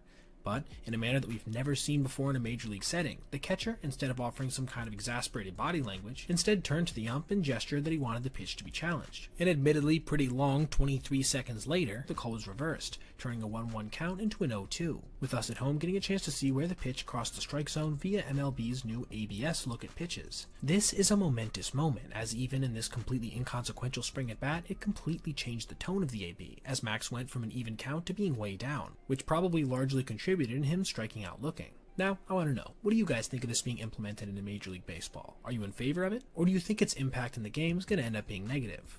Let me know in the comments below. Over the last few years, we've seen some real controversy in terms of the composition of Major League Baseballs. In fact, I actually did a deep dive last season on how the ball, back then, was almost certainly dead. And much like I predicted in that video, by the end of the season, things had normalized. But needless to say, I also didn't have any insider info that would have shed a little light on what was going on with the ball itself. However, this season, even when accounting for the crazy start last year, it's actually gotten far worse, with the craziest difference ever recorded between the real-world numbers being posted by the league and the expected ones, with margins like -8 in average, -12 in WOBA, and a ridiculous, mind-breaking -27 in slugging. Most years, these numbers range from 2 to 4 points of variance. We've never seen anything close to numbers like I just mentioned. And it's adversely affecting individual players too, like Ben Rice, who should be hitting 294 right now with a 559 slug, yet sits at real-world marks of 227 and 460. Or Corey Seager, who the metrics say has been cheated out of nearly 150 points of slug. And of course, the most obvious example, who I just made a video about recently in this regard actually, Juan Soto, who's rocking a 247 batting average with a 455 slug, when the models predict he should be at 309 and 611. These are ludicrous discrepancies, and again, downright unprecedented. Most years, the most unlucky hitters might lose 80 points off their slug and 30 points off their average, not 150 and 70. But you see, the issue is you never really get straight answers from Major League Baseball on this kind of stuff. Just vague statements that imply something might be going on. But, courtesy of a veteran player who's actually still playing, we just got a confirmation that the balls are indeed different than usual, in a manner that's making them certifiably dead. Andrew McCutchen tweeted a couple days back, "I was told by a rep for MLB that the balls are indeed different this year. They stated higher seams, which produces more drag, causing baseballs to not travel as far as they should. When asked why, I was told every baseball is hand-sewn, so no baseball is the same. When I asked if there was something that can be done about correcting the current performance of this year's baseball, I was told there was nothing that can be done about it this season, but they are working hard on getting to the bottom of why the seams are higher. So, yeah. You're not wrong, Ben," which was a response to a Twitter post where someone was pointing out Juan Soto was yet again robbed by the dead ball phenomena. That's about as primary a source as you can get, so I don't doubt the information, which also fully lines up with the numbers. With that being acknowledged, I find myself frustrated as a fan that this is happening, as it's robbing some of my personal favorite players of a significant portion of their season. And while I am happy they're working on it, none of these guys get that time back. I guess all we can do now is hope they figure out whatever's going on sooner rather than later, so they can mitigate this problem's overall impact. Since Rafael Devers came over to the Giants, he has largely struggled, hitting just .229 over the last month with a sub-700 OPS. However, today he managed to break out of his funk somewhat with a couple home runs. But it's the first of his two that I want to talk about, because it was incredibly impressive and downright stunned the pitcher who gave it up. Facing Spencer Strider and the Braves in the 5th inning of a then scoreless contest, Devers got a 3-2 pitch that was almost certainly going to bounce, with him taking an awkward-looking swing, yet still managing somehow to get just enough on the ball to get it out to right field. Just take a look at that again. How the hell he even managed to make contact is beyond me. But then to actually get it over the fence? Ridiculous. And Strider thought so too, giving this look afterwards. It's very rare you see a major league pitcher wear their feelings on their shirt sleeve like that, but this was certainly a play that deserved it. This was the second lowest home run hit so far this season, at 0.9 feet above the ground, which was also the 5th time in Devers' career he's hit a pitch a 1.5 feet or under for a home run. Oddly enough, 2 of those 5 have now come off of Strider, with this blast back in 2023 being just 1.06 feet off the ground. Look at Sean Murphy's reaction when he hit that one. Similar in terms of shock to Spencer's in 2025. He would later add a 3-run home run to right field on a much more normal pitch, doubling the Giants' lead at the time to 6 in a contest they would go on to take 9-3. With this game potentially vaulting him into a hot stretch now, coupled with his willingness to play first base recently, which he actually did yesterday in a game, the Giants have got to be feeling good right now about the deal they made with the Red Sox, as they haven't had this kind of dynamic hitter capable of doing what he just did today in their lineup arguably since Buster Posey retired. What's the most exciting play in baseball? an inside the park home run, an all-out sprinting triple, a steal of home. Each of these could be a decent answer, I think, but I want to propose another kind of play, one that we actually just saw yesterday, and at the hands of one of MLB's most electric superstars, scoring from first base on a single. Ronald Acuna Jr. was at the plate in the 4th inning with the runner on second, taking a close pitch on a full count to draw a walk. This brought catcher Drake Baldwin to the plate, who would then proceed to ground a 1-2 pitch in a shallow center field, which just kinda died out there as Jung Hoo Lee came in to field it, getting the ball into second base quickly, where it was then that Willy Adames saw Acuna Jr. racing around third, diving into home just ahead of the shortstop's throw and catcher Patrick Bailey's tag. This to me is one of the more impressive plays we've seen the entire season. Look at where Acuna Jr. is when this ball enters the outfield. That's as routine a single as you'll see. The fact that he was able to turn that into a run from first is absolutely crazy. And, honestly, as a general baseball fan, it was also good to see on another level, as Acuna has had to take it easy most of the year while running the bases due to the fact that he's still dealing with the fallout from his surgically repaired knee, forcing him to register just a 71st percentile sprint speed of 28.1 feet per second. Not bad, but certainly not in the same league as it was earlier in his career. But on this play, Ronald actually got up to an elite 29.8 feet per second, really turning the Jets on to basically steal a run from the Giants. He would later add a double high off the wall in right field before scoring on this bizarre-looking play from San Francisco's outfield. Just look at that. I don't know what was happening there. When it all was said and done, the Braves emerged victorious in this one 9-5, with obviously the most notable play being one of the rarest ones you'll see on the bases, a runner scoring from first on a routine single. O'Neal Cruz has actually been pretty good defensively this year after an extremely slow start, managing to rank in the 78th percentile league-wide in fielding run value at 3. And it makes sense when you watch him. As long as he's focused, he has exceptional speed, which helps him make up for the fact he doesn't get the best jumps, and long limbs which assist him when he has to dive or jump or something. But there's also one other respect that he is not only elite in, but the best we've ever seen from an MLB outfielder since we started recording this stuff. He has the fastest average throwing speed of any outfielder. So, what exactly does an average arm strength of 99.2 miles an hour, over a full mile an hour harder than the next closest on StatCast's leaderboard, actually look like in practice? Well, let's get one thing out of the way first. Yes, it can be erratic, as showed here on this 104.9 mile per hour missile to home plate that looked like it was heading into the crowd as it came in. Throwing that hard is impressive, obviously, because there's maybe 2 or 3 other guys in the bigs that can even approach that speed, but it's not very productive when it's not accurate, right? Well, just a couple weeks later, he threw a 105.2 mile per hour dart versus the Mariners, this time with perfect accuracy. A one-hopper that seemed so unlikely that base runner J.P. Crawford didn't even slide into home because he thought Cruz had zero chance to get him. And this wasn't the first time this year where he made a perfect throw to home, even if it was a little slower. With this one coming versus the Cardinals, when he had time to camp under this medium-depth fly ball, load up, and unleash another rifle shot. And obviously, it's not just on throws to home that this cannon applies to. Earlier today, he actually managed to get one of the fastest runners in baseball, Corbin Carroll, trying to stretch this single into a double, giving this hilarious reaction afterwards, almost like, why are you challenging me on that? That's what pure arm strength allows you to do. Get rid of the ball in a hurry, and still get enough on it to get the runner handedly. And as is the case for many players who throw exceptionally hard, he's also a big deterrent, like we can see on these 2 singles to center field, on which the runners don't even attempt to score despite both of them having about average speed. And him being in medium depth center, it's not always required for you to be throwing guys out to be productive with your arm. The next one though was the most impressive I could find in this regard, being this single to shallow center field off the bat of Vinny Pasquantino, which Bobby Witt Jr. ended up getting a decent read on, yet didn't even try to advance. Witt has the fastest running speed of any player in Major League Baseball right now, and even he didn't want to try his luck versus Cruz. Obviously, he's still got a lot to learn out there, considering he's only been playing that position for less than 1,000 innings at this point. But if he can continue to gradually improve his glove work while combining it with his elite arm strength, there's no reason I can't see him being an above average to potentially far above average defensive performer for the foreseeable future.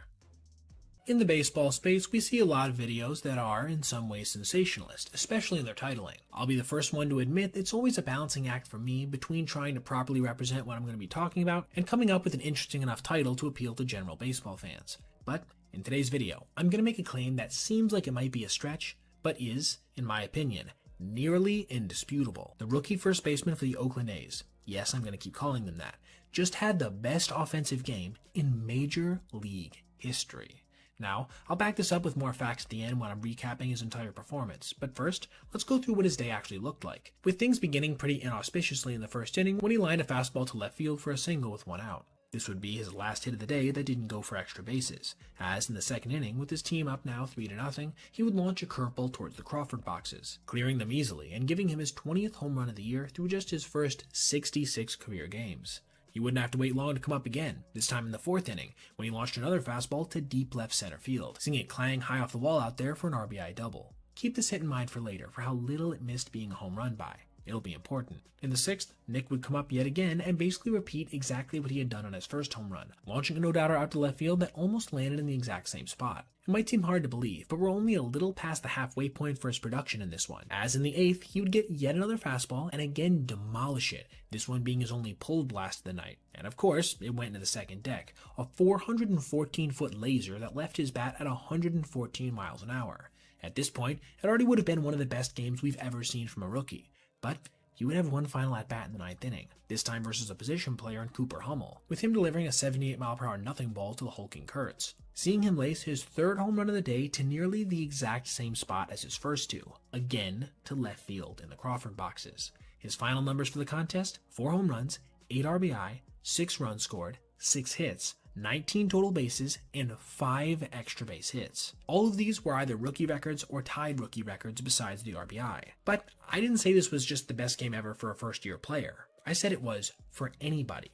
And I think this is backed up by the fact that it also saw him tie the single-game record for home runs, runs scored, total bases, and extra base hits. If it wasn't obvious, no one else has ever managed to tie that amount of single Major League records in one contest in those categories, besides one guy, being Shawn Green, who had basically the same line except for one thing: one less RBI. And honestly, if we were looking for a tiebreaker, that's as good as any. Also, remember how I said that double early on in the contest would be important? Yeah, if that ball had managed to be a couple feet higher, he would have had MLB's first ever 5 home run game. But even as things stand with how they worked out, it still was the best offensive contest we have ever seen on a Major League Baseball field by an individual player.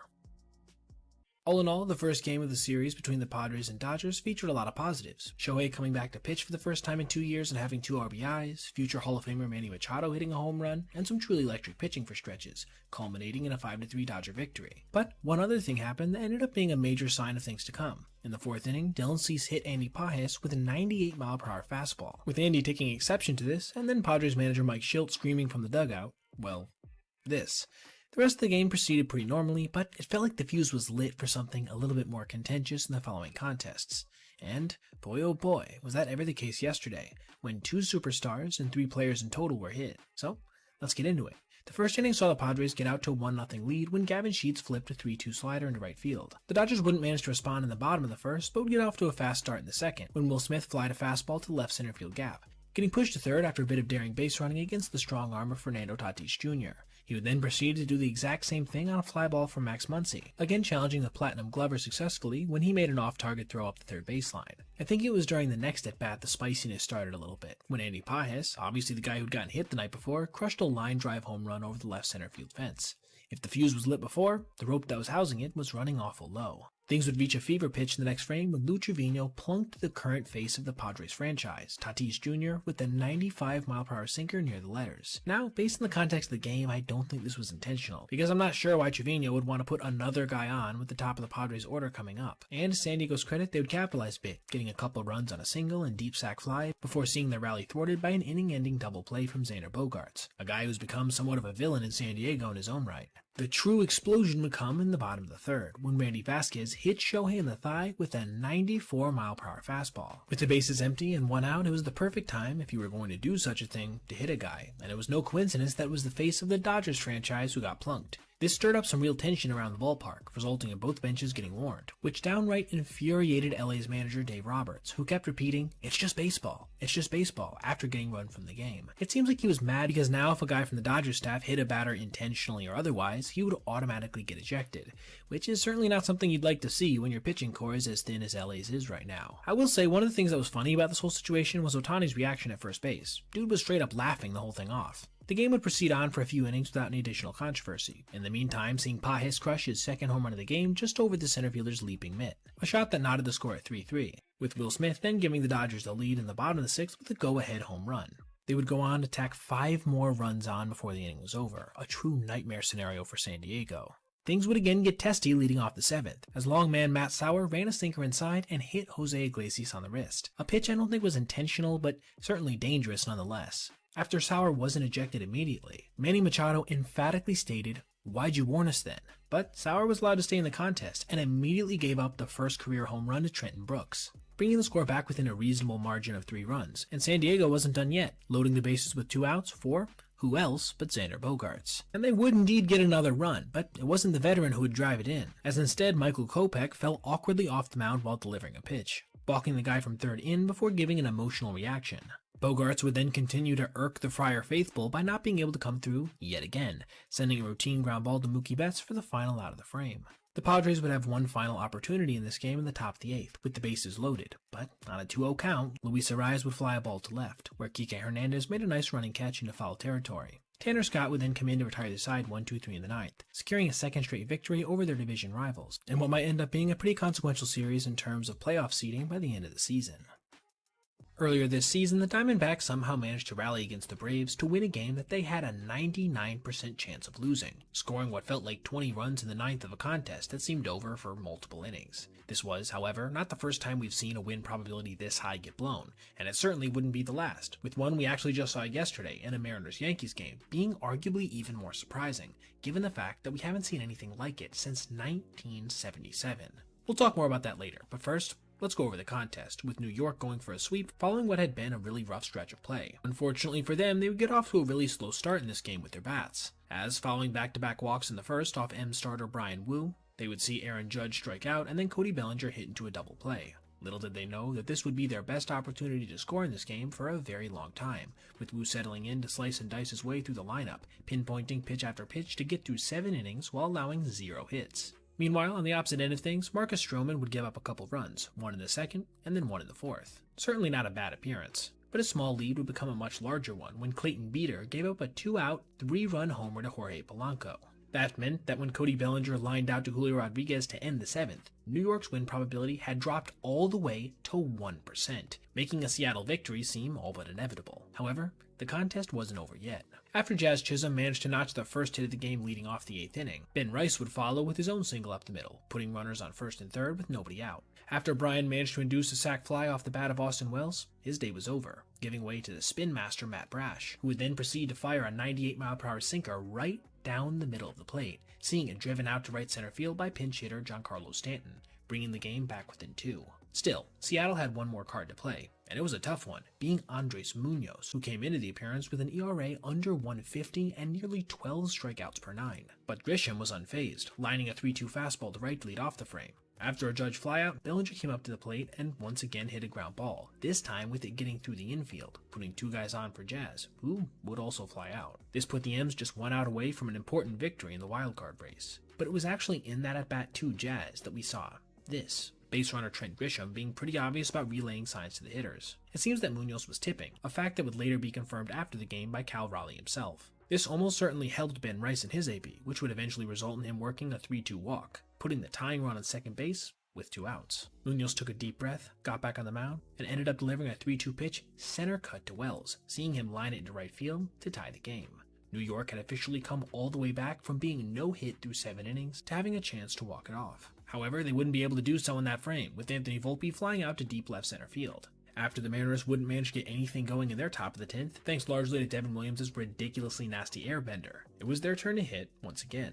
And after Grisham took a 3-2 pitch high to load the bases, Captain Aaron Judge was brought to the plate, with him flying a breaking ball to medium center field, allowing Gold Glover Julio Rodriguez ample time to get under it and throw, with the toss being just a hair to the right, allowing Anthony Volpe with an excellent athletic slide to get in past the tag of Cal, securing the walk-off for New York. According to Sarah Langs on Twitter, this was the first time a team had managed to win a game where they had no hits and trailed by 5+ runs through 7 innings since the Pirates in 1977, almost 50 years ago. Truly insane stuff from a team fighting hard to regain that momentum they had coming into June. I made a video a couple weeks ago talking about how Trevor Bauer has posted the worst season by any starter in the NPB this year, being the only guy with an ERA above 3.55, with his, at the time, coming in over 4, along with a litany of other poor metrics. And it seems like the bad times kept on rolling for Trevor, who, after getting called back up from Japan's minor leagues, apparently gave up the longest home run in recorded Japanese baseball history at 594 feet, or did he? Now, there was a number of people on social media making this claim after his hanging slider was crushed by former Rocky Elihuris Montero, with other accounts then picking it up and amplifying it. However, upon seeing this, I immediately took issue with the 594-foot quote-unquote estimate that had been echoed in these posts, as it honestly didn't even look like a very notable homer in any real way. Keep in mind that while I'm talking about this, I only will be able to show that clip one time in that intro sequence because I'm trying to avoid pissing off the MPB's rigid, block-happy copyright system. Back to the dinger, it just didn't have the characteristics of what I associate with even a 500-foot shot. For some context, here's a 505-footer off the bat of Nomar Mazara, a majestic shot that looked every bit of its estimation. For a more exact comparison, check out this 473-foot moonscraper from Gary Sanchez that almost cleared the bleachers entirely at Yankee Stadium, yet apparently was 120 feet shorter than the one Bauer gave up. Just seems hard to believe, right? And it indeed wasn't true, as was detailed in an article from Andrew Joseph of For the Win, who, in my opinion, wrote a good article that you should check out if you want the complete details. But, as he cites in the article directly, the Carp themselves measured the blast at a fairly routine 393 feet, not even within shouting distance of what went viral on social media. This seems to be another classic example of a narrative becoming popular and just being assumed to be true, even if it's, on its face, borderline nonsensical. Over the last couple weeks, there's actually been a couple small changes in StatCast's formula for how they calculate certain plays, including, most notably, their outfield catch probability, whose changes have had my eyes pointed towards one leaderboard since: the single-season 5-star catch record, which was updated to 12 after the changes owned by both Billy Hamilton in 2016 and Byron Buxton in 2017. But it stands no longer, broken by the glove of arguably MLB's current top defender, Pete Crow Armstrong, who managed to do so in just 100 games played. That's right, with this catch versus the Royals the other night, which saw him get an exceptional jump to cut it off in the gap, he registered his 13th 5-star catch. There's been all kinds of plays along the way as well, including this one the other week, which had, per certain evaluators, a 0% catch probability because no one had ever been able to track down a ball with its specific characteristics, as well as more than a few 5 and 10 percenters as well, balls that he would get incredible reads on, then use his 97th percentile wheels to track down. He's also been very good at timing his leaps at the wall, helping him to rob multiple homers and extra base hits. And, like I alluded to in the intro, he's done all of this while playing about 20 games less than Hamilton did in 2016 and 40 less than Buxton. Mind-blowing stuff. I did also want to give an update on the 5-star all-time leaderboard as well, as it is slightly different now than it was a couple weeks ago when I last discussed it. Based on their current calculations, PCA is 9th all-time at 20, with a couple notable active outfielders in front of him, being Trent Grisham, Harrison Bader, Byron Buxton, Manuel Margot, Michael Taylor, and, quite surprisingly to me, Max Kepler. Kevin Kiermaier is still the all-time leader at 33, meaning that if Pete continues at the current pace he's on, he should be able to overtake Kevin sometime next season. That, to me, is still utterly insane, as at that point, he'd be either 24 or 25 years old, with only 3 full seasons under his belt, in comparison to Kiermaier's 11 years in the bigs. There was a lot of controversy surrounding Rafael Devers playing first base this season for the Red Sox, as even though they ended up having who was set to be their everyday player there, Tristan Casas, go down due to injury, Devers held firm that because this expectation hadn't been communicated to him properly, that he wouldn't be able to just slide in there immediately. Then, after being traded to the Giants in one of the biggest, most surprising moves in the last 5 years, he made it known nearly immediately that he would be prepared to do so for his new squad. And as of recently, he's been playing some games at that very spot, including one versus the Mets that was interesting to say the least. Things got started in the first inning when Juan Soto sent a ground ball to the right side, being fielded nicely by Rafael before making an on-target throw to second base, looking pretty smooth in the process. On the next play, Pete Alonso would ground a ball to third baseman Matt Chapman, who would load up and nearly fire one away that Rafael had to make an athletic play to even keep close. Unfortunately, he wouldn't be able to make the tag on a diving Alonso, but it was still 2 pretty impressive plays early on. His next run would not look nearly so good, however, when Robbie Ray induced a weak ground ball to the right side that Devers overcommitted on, having to try to get back to the bag late, resulting in him not only missing the tag on the base runner coming down the line, but not even being able to catch the ball at all. But just when you thought this mistake could end up costing his team, he would actually end up potentially saving a couple runs when Matt Chapman fielded this ground ball at third base, stepped on the bag, and then bounced a pretty difficult one-hopper to first, which was picked out of the dirt perfectly. That very eventful frame was followed by a play in the 5th where he did a nice job to spear this hard one-hopper to first, only to see it go off his mid, get bobbled around, but still end up taking him to the bag for the out. Yeah, it wasn't pretty, but at least it got the job done, right?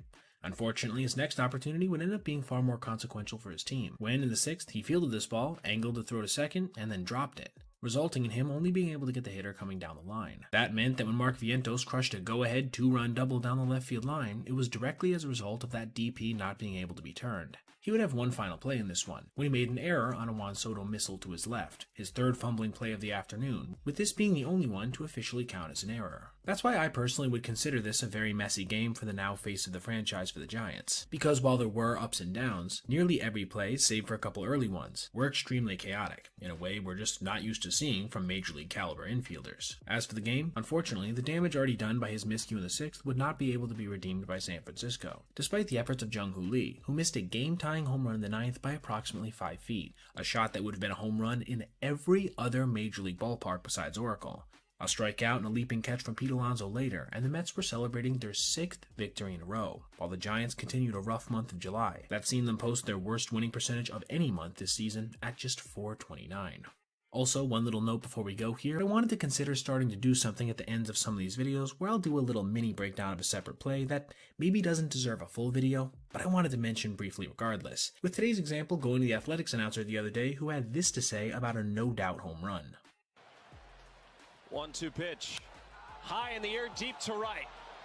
That ball is foul. Or gone.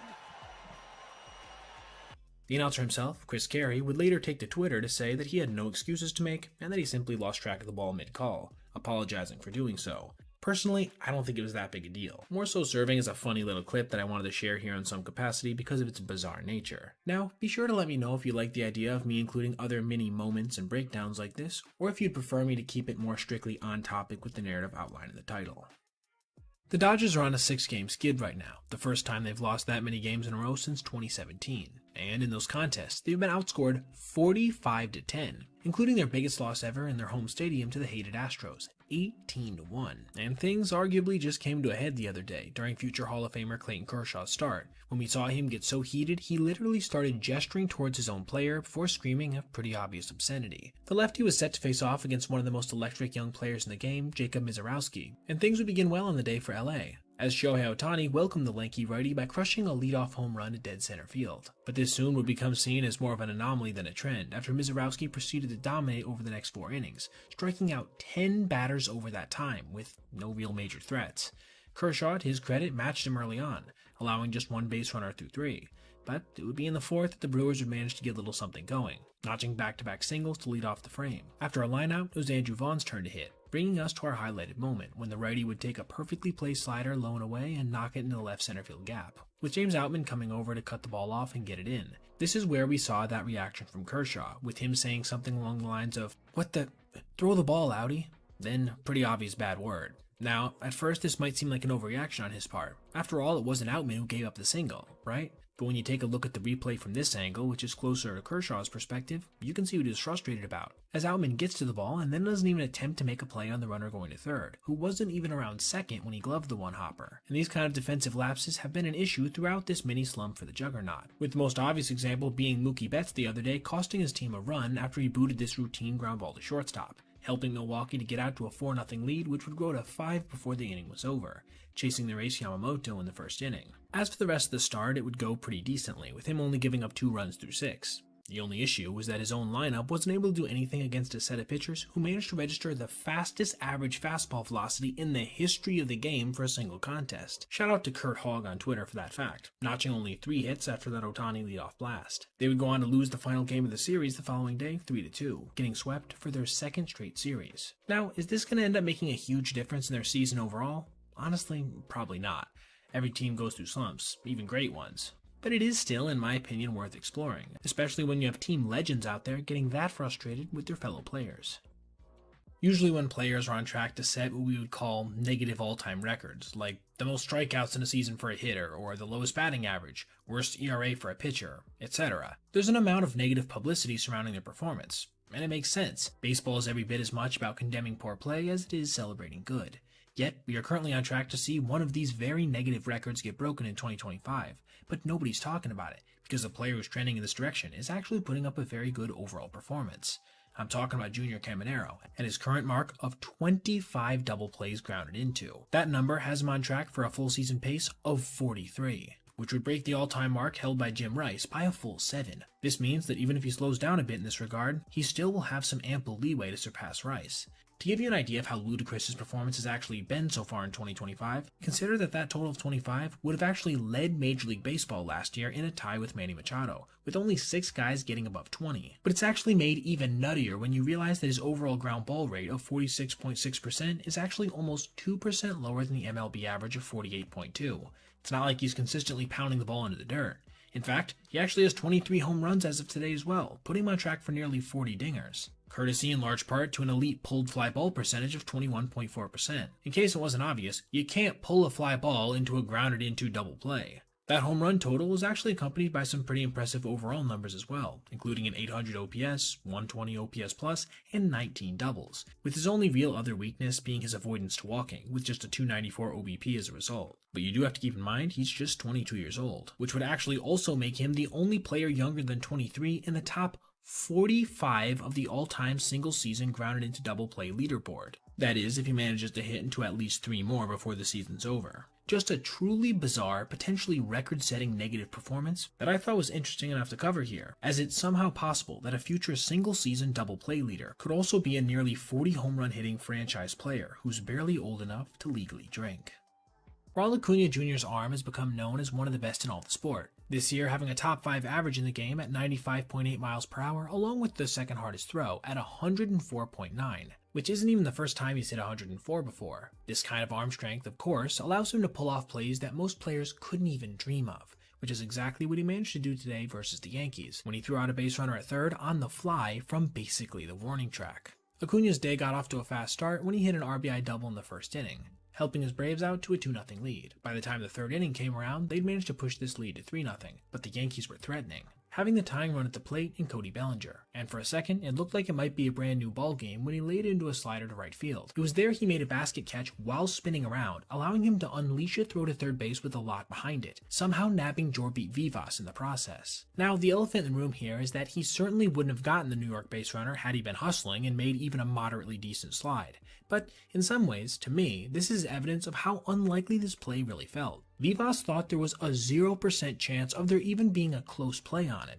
And just look at that toss. That's easily one of the best throws not only of this season, but of the decade so far. Now this would prove devastating to the Yankees, who would not only end up coming out of that inning without a run, but then would see them in the bottom of that frame give up a 3-run home run to Atlanta, breaking the game open.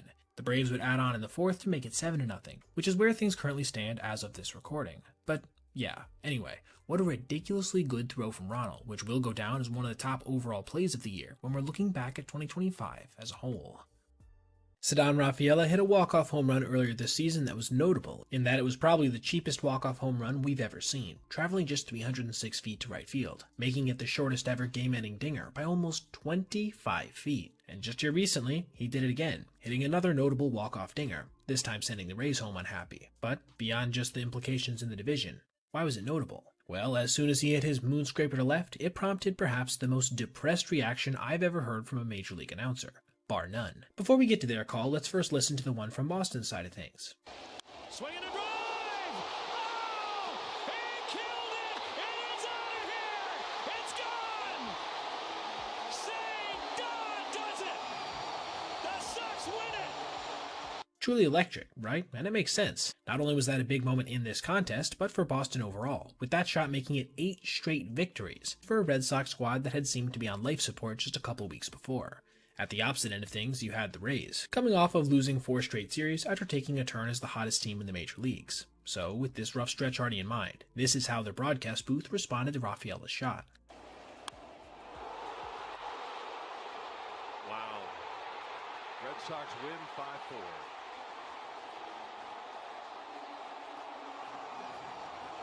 I counted. That was a 6-word response, with one of them literally being, wow. It doesn't get much more depressed sounding than that. For a little reference, here's how the Red Sox radio team responded when Javier Baez walked off their team earlier in 2025. Scary, scary hitter right here. 9-7 Red Sox the pitch. Baez drives one high and deep. You got to be kidding. It's deep to left field, and it is out of here. Another 3-run homer for Javi Baez. still frustrated, certainly depressed, but with notably more energy. And to make matters worse, Tampa would go on to lose 1-0 the very next day, guaranteeing yet another series loss while simultaneously handing their division opponent their 9th straight victory. The Yankees have not been a good team defensively in 2025. This much seems pretty obvious, as so far they're 20th in the major leagues in outs above average at -6. But still, that's a far cry from some of the teams below them, including the Angels, who are the worst by far at -29. But arguably even Anaheim can't approach the single-game buffoonery that took place yesterday between New York and the Blue Jays, when the guys in gray put up what was probably the sloppiest single-game performance by any team so far this season in this regard, and one of the sloppiest you'll ever see on an MLB field. Now, I could go through a full game breakdown, but honestly, there's so many defensive missteps in this game, it would probably take 15 minutes to do so. So, instead, let's just hop into the first miscue, which we actually wouldn't even see until the 5th inning, when, with 1 out and 2 guys on, Max Fried induced a ground ball to the left of the mound, where the pitcher cut over before fielding it and firing a one-hopper to the catcher, who would see it go off his mitt as he attempted to tag Davis Schneider, allowing George Springer to come around and score. At least it was a tough play though, and I'm sure in Fried's mind, a necessary one. You couldn't say the same about the next play, however, which actually came against the very next batter, when Jazz Chisholm made a nice leaping catch on a line drive from Bo Bichette, then, for some reason, threw off balance to first base, even though Guerrero wasn't even very far off the bag, seeing the dying duck take first baseman Ben Rice into the path of the base runner, allowing the less than fleet-footed Blue Jay to get to second. At this point, you could already see the tension building in Aaron Boone's demeanor, but we were far from done. In the next frame, with the score now tied at 4-4, Fried would deliver a fastball to Ernie Clement with 1 out, seeing it fly to shallow right field, a truly routine play. But, unfortunately for New York, Cody Bellinger would seem to lose it in the roof somewhere, allowing it to drop and Clement to get all the way to third base. Toronto would get him across, and then, with 2 outs and Miles Straw now on third, Will Wagner grounded a one-hopper to Rice, who saw it deflect off his mitt, another routine play that couldn't be made, bringing in yet another run. For those keeping track, that was 4 missed plays in the span of just 2 innings, and the next wouldn't be any better, with Jason Dominguez allowing this line drive single to bounce right past him, allowing Guerrero Jr. to again get an unnecessary extra base, putting a runner in scoring position. After a 2-run home run from Bichette, Dominguez would see another line drive get past him, this time on a high 1 hop over his head. Certainly a tougher play than the previous one, but still inarguably another misstep, as if he cuts over, knowing how the ball bounces in Rogers Center, he more than likely keeps the hitter Alejandro Kirk at a single, as the Toronto backstop is one of the slowest runners in all of baseball. Back-to-back-to-back frames with multiple sloppy defensive efforts. Truly insane. The cherry on top of this crap Sunday would come in the 8th, when, with 2 outs, Jorbeat Vivas couldn't field his one-hopper off his glove. A play that might look really tough at first glance, but when you consider that the exit velocity was just 78 miles an hour afterwards, it becomes a bit less so in retrospect. And that was it. New York would lose this one by a final of 8-4, going down 1-2-3 in the 9th to seal yet another series loss to a division opponent, with this one featuring a gargantuan 7 separate misplays. And to make matters worse, they all came in the final 4 innings of the game.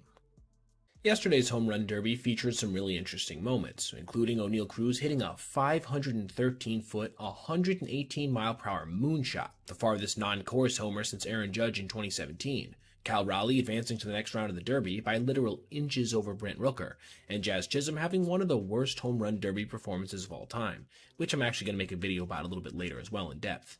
But for now, I want to talk about perhaps the most unique moment in recent home run derby history, when somebody actually robbed a home run from one of the contestants, in the finals no less.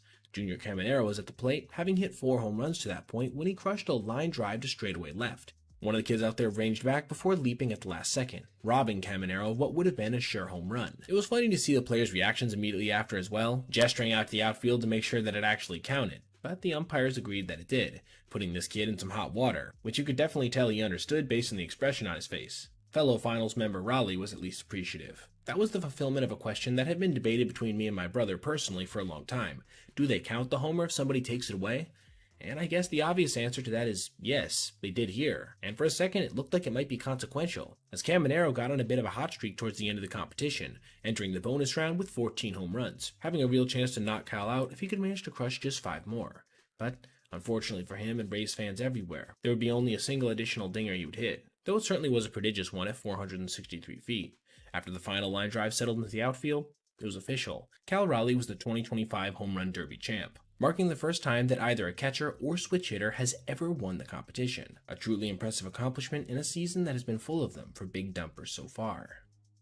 The year is 2023. Justin Verlander's 18th in the major leagues, and he's off to an impressive, if not somewhat diminished start relative to his Cy Young winning campaign the previous season. As with the Mets, in 16 starts, JV has posted a .315 ERA with an impressive 1.33 ERA+. Then, after getting moved back to the Astros, he proceeds to post pretty much identical numbers, ending the year with an impressive 3.22 ERA and 144 strikeouts in 162 1/3 innings. He seems well on his way to achieving one of his long-held career goals, getting to 300 career wins. Sure, it wasn't going to be easy, but if this guy can manage to post numbers like that in his age 40 season, who's going to tell him he couldn't? Flash forward to just after the All-Star break in 2025, and Verlander is in a completely different place, with it, unfortunately, not being a positive one. Since the start of 2024, he's managed to only make 33 starts due to a litany of injuries, and in that roughly a season's worth of performance, he has been, quite simply, one of the worst starters in the game.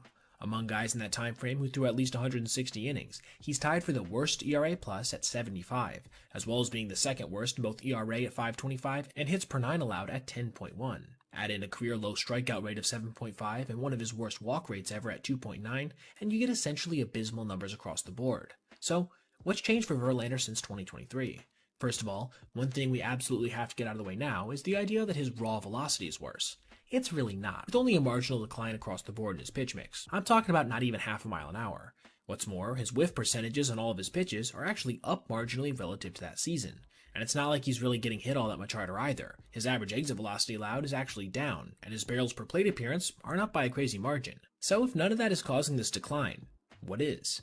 I believe it's predominantly these two numbers, being launch angle sweet spot percentage and strikeout percent. JV has always been a power pitcher, and in that mold, if these numbers aren't elite, you're going to get hit really hard. But that doesn't answer the question. What's affecting them? I believe they're both being largely hurt by the same thing, his overall movement profile on his pitches, which just isn't as sharp as it used to be.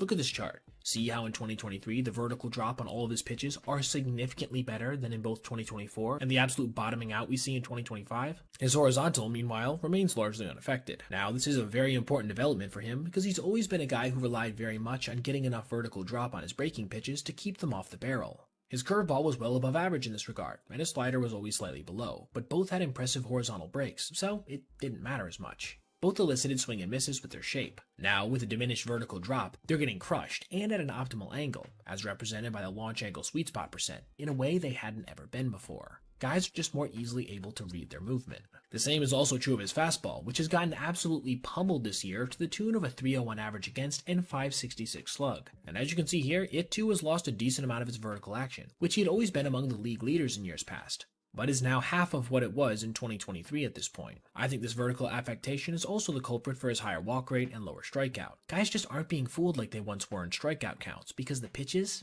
aren't as sharp. Now, is there anything he can do to change this and get back on track? Well, first of all, the guy's a modern legend as it stands. It's totally possible after this season he's just going to choose to hang them up and celebrate one of the best careers of our modern era, and not really worry about tinkering anymore. And I think that'd totally be fine, obviously. But if he did want to attempt another career renaissance, I think the thing he would have to do now, more than anything, would be to either try to do something to get back this vertical drop on his pitches, or stop pitching like a power guy. By going after hitters in the way he always has, he's getting hit like he never has, because before, the pure stuff would overwhelm them, whereas now they're actually getting to it. As such, I think a transition into more of a finesse guy, with possibly a higher percent of his overall pitch mix being comprised of a fastball changeup profile, could be helpful in this regard. But regardless, none of this will change how dominant he's been over the course of his 20-year career, one that will easily end in a first ballot Hall of Fame induction, even if the final chapter ends up being one of the sadder ones you'll see from a performance perspective. I made a video a little while ago where I discussed this at-bat during a Giants-Phillies game, when an umpire missed 3 separate strike 3 calls that would have ended a key moment. But, at least you could put part of the blame on JT Realmuto's receiving, or the fact that they were at the edges of the zone. But you could not make the same claim about a plate appearance we just saw yesterday, as a batter got called out on strikes in a key moment in the game, despite seeing 6 balls. The Angels' second baseman, Luis Rengifo, was facing off against Mets closer Edwin Diaz in the top of the 8th inning, with 2 guys on. A base hit here could have changed the entire nature of this game, with the score at 6-3. But that goal for Luis was immediately impeded when this pitch was called a strike to start his at-bat, despite it not even being close to the outer edge. The next one missed just a little more outside for a ball, followed by a fastball that sailed high and another uncompetitive slider.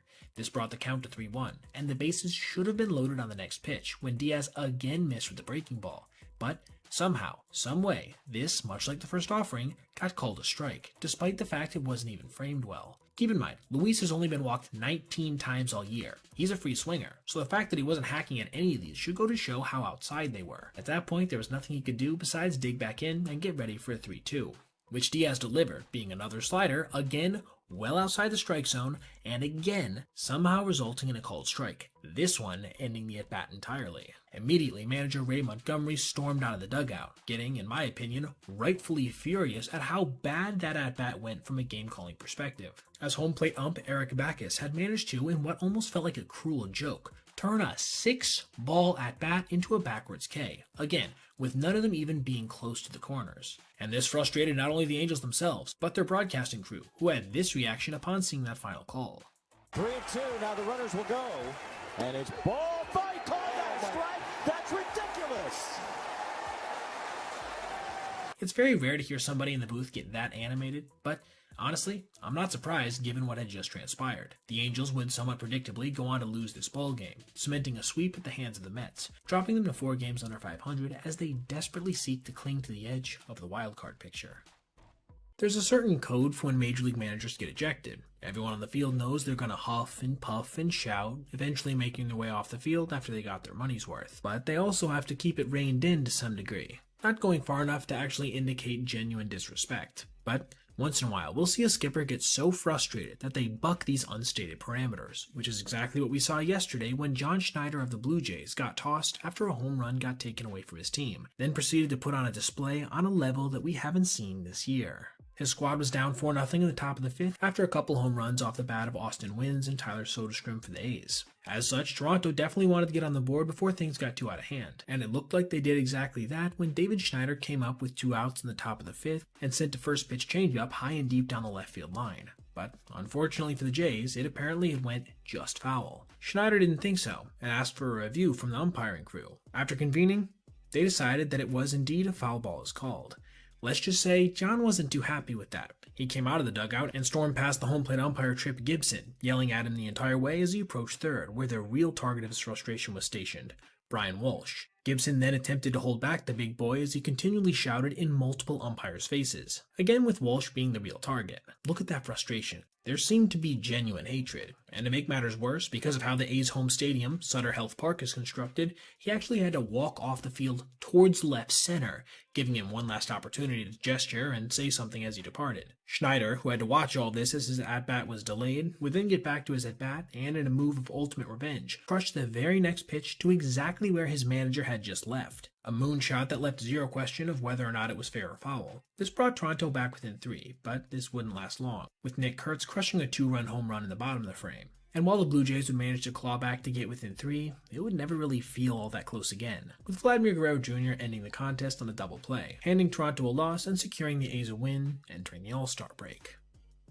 The White Sox may not be the worst team in MLB this season like they were last year, but honestly, that has more to do with the fact that the Colorado Rockies are playing like a AA team most nights than them doing anything impressive, as they currently are 30 games under 500 as of recording. And yesterday served as a prime example of one of the major reasons they've struggled so badly. Some truly horrible fundamentals at times, which their opponent, the Cubs, took advantage of with their own advanced baseball IQs. There were 2 major examples of this I'm going to look at, with the first one coming in the 3rd inning with 1 out and 2 guys on, when Chase Mydroth popped a ball in the infield, an easy play for Nico Horner. But the second baseman decided to try his luck at allowing the ball to drop, being as how the infield fly rule was in effect, and see if anybody would take the bait. And it worked to perfection, with Lennon Sosa racing to third with what I'm assuming was a misunderstanding of how this play is supposed to work. Obviously, as soon as the fly rule is called, the batter's out anyway, so there was no pressure for Sosa to go, and with their 3-hitter now coming up with 2 outs, it made 0 sense otherwise to try to advance. We flash forward now to the 8th inning, when the Cubs were hitting with 2 guys on, and now a 4-1 lead. Matt Shaw took a fastball outside, with catcher Edgar Caro picking it first. After a bit of back and forth, lead runner Ian Happ attempted to score around third, with the White Sox noticing and chasing him back towards the bag. But as Caro flipped to third baseman Colson Montgomery, the rookie got in the way of Ian, who did what any good base runner should do in that circumstance: steamroll him, not only causing the ball to go off his mitt, but drawing an interference call in the process. You see, obviously, you can't block the baseline when you don't have the ball as Colson did here. Again, Sloppy, fundamentally unsound baseball, as well as some decently savvy actions from Happ to draw the call. The score, as such, was pushed to 5-1, which would end up being highly consequential when Andrew Benintendi crushed his second home run of the game soon after, closing the lead to 5-4. If either of the plays I detailed hadn't happened, this could have turned the entire game on its head, but instead, the White Sox would indeed go on to lose after Lenyn Sosa grounded out to shortstop to end it. Now, our mini highlighted play we're going to look at before we go was this one from Kyle Schwarber, who pulled off one of the most unathletic successful catches I've ever seen, tumbling to the ground in a moment practically made for social media. It really is a good thing he's an everyday DH now, as even though he hasn't played the field consistently in a couple seasons, he's still 4th worst all-time in outs above average at -68. Funny enough, trailing his teammate Nick Castellanos by a margin of 20 in this regard. There's very few things in baseball history that have only happened one time, as there's literally hundreds of thousands of pitches thrown each year, giving us countless opportunities for crazy things to happen. And yet, we just saw something that indeed has only ever happened once before. A walk-off on a catcher's interference. But first, let me take you through this game a bit. The Phillies had their ace on the mound, Zach Wheeler, set to face the Red Sox and their struggling starter Walker Buehler, seemingly posturing Philadelphia for a rout. But, as is typical in baseball, that's not how it would go, with Jarren Duran actually leading off the contest by crushing a home run to left field on a fastball right down the middle, getting Boston off to a strong start. From here, both starters would proceed to clamp down on run production for the next 3 innings, with no one being able to push across another run until the 4th, when Nick Castellanos drove in Bryce Harper on a 1-out double, knotting us up at 1. After Nick managed to advance to second on a wild pitch, JT Realmuto would give his team the lead with an RBI single up the middle. Wheeler would continue to dominate until the 6th, when Alex Bregman reached base after this line drive to Otto Kemp couldn't be corralled. Rookie sensation Roman Anthony would follow this immediately with a double down the right field line, pushing the veteran to third, with Trevor Story immediately following with an RBI single, again knotting up the score, this time at 2. This was when the Wheeler we've gotten more used to seeing over the last 5 or so years locked back in, striking out Wilyer Abreu on a high fastball, then sitting down Ceddanne Rafaela on a sweeper away. Buehler would continue to pitch well through the 7th inning, ending his night with only those 2 runs allowed, getting hype as he came off the field in the process. From here, nothing much would happen until the 10th inning, when the Red Sox stranded the ghost runner on second, courtesy of 2 big strikeouts. Rafael Devers' acquisition Jordan Hicks was then brought on, with him then walking the first batter he'd face on 4 pitches. After a wild pitch to Max Kepler, the Red Sox would choose to put the lefty on, setting up a force at any base with nobody out. This brought Edmundo Sosa to the plate, who would get down in the count 1-2 before checking the swing on a slider away, a fairly innocuous-looking play that was a simple ball in the moment. It wasn't until Sosa attempted to get the attention of the home plate umpire, pleading his case that he'd made contact with the catcher's glove, that we actually noticed anything out of the ordinary. And after the ensuing replay review, we would indeed see he had made contact, overturning the no call and ending the game on the spot. Now, not only was this the first walk-off of this kind we've seen since 1971, but it was also only the second one ever. Truly crazy. When position players pitch, things can get strange, whether it's seeing superstars get punched out with pitches ranging from the 60s to the near 90s, guys using batting helmets out there, or even players managing to tie all-time records versus basically nothing balls. But we just saw something that, in my opinion, surpasses all of that in terms of pure weirdness. A player taking a legitimate Happy Gilmore-style swing to add power versus a pitch coming in at under 50 miles an hour. The Orioles were facing the Rockies yesterday, and absolutely crushing them leading up to our highlighted at-bat, scoring 17 runs by the bottom of the 8th on 15 hits and 6 extra base hits. Colorado, in response, sent position player Kyle Farmer out there to try to save some of their arms in the pen. It would be on his first pitch to catcher Alex Jackson that he would see the veteran backstop take a step towards him on the mound before unleashing this swing, crushing a 107-mile-per-hour fly ball to deep right center that ended up traveling over 400 feet. Just look at the slow-mo of that hack. The amount of coordination, even versus a 47-mile-per-hour bowling ball, is impressive to me, and has to be one of the few times I've ever seen somebody actually attempt to swing this ambitious and have it work out for them. To Farmer's credit, he would manage to end the entire inning after just 7 total pitches, despite giving up a couple more hits, inducing a double play for 2 and then a fly ball to end it. If it wasn't exceptionally obvious, the Rockies would go on to lose by that final score of 18-0, with, ironically, probably the most notable play from the game overall coming during one of the most extreme levels of garbage time you will ever see in a Major League contest. Little side note here before we go, but since there are going to be a number of Baltimore fans I'm sure watching this video, I also wanted to point out a little fact I learned in retrospect, which was this was the largest shutout in the history of the Baltimore Orioles franchise, which is a pretty impressive accomplishment when you consider the fact that they've been around at this point for more than 70 years as a member of Major League Baseball. I made a video a little while back discussing this play from Oneil Cruz when he let a ground ball get past him in the outfield and then just stood there, unmoving. This is maybe the most egregious example of a lazy play I've seen in recent history, but at least it wasn't at an extremely consequential point in the game, right? It was the first inning after all. And as I'm sure most people watching will agree, context matters when it comes to hustle. For example, if I was a fan of their respective teams, I would not be nearly as frustrated with this play from Ronald Acuna Jr. in a game his team was up handedly late as this one from Jake Fraley with the bases loaded in the middle of a game. It's with this spectrum in mind that my attention was brought to a play in a game yesterday between the Dodgers and Brewers, when lazy, inattentive base running cost LA a chance to tie things up at the last possible moment in the middle of an extremely difficult stretch. There were 2 outs in the 9th inning when rookie Dalton Varsho sent a slider dribbling back towards the middle of the field, with shortstop Joey Ortiz making a nice play to even get to the ball before firing it to first. There, a good throw somehow went off the mid of Andrew Vaughn and trickled away. Now in this moment, you'd probably think the game was going to be tied, right? I mean, not only was the ball slowly hit, but it got pretty decently far away from the first baseman.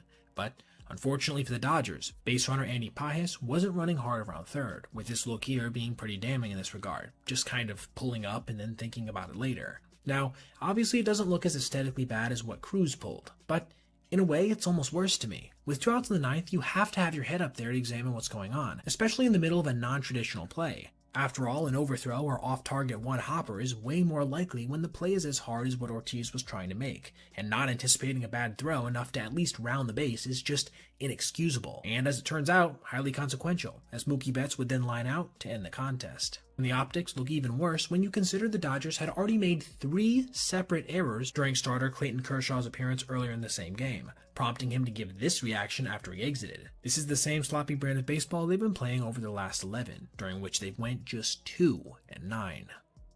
Pathetic offensive performances are nothing rare. Even the best hitting teams will have the occasional night where they'll never really feel competitive out there, maybe registering a couple hits and getting their doors blown off consistently. But once in a while, a team will perform so badly in a single game that it almost defies belief. And this is exactly what we saw last night in a game between the Diamondbacks and Pirates.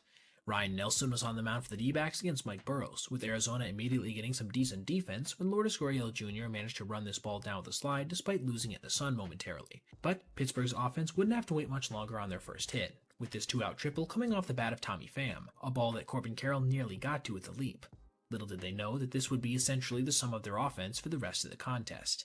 Ke'Bryan Hayes would make decent contact following this, but unfortunately it was hit right at Ketel Marte, ending the frame with 0 damage being done. Thankfully for the guys in the black and yellow, Mike Burrows was absolutely nails out there, blowing through an Arizona offense devoid of Josh Naylor after a trade to Seattle. There would be a small threat for the Pirates in the bottom of the third when Nelson walked a couple guys, but Andrew McCutchen would fly out before Brian Reynolds did the same, keeping things scoreless. After narrowly missing registering the first 2 runs of the game on a line shot from Geraldo Perdomo that went just a bit foul, nothing much would come from either offense over the next few innings, with the fine pitching from both starters lasting until the 7th, when Isaac Mattson took the mound for the Pirates. He would give up a couple base runners before making a nice play to knock this ball down on the mound, recovering in time to get speedy hitter Jake McCarthy at first. With 2 guys in scoring position now and 2 outs, Tristan English was brought to the plate, the guy who was brought up for Naylor, but he wouldn't be able to come through, striking out in a high fastball to end the frame. After Dennis Santana would pitch a scoreless 8th with the help of this running catch from Tommy Pham, we went to the 9th with still no score. After Oneil Cruz walked in the bottom of the 9th with 2 outs and then managed to steal second, the D-backs would walk Tommy Pham intentionally, choosing instead to face Hayes, which would prove to be the right move after he sent a routine ground ball to first base, taking us into extras. This is where things would get truly ugly, and not just for the Pirates.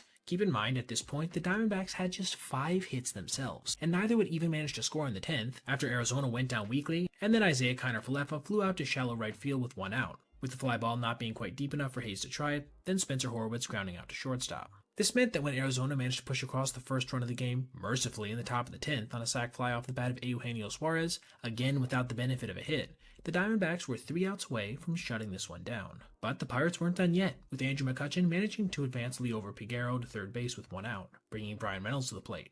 The veteran outfielder wouldn't manage to hit something hard, but he did flip a little line drive to left that required Gurriel Jr. to come in and make a dive. Now, this is normally a play that will score the runner from third because of the compromised position the fielder was put in, but for some reason, Piguero wasn't tagging up effectively, meaning he wouldn't even be able to attempt to score. So when Nick Gonzalez grounded out to third base, the contest was over, going into the books officially as an 11-inning 1-0 loss. Now, let's talk about some numbers. This was only the 5th time since the Ghost Runner rule got instituted back in 2020 that a team had managed to play at least 11 innings and not score a run, and the first time that a team had only managed a single hit while playing that many innings over that stretch. Pittsburgh has been one of the streakiest teams in baseball recently, with their highs being extremely high and their lows being, well, this.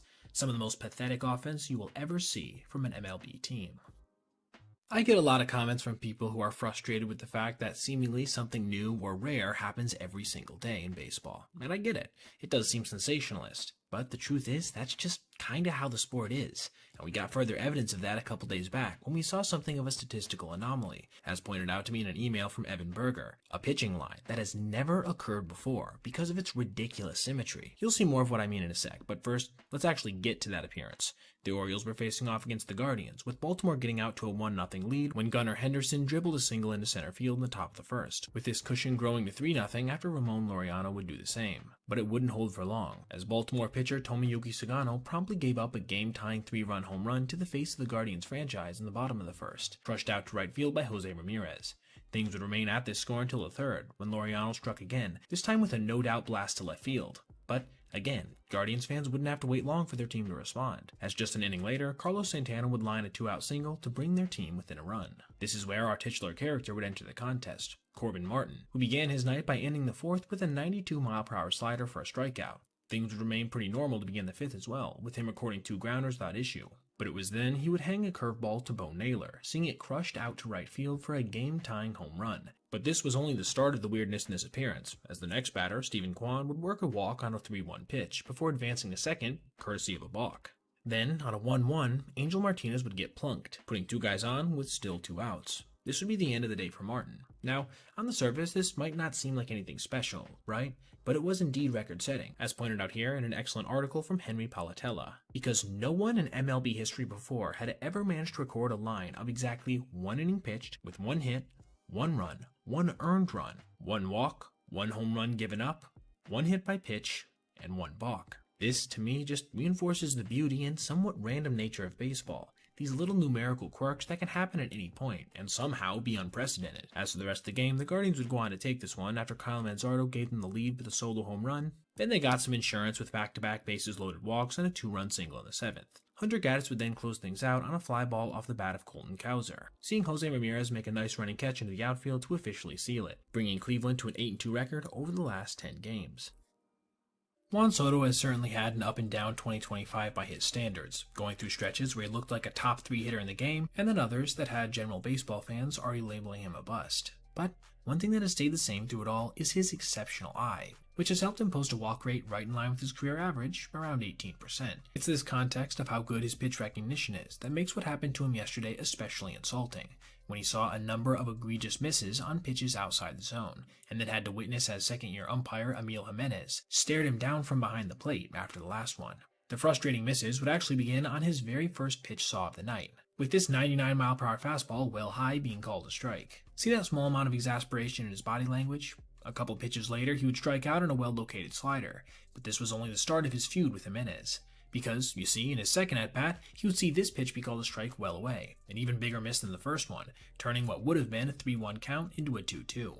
Then, just 2 pitches later, he would strike out on a breaking ball in a similar spot, though it does seem that this one grazed the outside corner. The Mets manager, Carlos Torres, would come out of the dugout and help save Soto from getting ejected by himself getting booted. His next at-bat would come in the 5th inning with 0 controversy, seeing him beat out a potential double play en route to New York, eventually taking the lead in the ballgame 5-1 on a grand slam off the bat of Mark Vientos, who had been robbed of a home run earlier in the contest by Tatis Jr. in right. However, by the time Juan came up in his next at-bat in the 7th, his team had actually gotten down 6-5 after a couple rallies from the Padres. This brings us to the moment I outlined in the intro, when, on an 0-2 pitch, Jimenez called Soto out on a cutter well above the strike zone. This elicited another exasperated look afterwards, as Emil proceeded to stare the superstar down on his way out of the box, maintaining eye contact all the way until Soto broke it. To have that level of confidence in the call you made, with it being that far out of the strike zone, as a second-year ump, is certainly interesting to me, and might have even in some ways been impressive if not for the obviously missed call immediately before. Further exacerbating the frustration for the Mets had to be the fact that they would go on to lose this game after tying it up on a clutch home run from rookie Ronnie Mauricio in the ninth. Having to watch his recent acquisition Gregory Soto gave up a walk-off single on a fastball right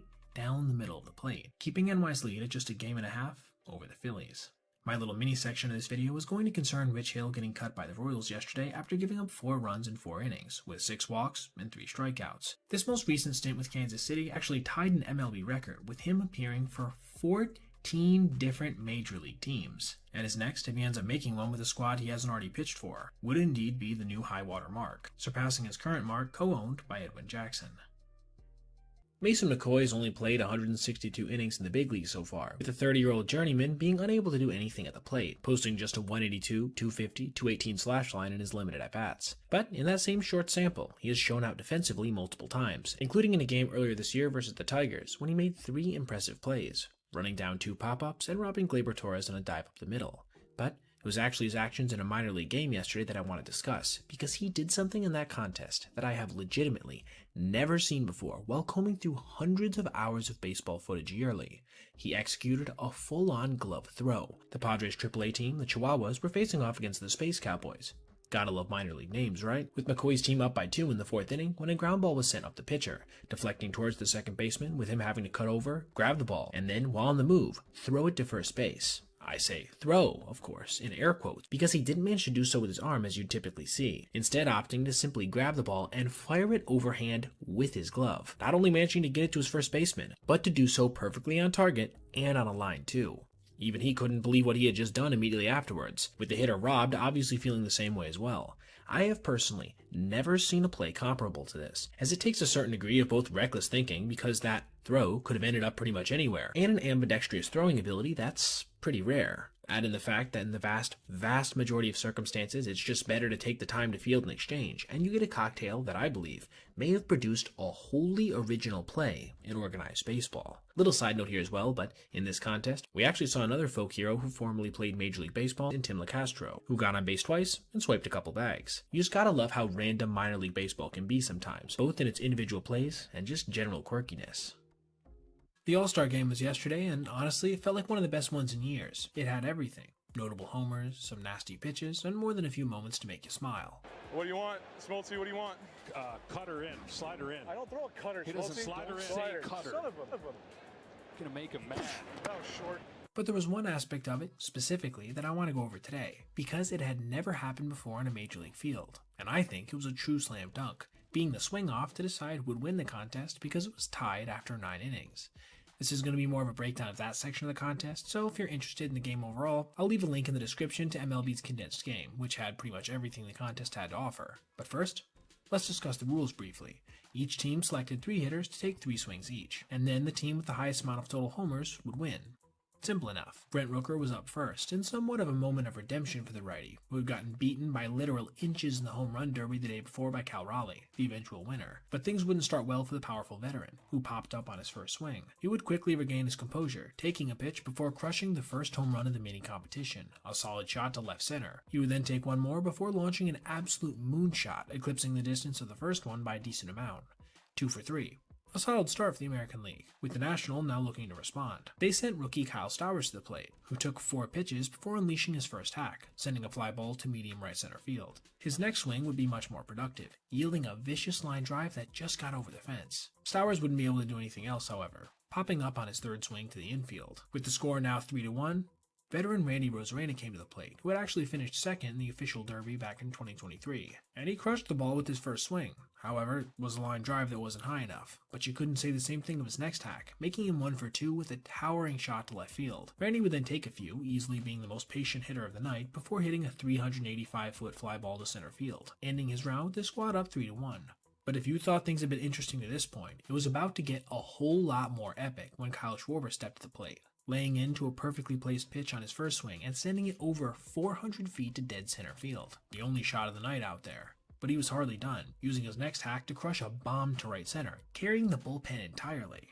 Then came perhaps the coolest moment of the entire mini derby, when he went down to a knee to crush one more fly ball out of the park, giving him a dinger to center field, right center, and straightaway right. With the National League suddenly ahead 4-3, Jonathan Aranda of the Rays was called on, coming up about 30 feet short on his first fly ball before registering our only near miss we'd see on the night. A line drive to right that missed by maybe 5 feet, crashing high off the brick wall out there. This put the American League just one swing away from elimination.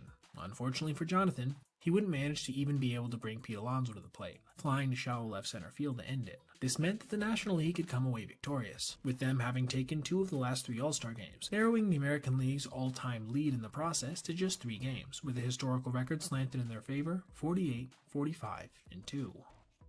I've made a number of videos this season on horrible ball strike calls, from the worst called strike 3 ever that missed by over half a foot outside, to an immaculate inning being stolen on a pitch essentially right down the middle, to even a hitter taking 3 pitches nowhere close, yet still being rung up. But we just saw something yesterday that was unlike any one of these, because it was actually wholly unique in the advanced pitch tracking era. Zach Eflin delivered the first pitch of the inning to Ernie Clement, who faked as if he was going to bunt before pulling it back, taking a sinker that probably should have been called a strike. But at least it was borderline. It was then on the 1-0 that he took this pitch, another sinker, with this one being literally right down the middle. Yet it was called a ball somehow. I'm going to show you the slow-mo of that again. And it's not like catcher Adley Rutschman was crossed up or something, even if the pitch wasn't thrown exactly where he wanted it. And it was a fastball variation, so you can't blame it on crazy break or something. At first glance this might look bad, but not necessarily feel original. But that wouldn't be correct to say. I looked up the offering's measurables, being where it came in on the Y and X axis, at 225 and negative 0.16 respectively, and then punched them into Baseball Savant's search, and came up with this result. That's right, there has never been a miss in that location before. Thankfully for Baltimore, this wouldn't end up meaning much, considering they would win this one by a final score of 11-4, but it still stands, in my opinion, as some of the best evidence of why the ABS system is 100% a requirement going forward. Now, before you leave, today's mini breakdown is going to be of Michael Garcia getting stung by a bee yesterday, in a moment that I'm pretty sure all of us can relate to that was caught in slow motion. Just look at the size of that thing. That's honestly more like getting bit by an animal. How would Garcia respond? How about by crushing a grounder up the middle nearly immediately after, and then catching center fielder Michael Harris II sleeping, en route to registering a hustle double. What a badass moment from one of Kansas City's biggest breakout stars of 2025. Cal Raleigh, Aaron Judge, Shohei Ohtani, and Kyle Schwarber. This is a list of every player in Major League Baseball so far in 2025 to have at least 20 home runs, an on-base percentage of .370, and an OPS of .930. And it's no coincidence that each of these 4 players are among the best overall hitters in the sport currently. But one name is actually missing from that list, Kyle Stowers of the Marlins, who's managed to break out in a major way this season, in an explosion that has placed him firmly among the league's best of the best. But he just managed to do something over his last couple games that none of those guys I mentioned before have ever done, because, quite simply, no one has. I'll get more into the specifics of that in a moment, but first, let's examine what he's actually managed to accomplish over his last 2 contests, starting with Miami's final game before the All-Star break on July 13th versus the Orioles. He would get to torturing them early, crushing a well-located splitter out to right center field, helping the Marlins out to a 1-0 lead. But this would be only a taste of his dominance in this contest, as just a single inning later, he would crush a hanging curveball, this time a 2-run shot. This brings us to our third AB, still facing starting pitcher Brandon Young somehow, who at this point was just trying to soak up innings for Baltimore. And this ended up being good news for Stowers, who would blast his third pitch type of the day to straightaway right, a 95-mile-per-hour fastball that sailed well over the fence. But in case you thought he was done, he would manage to add 2 additional singles, one of them coming in the 8th with the bases loaded. His final numbers on the day were astounding. 5 hits, 4 runs, 3 home runs, and 6 RBI, easily one of the best individual performances of the year. The All-Star break would then come and go, with him representing Miami well in Atlanta, even managing to hit a home run in the game's first ever swing-off, before the Marlins would open the second half against the Royals. And their hot hitting would continue even after the 5-day break, courtesy in large part to the young outfielder, who made it 4 homers in the span of 6 at-bats when he bombed a changeup to right center field, seeing it get over the wall for his 20th home run of the season, pushing the Fish out to a 3-0 lead. But things would take a turn in the middle frames, with struggling starter Sandy Alcantara giving up John Rave's first career home run, a shot that narrowed a lead that was once 5-0 to a single run. The score would hold up all the way to the 9th inning, when Rave, who had been struggling the entire season up to this point, notched his second career home run as well as his second of the game, an Oppo Taco that sailed over the head of Stowers, knotting things up at 5. this is where things would really get interesting, as Kansas City would manage to, in their top of the 10th, push across 2 runs on a 2-out double from recent acquisition Adam Frazier. This meant Miami had just 3 outs left in this contest, unless they could miraculously manage to tie things, or even win them somehow. But what felt pretty unlikely became a more distinct possibility when Agustin Ramirez singled in a run from third, narrowing the lead to just 1. And who would be coming up for the Marlins following Ramirez? You guessed it, Kyle, who, on a 1-1, would atomize a 97-mile-per-hour heater to the second deck in right field, a no-doubter that sent his team into a frenzy. This 2-game stretch not only was impressive on the surface, but, in fact, singular, as no one in the history of Major League Baseball had ever managed to hit 5 homers in a 2-game span that included a walk-off shot. Shout out to Sarah Langs on Twitter for pointing this out. What dominant back-to-back performances from the lefty, who's quietly becoming one of the game's best overall hitters in front of our very eyes.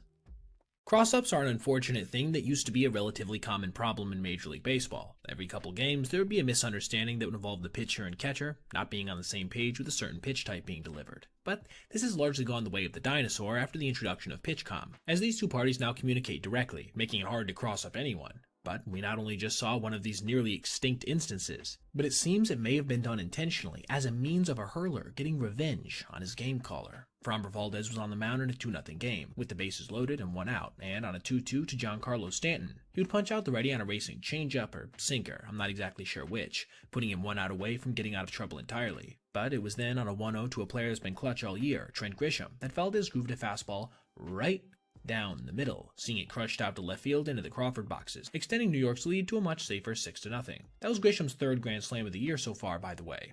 Now, on the surface, this seems like a pretty routine sequence, right? A pitcher just missed with his spot. But if you go back to the Houston broadcast, you can see his catcher, Cesar Salazar, telling him to step off before he even delivered the offering. Yet the lefty just went ahead and did so, and paid the ultimate price. This is obviously a stubborn move on his part, but if this is where things ended, nobody would be talking about it.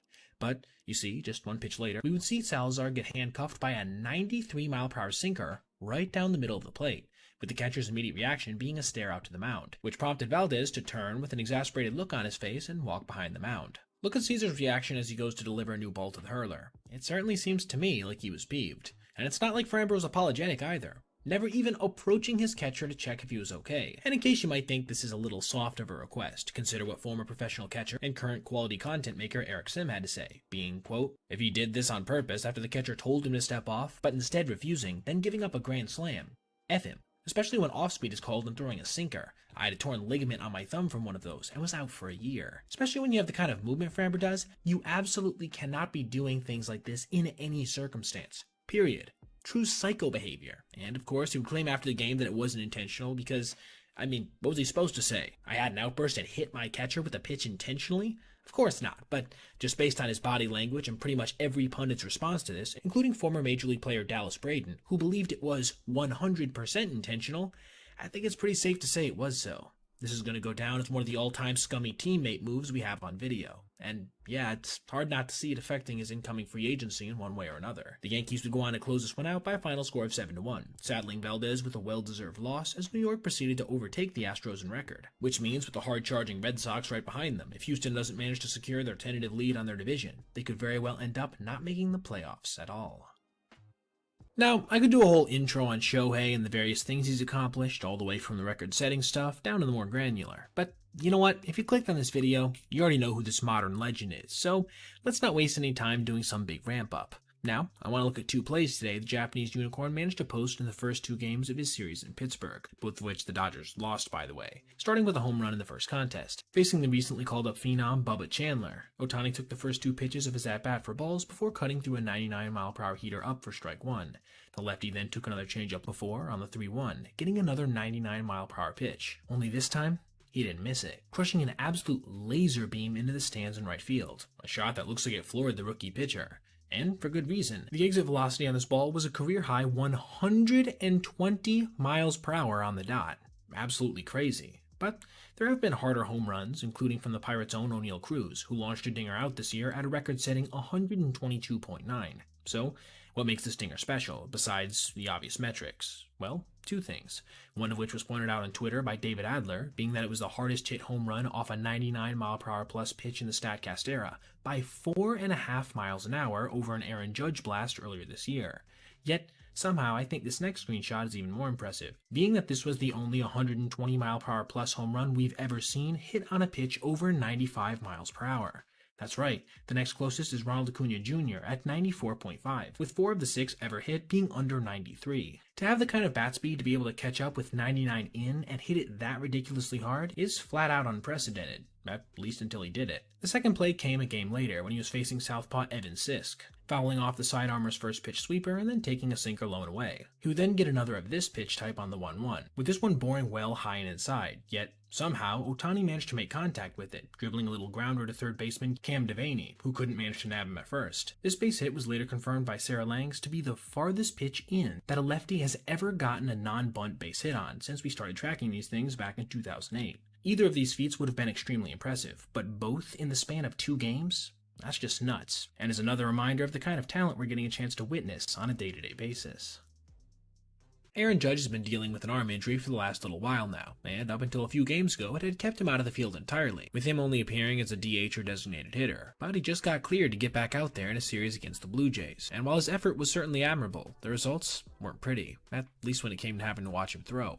Our first instance of this came in Game 1, when, with 2 outs and the bases loaded, Nathan Lucas slapped a line drive on one hop to shallow right field, that forced Judge to come in and then flip a light toss to Jazz Chisholm on the edge of the infield grass, allowing 2 runs to easily score on a play that you'll never really see in any other circumstance. Think about it, when do you see the position that typically has one of the strongest arms in the diamond hit the cutoff man on a potential play at the plate like that? He would get another chance in the 9th inning on a double to the wall off the bat of Dalton Varsho, this time having to get this one in a decent amount further. Still, he managed to do so efficiently enough to keep the guy on first, Bo Bichette at third base. With this being said, you can see the obvious discomfort in his arm action there, and with the faster base runner, especially with 2 outs, that probably would have been another run. The Yankees would go on to lose this one by a final score of 7-1, extending Toronto's lead in the division at the time. But, thankfully for them, they would manage to even up the series the following game, aided in part by this tremendous throw from Cody Bellinger, who started in right on this day to cut down what would have been the tying run in the 6th inning. The third game of the series would be a huge one for either side, and the Bronx Bombers would get off to a fast start, with Ben Rice crushing a 3-run home run in the bottom of the first. But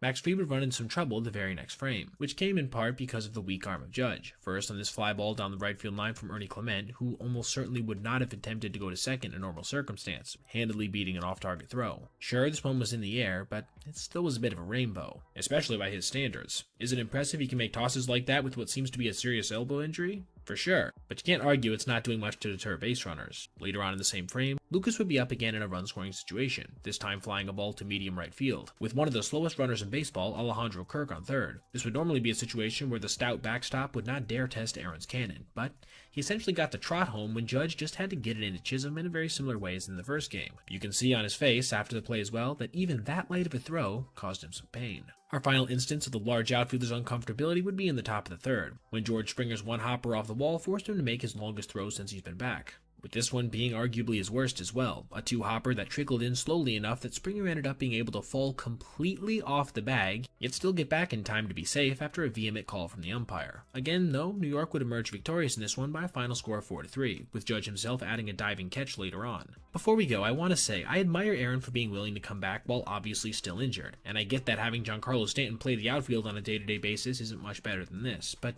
man, is it uncomfortable to watch a guy who is so obviously in a great deal of pain attempt to make throws that he would never be asked to make in a normal circumstance. And I just hope it doesn't end up coming back to bite the superstar in any way long term. For as long as Major League Baseball has been going on, catchers have been calling the pitches for their pitchers, with the very occasional aberration of it being the other way around. But the Marlins the other day versus the Rangers rolled out something new, at least at the MLB level, when they decided to start calling the pitches for their backstops, and the results were certainly interesting, both over that contest and the rest of the series. Now, before we get into the actual games, I want to share this post from the Warmonger on Twitter for how more than likely they're relaying these signs, with him saying they seem to be using the common youth system of a 2-number code to the catcher, who then has an armband with all the pitches and locations, allowing him to decode these signals before signaling to the pitcher what to throw via PitchCom. I do want to clarify something that he did further say in the thread, which is this isn't 100% confirmed, but it seems relatively likely. This obviously caused disturbances both during the contest and after in much of the baseball world, with the older guard largely saying it was ridiculous, and younger voices pointing to the fact that their minor league system has been doing it all year, to great results. And as Lance Brzdowski pointed out, even though they do have the 6th highest stuff plus at the major league level, which basically means their pitchers are certifiably nasty, they're having little to no success as a result. So, how would this game go on to play with coaches making the sequencing decisions?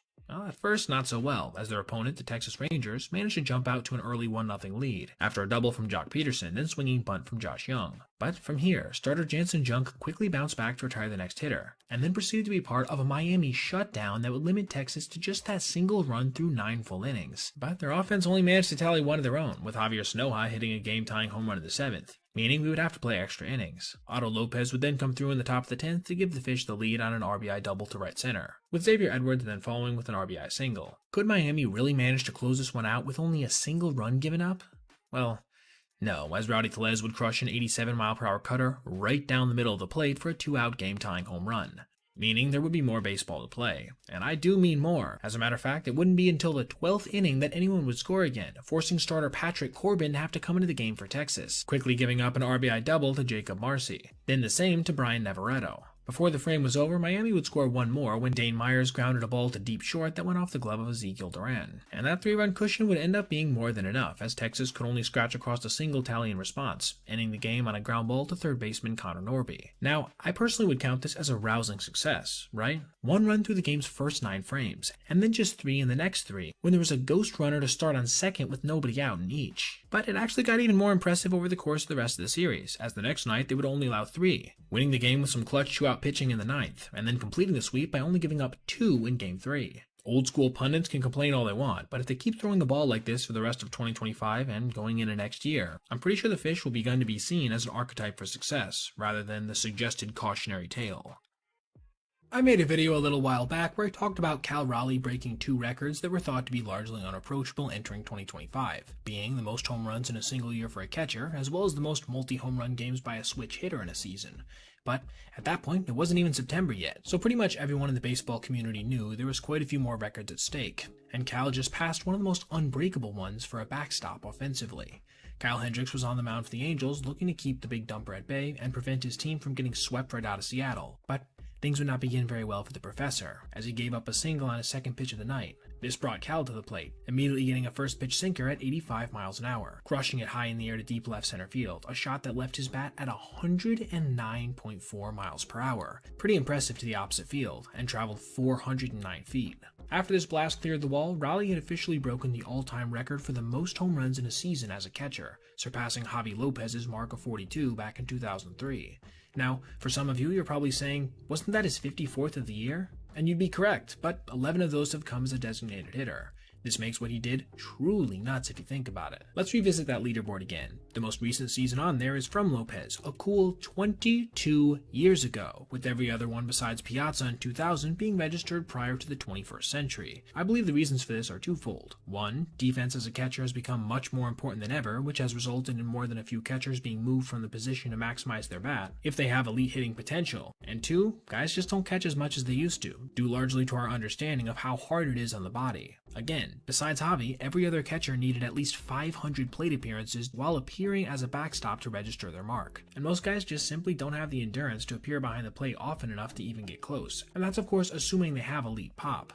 Cal managed to beat these odds, and by quite a few games I might add, as Seattle still has double-digit contests left on their schedule, leaving him a bit of time to extend every one of these records he set this season. As for the rest of the game, the M's would continue to put a hurt on the Angels, embarrassing them by a final score of 11-2, helping Seattle to maintain their current hold on the AL West title as of today.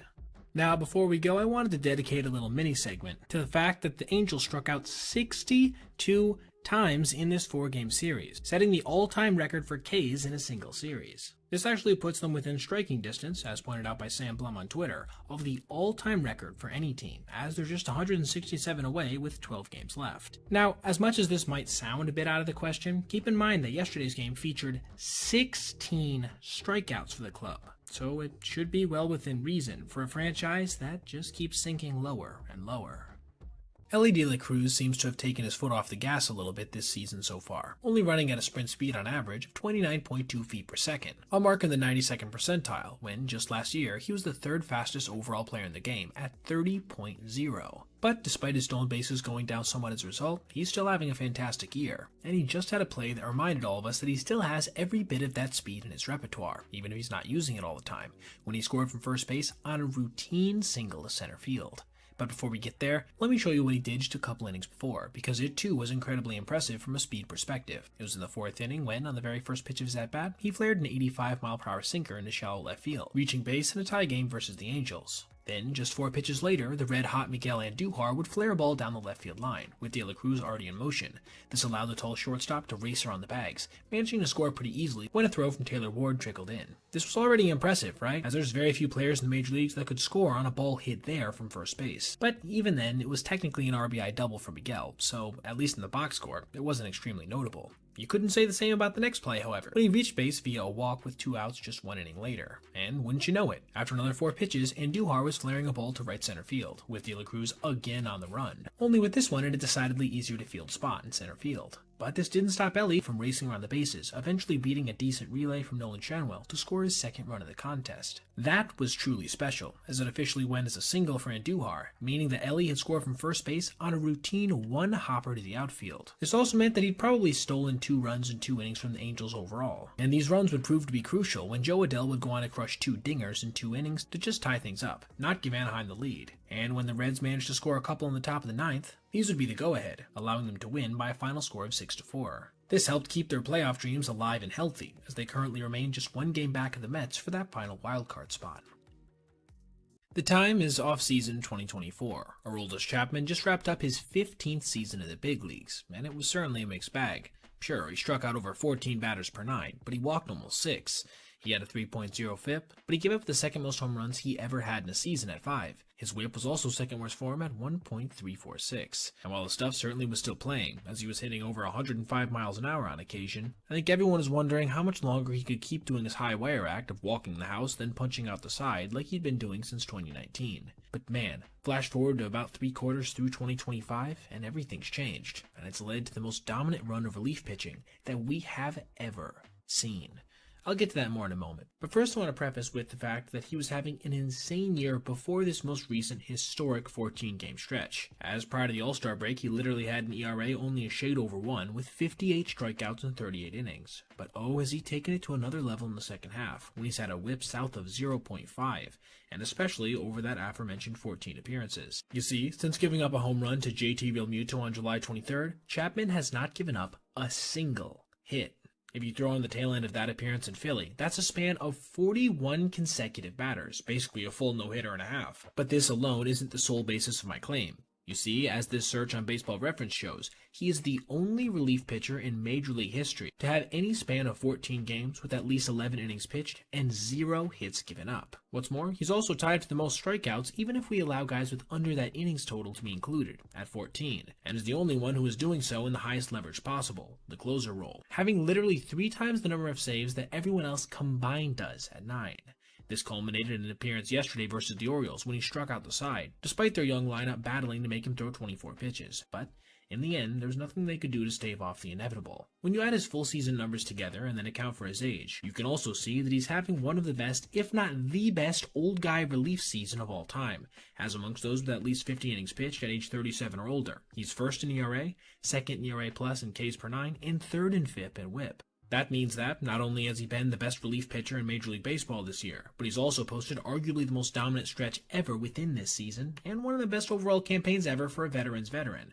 Truly insane. But I guess we shouldn't be too surprised when the guy is still throwing 99.5 miles an hour on his average fastball, despite being in his 16th year in the big leagues. Javier Baez overall has had a pretty good year relative to what the prior two had been, getting back to just below league average hitting with an OPS plus of 96 to go along with some pretty impressive defense at multiple positions, helping him to post 1.7 BWAR through 94 games, his highest value pace since 2021. But with this being said, his free swinging ways haven't gone anywhere, and he just registered a negative feat yesterday that we have never seen before on a major league field in the StatCast era, including by him at his worst, by the way, by striking out on 2 pitches that could not have been more different. Facing righty Zebby Matthews in the bottom of the second inning, Javi would take the first 5 pitches of his at-bat, including a 1-1 pitch right down the middle of the plate, then would foul off a well-located fastball. What would he get on the 7th pitch? How about another fastball right down the middle of the plate? Keep this in mind. It'll be important later. His next 2 plate appearances wouldn't be anything notable, with him grounding out to first baseman Cody Clemens, then flying out to center fielder Austin Martin. This brings us to our 4th AB, this time versus Justin Topa, with Baez taking a nasty sinker for strike 1, then fouling off another 95 before flipping a breaking ball down the right field line. It was then, on the 0-2 pitch, that Topa, with catcher Christian Vasquez set up in the other batter's box, proceeded to fire this sweeper almost 3 feet out of the strike zone, which Baez hacked and missed at, registering the Tigers' first out of the 9th inning in a game they would indeed end up losing. Now, why am I even making this video? What's so interesting about him striking out a couple times? Well, it's not the number of Ks, but the variation, as he became the first player in recorded StatCast history to both take a fastball in what's considered to be the heart of the plate for a called strike 3 and swing at a pitch over 2.7 feet outside the strike zone in the same game, giving him 2 of the most varied and goofiest looking strikeouts you'll ever see on an MLB field. And honestly, are you all that surprised? While there have been hundreds of guys who have taken fastballs right down the middle of the zone for strike 3, there have only been 42 instances on record of a guy striking out on a pitch at least 2.7 feet away from them. Little side note here, but before we go, I also wanted to give a shout out to this pitch from Trevor Bauer back in 2020, which is actually the furthest ever recorded offering outside the strike zone to get a K, at 3.59 feet away from Jose Abreu. Just absolutely nuts, and something I thought worth putting on your radar. Juan Soto has had, in my opinion, a semi-underrated season, even with some of the problems he's dealt with in regards to bad luck and, at times, spotty focus. Keep in mind, he still has an OPS of 903 as of today, to go along with the league-leading 111 walks, an impressive total of 35 home runs, well on his way to his second straight 40-homer campaign. But he did something special yesterday that concerns both of those numbers, as well as stolen bases, an area in which he had never excelled before, allowing him to accomplish 2 extremely rare feats, one that hadn't occurred in over 2.5 decades, and another that had never happened before. But first, let's go through what his day was like overall yesterday, when he managed to accomplish both of these things, as it'll be a microcosm of the season he's had so far in 2025. Things started off with an interesting twist, as he would get hit by a pitch in his first at-bat, going to the ground after a curveball plunked off his foot, and this perhaps affected his run to third base on a single to right field from Pete Alonso, as he got thrown out after Joey Wiemer put a one-hop strike on the bag. He then came up in the 3rd inning with his team now down by 6 and did what he does best, work a quality at-bat, walking on a 3-2 changeup. Now, in years past, this is more than likely where his journey would end in terms of anything interesting, either scoring on a hit or getting stranded on the bases. But the 2025 version of Soto is far more dynamic, and he showed why on the very first pitch to Pete Alonso, stealing second base without a throw. This brings us to the real fireworks from Juan, as he decided to forego his patient approach in his next AB, swinging at a first pitch slider and crushing it out to right field for a home run just over the glove of a leaping Wiemer, his 34th long ball of the year. It also brought his team within 2 runs, and wouldn't you know it, in his next at-bat it will be more of the same, another first pitch swing and another long drive to right center field, tying the game up at 8 and giving Soto 35 dingers. By the way, that ball's exit velocity was 111 miles an hour. He would come up for the last time in the 8th inning, with his squad now down by a run, working another productive AB en route to drawing a walk. And once again, he would manage to swipe second base when Alonso struck out on a 2-2 breaking ball, his 25th swipe of the year. That was pretty much it for the game. The Mets would go on to lose 11-8, but for Soto, a couple special things had happened. The first one is probably a bit less impressive, being that this is the first time since 1999 that we've seen a hitter blast at least 35 home runs, steal at least 25 bases, and get walked at least 110 times in a single season, a feat that I'm pretty sure no one expected to come from Juan. Think about it, a guy like Mike Trout never managed to accomplish this in a season. But the second fact is even more mind-blowing in my opinion, posted on Twitter by OptaStats, which pointed out that he's the first hitter in Major League history with at least 10 home runs, 10 stolen bases, and 25 walks in a single month. That's right, Barry Bonds, Willie Mays, Mike Trout, Shohei Ohtani last year, or any other number of MLB legends have never managed to do what he did in August. That's truly insane to me, and certainly worth making a video about to share with you guys. If you just looked at Kyle Tucker's numbers overall for the year, you'd probably be pretty impressed. The guy has 18 homers and 25 steals with just 2 caught stealings, and 79 walks to 77 strikeouts with an OPS plus of 141, right in line with his astronomically high career average of 139. But this would be ignoring how much he's truly struggled in the season's second half, as over this stretch, he has a slash of 190, 346, 250 in 25 games, to go along with just 3 extra base hits, with only one of those being a homer. And all this frustration seemed to really get to him yesterday, when he did something he never liked seeing any Major League player do, and then got booed for it heavily by his own fans. But before we get there, let's look at how his overall game went. Important context that probably added to his bad mood overall, as in his first at-bat, we would see him ground out to first baseman Spencer Horwitz. This is an outcome he's been seeing more and more as of recently, as his ground ball rate in the second half has absolutely skyrocketed, and correspondingly, his fly ball rate has plummeted. This takes us to his second at-bat, which featured a rare strikeout, as even though he's continued to struggle, he hasn't been K'ing a lot, only punching out 17 times in comparison to 19 walks, probably adding additional fuel to his anger with himself in this one. This brings us to the subject of our video, in the 6th inning, when, with a score 3-2 in favor of the Pirates, he grounded yet another pitch to first base, and decided to not even run it out, basically remaining in the left-handed batter's box after making contact. Now, did he ever have a chance to be safe at first? Not really, but Cubs fans certainly didn't appreciate this lack of effort, as they responded with this immediately following. And Tucker is out. And I do get both sides. For Kyle's part, ending yet another AB on such an anticlimactic note has to be downright maddening in the stretch he's been in. And again, it's not like he really had a chance to beat that out.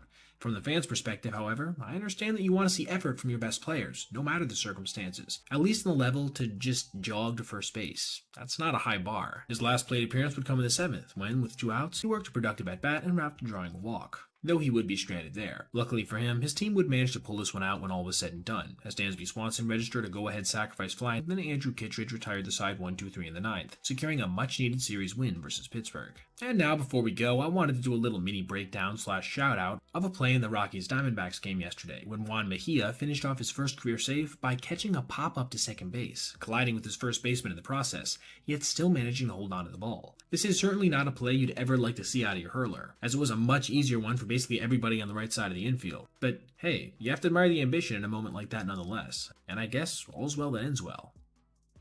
The Yankees have gotten absolutely shut down their last 2 games versus Boston, losing today by a final score of 12-1 and yesterday 1-0. But it was during the latter contest specifically that I wanted to point to one of the more unfair at-bats of the entire season, when we saw one of the biggest superstars in the entire game get called out looking, despite not seeing a single legitimate pitch in the strike zone. That might seem hard to believe, but bear with me here. Aaron Judge was at the plate with 1 out and a guy on in the bottom of the first inning, taking a first pitch slider a bit low from Brian Bayo. He would then see a sinker low and outside get called for a strike. But even then, that wasn't an egregious miss, right? But the next one would arguably be a bit worse, when Bayo basically repeated the first pitch, only to see this one get called. And then the off-kilter nature of this at-bat was cemented when Aaron took a changeup off the inside corner to end his at-bat entirely. Now, there are bad calls made that are worse than this all the time, but to see 3 missed strikes in a row in a series this big to a star player certainly isn't a good look, and it arguably got even worse after Judge took this sinker well inside to lead off the 7th. What's more, this has been part of a recurring theme for Judge, who, since his full season debut in 2017, has seen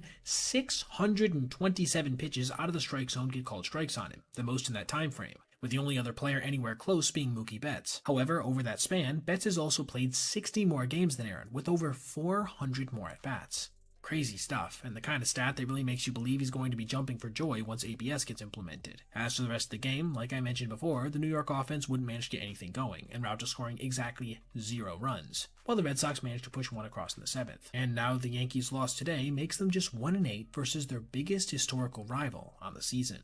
Now, before this video ends, I wanted to do a little mini-segment congratulating Shane Bieber on a dominant return to the mound, as in yesterday's game versus the Marlins, he went 6 innings while giving up just 2 hits, 1 run, 0 walks, and striking out 9 hitters in his first big league action in almost 17 months. A healthy Bieber is not only good for Toronto, but for baseball overall, and it's awesome seeing him back out there dicing up hitters with the best of them.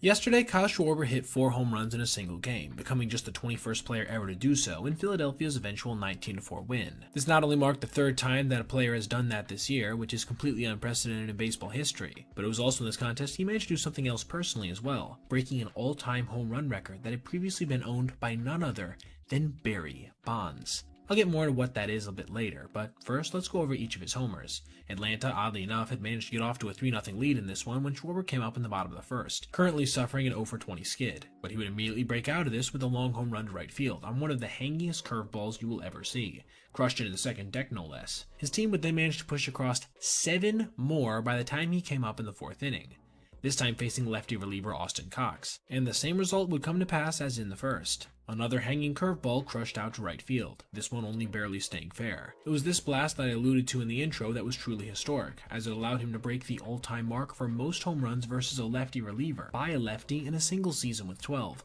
a mark previously owned by Barry Bonds. Shout out, by the way, to Cam on Twitter, who made the post I ended up seeing regarding this. Now, I can predict that some people are going to say this is a niche record, but considering that Major League relievers are usually harder to hit than starters, and they're better than they ever have been, and lefties typically have a harder time hitting same-handed pitchers, I personally think this is pretty insane. And that's reinforced by the fact that the previous record holder was a prime, roided-out Bonds. Kyle wouldn't have to wait long to extend this record, coming up in the bottom of the fifth, and this time taking a fastball high and away to left center field, registering one of the more impressive home runs from a strength standpoint you'll ever see. This brings us to the seventh, when he was facing off against a righty reliever this time, Wander Suaro, who, on a 1-2, hung a changeup this time, seeing Schwartz blasted off the ESPN sign and straightaway right, registering his record-tying 4th home run of the ballgame. But in a manner that isn't very common overall, he would get a chance to attempt to break the record when he came up in the bottom of the 8th, facing essentially slow pitches from a position player this time, but alas, it wasn't to be, as he would pop up a 57-mile-per-hour bowling ball to left field. Still, not only did he manage to tie one of the most impressive single-season records ever, as, bear in mind, there have now been 24 perfect games ever thrown, and like I previously mentioned, just 21 instances of what Kyle did, but he also broke that separate record on this night as well, one that was impressively previously owned by the dude with the most home runs in the history of Major League Baseball. Talk about a solid day at the office. I made a video a little while back discussing the most biased umpiring performance of 2025, in which Jen Powell basically gifted the Angels 2.5 runs with their calls, that were also the second worst on the year in terms of overall accuracy. This did kind of come out of nowhere for her though, as she had been fine in her previous 2 outings, so I'm sure many were wondering how her next game would go. But I don't think anybody was prepared for her to post one of the best umpiring performances you'll ever see from a rookie. The game was between the Marlins and Rockies, with Miami desperately trying to hold on to a sliver of playoff hope, and the Rockies just trying to avoid being the worst team ever. So, even if the stakes weren't the highest, they were there, and things would certainly start off well for her, as in the first inning alone there were multiple borderline strikes that she managed to nail, with the same being true in the bottom of the second, including on a crucial pitch with the bases loaded. And so it went. Even as pitches would miss their spots, or catchers wouldn't present offerings in the way that you'd like to see, she still was nailing the calls, with the same being true of her judgment on balls, not expanding the strike zone like we've seen her do a few times in recent appearances. In fact, this call to Otto Lopez was her only notably bad call of the night, with the rest being shadow pitches that could have gone either way. As for the game itself, the Rockies would go on to win 8-4 on the back of rookie slugger Agustin Ramirez crushing a home run and driving in 3, and Javier Sanoja going 3 for 5. Now, after the game was over, Umpire Auditor would release the scorecard I showed in the intro, which detailed that she had not only registered an overall accuracy of 97%, 3.2% above expected, by making 170 correct calls out of 175. This accuracy mark was not only one of the better games of the season, but one of the best you'll ever see from a rookie umpire, who generally perform at about an average level and improve marginally from there. As I said in my last video, I want to point out exceptional umpiring as much as I do when it's bad, and when an ump in their first 5 career games manages to post an elite performance, whether they be the first woman umpire or not, I believe that deserves to be highlighted every bit as much as when they falter, again, woman or not. And now, before I go, I just wanted to give a mini shout out to Clayton Kershaw's final career strikeout at Dodger Stadium. A called strike 3 on a fastball that was probably a little bit low to Rafael Devers, but to those online who just saw this one call and maybe were clowning the ump for being a bit biased or something, I do want to point out that just 2 pitches earlier he had been robbed of a K, so I think it all evened out. Regardless, congratulations again Kersh on a fantastic career, and hopefully an amazing retirement. I made a video about Justin Verlander a couple weeks back discussing his decline, and what he might have to do to turn it around. My idea was for him to leverage his somewhat weaker stuff in a control capacity, instead of an overpowering one. But he just showed in a start versus the Pirates yesterday, he might indeed have some premium gas left in the tank in a manner I wasn't prepared for, when he proceeded to throw the hardest pitch ever by a starting pitcher over the age of 40. Bear in mind, he's 42. We'll work our way to that premium pitch, but first, let's discuss the overall outing. Things would begin a bit shaky for the veteran's veteran, who, need I remind you, made his Major League debut over 2 decades ago at this point, with him giving up a leadoff single that turned into 2 bases when Heliot Ramos, who's had an awful year in left field, bobbled this ball, which, after a nice play on a ground out from Willy Adames and a sac fly to deep right field, resulted in the first run of the game for the Pirates. Justin would then bear down on a strikeout of O'Neill Cruz to end the frame on a nasty 87-mile-per-hour slider. But this isn't even close to when the game's fireworks would take place, as despite some traffic over the next 2 frames, Verlander wouldn't give up another run, working out of trouble in the 3rd inning specifically after this nice play from Rafael Devers to pick a short hop. This takes us to our real notable frame, the fourth, when Andrew McCutchen, another guy who's been in the league for over a decade and a half at this point, laced a one-out double to center field, then moved to third on a throwing error from Matt Chapman, who made an excellent sliding stop before bouncing another tough throw to Devers, who couldn't manage to corral this one. This meant the game-tying run was now at third with just one out, but again JV would clamp down, managing to induce a grounder this time to Rafael, who scooped it up nicely before firing home, nabbing the lead runner there. This meant that with 2 outs, former number 2 overall pick Joey Bart by the Giants was coming to the plate, taking a first pitch fastball at exactly 97 miles an hour for strike 1. Having that much in the tank is certainly impressive at 42, but he wasn't done, as following a curve that missed outside and then another one for a called strike, he would unleash this 98.3 mile/hour fireball high and away, officially making this the first time that a starting pitcher over the age of 40 managed to eclipse 98, while simultaneously breaking his own record for a starter over that age at 97.9 miles/hour, which he had done twice before, once in a start versus the Reds this season, and then back in 2023 versus the Dodgers. It was also the 5th fastest overall pitch for any hurler in this age range, regardless of role, trailing only the ageless Fernando Rodney. So, how do you follow up this blazing offering? Well, how about with a 97.8 mile/hour fastball perfectly placed over the high and outside corner, ending the inning in the kind of overpowering fashion he's been doing since the Bush administration. By the way, that was the fastest pitch ever registered on a strikeout by a starter over the age of 40 as well, and the 3rd fastest overall. He would go on to work one more scoreless frame, ending his night on an excellent diving changeup versus Tommy Pham, with his final line coming in at 5 innings with 0 earned runs and 4 punch-outs. And for a while it looked like this would be enough to get him just his 2nd win of the year, as the Giants would enter the 9th inning up by a run with their nigh unhittable reliever Randy Rodriguez on the mound. But he would begin his outing by walking McCutchen, and then hitting Jake Sawinski with 1 out, bringing Bart to the plate in a moment straight out of a sports movie script. And the righty would deliver, lining a ball just over the head of Willy Adames into left field, scoring the tying run and pushing the winning one to third. This meant that when Isaiah Kiner-Falefa flipped a little grounder to Devers, who this time made his throw to home plate late, the Pirates had managed to come all the way back in the 9th to walk this one off, dropping the Giants back to 1 game below 500 again, and denying JV of what would have been his 264th career win. Shohei Ohtani established the 50-50 club last season en route to winning the first ever MVP for a DH-only player, as he recovered from Tommy John surgery, and he's been about as good in 2025, being on track for his 3rd straight 600 slug, 1000 OPS campaign. But something else that's given his MVP case this year even more legitimacy is what he's managed to do on the mound, throwing over 40 innings at this point with some really good numbers. All of this culminated in him creating a new 50-50 club entirely yesterday, while simultaneously having to watch as one of the best individual performances of his career went to waste at the hands of another bullpen blow-up from the Dodgers. Ohtani was getting the start versus a Phillies club that had just clinched their division the night before, but early on you wouldn't be able to tell if this was an elite team at the plate, as the righty struck out 3 batters through the first 2 frames with some truly nasty breaking stuff, even managing to mix a single to lead off the game in there as well, though he would be stranded. In the bottom of the 2nd, LA managed to give him a little support, with Alex Call and Kike Hernandez crushing home runs off the Phillies' current ace Christopher Sanchez. The Japanese superstar would then hop right back on the mound and spin 2 more scoreless frames, with 0 traffic, including punching out Bryce Harper on a nasty curveball. This was followed by a 4th Dodger run, with Hernandez again coming through on a sacrifice fly. Shohei would then go 1-2-3 one more time, while getting some help from Call in left field, as he made this racing catch into the wall, that officially completed 5 no-hit, 1-walk innings for the righty with 5 Ks, arguably his best performance of the season with his arm. But, like we've gotten used to seeing in the 2nd half, the Blue Boys bullpen would nearly immediately crap the bed, as following losing the combined no-no on a 1-out single, they would blow the lead entirely after a Bryce Harper double with the bases loaded, then Brandon Marsh 3-run home run. Before the 6th was over, Max Kepler would go deep as well, cementing a truly nightmarish, if not unfamiliar frame.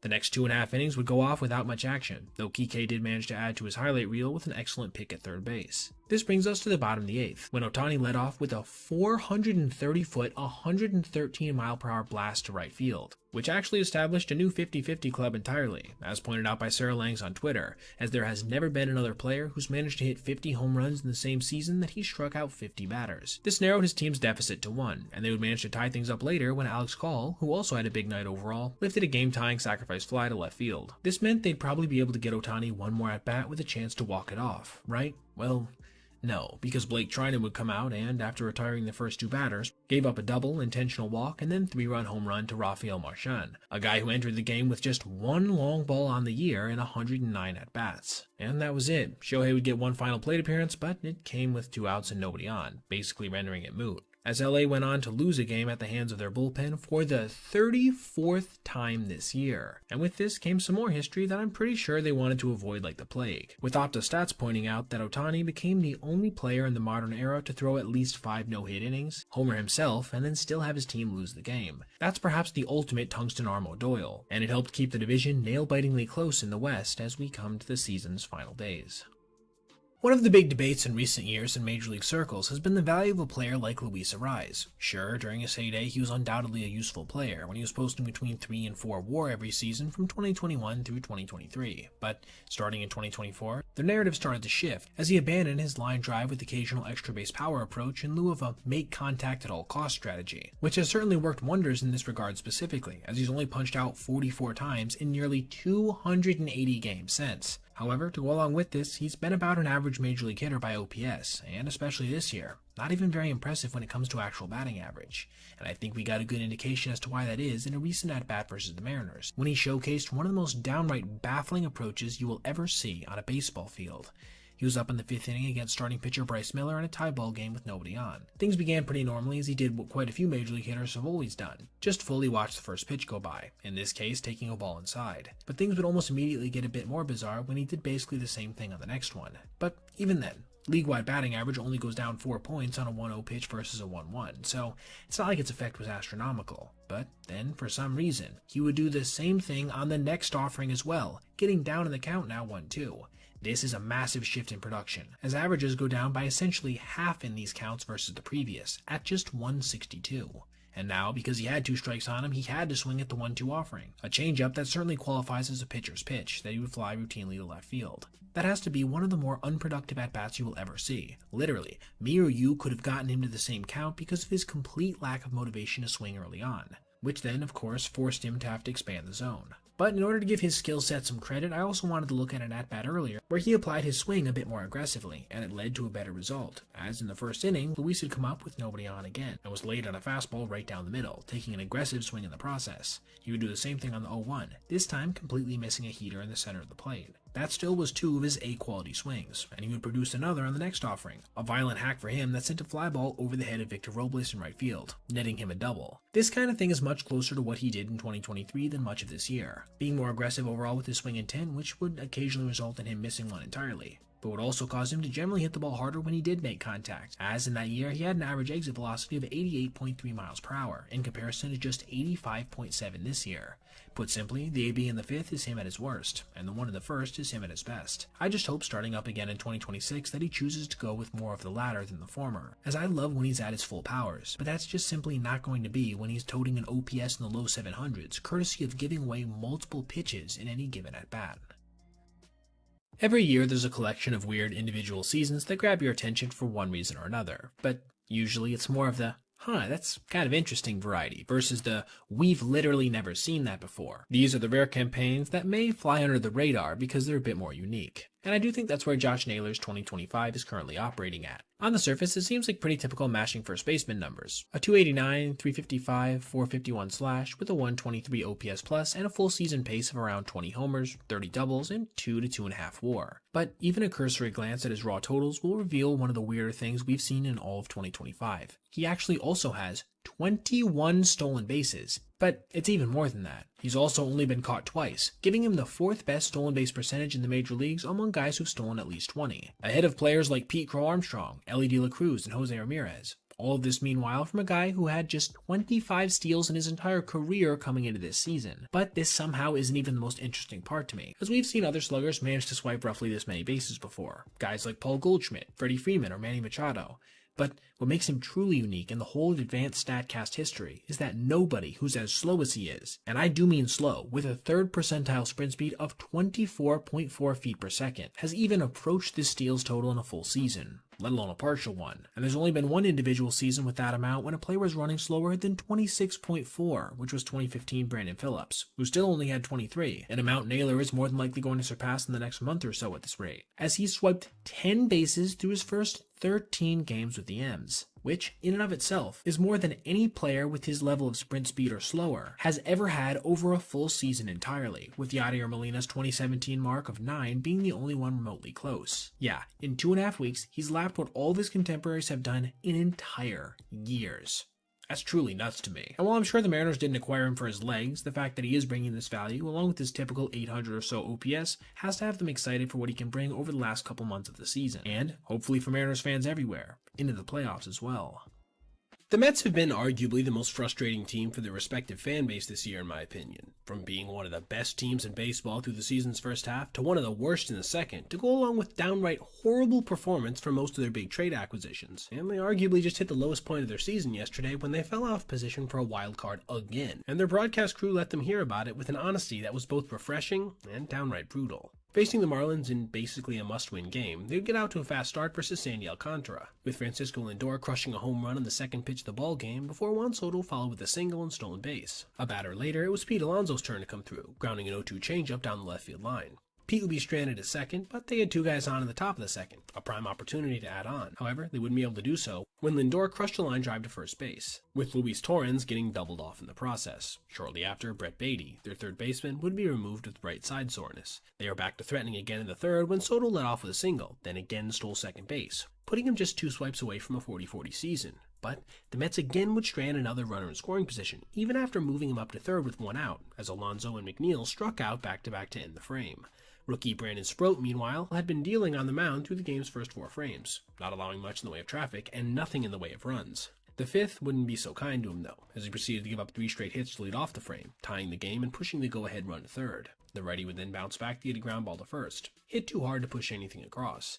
This was where the shenanigans began, as Jacob Marcy followed with basically the exact same ground ball to first base, only this time Alonso would see it go off his mitt, and even though Jeff McNeil helped him recover in time to get the out, the Marlins now had the lead. After Agustin Ramirez flipped a flare into left field, Sproat's day was done, bringing on lefty trade acquisition Gregory Soto. And from here, all hell broke loose. First, Ramirez would take second by getting one of the biggest leads you'll ever see, then do the same with third. Soto made 0 throws in response, though on the second one it really wasn't his fault, as Ronnie Mauricio, their new player at the hot corner, wasn't even covering the bag. That meant that when Xavier Edwards grounded a single into center field, he easily scored on a play that normally would have just pushed him to third at the most.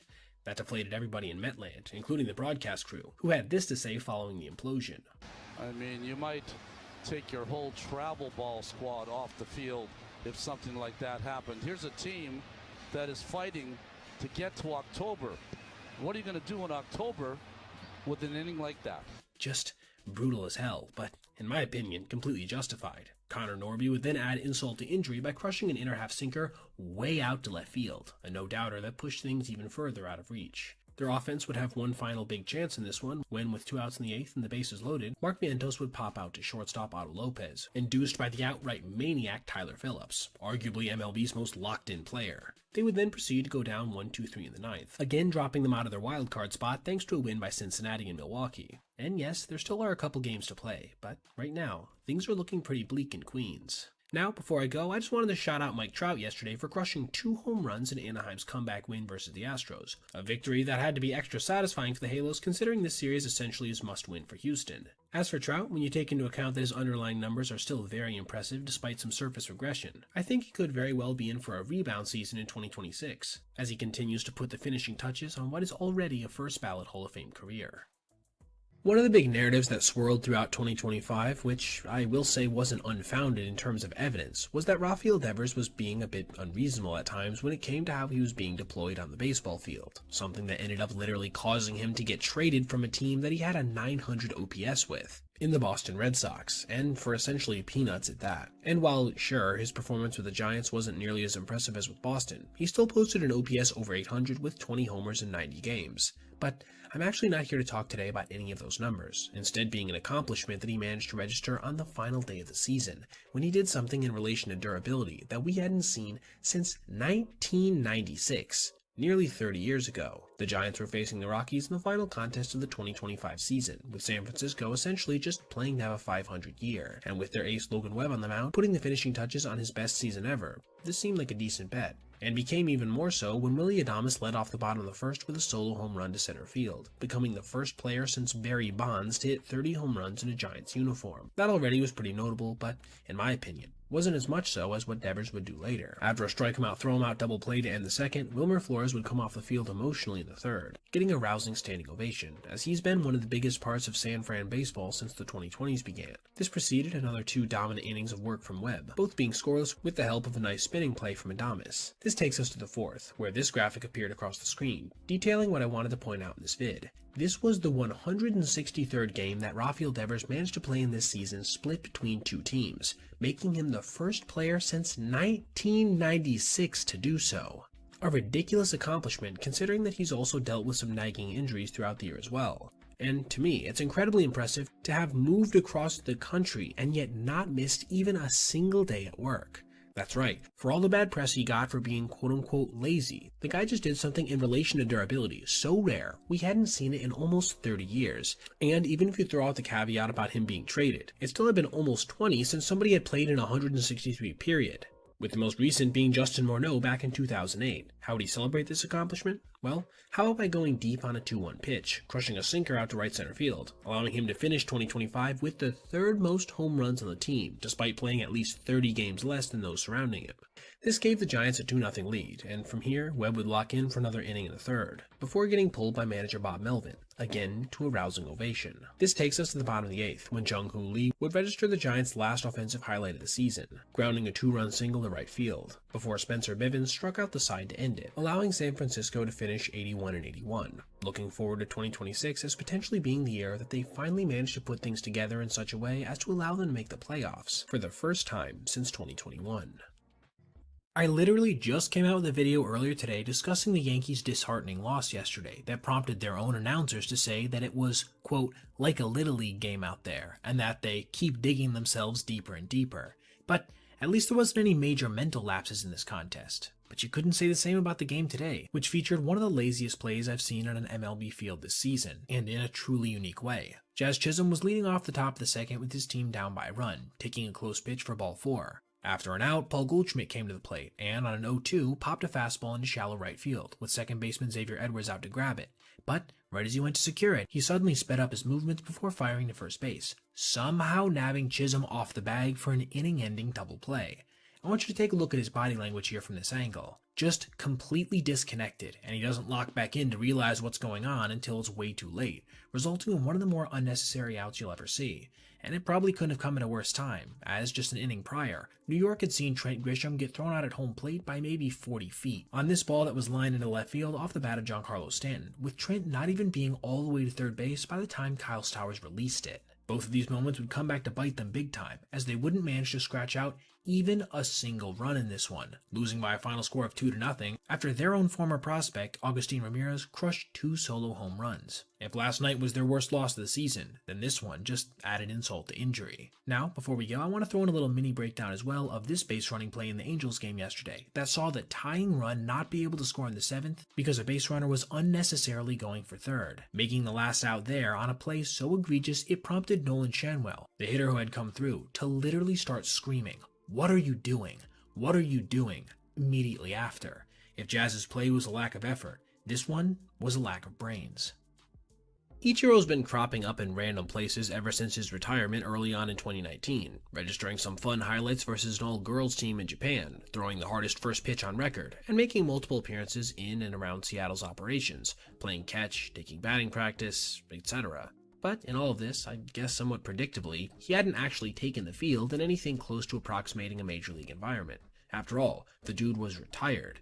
But that somehow changed yesterday when he appeared in a scrimmage game for the M's, registering a highlight in the process. The whole situation came to light when Ryan Divish tweeted out the Mariners' inter-squad roster for one of those games teams play to keep themselves warm when they have a bye, and a curious name popped up in right. being Suzuki. This obviously went viral, garnering 3.5 million views on Twitter as people clamored to get any highlights they could on what a 51-year-old Ichiro would look like in the field.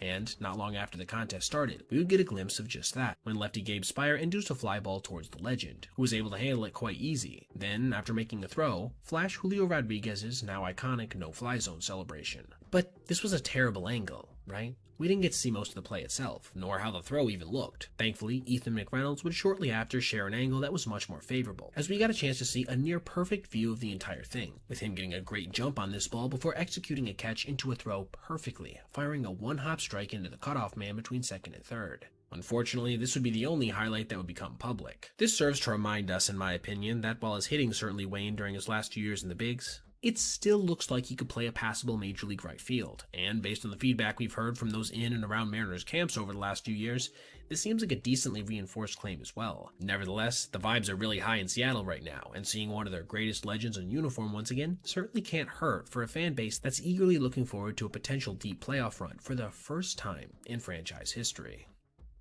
I made a video a couple weeks back where I discussed this moment in a recent Miami game, when Augustine Ramirez let a ball get past him while trying to frame it, resulting in the runner reaching and the announcer saying this. Make Sandy throw more pitches. See, to me, don't try to frame that pitch. Catch it before you try to frame it.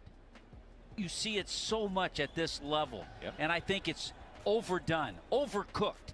In that video, I pointed out how he has every right to be frustrated with the young catcher because he has been basically the worst backstop in the sport defensively, allowing, as of today, 15 passed balls when no other catcher has more than 8, despite him catching 2,000 to 5,000 less pitches than most of the guys surrounding him. I could get further into this, or his other poor metrics as well, but that would distract from today's overall point, which is to point out his quirky issue of missing pitches while trying to frame them. It's truly unique among all big league catchers, in a manner I don't know if I've ever seen before. I've got one crazy number to throw at you, but before we get there, let me take you through each of his misses. The first one came against Austin Hayes with a runner on second, when Max Meyer perfectly located a slider on the inner half, only to see it go off the glove and trickle down the third baseline, allowing TJ Friedl to move to third.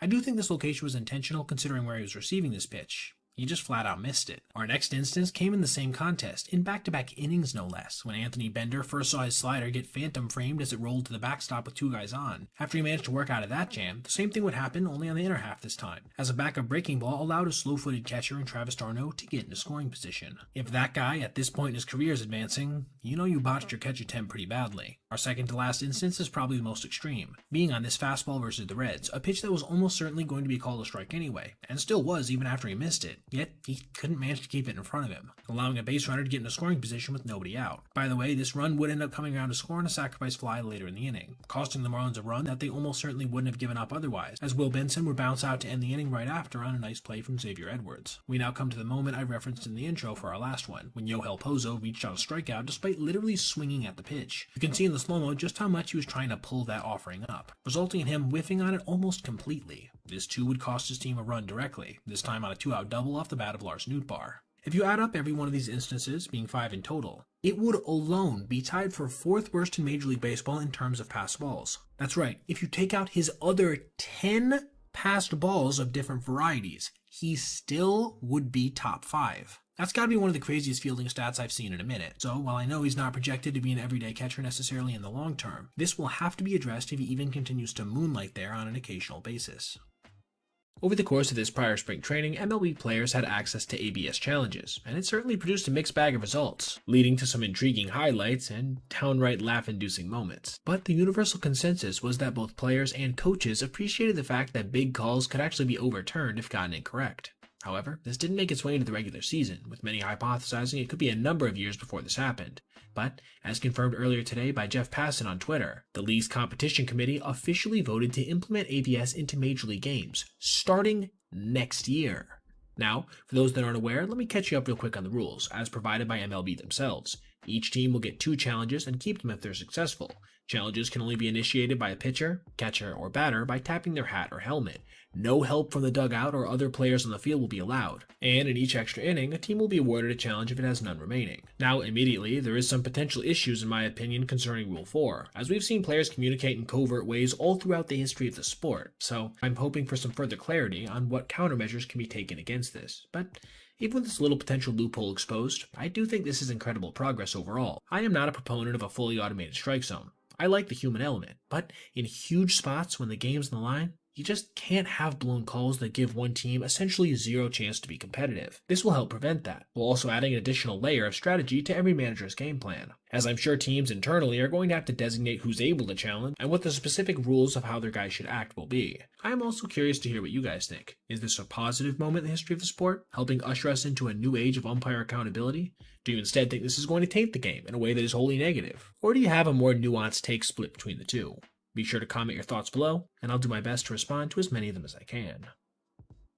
For all the bad plays you see on a day-to-day basis, it's hard to find instances of managers directly calling out players publicly for them, especially in the modern era. Skippers usually prefer to keep that in-house as of today, being as the media landscape is what it is. This is even more true when you're playing in a place like Los Angeles, one of the biggest markets in the entire country. But Dave Roberts just departed from this mentality yesterday when he indeed criticized his veteran outfielder Teoscar Hernandez, who wasn't able to make two separate plays in the same game that ended up costing his team runs, with the second one being outright game losing. Facing the 36 and 88 Colorado Rockies, Hernandez's first impact to this game in a negative way came in the bottom of the third inning, when with nobody out and a guy on first with a 2-0 lead, Britton Doyle popped this ball to shallow right field. Hernandez came racing in before pulling up at the last second, putting runners in the corners with nobody out. That's not a play that's outright routine, but considering that its exit velocity was just 69 miles an hour and it traveled over 230 feet on the fly, you do generally expect that to be caught. And Colorado would indeed capitalize shortly after when Ryan Ritter grounded a ball to right field, scoring 2 runs and tying things up at the time. But in the 6th inning, LA would manage to get the lead back on an RBI double from Alex Freeland. But this wouldn't last very long, as in the bottom of the 7th, Ezequiel Tovar, who's absolutely destroyed Yamamoto in his career, crushed a game-tying home run to center field. This brings us to the bottom of the 9th, again with Ezequiel at the plate, yielding a decidedly less powerful result when he popped a ball to shallow right field, which Teoscar got a horrible break on, which ended up causing him to see the ball go off his mitt. And then, because he didn't hustle after it immediately after, Tovar would actually get to second as the potential game-winning run. And in case you think I'm being a little hard on him, the expected batting average on this ball was just .060, as it was hit at 77.3 miles per hour off the bat, and again traveled around 230 feet. This would indeed prove to be huge, when just 2 pitches later, warming Bernabel would ground a fastball into center field, officially giving the Rockies a walk-off victory, and preventing Los Angeles from gaining a game on the Padres, who would lose in their separate contest. All of this would not sit very well with Dave Roberts, who had this to say after the game concluded. You know, we should have won that game. I didn't look at the replay. It was up in the air a long time. You know, I thought he had a chance to get it. It got off his glove, and fortunately we didn't come up with the play. Yeah, that's just a tough one. I mean, he does. He's got to get better out there. And there's just no way to put it. That's pretty harsh, but overall, in my opinion, accurate criticism from Dave. As on the year so far, Teoscar has been one of the worst outfielders in the sport, being tied for 3rd worst overall among all outfielders in fielding run value at -9. The New York Mets are having one hell of a skid right now, dropping 6 games in a row, 9 of their last 10, and going back to June 13th, 18 of 47, or a .383 winning percentage that ranks 3rd worst in all of MLB, behind just the Nationals and Rockies. And yeah, Mets fans probably thought things couldn't get any worse after their series opening loss to the Brewers, where they saw their potential tying run get gunned out at the plate in the form of Starling Marte, a guy with 29th percentile speed, while a player with 95th percentile wheels, Tyrone Taylor, sat on the bench. But it was yesterday's contest that was arguably even worse, because not only did they find a way to blow it when it mattered most, they did so twice, while also having to witness one of the weirder assumed outs into home runs you'll ever see, with all this leading to one of the happiest guys in baseball, Francisco Lindor, downright crashing out in the dugout.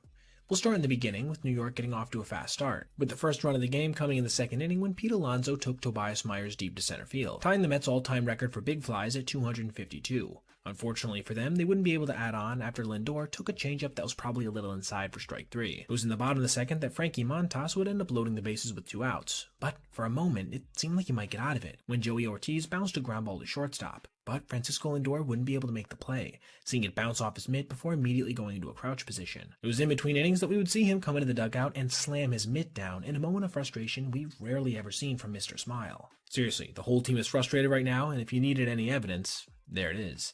Things would go back and forth for the next 4.5 innings, with the Mets eventually taking a 4-3 lead on a home run from Juan Soto. But like we've seen from Milwaukee for the better part of 3 months now, they would just not go away, eventually tying the game on a fielder's choice ground out to shortstop, putting a potential go-ahead run at 3rd with 2 outs. This brought deadline acquisition Ryan Helsley to the mound, and he did his job, inducing a routine grounder to Ronnie Mauricio at 3rd. But again, the Mets' bad fielding would show out, with the rookie olaying the ball into left field. giving the Brewers the lead. But they weren't done with the heartbreak, as versus the very next hitter, William Contreras, Helsley would deliver a first pitch fastball that was whacked in the air to right field, where Juan Soto managed to track it down for the final out of the inning. Or was it? Because apparently there was a pitch clock violation on Ryan, meaning that the at-bat would continue. And, wouldn't you know it, on the very next offering, Contreras would take advantage, smashing a high fastball to left center field, pushing their lead to 3 runs. And that's where things would end, with Lindor and Soto punching out back-to-back to officially seal a 7-4 loss for New York, prolonging their slump and pushing Philly's division lead to now 4.5 games. Jacob Marcy made his Major League debut just a few months ago, and in that time since, he's been playing out of his mind, posting a .311, .376, .510 slash line with 26 extra base hits in just 51 games, to go along with 2.1 WAR. Pretty much everything he's done has been impressive. 3 fielding runs, a 143 OPS plus, some of the best base running metrics in the game, you name it. But he just did something the other day that shows he has a different kind of talent, one that's much harder to teach. The ability to be a leader, and it made a huge difference for his ball club in one of the biggest games of their season. Facing the Phillies with a long shot postseason berth on the line, Miami would get down early against Philadelphia ace Christopher Sanchez when Kyle Schwarber crushed a first-inning homer. Unfortunately, outfielder Dane Myers would end up departing leading off the next frame as well, after he crashed hard into the fence, meaning that when Otto Kemp launched a 2-out home run of his own, the Fish were already down 3-0. From here, both starters would lock in, not allowing anything more through 5. It was in the top of the 6th that Otto Lopez would lead off with a single, potentially getting some kind of rally going for what had been a truly dormant offense. Augustin Ramirez followed by hitting a ball hard up the middle, but Bryson Stott made an excellent diving play to get the out at second. Things would further deflate when Marcy flew a ball to shallow center field. 2 outs, but still a guy on first, right? Well, actually no, because Augustine, who's had multiple stretches this year where he looked kind of unfocused, had actually lost track of the number of outs, resulting in him getting easily thrown out at first. This was obviously a horrible play, and you can hear the Marlins announcer say as much as it was happening. Marcy sends one to center, and that's going to be a double play. This is a disaster. Augustin Ramirez had no idea how many outs there were.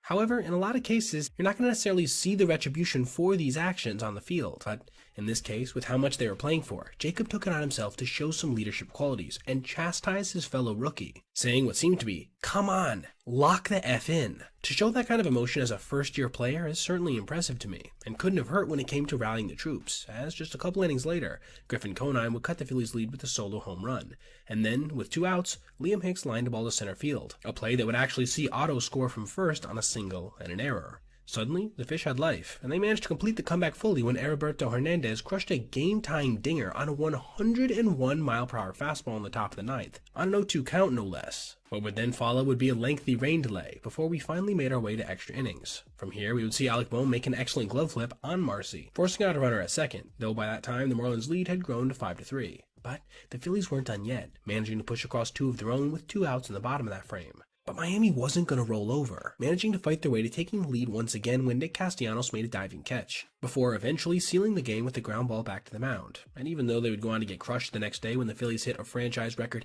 8 home runs, all but eliminating them from the playoff race, it's this kind of heart and guile that's spread throughout the roster that will allow them to be competitive going forward, with Marcy, seemingly, being at the forefront as a leader. For a time early on in the 2025 season, it looked like Javier Baez might be back. Maybe not reaching the same heights he did with the Cubs, but at least becoming a usable player, throwing up some impressive defensive numbers all around the infield, along with some impressive time spent in center field, all while posting an OPS around 800 through June. But unfortunately, that number has sunk to under 600 since, with only 2 home runs in the last 2 months to go along with 1 walk and 45 strikeouts. This has, of course, resulted in his playing time getting cut pretty significantly. So, what exactly changed for Javi, besides what was admittedly some pretty good luck in the first few months correcting? Well, I believe the main culprit is him getting back to swinging at downright ridiculous pitches on a regular basis, and this is backed up by these 2 screenshots, both concerning how many times he swung at offerings that are considered to be waste and chase pitches, most of which are downright unhittable. Through his first 71 games played, Baez had swung at 104 of these, a pretty high total relatively speaking, but not so bad that it was tanking his overall numbers. This also helped him to draw 9 walks in that time. Certainly a low total, but still much higher than that which would come after, with the same being true of his 56 strikeouts, about 0.79 a game on average. Since July 1st, he's swung at 91 pitches in the same waste and chase zones, a rate about 44% higher. And again, it's resulted in just that one walk being taken with 45 strikeouts to go along with it, a current rate of 1.05 a game. And this is reflected pretty harshly in the underlying numbers too, with his xWOBA, xSlug, xAverage, and hard hit percent all eroding in front of our very eyes. These are the numbers, but I don't think they tell a full story as to how extreme this problem has become. So, to illustrate it, I wanted to find the most ridiculous examples, starting with the game where, in the span of 2 innings, he swung and missed at a pitch that bounced almost a foot before the plate, and another almost 5 feet above the ground. To offer at either one of these is crazy, but both in the span of back-to-back at-bats? Truly nuts. But even this arguably can't compare with the ridiculousness that is how far he'll chase pitches away from him, with the most extreme example being the slider that spun almost 3 feet away from him. Just look at where Christian Vasquez was set up to receive that. That should tell you all you need to know. This is actually one of 3 times he struck out on offerings at least 2 feet away from him. We could honestly be here all day, but the last extreme instance I want to look at is the only time he actually made contact, dribbling an easy ground ball to third base on a sinker that was almost 1.5 feet inside this time. A pitch that actually was so close to him that it created an insane spin that took it from being well foul into fair territory, creating one of the weirder replays you'll ever see. Something has to be truly wrong mentally for him to have regressed this far, and I just hope he can find some way to get back a semblance of that early season magic as we approach the playoffs. As I really do believe Major League Baseball is a more fun sport to watch when El Mago is bringing even a fraction of his potential electricity to the field on a semi-regular basis. Shohei Ohtani has become known as a relatively quiet player when it comes to his actions on the field, not bat flipping on every home run, constantly chirping with opponents, or going back and forth with fans. But once in a while he'll break out a little additional show of personality, as we saw earlier this season when he bat flipped in an identical way on a big homer to what an Arizona Diamondback had done earlier in that contest. And we just saw another instance of this yesterday, when he responded to a heckler in perhaps the best way I've ever seen. Ohtani was up to bat in the 9th inning of a then 7-2 ball game, with LA having taken the lead solidly during a 5-run 7th. He would take the first pitch of his at-bat from Yuki Matsui for a called strike on a breaking ball, then foul off another one. A 93-mile-per-hour fastball just missed away before Matsui tried another breaking ball, this time eliciting a pop-up behind the plate and out of play. It was then on a 1-2 he would get a 94-mile-per-hour fastball at the top of the zone, absolutely crushing it at 109 miles an hour out to right center field, traveling 409 feet on its way to the second level of seating out there. This blast not only tied him with Kyle Schwarber for the National League lead at the time with 45, but would also see him, as he was approaching the dugout, go up to a Padres fan who I'm assuming had been jawing at him all contest, during which time he had struck out twice, and dap him up, then give him a little pat on the back. The Padres fan thankfully took this in good spirits, giving the universal nod of, yeah, he got me, afterwards, and Shohei couldn't help but crack up over the incident for a couple minutes continuously following. I personally think this is probably the best response you can have to a heckler. Nothing obscene or borderline violent, just a good-natured ribbing that also functions as a cool moment for that guy as well. Getting owned by one of the best baseball players of all time? That's a memory he'll never forget, while also simultaneously getting a little humbled in the process. LA would go on to close this one out by that final score of 8-2, pulling them back into a tie for the time being in the NL West with San Diego, in what has become undoubtedly one of the best rivalries in the sport today. Now, before we go, I want to know what you guys think. Is this the best way you can possibly respond to a heckler? And if not, what do you think would be a better one? Let me know your thoughts in the comments below. Not too long ago, I made a video about the Yankees playing one of the sloppiest games you'll ever see on a major league field, which featured 7 separate misplays. That's insane, right? Yet, I'm not sure if it compares with what just happened yesterday, when they did something so incredibly sloppy in one inning that we had never seen it before. New York and the Tigers were tied 2-2 entering the 7th, with New York having registered 2 separate solo shots and Detroit 1 2-run bomb. On the mound was righty Fernando Cruz, who entered the game with an ERA under 3. But right from the start in this one, something looked off, as on his very first pitch, he hung a splitter, seeing it crushed into the right field corner off the bat of Riley Green, putting a guy in scoring position with nobody out. Still, as a guy with some of the best strikeout stuff in the big leagues, this wasn't the end of the world. But things got a little more dire when he proceeded to walk Spencer Torkelson on a 3-2, then do the same to Wenzel Perez on a 3-1, loading the bases with nobody out. This brought Parker Meadows to the plate, the guy who had crushed the home run earlier, and he delivered, lining a single into right field, scoring Green and moving everybody else up a base. Cruz would only face one more hitter, Dylan Dingler, who would take his own walk on 5 pitches, this time forcing in a run. Fernando then gave way to Mark Leiter Jr. How would this fellow righty splitter tosser do? How about immediately giving up a softly hit single into no man's land beyond a drawn-in infield to extend Detroit's lead to 3 before hitting the next batter in the foot, driving in another? It couldn't possibly get any worse, right? Wrong. Another bases-loaded walk and then wild pitch pushed across another 2. Then to top it all off, Kerry Carpenter would lace a fastball to the left center field gap on what would end up being a 2-run triple. This would signal the exit of Leiter, with lefty Tim Hill being brought on to finally get the last 3 outs, but not before Perez would score the Tigers' 11th run of the night on a force out. When all was said and done, the final line had been crystallized for Cruz and Leiter. 0 batters retired, 4 hits, 4 walks, a hit by pitch, and 9 earned runs.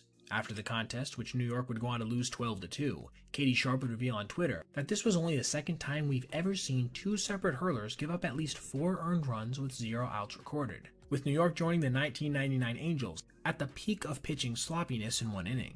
But here's the thing.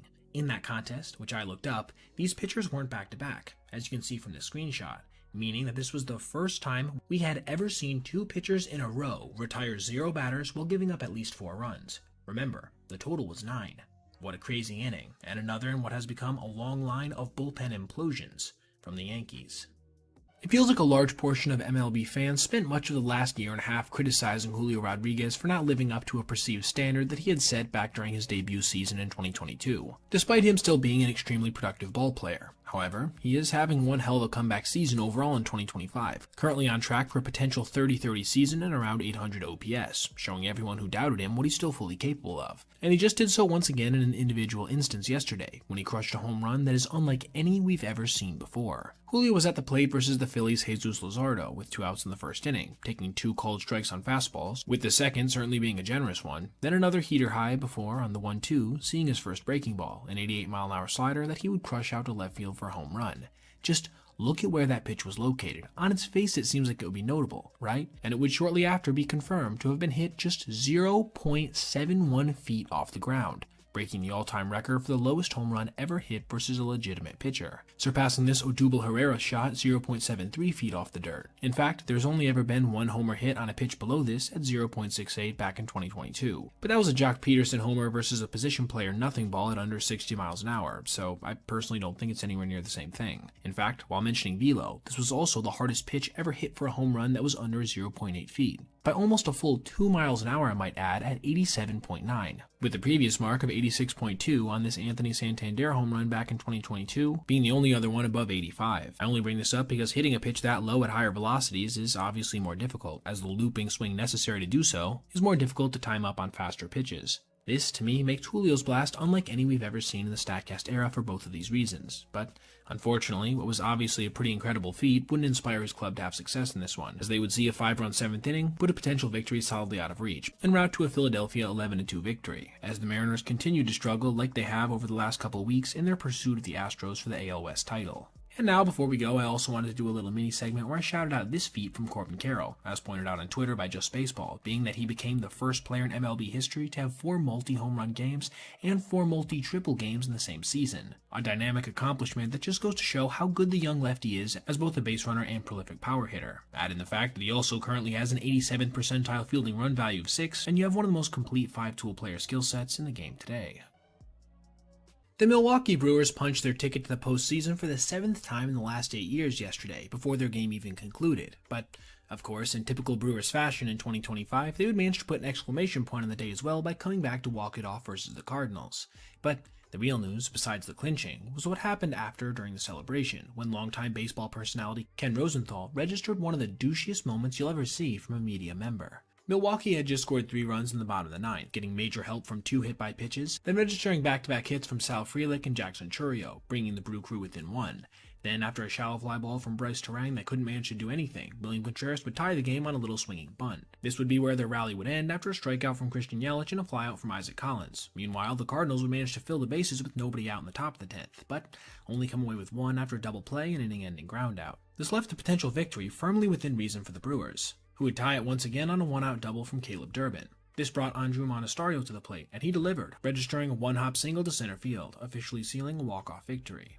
This brings us to the moment I alluded to in the intro, when Ken was interviewing Monasterio post-game, and, like is typical after walk-offs, the team came out with the Gatorade cooler and showered the young righty, but in the process, Ken was sent backward while trying to avoid the liquid, causing him to bump into a photographer trying to get some up-close images of the scene. But this isn't the douchiness I was talking about. It's the look he gives him immediately after, basically staring him down, and then, as he walks to the side, giving him the classic, "What are you doing, man?" before shaking his head. Now, I'm not sure if the photographer was exactly where he was supposed to be, but it's an awfully mean-spirited thing to do to accidentally knock somebody over, and then instead of apologizing and checking to see if they're okay, to instead react like that with zero concern for them whatsoever. Just a bit of a heartless moment from somebody who's had quite a few of them over the years. Now, before we go, I wanted to take a second to point out a record that Aaron Judge broke a couple days ago, when he hit his 19th first-inning home run of the season, breaking the previous mark held by both himself and Alex Rodriguez. What an incredible year from the hulking slugger, and one that will, at this point, more than likely end in an AL MVP. The New York Mets were fresh off of arguably their best win of the year that involved a massive comeback punctuated by a go-ahead home run by Francisco Alvarez and a 6-out save from Edwin Diaz. With this victory, they managed to catapult themselves back into a playoff position, though only tentatively so. As such, the importance of winning every game from here on out cannot be overstated. But that would not be what happened yesterday, when they not only got down huge early, courtesy of one of their rookie phenoms getting rocked, but then also had to watch as one of the brightest young stars in the game embarrass them in a way you almost never see. After a scoreless top of the first, it looked like things might get ugly immediately, with Chicago putting 2 guys on with nobody out. But starter Jonah Tong would settle down to strike out Ian Happ on a nasty 3-2 changeup. Moises Ballesteros would then ground a curveball into center field, a play that somehow saw Tyrone Taylor make a perfect throw to home plate to beat Michael Busch after a replay review. Seiya Suzuki would ground out shortly after. Could New York take this momentum and turn it into anything? Well, no. Not only would they not manage to score over the next 2 innings, but it would be the Cubs that would be right back to causing issues in the third, this time loading the bases with nobody out, meaning that when Ian Happ drove a changeup down the right field line, its impact was catastrophic, scoring 2 runs and keeping 2 guys on. Ballesteros would then come up and get his second hit of the game, driving in another run.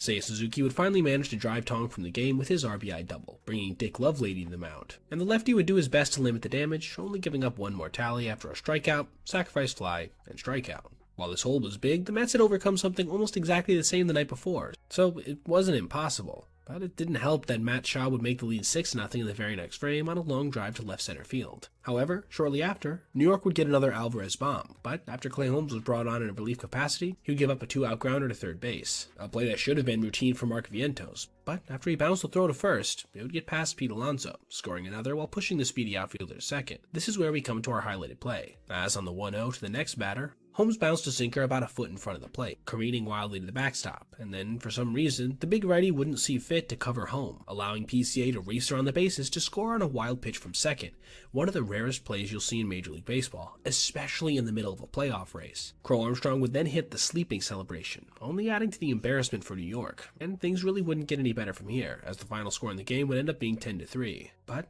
in a funny twist, the Mets actually caught a break on this day, because both the Reds and D-backs lost, allowing them to maintain their berth at least for another game.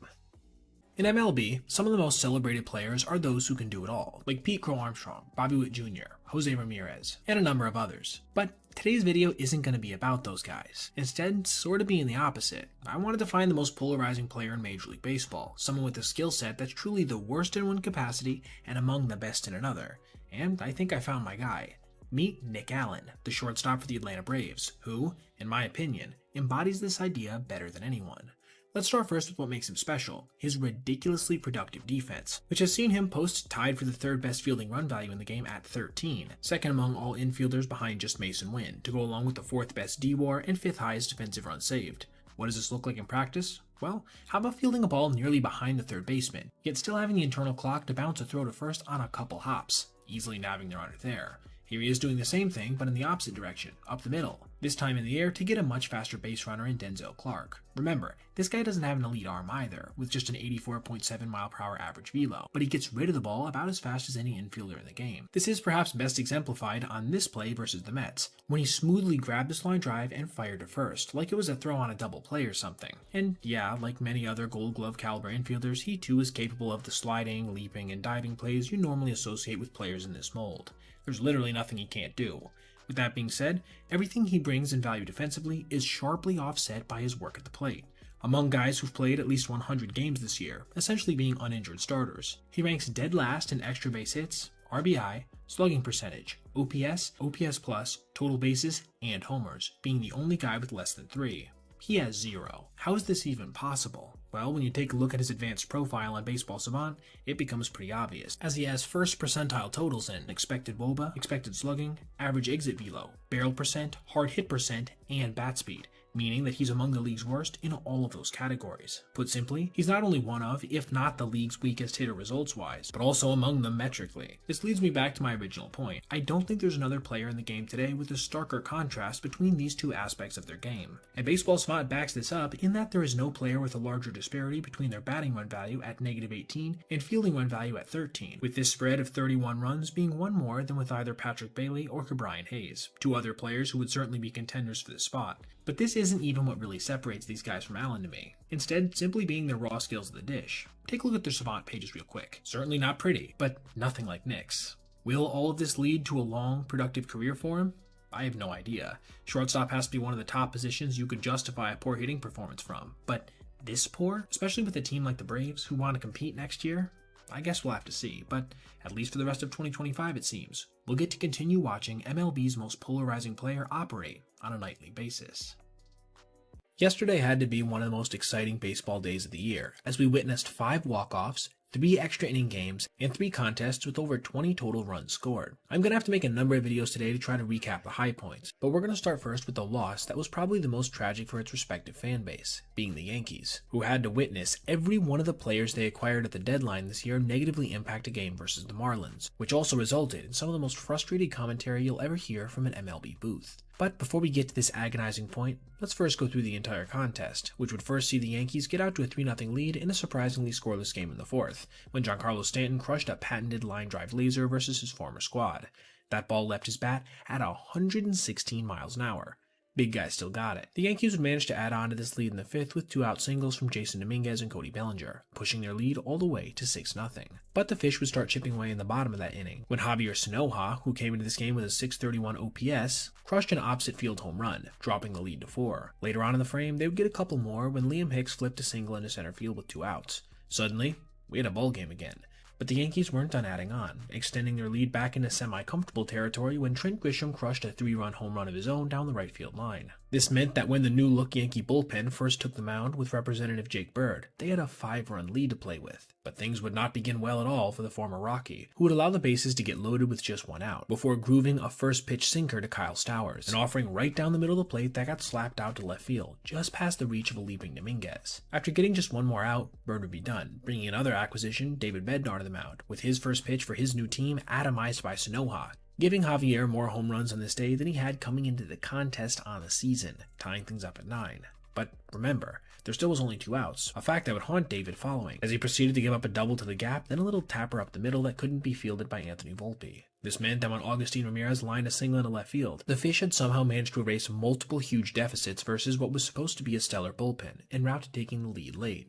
But they're not a team themselves known for locking down the back end of games, and would further prove this by giving up a home run to Anthony Volpe just 5 pitches into the top of the 8th, setting things back to even and getting some momentum back for the Bronx Bombers. This takes us to the top of the 9th, when, with 2 outs, pinch runner Jose Caballero got one of the biggest jumps you'll ever see on a major league field, en route to stealing his first base with his new club. Another recent acquisition, Ryan McMahon, would then ground a single into center field, putting New York back on top. Anthony Volpe would go on to add to his big day at the plate, which saw him record 4 hits, that home run, and a stolen base by slapping a fly ball just out of the reach of the center fielder, driving in an important insurance run. This is where things stood going into the bottom of the 9th, with another deadline pickup, Camilo Duvall, set to make his first appearance, which would start shaky as well, with him putting 2 guys on with just 1 out. That meant that when Xavier Edwards grounded a single into right field, the Yankees' lead would be cut to just a single run. Or would it? Because you see, Caballero, who hasn't spent a ton of time in the outfield in his career, allowed this ball to get past him and roll nearly all the way to the warning track, again tying things up. This did not sit very well with former All-Star Paul O'Neill, who had this to say immediately following. Michael, you get to a point where you just can't make this up. I mean, the ball gets by. I mean, the base hits. The runners are running. It's like a Little League game going on out here.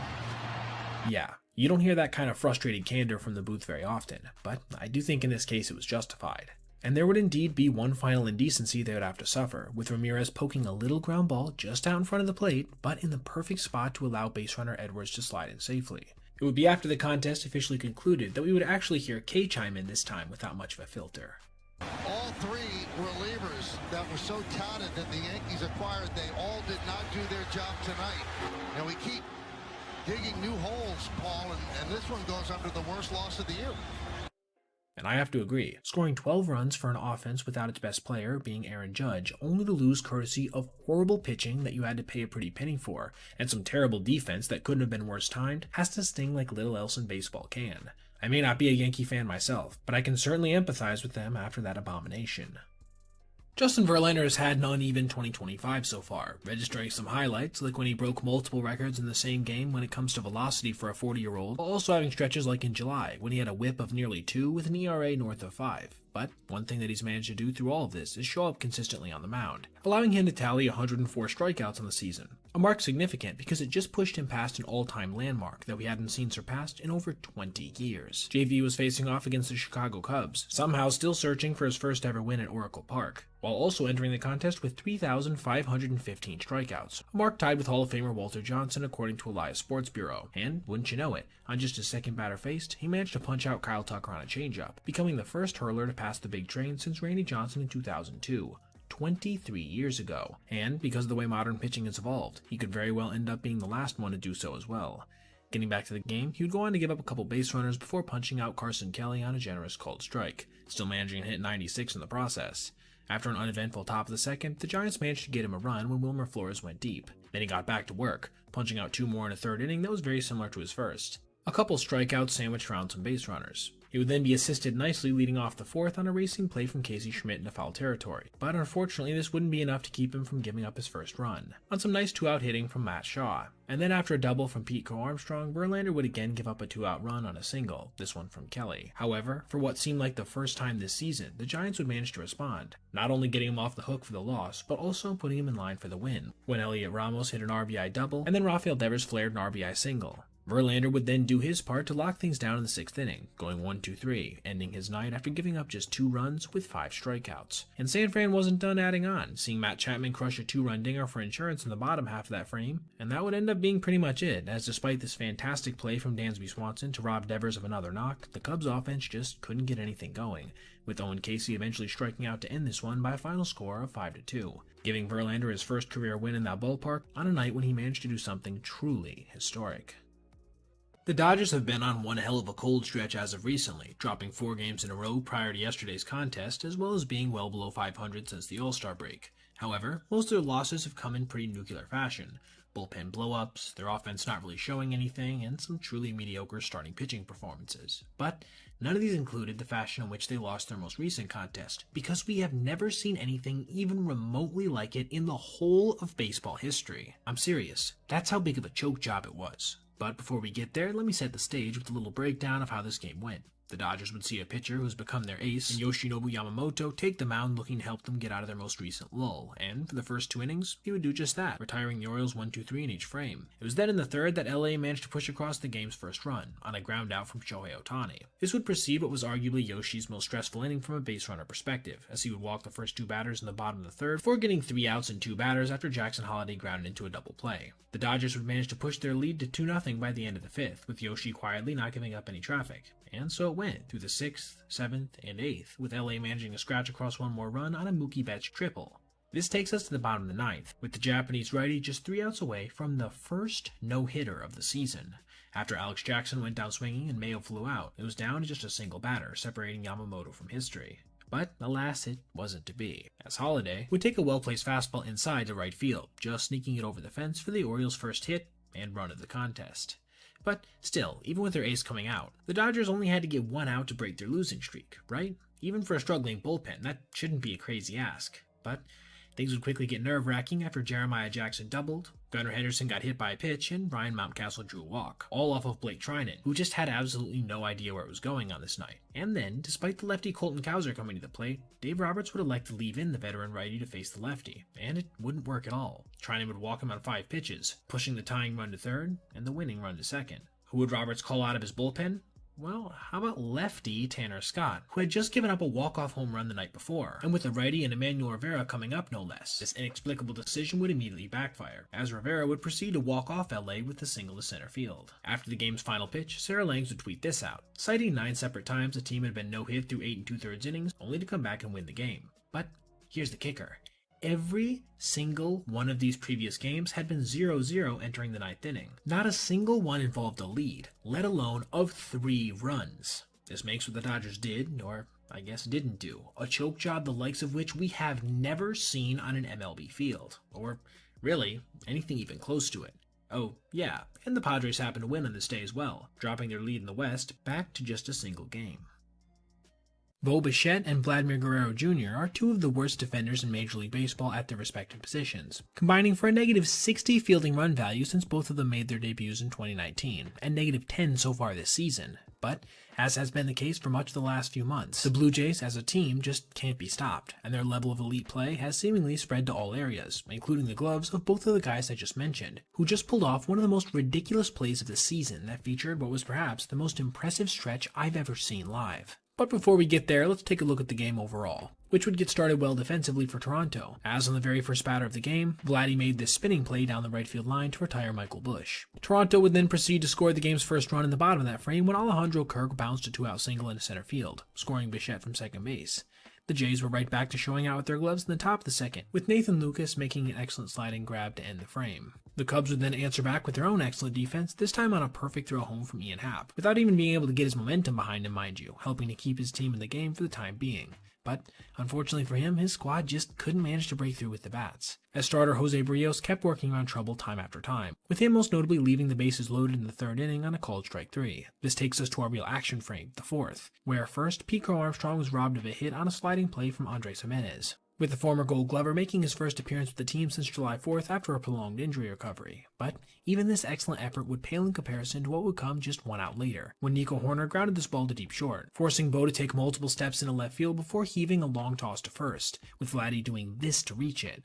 That's absolutely insane to me. Obviously the play from Bo is crazy, considering how far he actually was from first base when he released it, but that is legitimately a full split at first base, and every inch was required, as it probably would have got past him to his left had he not done that, and Nico would have almost certainly beat it out if he tried to pick it. And this certainly gave them momentum going into the bottom of that frame that Ernie Clement would capitalize on, launching a 3-run home run to left field. And from here, besides the threat in the 7th inning that saw the Cubs score a run but leave the bases loaded again when PCA struck out, it never really felt all that close again, with the red-hot Dalton Varsho launching a home run of his own in the 8th inning for a little extra insurance. And that was that. Seiya Suzuki struck out to end it, officially making Toronto the first American League team to 70 wins, as they continue to pursue their first division title since all the way back in 2015.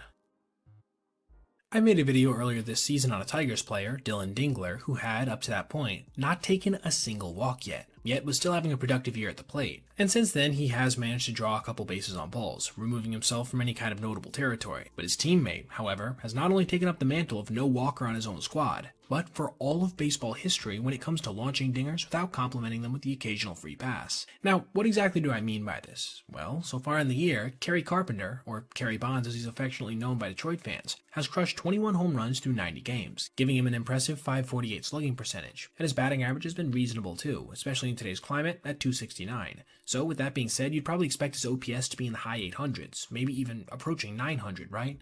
But no, it's actually at 843 because the lefty has walked just 8 times. You heard me, 8 in nearly 100 games played. This has made him the only player in MLB history to have 20 or more home runs in a season where he's walked 10 or less times. But it gets even rarer than that. He's actually one of only 11 players ever recorded to have 15 or more home runs and 10 or less walks, with the last one coming all the way back in 2015 in Jonathan Scope. How has he even managed to do this? Well, first of all, by registering a chase percent of 35.8, a number in the 9th percentile league-wide, meaning that he is offering at many pitches that aren't even close to the strike zone. However, he's still not swinging and missing or striking out on any notable amount of them, with the whiff and K percent only slightly below average. Basically, he's had incredible bat control, even if his eye could be a lot better. But perhaps what makes this even more interesting is the fact that this is a truly new occurrence for him, as his abysmal walk rate of just 2.5 this year is the first time he's been below 7 in a season where he faced over 1,000 pitches. I'm not sure exactly what's changed for him all of a sudden, as a huge portion of his metrics are still in very healthy territory, and he's pulling fly balls like he never has before at an elite rate of 28%. So, with that being said, I don't expect his overall impressive hitting performance, yielding a 127 OPS plus so far, to fall off anytime soon. with this more so serving as a truly odd narrative versus evidence of any kind of decline. I also want to do a little mini segment at the end of this video, shouting out something that happened a few days back at this point, when Griffin Jax folded Logan O'Hoppe like a pretzel with his nasty sweeper for a called strike. Truly one of the most brutal pitches of the entire year. This was part of a Houdini act from Jax, who would go on to punch out not only O'Hoppe, but Luis Rengifo and Christian Moore as well, to get out of a jam of his own making, with the kind of power stuff that shows exactly why the Rays wanted to go out and get him from the Twins at this year's deadline. Unlucky plays aren't all that rare in Major League Baseball, whether it's a ground ball sneaking up on somebody, a foul tip that results in a broken bone, or even a more lighthearted gaffe like twirling your bat through your legs as you attempt to go to first. But you know what is uncommon? What we saw yesterday, when a base runner not only got clipped by a line drive in the helmet, but then the hitter at the plate also had to watch as what should have been an easy hit turned into a force out, handled by the center fielder. Entering the 5th inning, the Cubs, in a crucial near must-win game for the Cincinnati Reds, were down 1-0 after Will Benson crushed a one-out RBI double in the previous frame. Leading off was Moises Ballesteros, who managed to ground a well-placed changeup to Ellie De La Cruz, who saw it go off his glove, allowing the rookie to reach. Just a little side note here briefly, but Ellie has been pretty mediocre this year with the glove, which is a bit of a bummer considering what he did in 2024. Anyway, after Hunter Green, who we'll talk about in a second, managed to retire the next two hitters, including Carson Kelly on a blistering 100-mile-per-hour heater, Pete Crow Armstrong came to the plate, looking to potentially incite a 2-out rally, and for a second it looked like he might have done so, crushing a line drive to the right side. Only, instead of reaching the outfield grass, it clanged off the head of base runner Ballesteros, knocking his helmet off completely while momentarily putting him on the ground. And even though he would manage to get up relatively quickly considering the circumstances, the ball had already somehow ricocheted to center fielder TJ Friedl, who managed to just nail him at second before he could slide in.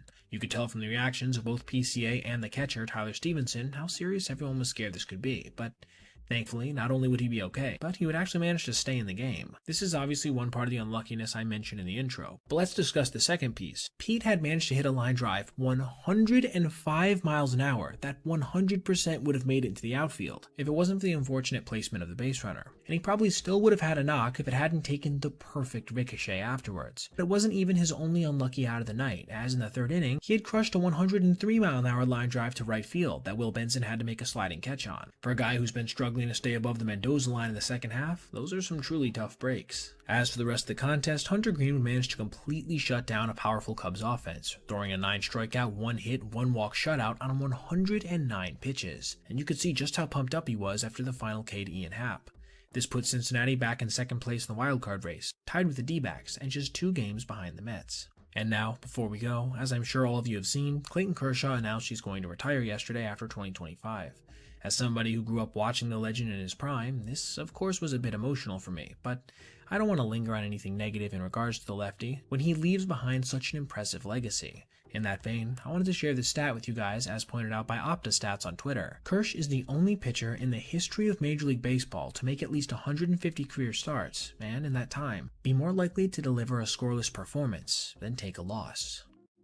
Flashback to the end of July and take a look at what the perception was surrounding the National League MVP discourse. Sure, there was a large portion of people who were pulling for Shohei to go back-to-back, and believed he would do so, along with a couple other tertiary contenders. But the big player that was seemingly standing in his way was a center fielder from Chicago who's putting up some of the best defensive numbers we've ever seen, along with an OPS in the mid-800s. Pete Crow Armstrong was well on his way to a 30-30, maybe even 40-40 season, and some real support league-wide for most valuable player. But as we now approach mid-September, things have greatly changed, as the lefty has had to endure a stretch over the last 2 months where he's batted around 200 with an OPS around 500. While registering only a single home run. Pretty much all the steam that he had built has evaporated, and the new primary contender to Ohtani is now Philadelphia's hulking slugger Kyle Schwarber, who's making a legitimate run at 60 home runs. So, what happened to PCA? Why did he fall off so hard at the plate? It's not what you think. Now, based on his baseball savant profile, and honestly just the general narrative surrounding him, you'd probably assume that it's his crazy chase percentage that has now gotten to a point where it's completely out of control. But that's actually not true, at least relative to what he was doing before. You see, prior to August 1st, Pete was registering, on average, 1.57 pitches swung at per game that were considered to be either chase or waste pitches. That's an exceptionally high rate, obviously, but since he began struggling, this number has fallen all the way to 1.14. Conversely, the number of meatball or shadow pitches that he's been taking now per game has gone from 1.16 to 1.37. That's right, he's actually gotten much more passive, more than likely as a response to the overwhelming criticism that his free-swinging ways were going to cause him to struggle eventually. This new approach has resulted in him drawing 8 walks in his last 35 games, when he had managed to register just 9 over his previous 48, a stretch in which he posted an OPS over 850 by the way, but has also not only come with the struggles I detailed before in average and OPS, but just in general quality of contact as well, as you can see from these screenshots that show his expected WOBA, expected slug, and hard hit percentage have all dropped over the same time period. However, you can't say the same for his swing and miss percentage, which actually has spent a large portion of that time when he was struggling being above average league-wide. One of the things we have to remember about PCA is that while he does swing at so many pitches that are out of the zone that it can bring Javier Baez comparisons at times, he has a tendency to not only disproportionately hit these pitches, but hit them hard. In fact, his total percentage of shadow, waste, and chase pitches being hit for home runs comes in at 0.7, a mark tied for second best in the big leagues among players who've seen at least 2,000 pitches, with many of the guys surrounding him being right up there as some of the game's best power hitters. The difference is, those guys hit a lot of dingers in general, so this isn't as big a part of their game. Pete, meanwhile, has registered exactly half of his long balls on pitches of this type. Basically, it seems this less aggressive approach is costing him in terms of quality of contact, which is limiting his output. And as such, I think as his team approaches the postseason, he might benefit from cutting loose once again, embracing his profile as one of the freest swingers in the game today, because, as of now, this seems to be when he's at his best. Exceptionally bad calls can still happen in Major League Baseball today, despite replay assistance existing, whether that be on a ridiculous ball strike call or some circumstantial instance where a team doesn't have a challenge. But I'm not sure if I've ever seen a blown call as bad as the other day when the umps in New York actually had time to get a play right with the assistance of replay review, yet they still somehow bungled it. The Blue Jays were facing the Royals, looking to maintain their hold over the AL East crown while continuing to pursue the best record in the American League.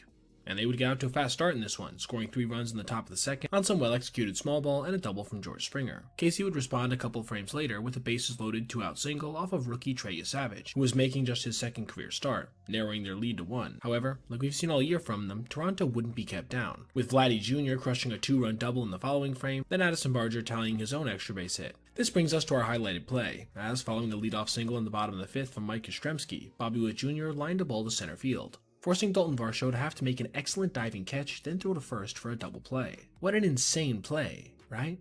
Or was it? Because, you see, the umpire in the field called this a trap play, meaning that Toronto would go from 2 out, nobody on, to 2 guys on with nobody out. This would be challenged by manager John Schneider, and for a moment it looked like a pretty obvious overturn. As you can see here from pretty much every angle, that as he dives to grab it, the ball never leaves his mitt, and never touches the grass when he doesn't have control over it. This is as easy of an overturn as you'll ever see, as it felt like you'd have to try to come up with reasons not to do so. But I guess the guys in New York did just that, because after the review process concluded, they somehow upheld the call, leading to this downright baffled reaction from Varsho. There was literally nothing about this play that made it close. The evidence was clear and convincing, yet they still didn't make the right call. I also want you to listen to both announcers addressing the play as well. Did he catch this? Looked like it there. Yeah, I mean, he had it in his glove the whole way. And it's obviously going to be very close, but he caught caught it. it. Yeah, he sure did. What a play. He definitely caught it. The call on the field stands. No catch. Toronto loses their challenge. That's absolutely terrible. You can see Varsho's reaction. And for a moment it looked like it might have a pretty severe impact on the game, as following the departure of Savage, Brendan Little would give up back-to-back RBI singles to cut Toronto's lead down to 2.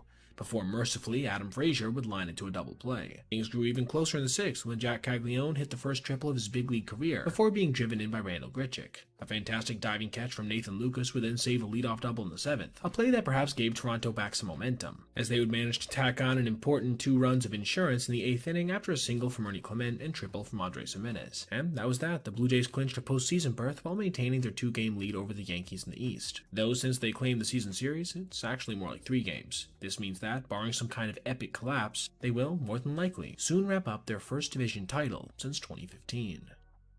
The Yankees have become known over the last couple of years for their, at times, unfocused play. And while overall their defense has improved this year relative to last, they still have their issues with poor stretches in this regard. And yesterday, they showed this off in full force, while combining it with an absurd lack of control on the mound as well, melding into what was, overall, their sloppiest team performance since 1975. I'll explain that more as we go on, but first, let's go through what actually happened. Things got off to a poor start early for Luis Gil, who walked his second batter of the game, Alex Bregman, on a 3-1 pitch, and then 2 batters later, he he would do the same on a breaking ball to Trevor Story. However, in what would become a secondary theme on the night, the Red Sox would leave this opportunity wasted when Nathaniel Lowe flew out to left field. This takes us to our first real action frame, the top of the second, when New York's incompetence began by seeing Heel bobble a ball back to the mound, saddling them with their first error of the night. But oh, would it not be the last, as just 4 pitches later, Ceddanne Rafaela would ground a changeup back to the mound, with Luis making a perfect feed this time to second base, only to see Jazz Chisholm make a Javier Baez-esque throw into outer space on the pivot.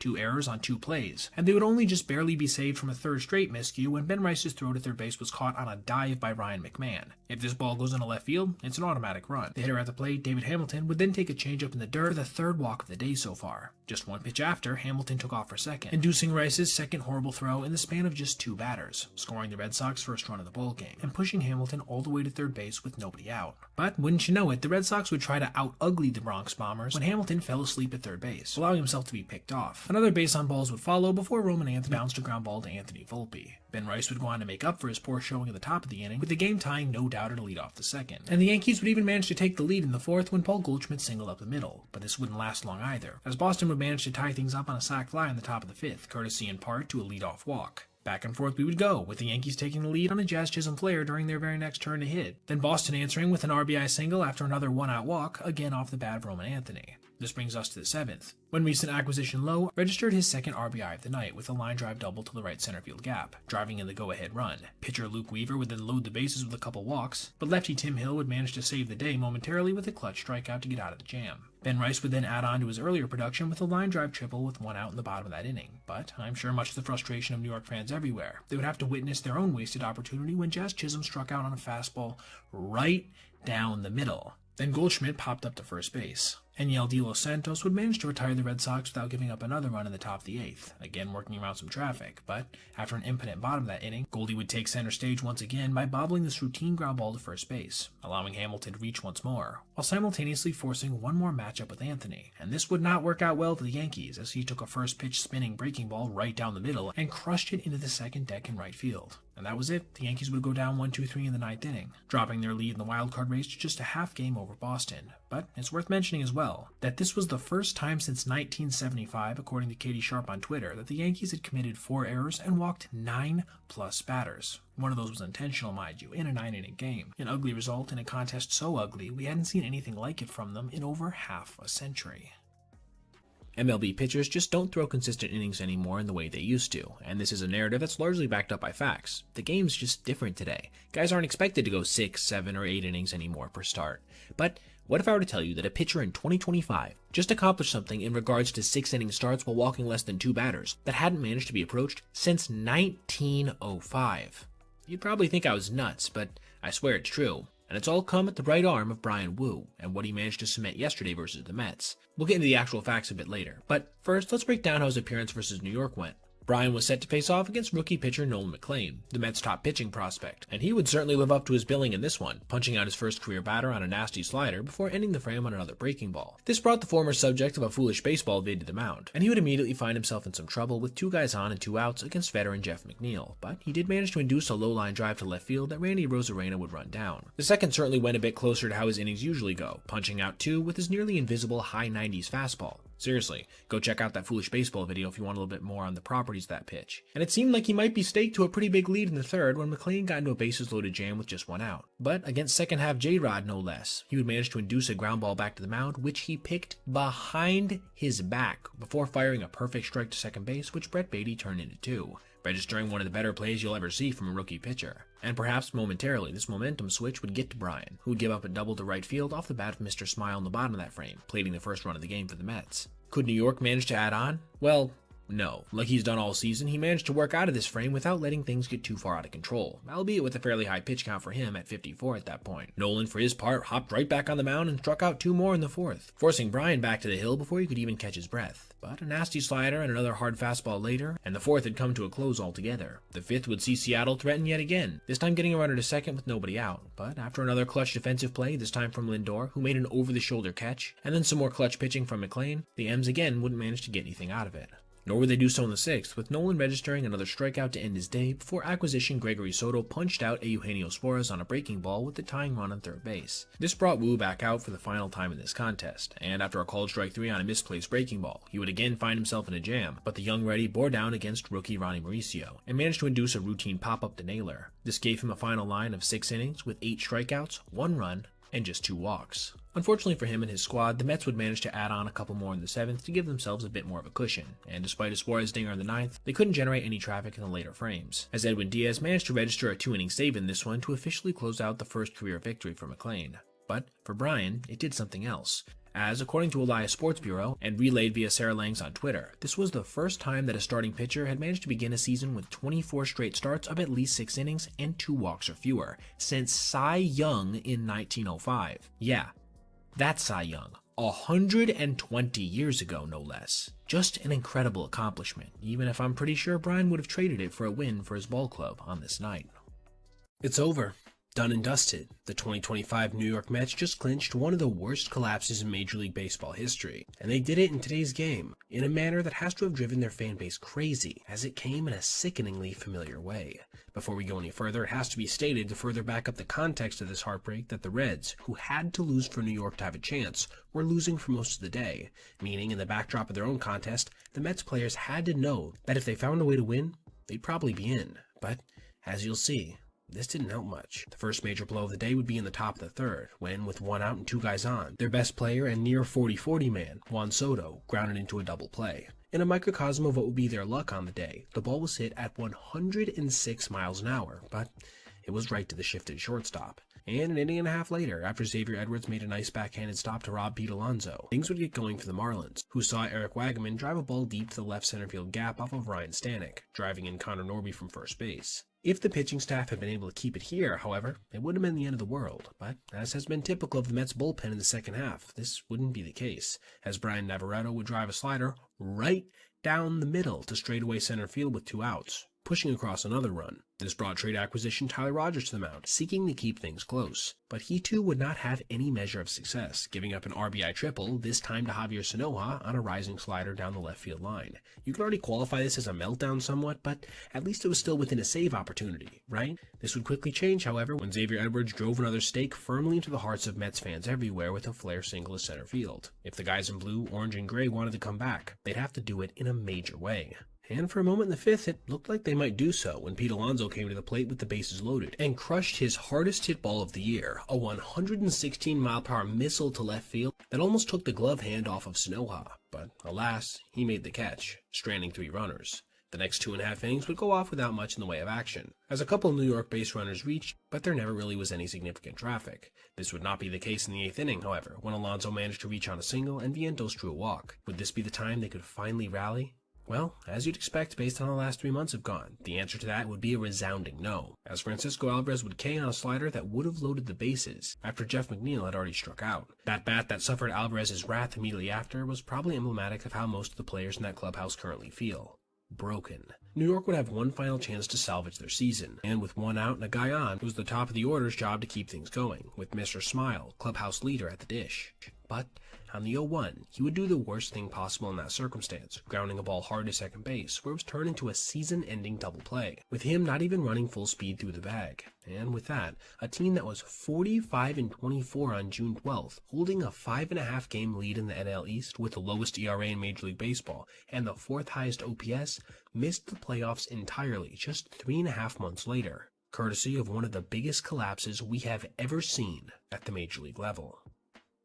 Since Shohei Ohtani made his Major League debut back in 2018, he's done his fair share of stunning things. In fact, too many to list here quickly. On top of this, he's a notoriously even-keeled individual, known for keeping his heart rate down even in the biggest of moments. As such, it's rare that he himself is truly shocked by something, but that's exactly what we just saw in a game here versus the Angels, when he lined into one of the quickest triple plays you'll ever see. Shohei was facing off against his former team in the top of the 6th inning against Brock Burke. LA had already managed to tie things up in the previous frame on a 2-out, bases-loaded walk from Andy Pages, so they seemed poised to jump out well ahead in a then 5-5 game. And the situation would grow even more dire for the Halos when Burke fell behind 2-0 despite pinpointing a perfect fastball in the first offering. But the lefty would battle back by throwing a fastball right down the middle. then eliciting a ground ball down the line on a slider. It was then on the 2-2 that Shohei would essentially one-hand this fastball away up the middle, where Zach Neto was perfectly placed, grabbing it in the air, and then in one motion essentially, stepping on the bag at second and flipping to first, where Nolan Shenwell tagged out rookie Dalton Rushing attempting to get back to the bag, with the catcher taking a pretty nasty spill in the process. Thankfully, he would end up being okay.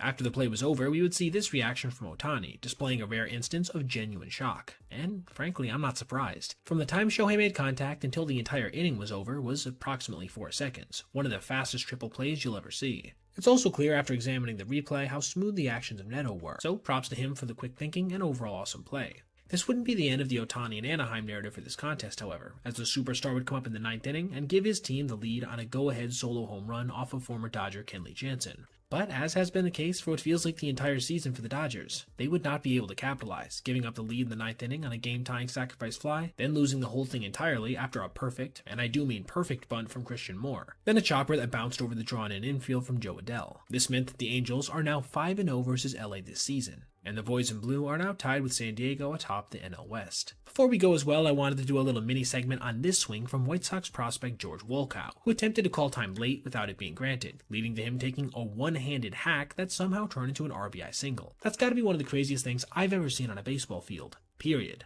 minor league or otherwise. I've made a couple videos in the last few weeks talking about announcers calling out their players, as both the Yankees, Michael, you get to a point where you just can't make this up. I mean, the ball gets by, I mean, the base hits, the runners are running, it's like a Little League game going on out here. And we keep digging new holes, Paul, and this one goes under the worst loss of the year. and the Giants, Tatis scores at 6-0 Padres, and the Giants, it's just unraveling. Man. Ugly. both had plays that influenced their respective game callers to take them to task. But I think you'd have to stop short of calling this outright anger. In fact, that's why I titled the videos in such a way as to assert that they were disgusted, not furious. But we just heard a call yesterday that more so fits this description, as an announcer got as animated as you'll ever hear in a negative capacity towards his own player. The Marlins were facing off against the St. Louis Cardinals, coming off a rough stretch of games that had taken them from around the 500 mark to solidly below it. So you already know there's probably a little bit of frustration with that fact in and of itself. But at least they would get off to the better start, scoring a run in the bottom of the second when Javier Sanoja grounded into a bases-loaded double play. Starting pitcher Sandy Alcantara would then work out of a run-scoring jam in the third when Xavier Edwards made this nice play up the middle. Miami was right back at it in the bottom of that frame, scoring 2 more on a single from Heriberto Hernandez, giving them a decent cushion. And Sandy would go back to work, punching out Wilson Contreras and Nolan Gorman on what we'll call a generous strike 3 call to end the fourth. This takes us to the moment I described in the intro, when, with 1 out in the 5th, Sandy induced a swing and a miss on an 0-2 fastball that somehow got past catcher Agustin Ramirez, allowing the runner to reach first base. This prompted Tommy Hutton, a guy who's been in their booth for 27 years now, to say this. It makes Sandy throw more pitches. See, to me, don't try to frame that pitch. Catch it before you try to frame it. You see it so much at this level, and I think it's overdone, overcooked.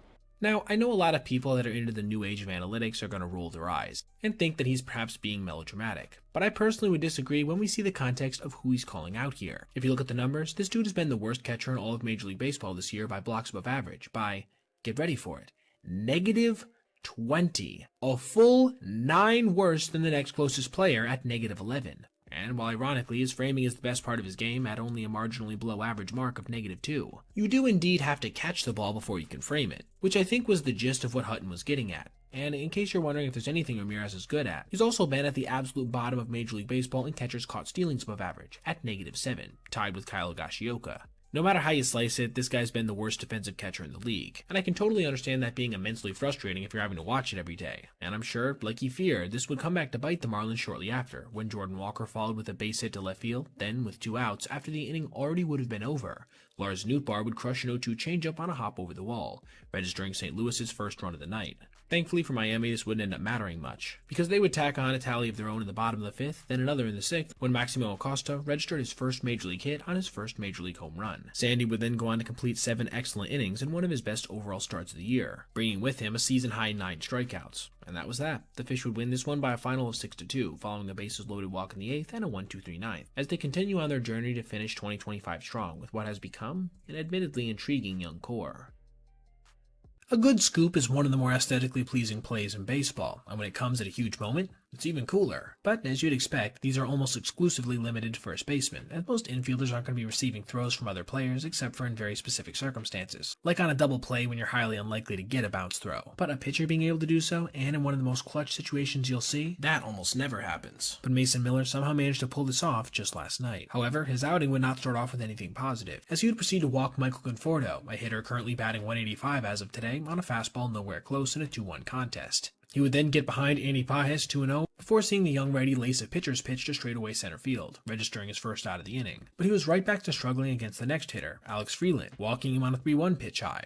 2 guys on, 1 out in a 1-run game in a matchup between 2 bitter rivals. It doesn't get much more tense than that, and the pressure would quickly ratchet up when Mason missed on his first pitch to pinch hitter Dalton Rushing, before pinpointing a nasty slider on the back door. He then located another one for strike 2, but Rushing wasn't going to go down without a fight, taking a pitch away, then fouling off another. Mason would then rear back and fire his first fastball DAB, grounded to first base, where Luis Ariz made a perfect feed to second, but from an angle well off the bag, forcing Mason to not only have to get over there, but then dig out a Xander Bogaerts low throw on a backhand. Miraculously, he did all of this successfully, but unfortunately it wasn't enough to get Rushing. Or was it? San Diego would challenge the safe call almost immediately after, and after a short review, the call was overturned, meaning that Miller had managed to register one of the most impressive plays you'll see from a pitcher all year, and in the highest pressure situation possible. The Padres would then go on to seal the deal in the following frame, despite giving up 2 hits to the top of the Dodgers order, with Teoscar Hernandez striking out on a blistering heater inside to end it, pushing San Diego back into a tie with the Dodgers atop the NL West.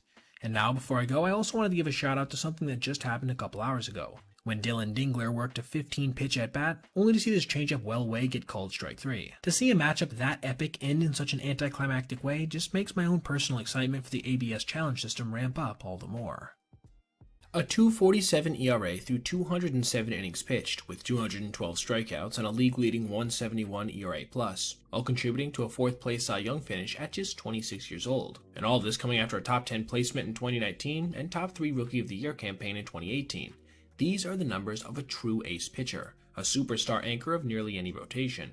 This is what Walker Buehler used to be, but pretty much ever since he got injured a third of the way through 2022, he's never been quite the same, and it's resulted in a bottoming out in 2025 that got him flat out released from a team set to make a legitimate playoff run. The numbers aren't pretty. A 5.45 ERA through 112 innings, just 84 strikeouts, almost 4.5 walks per 9, and an unsightly 1.56 whip, all contributing to a 76 ERA+, 24% worse than the average major league pitcher. Now, before we dive into why, I want to acknowledge that his 2024 numbers look relatively similar. But being as how this was his first year back from major time off, and he only ended up throwing 75 innings, I'm going to put this to the side and focus on 2025 for today, contrasting it with 2021 when he had his last truly productive numbers. Digging into the underlying stats, one thing is immediately made abundantly clear. He is not in any way getting unlucky, as evidenced by his 5.69 expected ERA, which is somehow worse than his real total, along with outsized numbers in expected slugging, expected batting average, expected WOBA, and every barrel metric. And of course, he's not helping himself with a walk rate over double what it was back in 2019. Now, the most obvious culprit people would probably point to is diminished stuff. And while his repertoire isn't quite as sharp as it was during that top 5 Cy Young finishing season, it's not like it's gotten crazy unproductive in this regard either. He still is getting above average IVB on his fastball, which is coming in at a respectable 94 miles an hour. The movement profiles on the rest of his pitches are relatively similar to what they were back in 2021, with some having more favorable profiles and others less. Suffice to say, this is not the be-all end-all. Further, it doesn't explain why his average exit velocity against has actually stayed about the same since his heyday. So, if hitters aren't hitting the ball harder than they were back then, how are they doing so much damage in the predictive metrics? And if the stuff is about the same, why isn't it generating swings and misses? As you can see in these 2 screenshots, how much across the board his whiff percentages have fallen since then.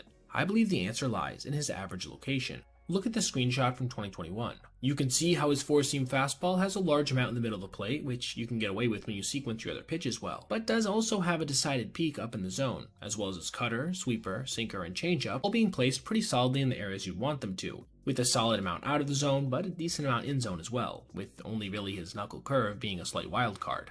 Now, look at his 2025 data. That is a ridiculous amount of pitches that are right in the center of the plate on both his 4-seam and sinking fastballs. But even more so, look at how unpredictable his breaking balls have been, with a huge, and I do mean huge portion of them being condensed into areas well outside of the strike zone. not likely to induce swings and misses. This, in my mind, accounts for the rise in his expected stats based on the virtue of 3 stats: a lower ground ball rate, a higher line drive rate, and a higher pulled air percent.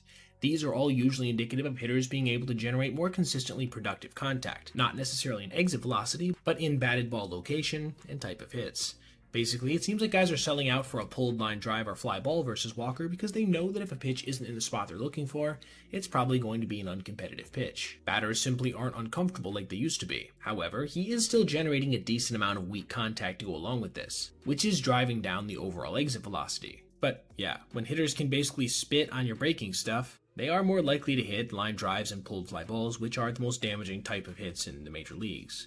So, how does he fix this? Well, I'm no MLB pitching coach, so take this with a grain of salt, but based on my perception, I think the answer has to be being more aggressive in the zone with his breaking pitches. They're all still pretty good metrically, so I don't think they'll be getting barreled up like crazy, and it'll force hitters to stop selling out for his fastball, which has gotten crushed this year more than any of his other pitches, and start second-guessing themselves like he used to do during his heyday, as he's always relied on a pretty complicated pitch mix. Regardless, I think it's obvious that he still has some pretty decent skills in the mound, and if he's in any way able to harness them like he used to do with the Dodgers, I can't see why he couldn't still have some decent success with his new team, the Phillies, down the stretch and potentially into the postseason.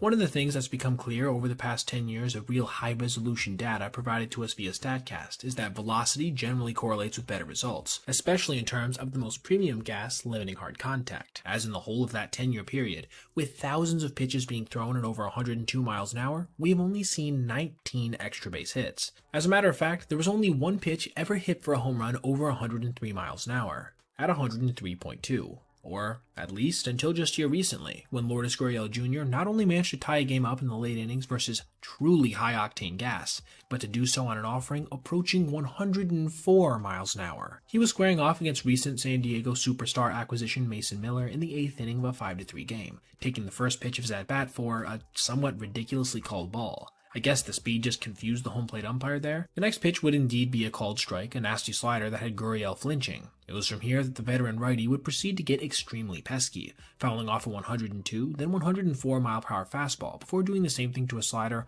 right down the middle of the plate. Another foul on 104 kept him alive on the next offering. It was then on the 7th pitch of his AB, he would get a 103.9 mile-per-hour missile right down the middle of the plate, timing this one up perfectly en route to crushing it 439 feet to left center field, a no-doubter that tied things up at 5. This not only was the hardest pitch ever hit for a home run, being the only one to approach a rounded up 104 miles an hour, but also was the hardest hit home run in terms of exit velocity on a pitch over 102, at 107.1 miles per hour off the bat, breaking Rafael Devers' previously held record back in 2017 at 105.8.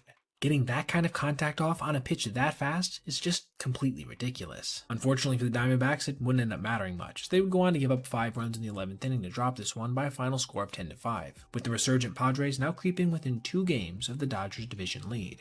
Speaking of LA, my little mini breakdown I wanted to do at the end of this video is concerning Shohei Ohtani, who managed to show off exactly what he's capable of as a two-way player yesterday in an extreme manner we haven't seen yet this year, striking out 8 batters over just 4 innings while allowing 1 run, and of course, crushing a home run for his 1,000th career hit. Unfortunately for LA fans everywhere, the Cardinals would hand him a tungsten arm O'Doyle by still beating the Dodgers by a final score of 5-3. Nick Castellanos was taken out of a close game yesterday versus Atlanta, and after the contest, was asked a couple leading questions by Philadelphia reporters. First, if it was hard adjusting to a role where he's not the every-inning right fielder, to which he responded, yes, in a semi-aggravated tone. He would then go on to be asked if he was frustrated that even though he apparently has been seeing improvements in the outfield, he's still getting pulled, which would elicit the same response. Yes. Important context here as well is the fact that this is after a win. Now, I know that some people might not consider this to be complaining per se, but in my opinion, with the kind of media landscape in Philadelphia, this is as close to a direct statement of frustration as you'll ever see, barring just blatant honesty. What's more, this is the second time this season that there's been some controversy over him getting pulled. I want to say first, while addressing this, that I understand these are major league players we're talking about here, who are highly competitive, and to Nick's credit, he had made a good play earlier on in the contest when he threw out Matt Olson at the plate. But one highlight doesn't make up for what has been now years of defensive ineptitude that hasn't really gotten much better season to season, as in his career so far, he has been by far, and I do mean far the worst defensive player in baseball, including registering a negative 91 fielding run value, almost doubly as bad as the next player on the list, being his teammate Kyle Schwarber, and negative 138 defensive runs saved. And this year is no different, as he currently is last among all MLB players in FRV at negative 13. The only real positive angle you can take here is the fact that his negative 13 DRS is only 4th worst in the sport. All this is to say that him being replaced late in the contest by pretty much anybody would be beneficial, but especially so when the player coming in for him is Harrison Bader, a guy with an 87th percentile fielding run value of 6. Certifiably elite. And it's not like Castellanos is being defended by the Philadelphia fanbase either, with quite a few coming out of the woodwork to express frustration with him on Twitter. When you have people who are supposed to be on your side rallying against your complaints, you know something's a little off. One last point I want to make here is that in a one-run game, the only real downside to taking Nick out would be that you'd lose his bat potentially if the contest ends up getting tied up. But considering that he's only rocking an OPS of exactly 700 this year in comparison to Bader's 800, there's an argument to be made that Philadelphia was actually upgrading its offensive potential as well with this move. I think one factor at play here is that since Nick is being paid like a borderline elite regular at $20 million a year, it's easy to forget that he has just a 734 OPS since he came to Philadelphia, and exactly 1.1 WAR, which is less than he managed to post in 1/3 of a season with the Chicago Cubs back in 2019. So yeah, seeing him feed into negative leading questions over this move by his manager certainly seems a bit tone-deaf overall. The Brewers just won their 13th game in a row yesterday, raising their record to 28-4 over the last 32, which brings with it obviously such a large amount of notable factoids that I couldn't hope to name them all in this video. So instead, I want to focus on the manner in which they won yesterday, which is to say, unlike anything we've ever seen before during a win streak of this length. I'll get more of the details of that later, but first let's examine the overall contest. The Reds obviously got off to the hotter start in this one, scoring 8 runs in the first 2 innings of the game, including 7 in the second, which also featured them chasing rookie phenom Jacob Mizorowski after just 54 pitches. Now, for most teams, this would essentially be the point where you'd kind of punt the idea of winning, acknowledging that a 7-run cushion is likely going to be nearly impossible to overcome. But the Brewers are certainly not like most teams, and they immediately got to work narrowing their deficit, with Andrew Vaughn bringing them within 3 when he crushed a 2-out, 3-run home run, his 9th in just 29 games with the team so far. Just 2 batters later, they'd cut this down to 2 when Bryce Terang laced an RBI double. This brings us to arguably the biggest at-bat in the game, when Christian Yelich came up with the bases loaded and 1 out, and managed to shoot a fastball right down the left field line, scoring 2 runs and knotting things up at 8. In fact, the only swing that might have been bigger than this would come just 2 frames later, when Yelich again came up, this time versus Scott Barlow, and crushed a deep fly ball to left field that got over the wall handedly, giving the Brew Crew their first lead of the ballgame. They would go on to add another in the 7th on a wild pitch, while absolutely powering down the Reds' offense, not allowing them to get even a single additional run after that second inning, with Tyler McGill retiring the side in order in the 9th. This meant, according to Sarah Langs on Twitter, that this was the first time ever that a team had managed to extend a win streak to at least 13 games while overcoming a deficit of at least 5 runs. Remember, for them, that number was 7 in this one. To me, this just shows the kind of resiliency in the team's makeup, and Pat Murphy, their manager, would add fuel to this narrative after the contest, saying via Adam McCulvey on Twitter that Yelich actually came up to him after they'd gotten down by that huge mark and directly told him that they were going to win this game. That's the kind of belief you have to have in your team to be really good, and right now, no one's better than Milwaukee. And now, before we go, I also wanted to do a little mini section here on Alejandro Kirk, who not only managed to register the go-ahead hit yesterday, but also steal his first career base in his 532nd game, a feat so momentous it prompted Vladimir Guerrero Jr. to actually poach the bag itself and give it to him after the game. The vibes are really good in Toronto right now, and it's stuff like this that makes them extremely likable in my opinion. I've never been one for actively critiquing the moves of major league managers. It's an incredibly tough job, and the truth is there's a ton of information they have that we as fans simply don't, which can influence certain moves in ways that are hard to predict. But there are times when something so egregious happens that all we can do as relative casuals is point and ask, why? Why on earth would you make that move? And that's what we saw yesterday with Aaron Boone's decision to put Devin Williams into an extra innings contest when his confidence seems very obviously to be at an all-time low. But before we get there, let's go over the entire game, which got off to a fast start for the Houston Astros, seeing one of their most hated players by New York fans everywhere, Jose Altuve, give them a 2-0 lead 1 out into the game. But from here, rookie Cam Schlitter would settle down, not allowing another run over his next 4 2/3 innings. However, in that time, Hunter Brown, Houston's ace, wouldn't give up anything either. In fact, it wasn't until the 6th that New York would get anything going, with Ryan McMahon taking a leadoff walk before Austin Wells grounded a curveball down the line, putting runners on 2nd and 3rd with nobody out. 1 out later, it was Ben Rice's turn to line a fastball on 1 hop into right, scoring a run and pushing the tying 1 to 3rd. This meant that after Aaron Judge came through with an RBI single of his own, the Yankees had managed to not only tie the game, but put runners on first and third with still only one out. This also forced Brown out of the game, with lefty Bennett Sousa entering, and he would execute his job to perfection, striking out Cody Bellinger and getting Jazz Chisholm to fly out softly. Nothing much would happen until the 10th inning, with neither club really posting a major threat. It was at this time I'm sure most Yankees fans probably expected manager Boone to send out somebody like Tim Hill, who has a .263 ERA this year, or Mark Leiter Jr., who struck out almost 12 batters per 9 and hasn't given up an earned run in his last 4 appearances. But no, instead of either of these solid options, Aaron decided instead to trot Devin Williams back out there, who had given up more runs in his prior 4 appearances than in all of his 22 games pitched in 2024. But even more than the hard numbers, it was his body language, to me, following his last appearance that really stuck out. The dude just looked defeated and definitely lacking a bit in confidence. And things would not get any better in this appearance, as on his very first pitch he would fire a fastball to the backstop, pushing the go-ahead run in Altuve to third, after which he was scored shortly after on a soft single from Carlos Correa. Even still, this is extra innings in 2025, complete with the ghost runner. The Yankees still had a shot in this one.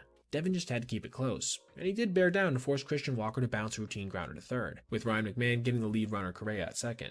But the next batter, Yainer Diaz, would not go down so easily, crushing a fastball to right field where it clanged high off the wall out there for what probably should have been a double. However, because Walker didn't know it had fallen in, he ended up getting forced out at second, giving New York a huge break. This put them 1 out away from escaping with just a 1-run deficit. But as you'd probably expect based on how I've been talking about things, it wouldn't end there, with Taylor Trammell then crushing a high fly ball to right, with Williams knowing immediately that it was on its way out, with the homer saddling in with another 2 earned runs, and his team now with a much larger hill to climb of 3. Mercifully, he would then punch out Mauricio Dubon to end things. And while his guys in pinstripes tried to fight back, registering quite a few tough at-bats in the bottom of the 10th, it wasn't enough, with the final score coming in at 5-3 after Trent Grisham lined out hard to center field. What really was the icing on the cake for me in terms of my judgment when it comes to the bad decision making was hearing Devin talk after the game. Not making pitches. It's pretty simple. I stink right now. So, yeah, I mean, they give me the ball, I try and do my best. I don't know. That's a player that just sounds defeated, and is in dire need of some low-leverage appearances to get his mind and execution right. Not someone who needs to be trotted out there in the biggest moments of a playoff race right now. Not only because he'd had a major hand in blowing the game in 3 of his prior 4 appearances, but also, obviously, for just the simple mental health of his player. There's been a debate pretty much all the way from the midpoint in the summer till now on who's going to be the 2025 AL MVP. At this point, seeming to be either Cal Raleigh or Aaron Judge. Both are doing incredibly special things. I'm talking about downright historic stuff, while intermittently slumping on occasion as well. But it seems that Raleigh might be getting hot again after a somewhat slow start for him in the second half, and it's resulted in the big dumper breaking 2 records that were thought to be historically unapproachable, a full month before the season even ends. I'll get more into what those are later, but first let me take you through his performance in yesterday's game versus the A's, which got started fast for the veteran. Coming up in the first inning after a leadoff single from Randy Rosarena, and on a 0-1 count, crushing a heater into the second deck in left field, a 448-foot shot that left his bat at 111 miles an hour. This tied the all-time record for home runs in a single season by a primary catcher, with 2021 Salvador Perez, a mark that was thought to be relatively safe going forward for at least a number of years, considering how overall production from backstops has progressively gone down in the last couple decades, and guys just don't play as often as they used to when they're donning the tools of ignorance, making what Sal did a downright anomaly that seemed unlikely to be equaled anytime soon. But we wouldn't have to wait long for more fireworks, as Cal would come back up to the plate in the second inning, this time following an RBI double from Rosarena, and unloaded on the first pitch of his at-bat, taking an 84-mile-per-hour breaking ball to roughly the same spot as before, only with this one being slightly shorter, but still record-smashing, as it allowed him to pass Perez for that aforementioned mark I just detailed with more than 30 games left in the regular season, meaning we could easily see him blow past it entirely if he can stay healthy. But it also broke a separate record, one that had stood for 64 years, according to Sarah Langs on Twitter, which is the most multi-home run games from a switch hitter in a single season, with 9, surpassing Hall of Famer Mickey Mantle's previous total of 8. This, to me, is arguably as impressive, if not more so, than the first one, as in the whole of Major League Baseball history, we've seen a number of elite power-hitting switch hitters, guys like Mickey Mantle, Eddie Murray, Chipper Jones, or even a still active future Hall of Famer like Jose Ramirez, and none of them have managed to equal what Cal has done this year in this capacity. But to break both of the records I've mentioned, while it not even being September yet, this has to be one of the more impressive feats I've ever witnessed as a baseball fan, and it could be a very long time before we see anything else remotely like it. As for the rest of the game, the Mariners would crush the A's by a final score of 11-4, with all of their runs being scored by the third inning in this one, pushing them to just 2 games behind the division-leading Astros for first in the AL West. Also, before we go, I wanted to share with you one of the cutest moments of the entire 2025 season as well that actually happened earlier in this game, when they had a guest kid broadcaster in to call a couple plays, and wouldn't you know it, this happened. Jacob Wilson, number 5. Hit out into left field. Ah! Russell, what are we doing? Why? Just knowing that little dude must have thoroughly enjoyed the rest of the contest makes this game seem even cooler to me. Earlier this season, I made a video about this play from O'Neal Cruz when he let a routine ground ball get past him in center field, then basically refused to go after it, in a moment that was downright shocking. But one thing you have to give him, at least to some degree, is that it was early on in the contest, not in a relatively big moment, for whatever that's worth. The only reason I even bring this up is because we just saw a moment yesterday that was similar, when a player who had spent just 24 career innings in center field messed up a routine play, and then just jogged after it so casually that it basically gifted the hitter a free base late in a close game. Luis Rengifo had begun that nice contest for the Angels on the bench, but would pinch hit for rookie Brian Teodosio in the 7th inning, managing to draw a walk in the process. After being stranded at first, he would then trot out to center field to start the top of the 8th, a move from manager Ray Montgomery that was certainly interesting, considering the fact he had only spent parts of 5 games out there before. And wouldn't you know it, on the very first batter of that frame, he would be tested, with Cincinnati's Ke'Bryan Hayes lining this ball to center field, basically directly at him. But a bad break in and then back meant that that ball was going over his head. But that's not what I want to talk about, instead being his reaction to messing this play up, as he basically jogged after it at less than 50% of his speed capacity, allowing Hayes, who has just a 47th percentile sprint speed of 27.2 feet per second, to get all the way to third. Seriously, just look at that. If he jogged around the bases like that on a home run, it would be one of the longest trots of the year. And like I alluded to before, to make matters worse, this was in a 3-1 ball game, meaning the Angels certainly had a chance to come back in this one. But after the very next batter flew a ball to, perhaps appropriately, Luis in center, Cincinnati's cushion had grown to 3, and they would indeed end up taking this one by that final score of 4-1, dropping them to now 5 games under 500. To me, what makes this even worse, as somebody who was actually watching this live, was the effort that his own pitcher, Carson Fulmer, showed right after the sac fly, literally diving off the mound to corral this ground ball before firing it perfectly to first. If he was willing to lay that much on the line for his team, I don't know why Rengifo couldn't have given at least 50% effort. Also, something I wanted to point out before this video ended was Ke'Bryan's own reactions to the play immediately following. It almost looked like he was chuckling/smiling at what he had just saw, which I honestly can't say I blame him. It was a goofy looking play. But it just goes to show how embarrassing that moment truly was, when you have a fellow player reacting like this. It feels like every week in the regular season there was a new thing that Shohei Ohtani did that had never been done before, and I did my best to cover it in 2025. Yet, because there's still baseball being played, with his Dodgers predictably in the postseason, his at-bats have not concluded yet, which allowed him yesterday to register yet another feat that we've never seen before. Not just in the playoffs, mind you, but period. Ohtani was leading off the bottom of the first with the Reds' ace on the mound, Hunter Green, a hard thrower who began his day with a 101-mile-per-hour fastball inside, then followed this with a spiked slider at 91. On the 2-0, he would locate another heater at the bottom rail. It was then on the 2-1 that the Japanese unicorn would get a 100.4 mile-per-hour fastball in the inner half, and proceed to crush an absolute laser to right field, one of the lowest line drive no-doubters you'll ever see. Of course, from the naked eye it seemed impressive, but it wasn't until shortly after, when StatCast revealed how hard it was hit, that it became historic, as the lefty had managed to label this one at 117.4 miles per hour, making it the hardest hit pitch we've ever seen off a 100-mile-per-hour plus fastball. But here's the thing, it wasn't even close. We've never seen one over 115. The guy whose record he broke, Rafael Devers, had managed to launch a Garrett Cole pitch to right field at Fenway at 113.7, exactly 4 miles an hour slower than Shohei. And if you want to take the postseason into consideration, the next closest would be Nick Castellanos off of Spencer Strider at 112.4, over 5 miles an hour less. But if you thought he was satisfied at one atomic blast, you'd have been mistaken, as after his team would get out to a 6-0 lead, he would come up in the bottom of the 6th with a guy on, and proceed to blast a middle-cut sweeper 454 feet to right center field, a shot further than any home run hit during all of last postseason. And both of these dingers ended up being relatively important when it was all said and done, as the notorious Dodgers bullpen would make things interesting in the 8th by allowing the Reds to get within 5, with the bases still loaded and 1 out. But lefty Jack Dreyer would indeed manage to come through when it mattered most, punching out Tyler Stevenson after an exceptionally long at-bat before getting Ke'Bryan Hayes to pop up to first base. From here, Blake Treinen managed to retire Cincinnati in the 9th without giving up another run, ending the night on a ground ball to Max Muncy, putting LA just 1 win away from heading back to the division series. I've made quite a few announcer videos on this channel where I detail interesting things said by the guys calling our games, whether that be in a negative, humorous, or otherwise interesting vein. But one thing I haven't really done is fact check some of the things that announcers will just offhandedly throw out there at times. And listen, I get it, you have to fill up 3 hours of airtime, but sometimes these statements can be so egregious that I think they can be easily debunked. And that's exactly what happened a couple days ago when an A's announcer, Dallas Braden, made a comment semi-disparaging Aaron Judge in the ballpark he plays in. Before I get into it, let me play the electric call that preceded this moment as Nick Kurtz hit a home run, and then what Dallas had to say after. My favorite shot of the night, I think. Inside out to left. Benson moving back. He's still going. Oh my goodness. It's not supposed to be that easy. Now tied with Aaron Judge for opposite field home runs. 16. Half of his home runs have come the other way. Well, and remember, Aaron Judge is dumping baseballs into that Cracker Jack box out in the East Coast.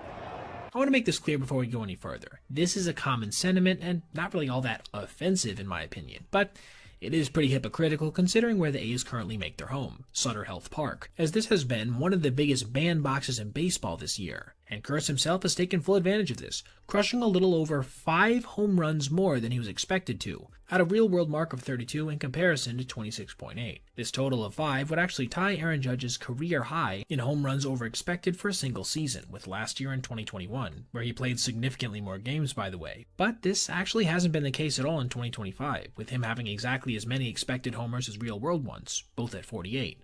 But I can take it one step further as well. This would be Aaron's total if he played every single game of his season so far at Yankee Stadium. That's right, 2 less than his current mark. If he played at Sutter Health, he would have an estimated 13 more. And this works the other way for Kurtz, as the lefty would have just 24 in Yankee Stadium versus 36 if he played every contest in Sacramento. Keep in mind, none of this is to disparage the rookie slugger, whose Baseball Savant page is one of the most impressive in the game. But for anyone who wants to claim that the reason Aaron Judge is so successful is because of where he plays, check out his in comparison. Yeah, that just really doesn't hold up. Lastly, I want to add that I'm making this video for 2 reasons. 1, because I love dispelling baseball-related modern myths, and 2, because I'm tired of hearing Judge get lampooned the league over for playing in a little league ballpark. This guy would be an all-time hitter regardless of his home field, and it's well past time this narrative died out for good. And now, before we go, I wanted to point out something I thought was insanely impressive. Corbin Carroll reaching 30 doubles, 15 triples, and 30 homers in a single season, something that hadn't been done since Jimmy Rollins in 2007, and only twice in baseball history overall, along with Stan Musial in 1948. What an incredible feat for the superstar who is quietly having his best season for a Diamondbacks team that looks like they may just be able to sneak into a playoff spot in one of the most unlikely twists of the year.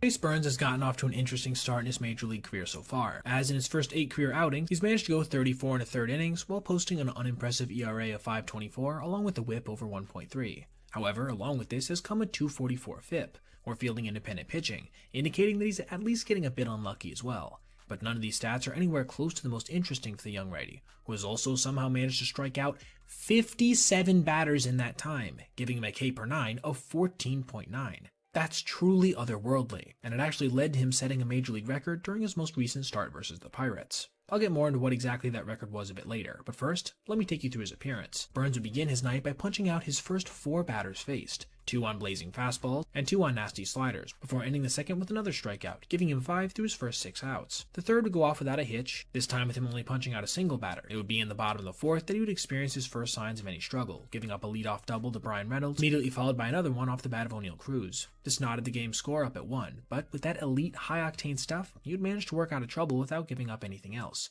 punching out another 2 batters along the way. The 5th would end up being the only inning he wouldn't strike anybody out, still retiring the side 1-2-3. This takes us to the bottom of the 6th, where with 1 out, he would ring up Reynolds on a 98-mile-per-hour fastball away before pinpointing a 100-mile-per-hour heater to O'Neal Cruz, ending his night with 10 strikeouts over 6 innings of 1-run baseball. Unfortunately for him, the Reds would not be able to make this stand up, as in the 8th inning with 2 outs, it would be Reynolds yet again coming through, this time grounding a ball down the right field line for a go-ahead double. Dennis Santana would then go on to strike out former Pirate Key Brian Hayes to end the contest. But aside from the game's final score, something else had happened that is, with no exaggeration, truly historic, as Burns became the first pitcher in recorded Major League Baseball history, according to Sarah Langs, to strike out 10 or more batters in 4 of his first 8 career outings. So yeah, when you take a look at his base stats right now and see an ERA north of 5, just know he's pitching far better than this, and overpowering batters like we've never seen from a first-year pitcher. Before we go, a little mini breakdown I wanted to throw in here was on Jen Powell becoming the first woman umpire in MLB history today, an impressive accomplishment that came along with a game that went pretty much perfectly for her, including getting this tough call correct, at least in my eyes, in the 3rd inning. What a great way to begin your umpiring career. There's 1,000 different facts I could give you denoting the absolute monumental failure of the Detroit Tigers over the last month, coupled with the insane success of the Cleveland Guardians. But instead of doing so, since the season isn't over yet, and theoretically, I guess, the Tigers could still win the division, I'm instead going to hop into yesterday's game, when Detroit proceeded to blow a contest in a way that we've never seen before, courtesy of their more than likely back-to-back Cy Young ace, while their offense performed so badly that their own star hitter couldn't even believe it post-game. This contest looked like it might be a different story early, when the Tigers managed to get out to a 1-0 lead on back-to-back leadoff doubles. But in what has become a trend for them in recent weeks, they not only would strand the runner there without moving him, but then proceeded to do the same thing in the next inning, only this time with the bases loaded and 1 out. This meant, despite some considerable traffic early on, they only had a 1-0 lead through 5, though this did grow to 2-0 when Riley Green crushed a line drive missile to right field in the 6th. However, I'm not sure if any fan of Detroit felt like this was ever going to be a victory, even at this stage, and they would be proven correct in the bottom of the 6th, when a true nightmare occurred for their ball club. First, Stephen Kwan led off with a well-placed bunt hit, though I will contend that Dylan Dingler had a chance to actually get him at first if Skubal managed to clear out early. Still, a leadoff base runner with a pitcher of the caliber of Tarek on the mound? That didn't have to be the end of the world.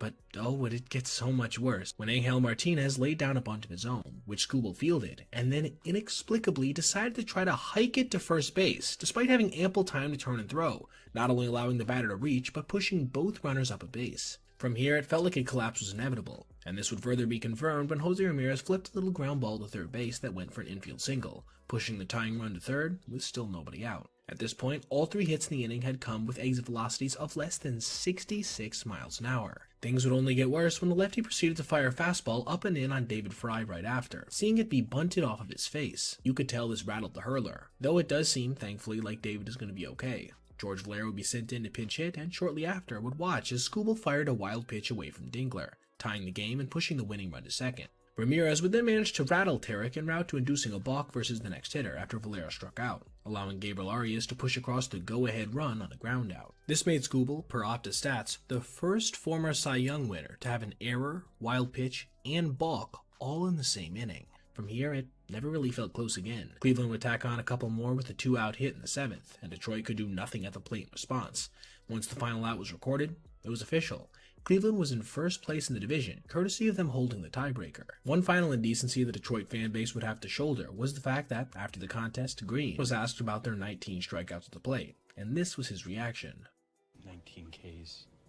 That's not going to get it done usually. 19 Ks for what? For you guys. Tonight? Yeah. It almost looked like he was going to cry, and honestly, I get it. This is still a really young team, and the weight of blowing what would be the largest division lead in Major League history has to be near soul-crushing. And unfortunately, it could get even worse, as they are currently only a couple games ahead of the Astros for the last wildcard spot, again because of tiebreakers, meaning they could conceivably, if they continue at their current pace, miss out on the postseason entirely. Yesterday was not a great game for the Brewers. Despite being easily the best team in Major League Baseball over the last few months, they ended up dropping this one to the second half slumping Giants by a final score of 7-1, allowing every single tally to be put up between the 6th and 7th innings.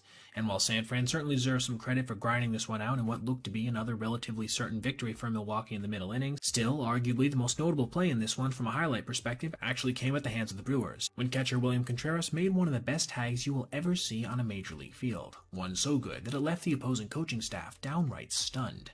And what was then a 3-1 game courtesy of a line drive double and then a poorly timed error in that 6th inning. Drew Gilbert stepped to the plate and laid down what looked to be a near-perfect bunt down the third base line, forcing pitcher Grant Anderson to have to range and then throw off balance to the plate, resulting in a wild toss that forced Contreras to have to spin around, yet somehow in the process of doing so, he still managed to apply a perfect tag to base runner Luis Matos, at the time registering a huge out to keep this one close. Just look at how athletic this play was, to have the ability to not only read that ball coming in and catch it, but to then just let your momentum take you fully around and still find Luis's knee It's truly nuts, and you can see in the reaction of the Giants coaching staff what they thought of it, with two separate dumbfounded looks resulting. Now, again, this wouldn't end up meaning much to the game overall, as the Brewers would be unable to answer in their bottom half of the sixth, before giving up a 3-run home run to Casey Schmidt and then a 2-out RBI single to Patrick Bailey. Again, losing this one by that aforementioned final score of 7-1. So again, while that tag was cool, this game did drive their lead down in their division to 6 games over the recently charging Chicago Cubs. And now before we go, I also wanted to do a little mini segment on who very well might be your new favorite player, Zach Maxwell, who throws a nearly unhittable breaking ball and 102-mile-per-hour fireball, while not exactly looking like your stereotypical version of a pro athlete. In his first career game, he would end up performing really impressively as well, going 2 innings, giving up a run, but striking out 5 hitters in that time as well.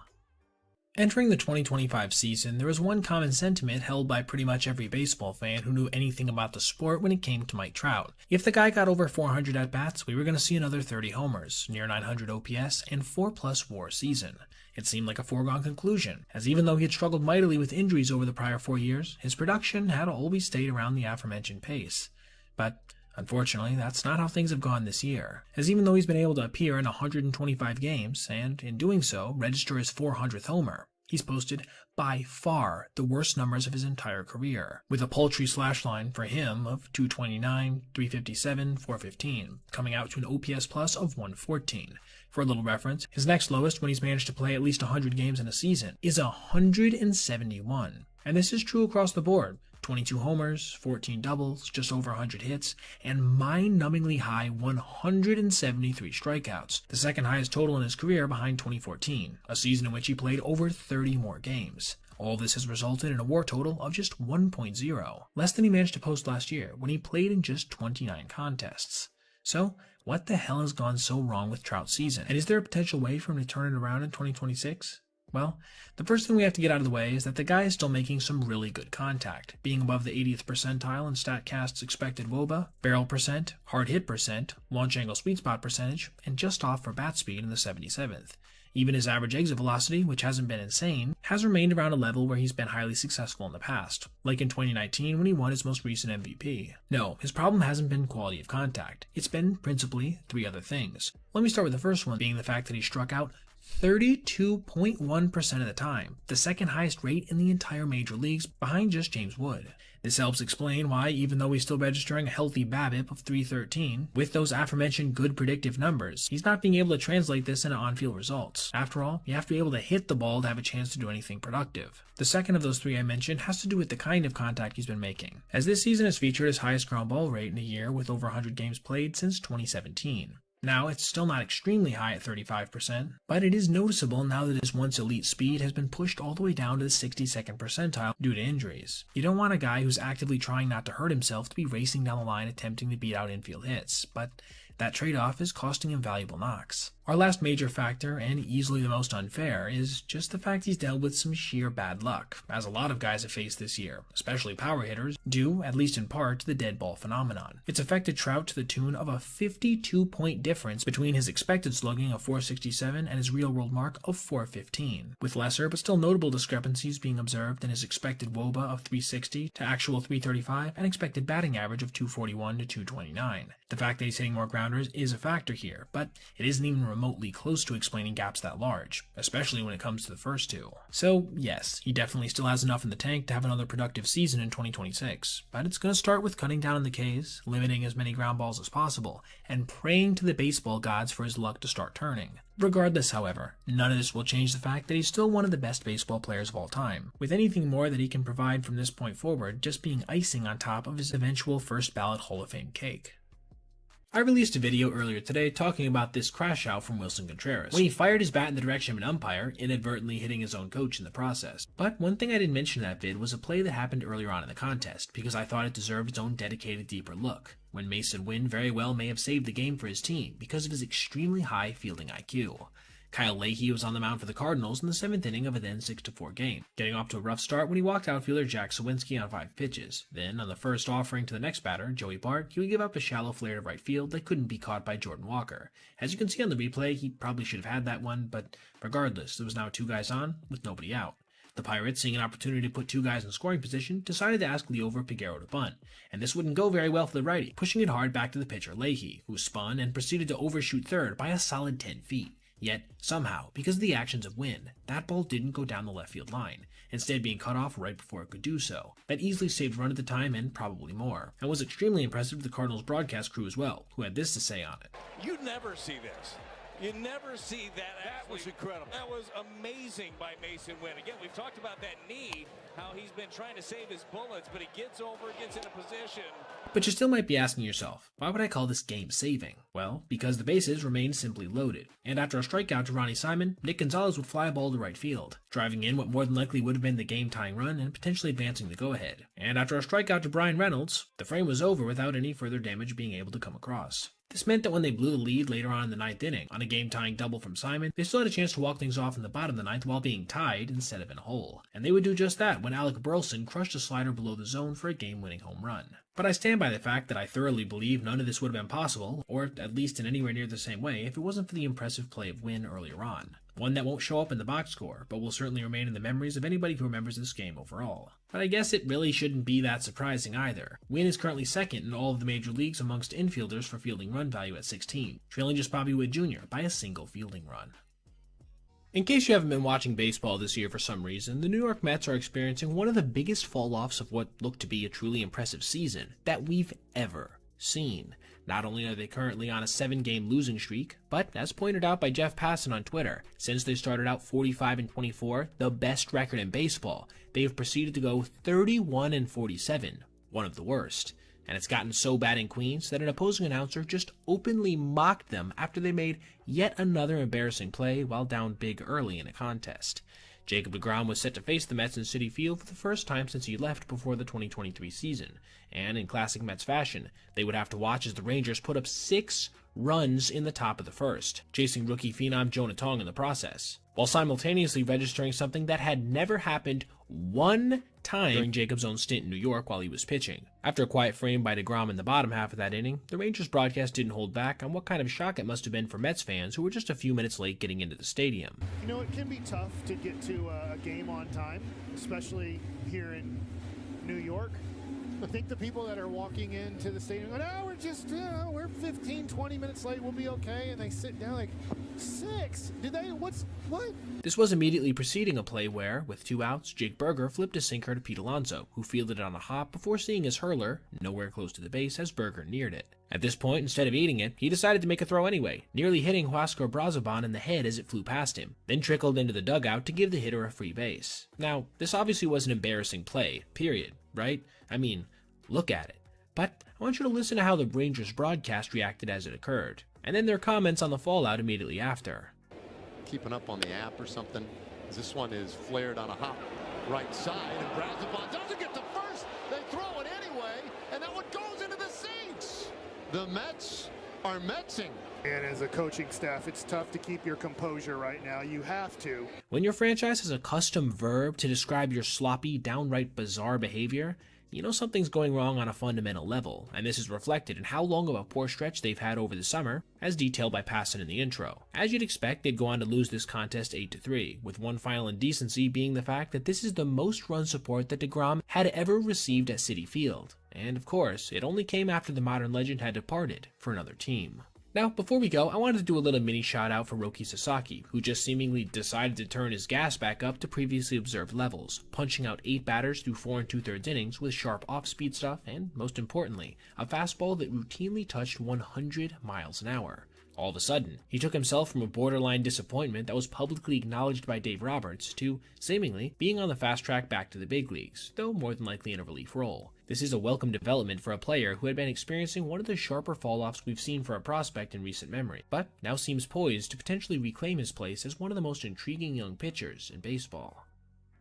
The big headline from the Marlins-Tigers game yesterday was that Detroit's ace, Tarik Skubal, had to come out of the contest due to some soreness in his side. Thankfully, news would come out later that he's going to be okay, but That's not what I want to talk about. Instead being a home run that ended up being glossed over, but was still unlike anything we've ever recorded, and by a decent margin. Riley Green was at the plate versus Sandy Alcantara in the top of the fourth, with his team down 3-0, quickly getting behind 0-2 after fouling off a sinker and then taking another for a called strike. He would then take a slider in and fastball away, working the count back even. The fifth pitch of the at-bat was fouled off. So, what would he get for the sixth? How about a power curveball low and inside that Green would crush out to left center field, managing to just carry the wall out there for a solo home run. Now, just from the eye test, you could tell that this was pretty impressive, right? I mean, an opposite field blast on a pitch inside to the deepest part of left center. But it wasn't until after the contest, when I was perusing some of the metrics from this game, that I came across something truly insane. Now, you're going to have to hang with me for a second because it's going to sound kind of nerdy, but I promise I'll also explain the significance of why it's impressive. This Green shot was the first recorded home run we've ever seen that had an exit velocity of at least 110 miles an hour with a launch angle of at least 30 degrees on a pitch inside hit to the opposite field, with Bryce Harper being the only player to meet all these qualifications and reach at least 29 degrees. To hit a ball inside that hard and high is just nuts, but it's actually even more impressive than that. Because, you see, Riley's shot was 39 degrees. You heard me right. A full 10 degrees higher than the next closest home run with similar peripherals. That means he surpassed Harper's shot by almost 40%. And yeah, it wouldn't end up meaning much for the game overall, but I still thought it was interesting enough to share with all of you. And now for our little mini breakdown at the end of this vid, I wanted to talk about this insane slide from Mickey Moniak the other day, when he looked like a dead duck on a throw from catcher Freddie Fermin, but somehow managed to matrix his way into being safe after a successful challenge. That's one of the closest things to baseball perfection that you're ever going to see.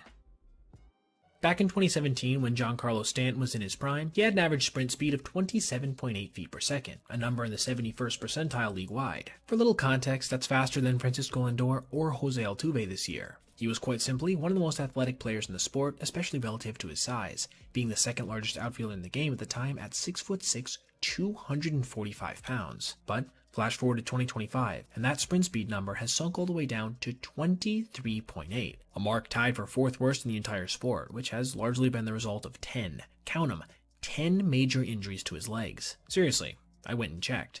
So, what exactly does this kind of carnage to a player's lower body look like in terms of resulting plays? Before we get into that, I want to say I'm only going to be looking at moments from the last 3 years, as this was when his sprint speed officially sank into the sub 5 percentile club. Let's start first with the times he was thrown out on plays you just don't see very commonly, starting with this one from Michael Garcia at third base, when he dove to stab a high chopper, collected himself, and still had time to get the lumbering righty at first. Look at how progressive his movements were there. There's just no way he should have been able to get him. But if you think I may be reaching a little bit here, check out this play from Nico Horner at shortstop, who sidestepped this broken bat headed his way, still had to come in to field the ball, look to second, and then throw to first on the run, with more than enough time to do all of that while still nabbing Stanton. Truly nuts. But even then, at least he was normally positioned, right? You can't say the same thing about Andy Ibanez on this ground ball that went off the mid of Will Vest, as this time the second baseman had to come all the way from up the middle to field this ball, and flip with his mitt to still get the out at first. And on the replay, we can also see he hesitated off the bat as well. But if you thought these looked bad, his legs arguably look even worse on double play opportunities, as we just saw here recently versus the Rangers, when Corey Seager had to dive to stab this ball deep in the hole, only just barely getting the runner at second, before still seeing Stanton get thrown out at first. I legitimately think he was thrown out by more than the runner at second was. His running speed on DPs is actually so depressing it prompted this call from Bob Costas during last year's postseason. He's easy to double up. Hit to short. Witt gets the force. Can they turn two? Yes, they can, and it's just the point we were making. It's not Giancarlo's fault. A near base hit. Couldn't beat it out at the other end. Dude just sounded deflated. But arguably neither one of these were as impressively slow as this one versus the Blue Jays, when Bo Bichette fielded a soft ground ball extremely deep in the hole at short, and then threw off balance to second. And yeah, you know how this ends. Even getting the lead runner there was extremely impressive. There's just no world where you would think he'd get both. But I guess that's what happens when a guy's hamstrings probably look like shredded cheese internally at this point. And lastly, I want to check out 2 times he was thrown out on the bases. One on this line drive off the bat of Austin Wells, which forced him to have to freeze and then not have the wheels to even advance 90 feet within a reasonable time frame, as right fielder Anthony Santander was coming in from extremely deep right, yet still was able to get him at the bag. Getting forced out at second on a single, it doesn't get much more embarrassing than that. But what might have been worse was this attempt at scoring from second on a 2-out single against the Astros back in 2023. Why he was even sent there, I have no idea, but he not only got thrown out by 25 feet, he did so while not even being able to jog around the bases at 50%, essentially having to trot into the waiting tag of Martin Maldonado. Now, before you go, I do want to say, none of this comes from a place of malice with Giancarlo. I think it's insane he's still being able to produce like he has at the plate this year, given the trauma to his lower body specifically over the course of his career. And hey, don't look now, but the guy has a decent chance of getting a 500 career home runs, which would almost certainly guarantee a Hall of Fame induction for one of the best players of his generation, even if the final few years of his career are going to have to come with him essentially running on stilts.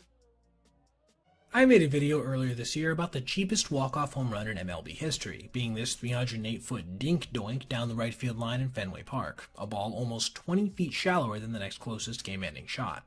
But you have to give it one thing. At least it legitimately went over the wall, which is more than you can say for a home run we saw yesterday that was not only a couple feet shallower, but a ball that would have been a home run in 0 out of 30 MLB ballparks somehow. Trevor Story was at the plate, taking a first pitch slider inside for ball 1, then a sinker to make the count 2-0. It was then that Junis located a breaking ball pretty well low and outside, seeing Trevor hit it down the right field line, sending Jhonkensy Noel ranging over and then leaping near the stands. But unfortunately for him, he wouldn't be able to make the catch, resulting in a bunch of confused faces, and an initially called foul ball. This would be overturned after a lengthy review, with the umpires in New York agreeing that it was a home run, but perhaps not for the reason that you'd think. You see, as Noel attempted his leap, he managed to get the ball in his glove, but in the process of doing so, saw it, without him having complete control, roll off of the foul pole, essentially ramming it into the one area that would make it a home run. Because, you see, if he would have dropped it over the fence in foul territory, it would have been a simple ground rule double, but instead he had the misfortune of playing it off of the pesky pole, creating a 306-foot bizarre blast, the second shallowest home run in the StatCast era.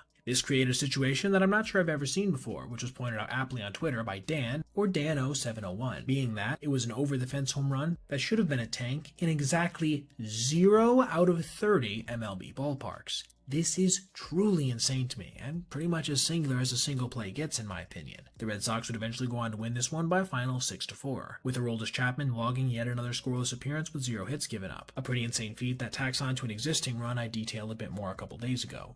Regardless, this helped keep Boston firmly in the AL East picture, still only 2.5 games behind the division-leading Blue Jays, and currently tied with the Yankees. I'm not sure the last time I actually shared this on this channel, but I used to be a PO in high school, and I very much enjoyed being so. The thrill of punching out a hitter in a big spot, or watching a defense behind you make an exceptional play, and knowing that you largely controlled the pace of what was going on. But there was one thing I've tried really hard never to do, which is to show up the fielders behind me. You just are never going to have a good vantage point on how a ball was hit when you have to turn around and find it. But once in a while, I think we've all had a lapse in judgment. And that's what we just saw here recently in a game between the Padres and Mariners, when Yu Darvish, a veteran in his 13th year of Major League Baseball, sorta showed up as platinum glove right fielder by openly complaining about him not being able to get to a ball that was nearly uncatchable. Darvish was on the mound for only his 10th start of the year so far versus the Mariners, and being as how his numbers were pretty unimpressive by his standards, you know he was looking to make an impact in this one, and things would begin well for him as he retired the side 1-2-3 in the first inning. Side note, but look at that looping curveball, just a thing of beauty. Flash forward midway through the second inning now, and Darvish was giving up his first hit of the contest to Eugenio Suarez, a softly hit single to left field. Suarez would then manage to advance to second during Jorge Polanco's at-bat, with the switch hitter eventually striking out on another nasty curveball, putting Yu just 1 out away from getting out of this mini-jam entirely. It was then that Luke Raley came to the plate, and on a 3-2 got a curveball up in the zone, which was flied to the gap in right center field, getting down and having to be grabbed on a hop by Fernando Tatis Jr. And then the exceptional wheels of Raley was enough to get him into second base with a hustle double. The big lefty actually has a sprint speed this year in the 85th percentile at 28.7 feet per second. At first glance, this probably seems like a pretty typical play, until you see on the replay that Darvish was caught saying, "What the F is that?" after the ball got down. Now, I'm not trying to be too hard on the veteran here. I think we've all as pitchers overreacted at times to hits that we would consider to be cheap or even unnecessary. But to this openly curse out your right fielder on a ball that was pointed out by the warmonger on Twitter to have just a 20% catch probability based on where Tatis was positioned pre-play is just a bad look, especially when Nando is currently 4th overall in Major League Baseball right now in fielding run value by an outfielder, angling himself well for another Gold Glove. I'm not making this to villainize Darvish, or so to just commentate on one of the fundamental flaws of hurlers everywhere. The assumption that we can even understand what balls should and shouldn't be turned into outs, despite never playing the field at a high level. But being that Yu has a reputation as an awesome teammate, I'm sure he apologized internally for this afterwards. As for the rest of the start, Darvish would go on to give up 4 runs in 4 innings, eventually seeing his team lose by a final score of 4-3 after a late-game comeback attempt that ended up proving fruitless overall. A loss that could end up being pretty huge in the race for the NL West title. And now, before you guys go, I just want to express my sincere gratitude to every single one of you who makes this possible every day by watching these videos. If you want to go ahead and like as well, there's a cute little baseball icon that pops up. Also, if you have an idea for a similar video or concept as this one, feel free to shoot me an email at basebpoet@gmail.com, and I'll give you a shout out if I end up using your idea. Have a great rest of your day.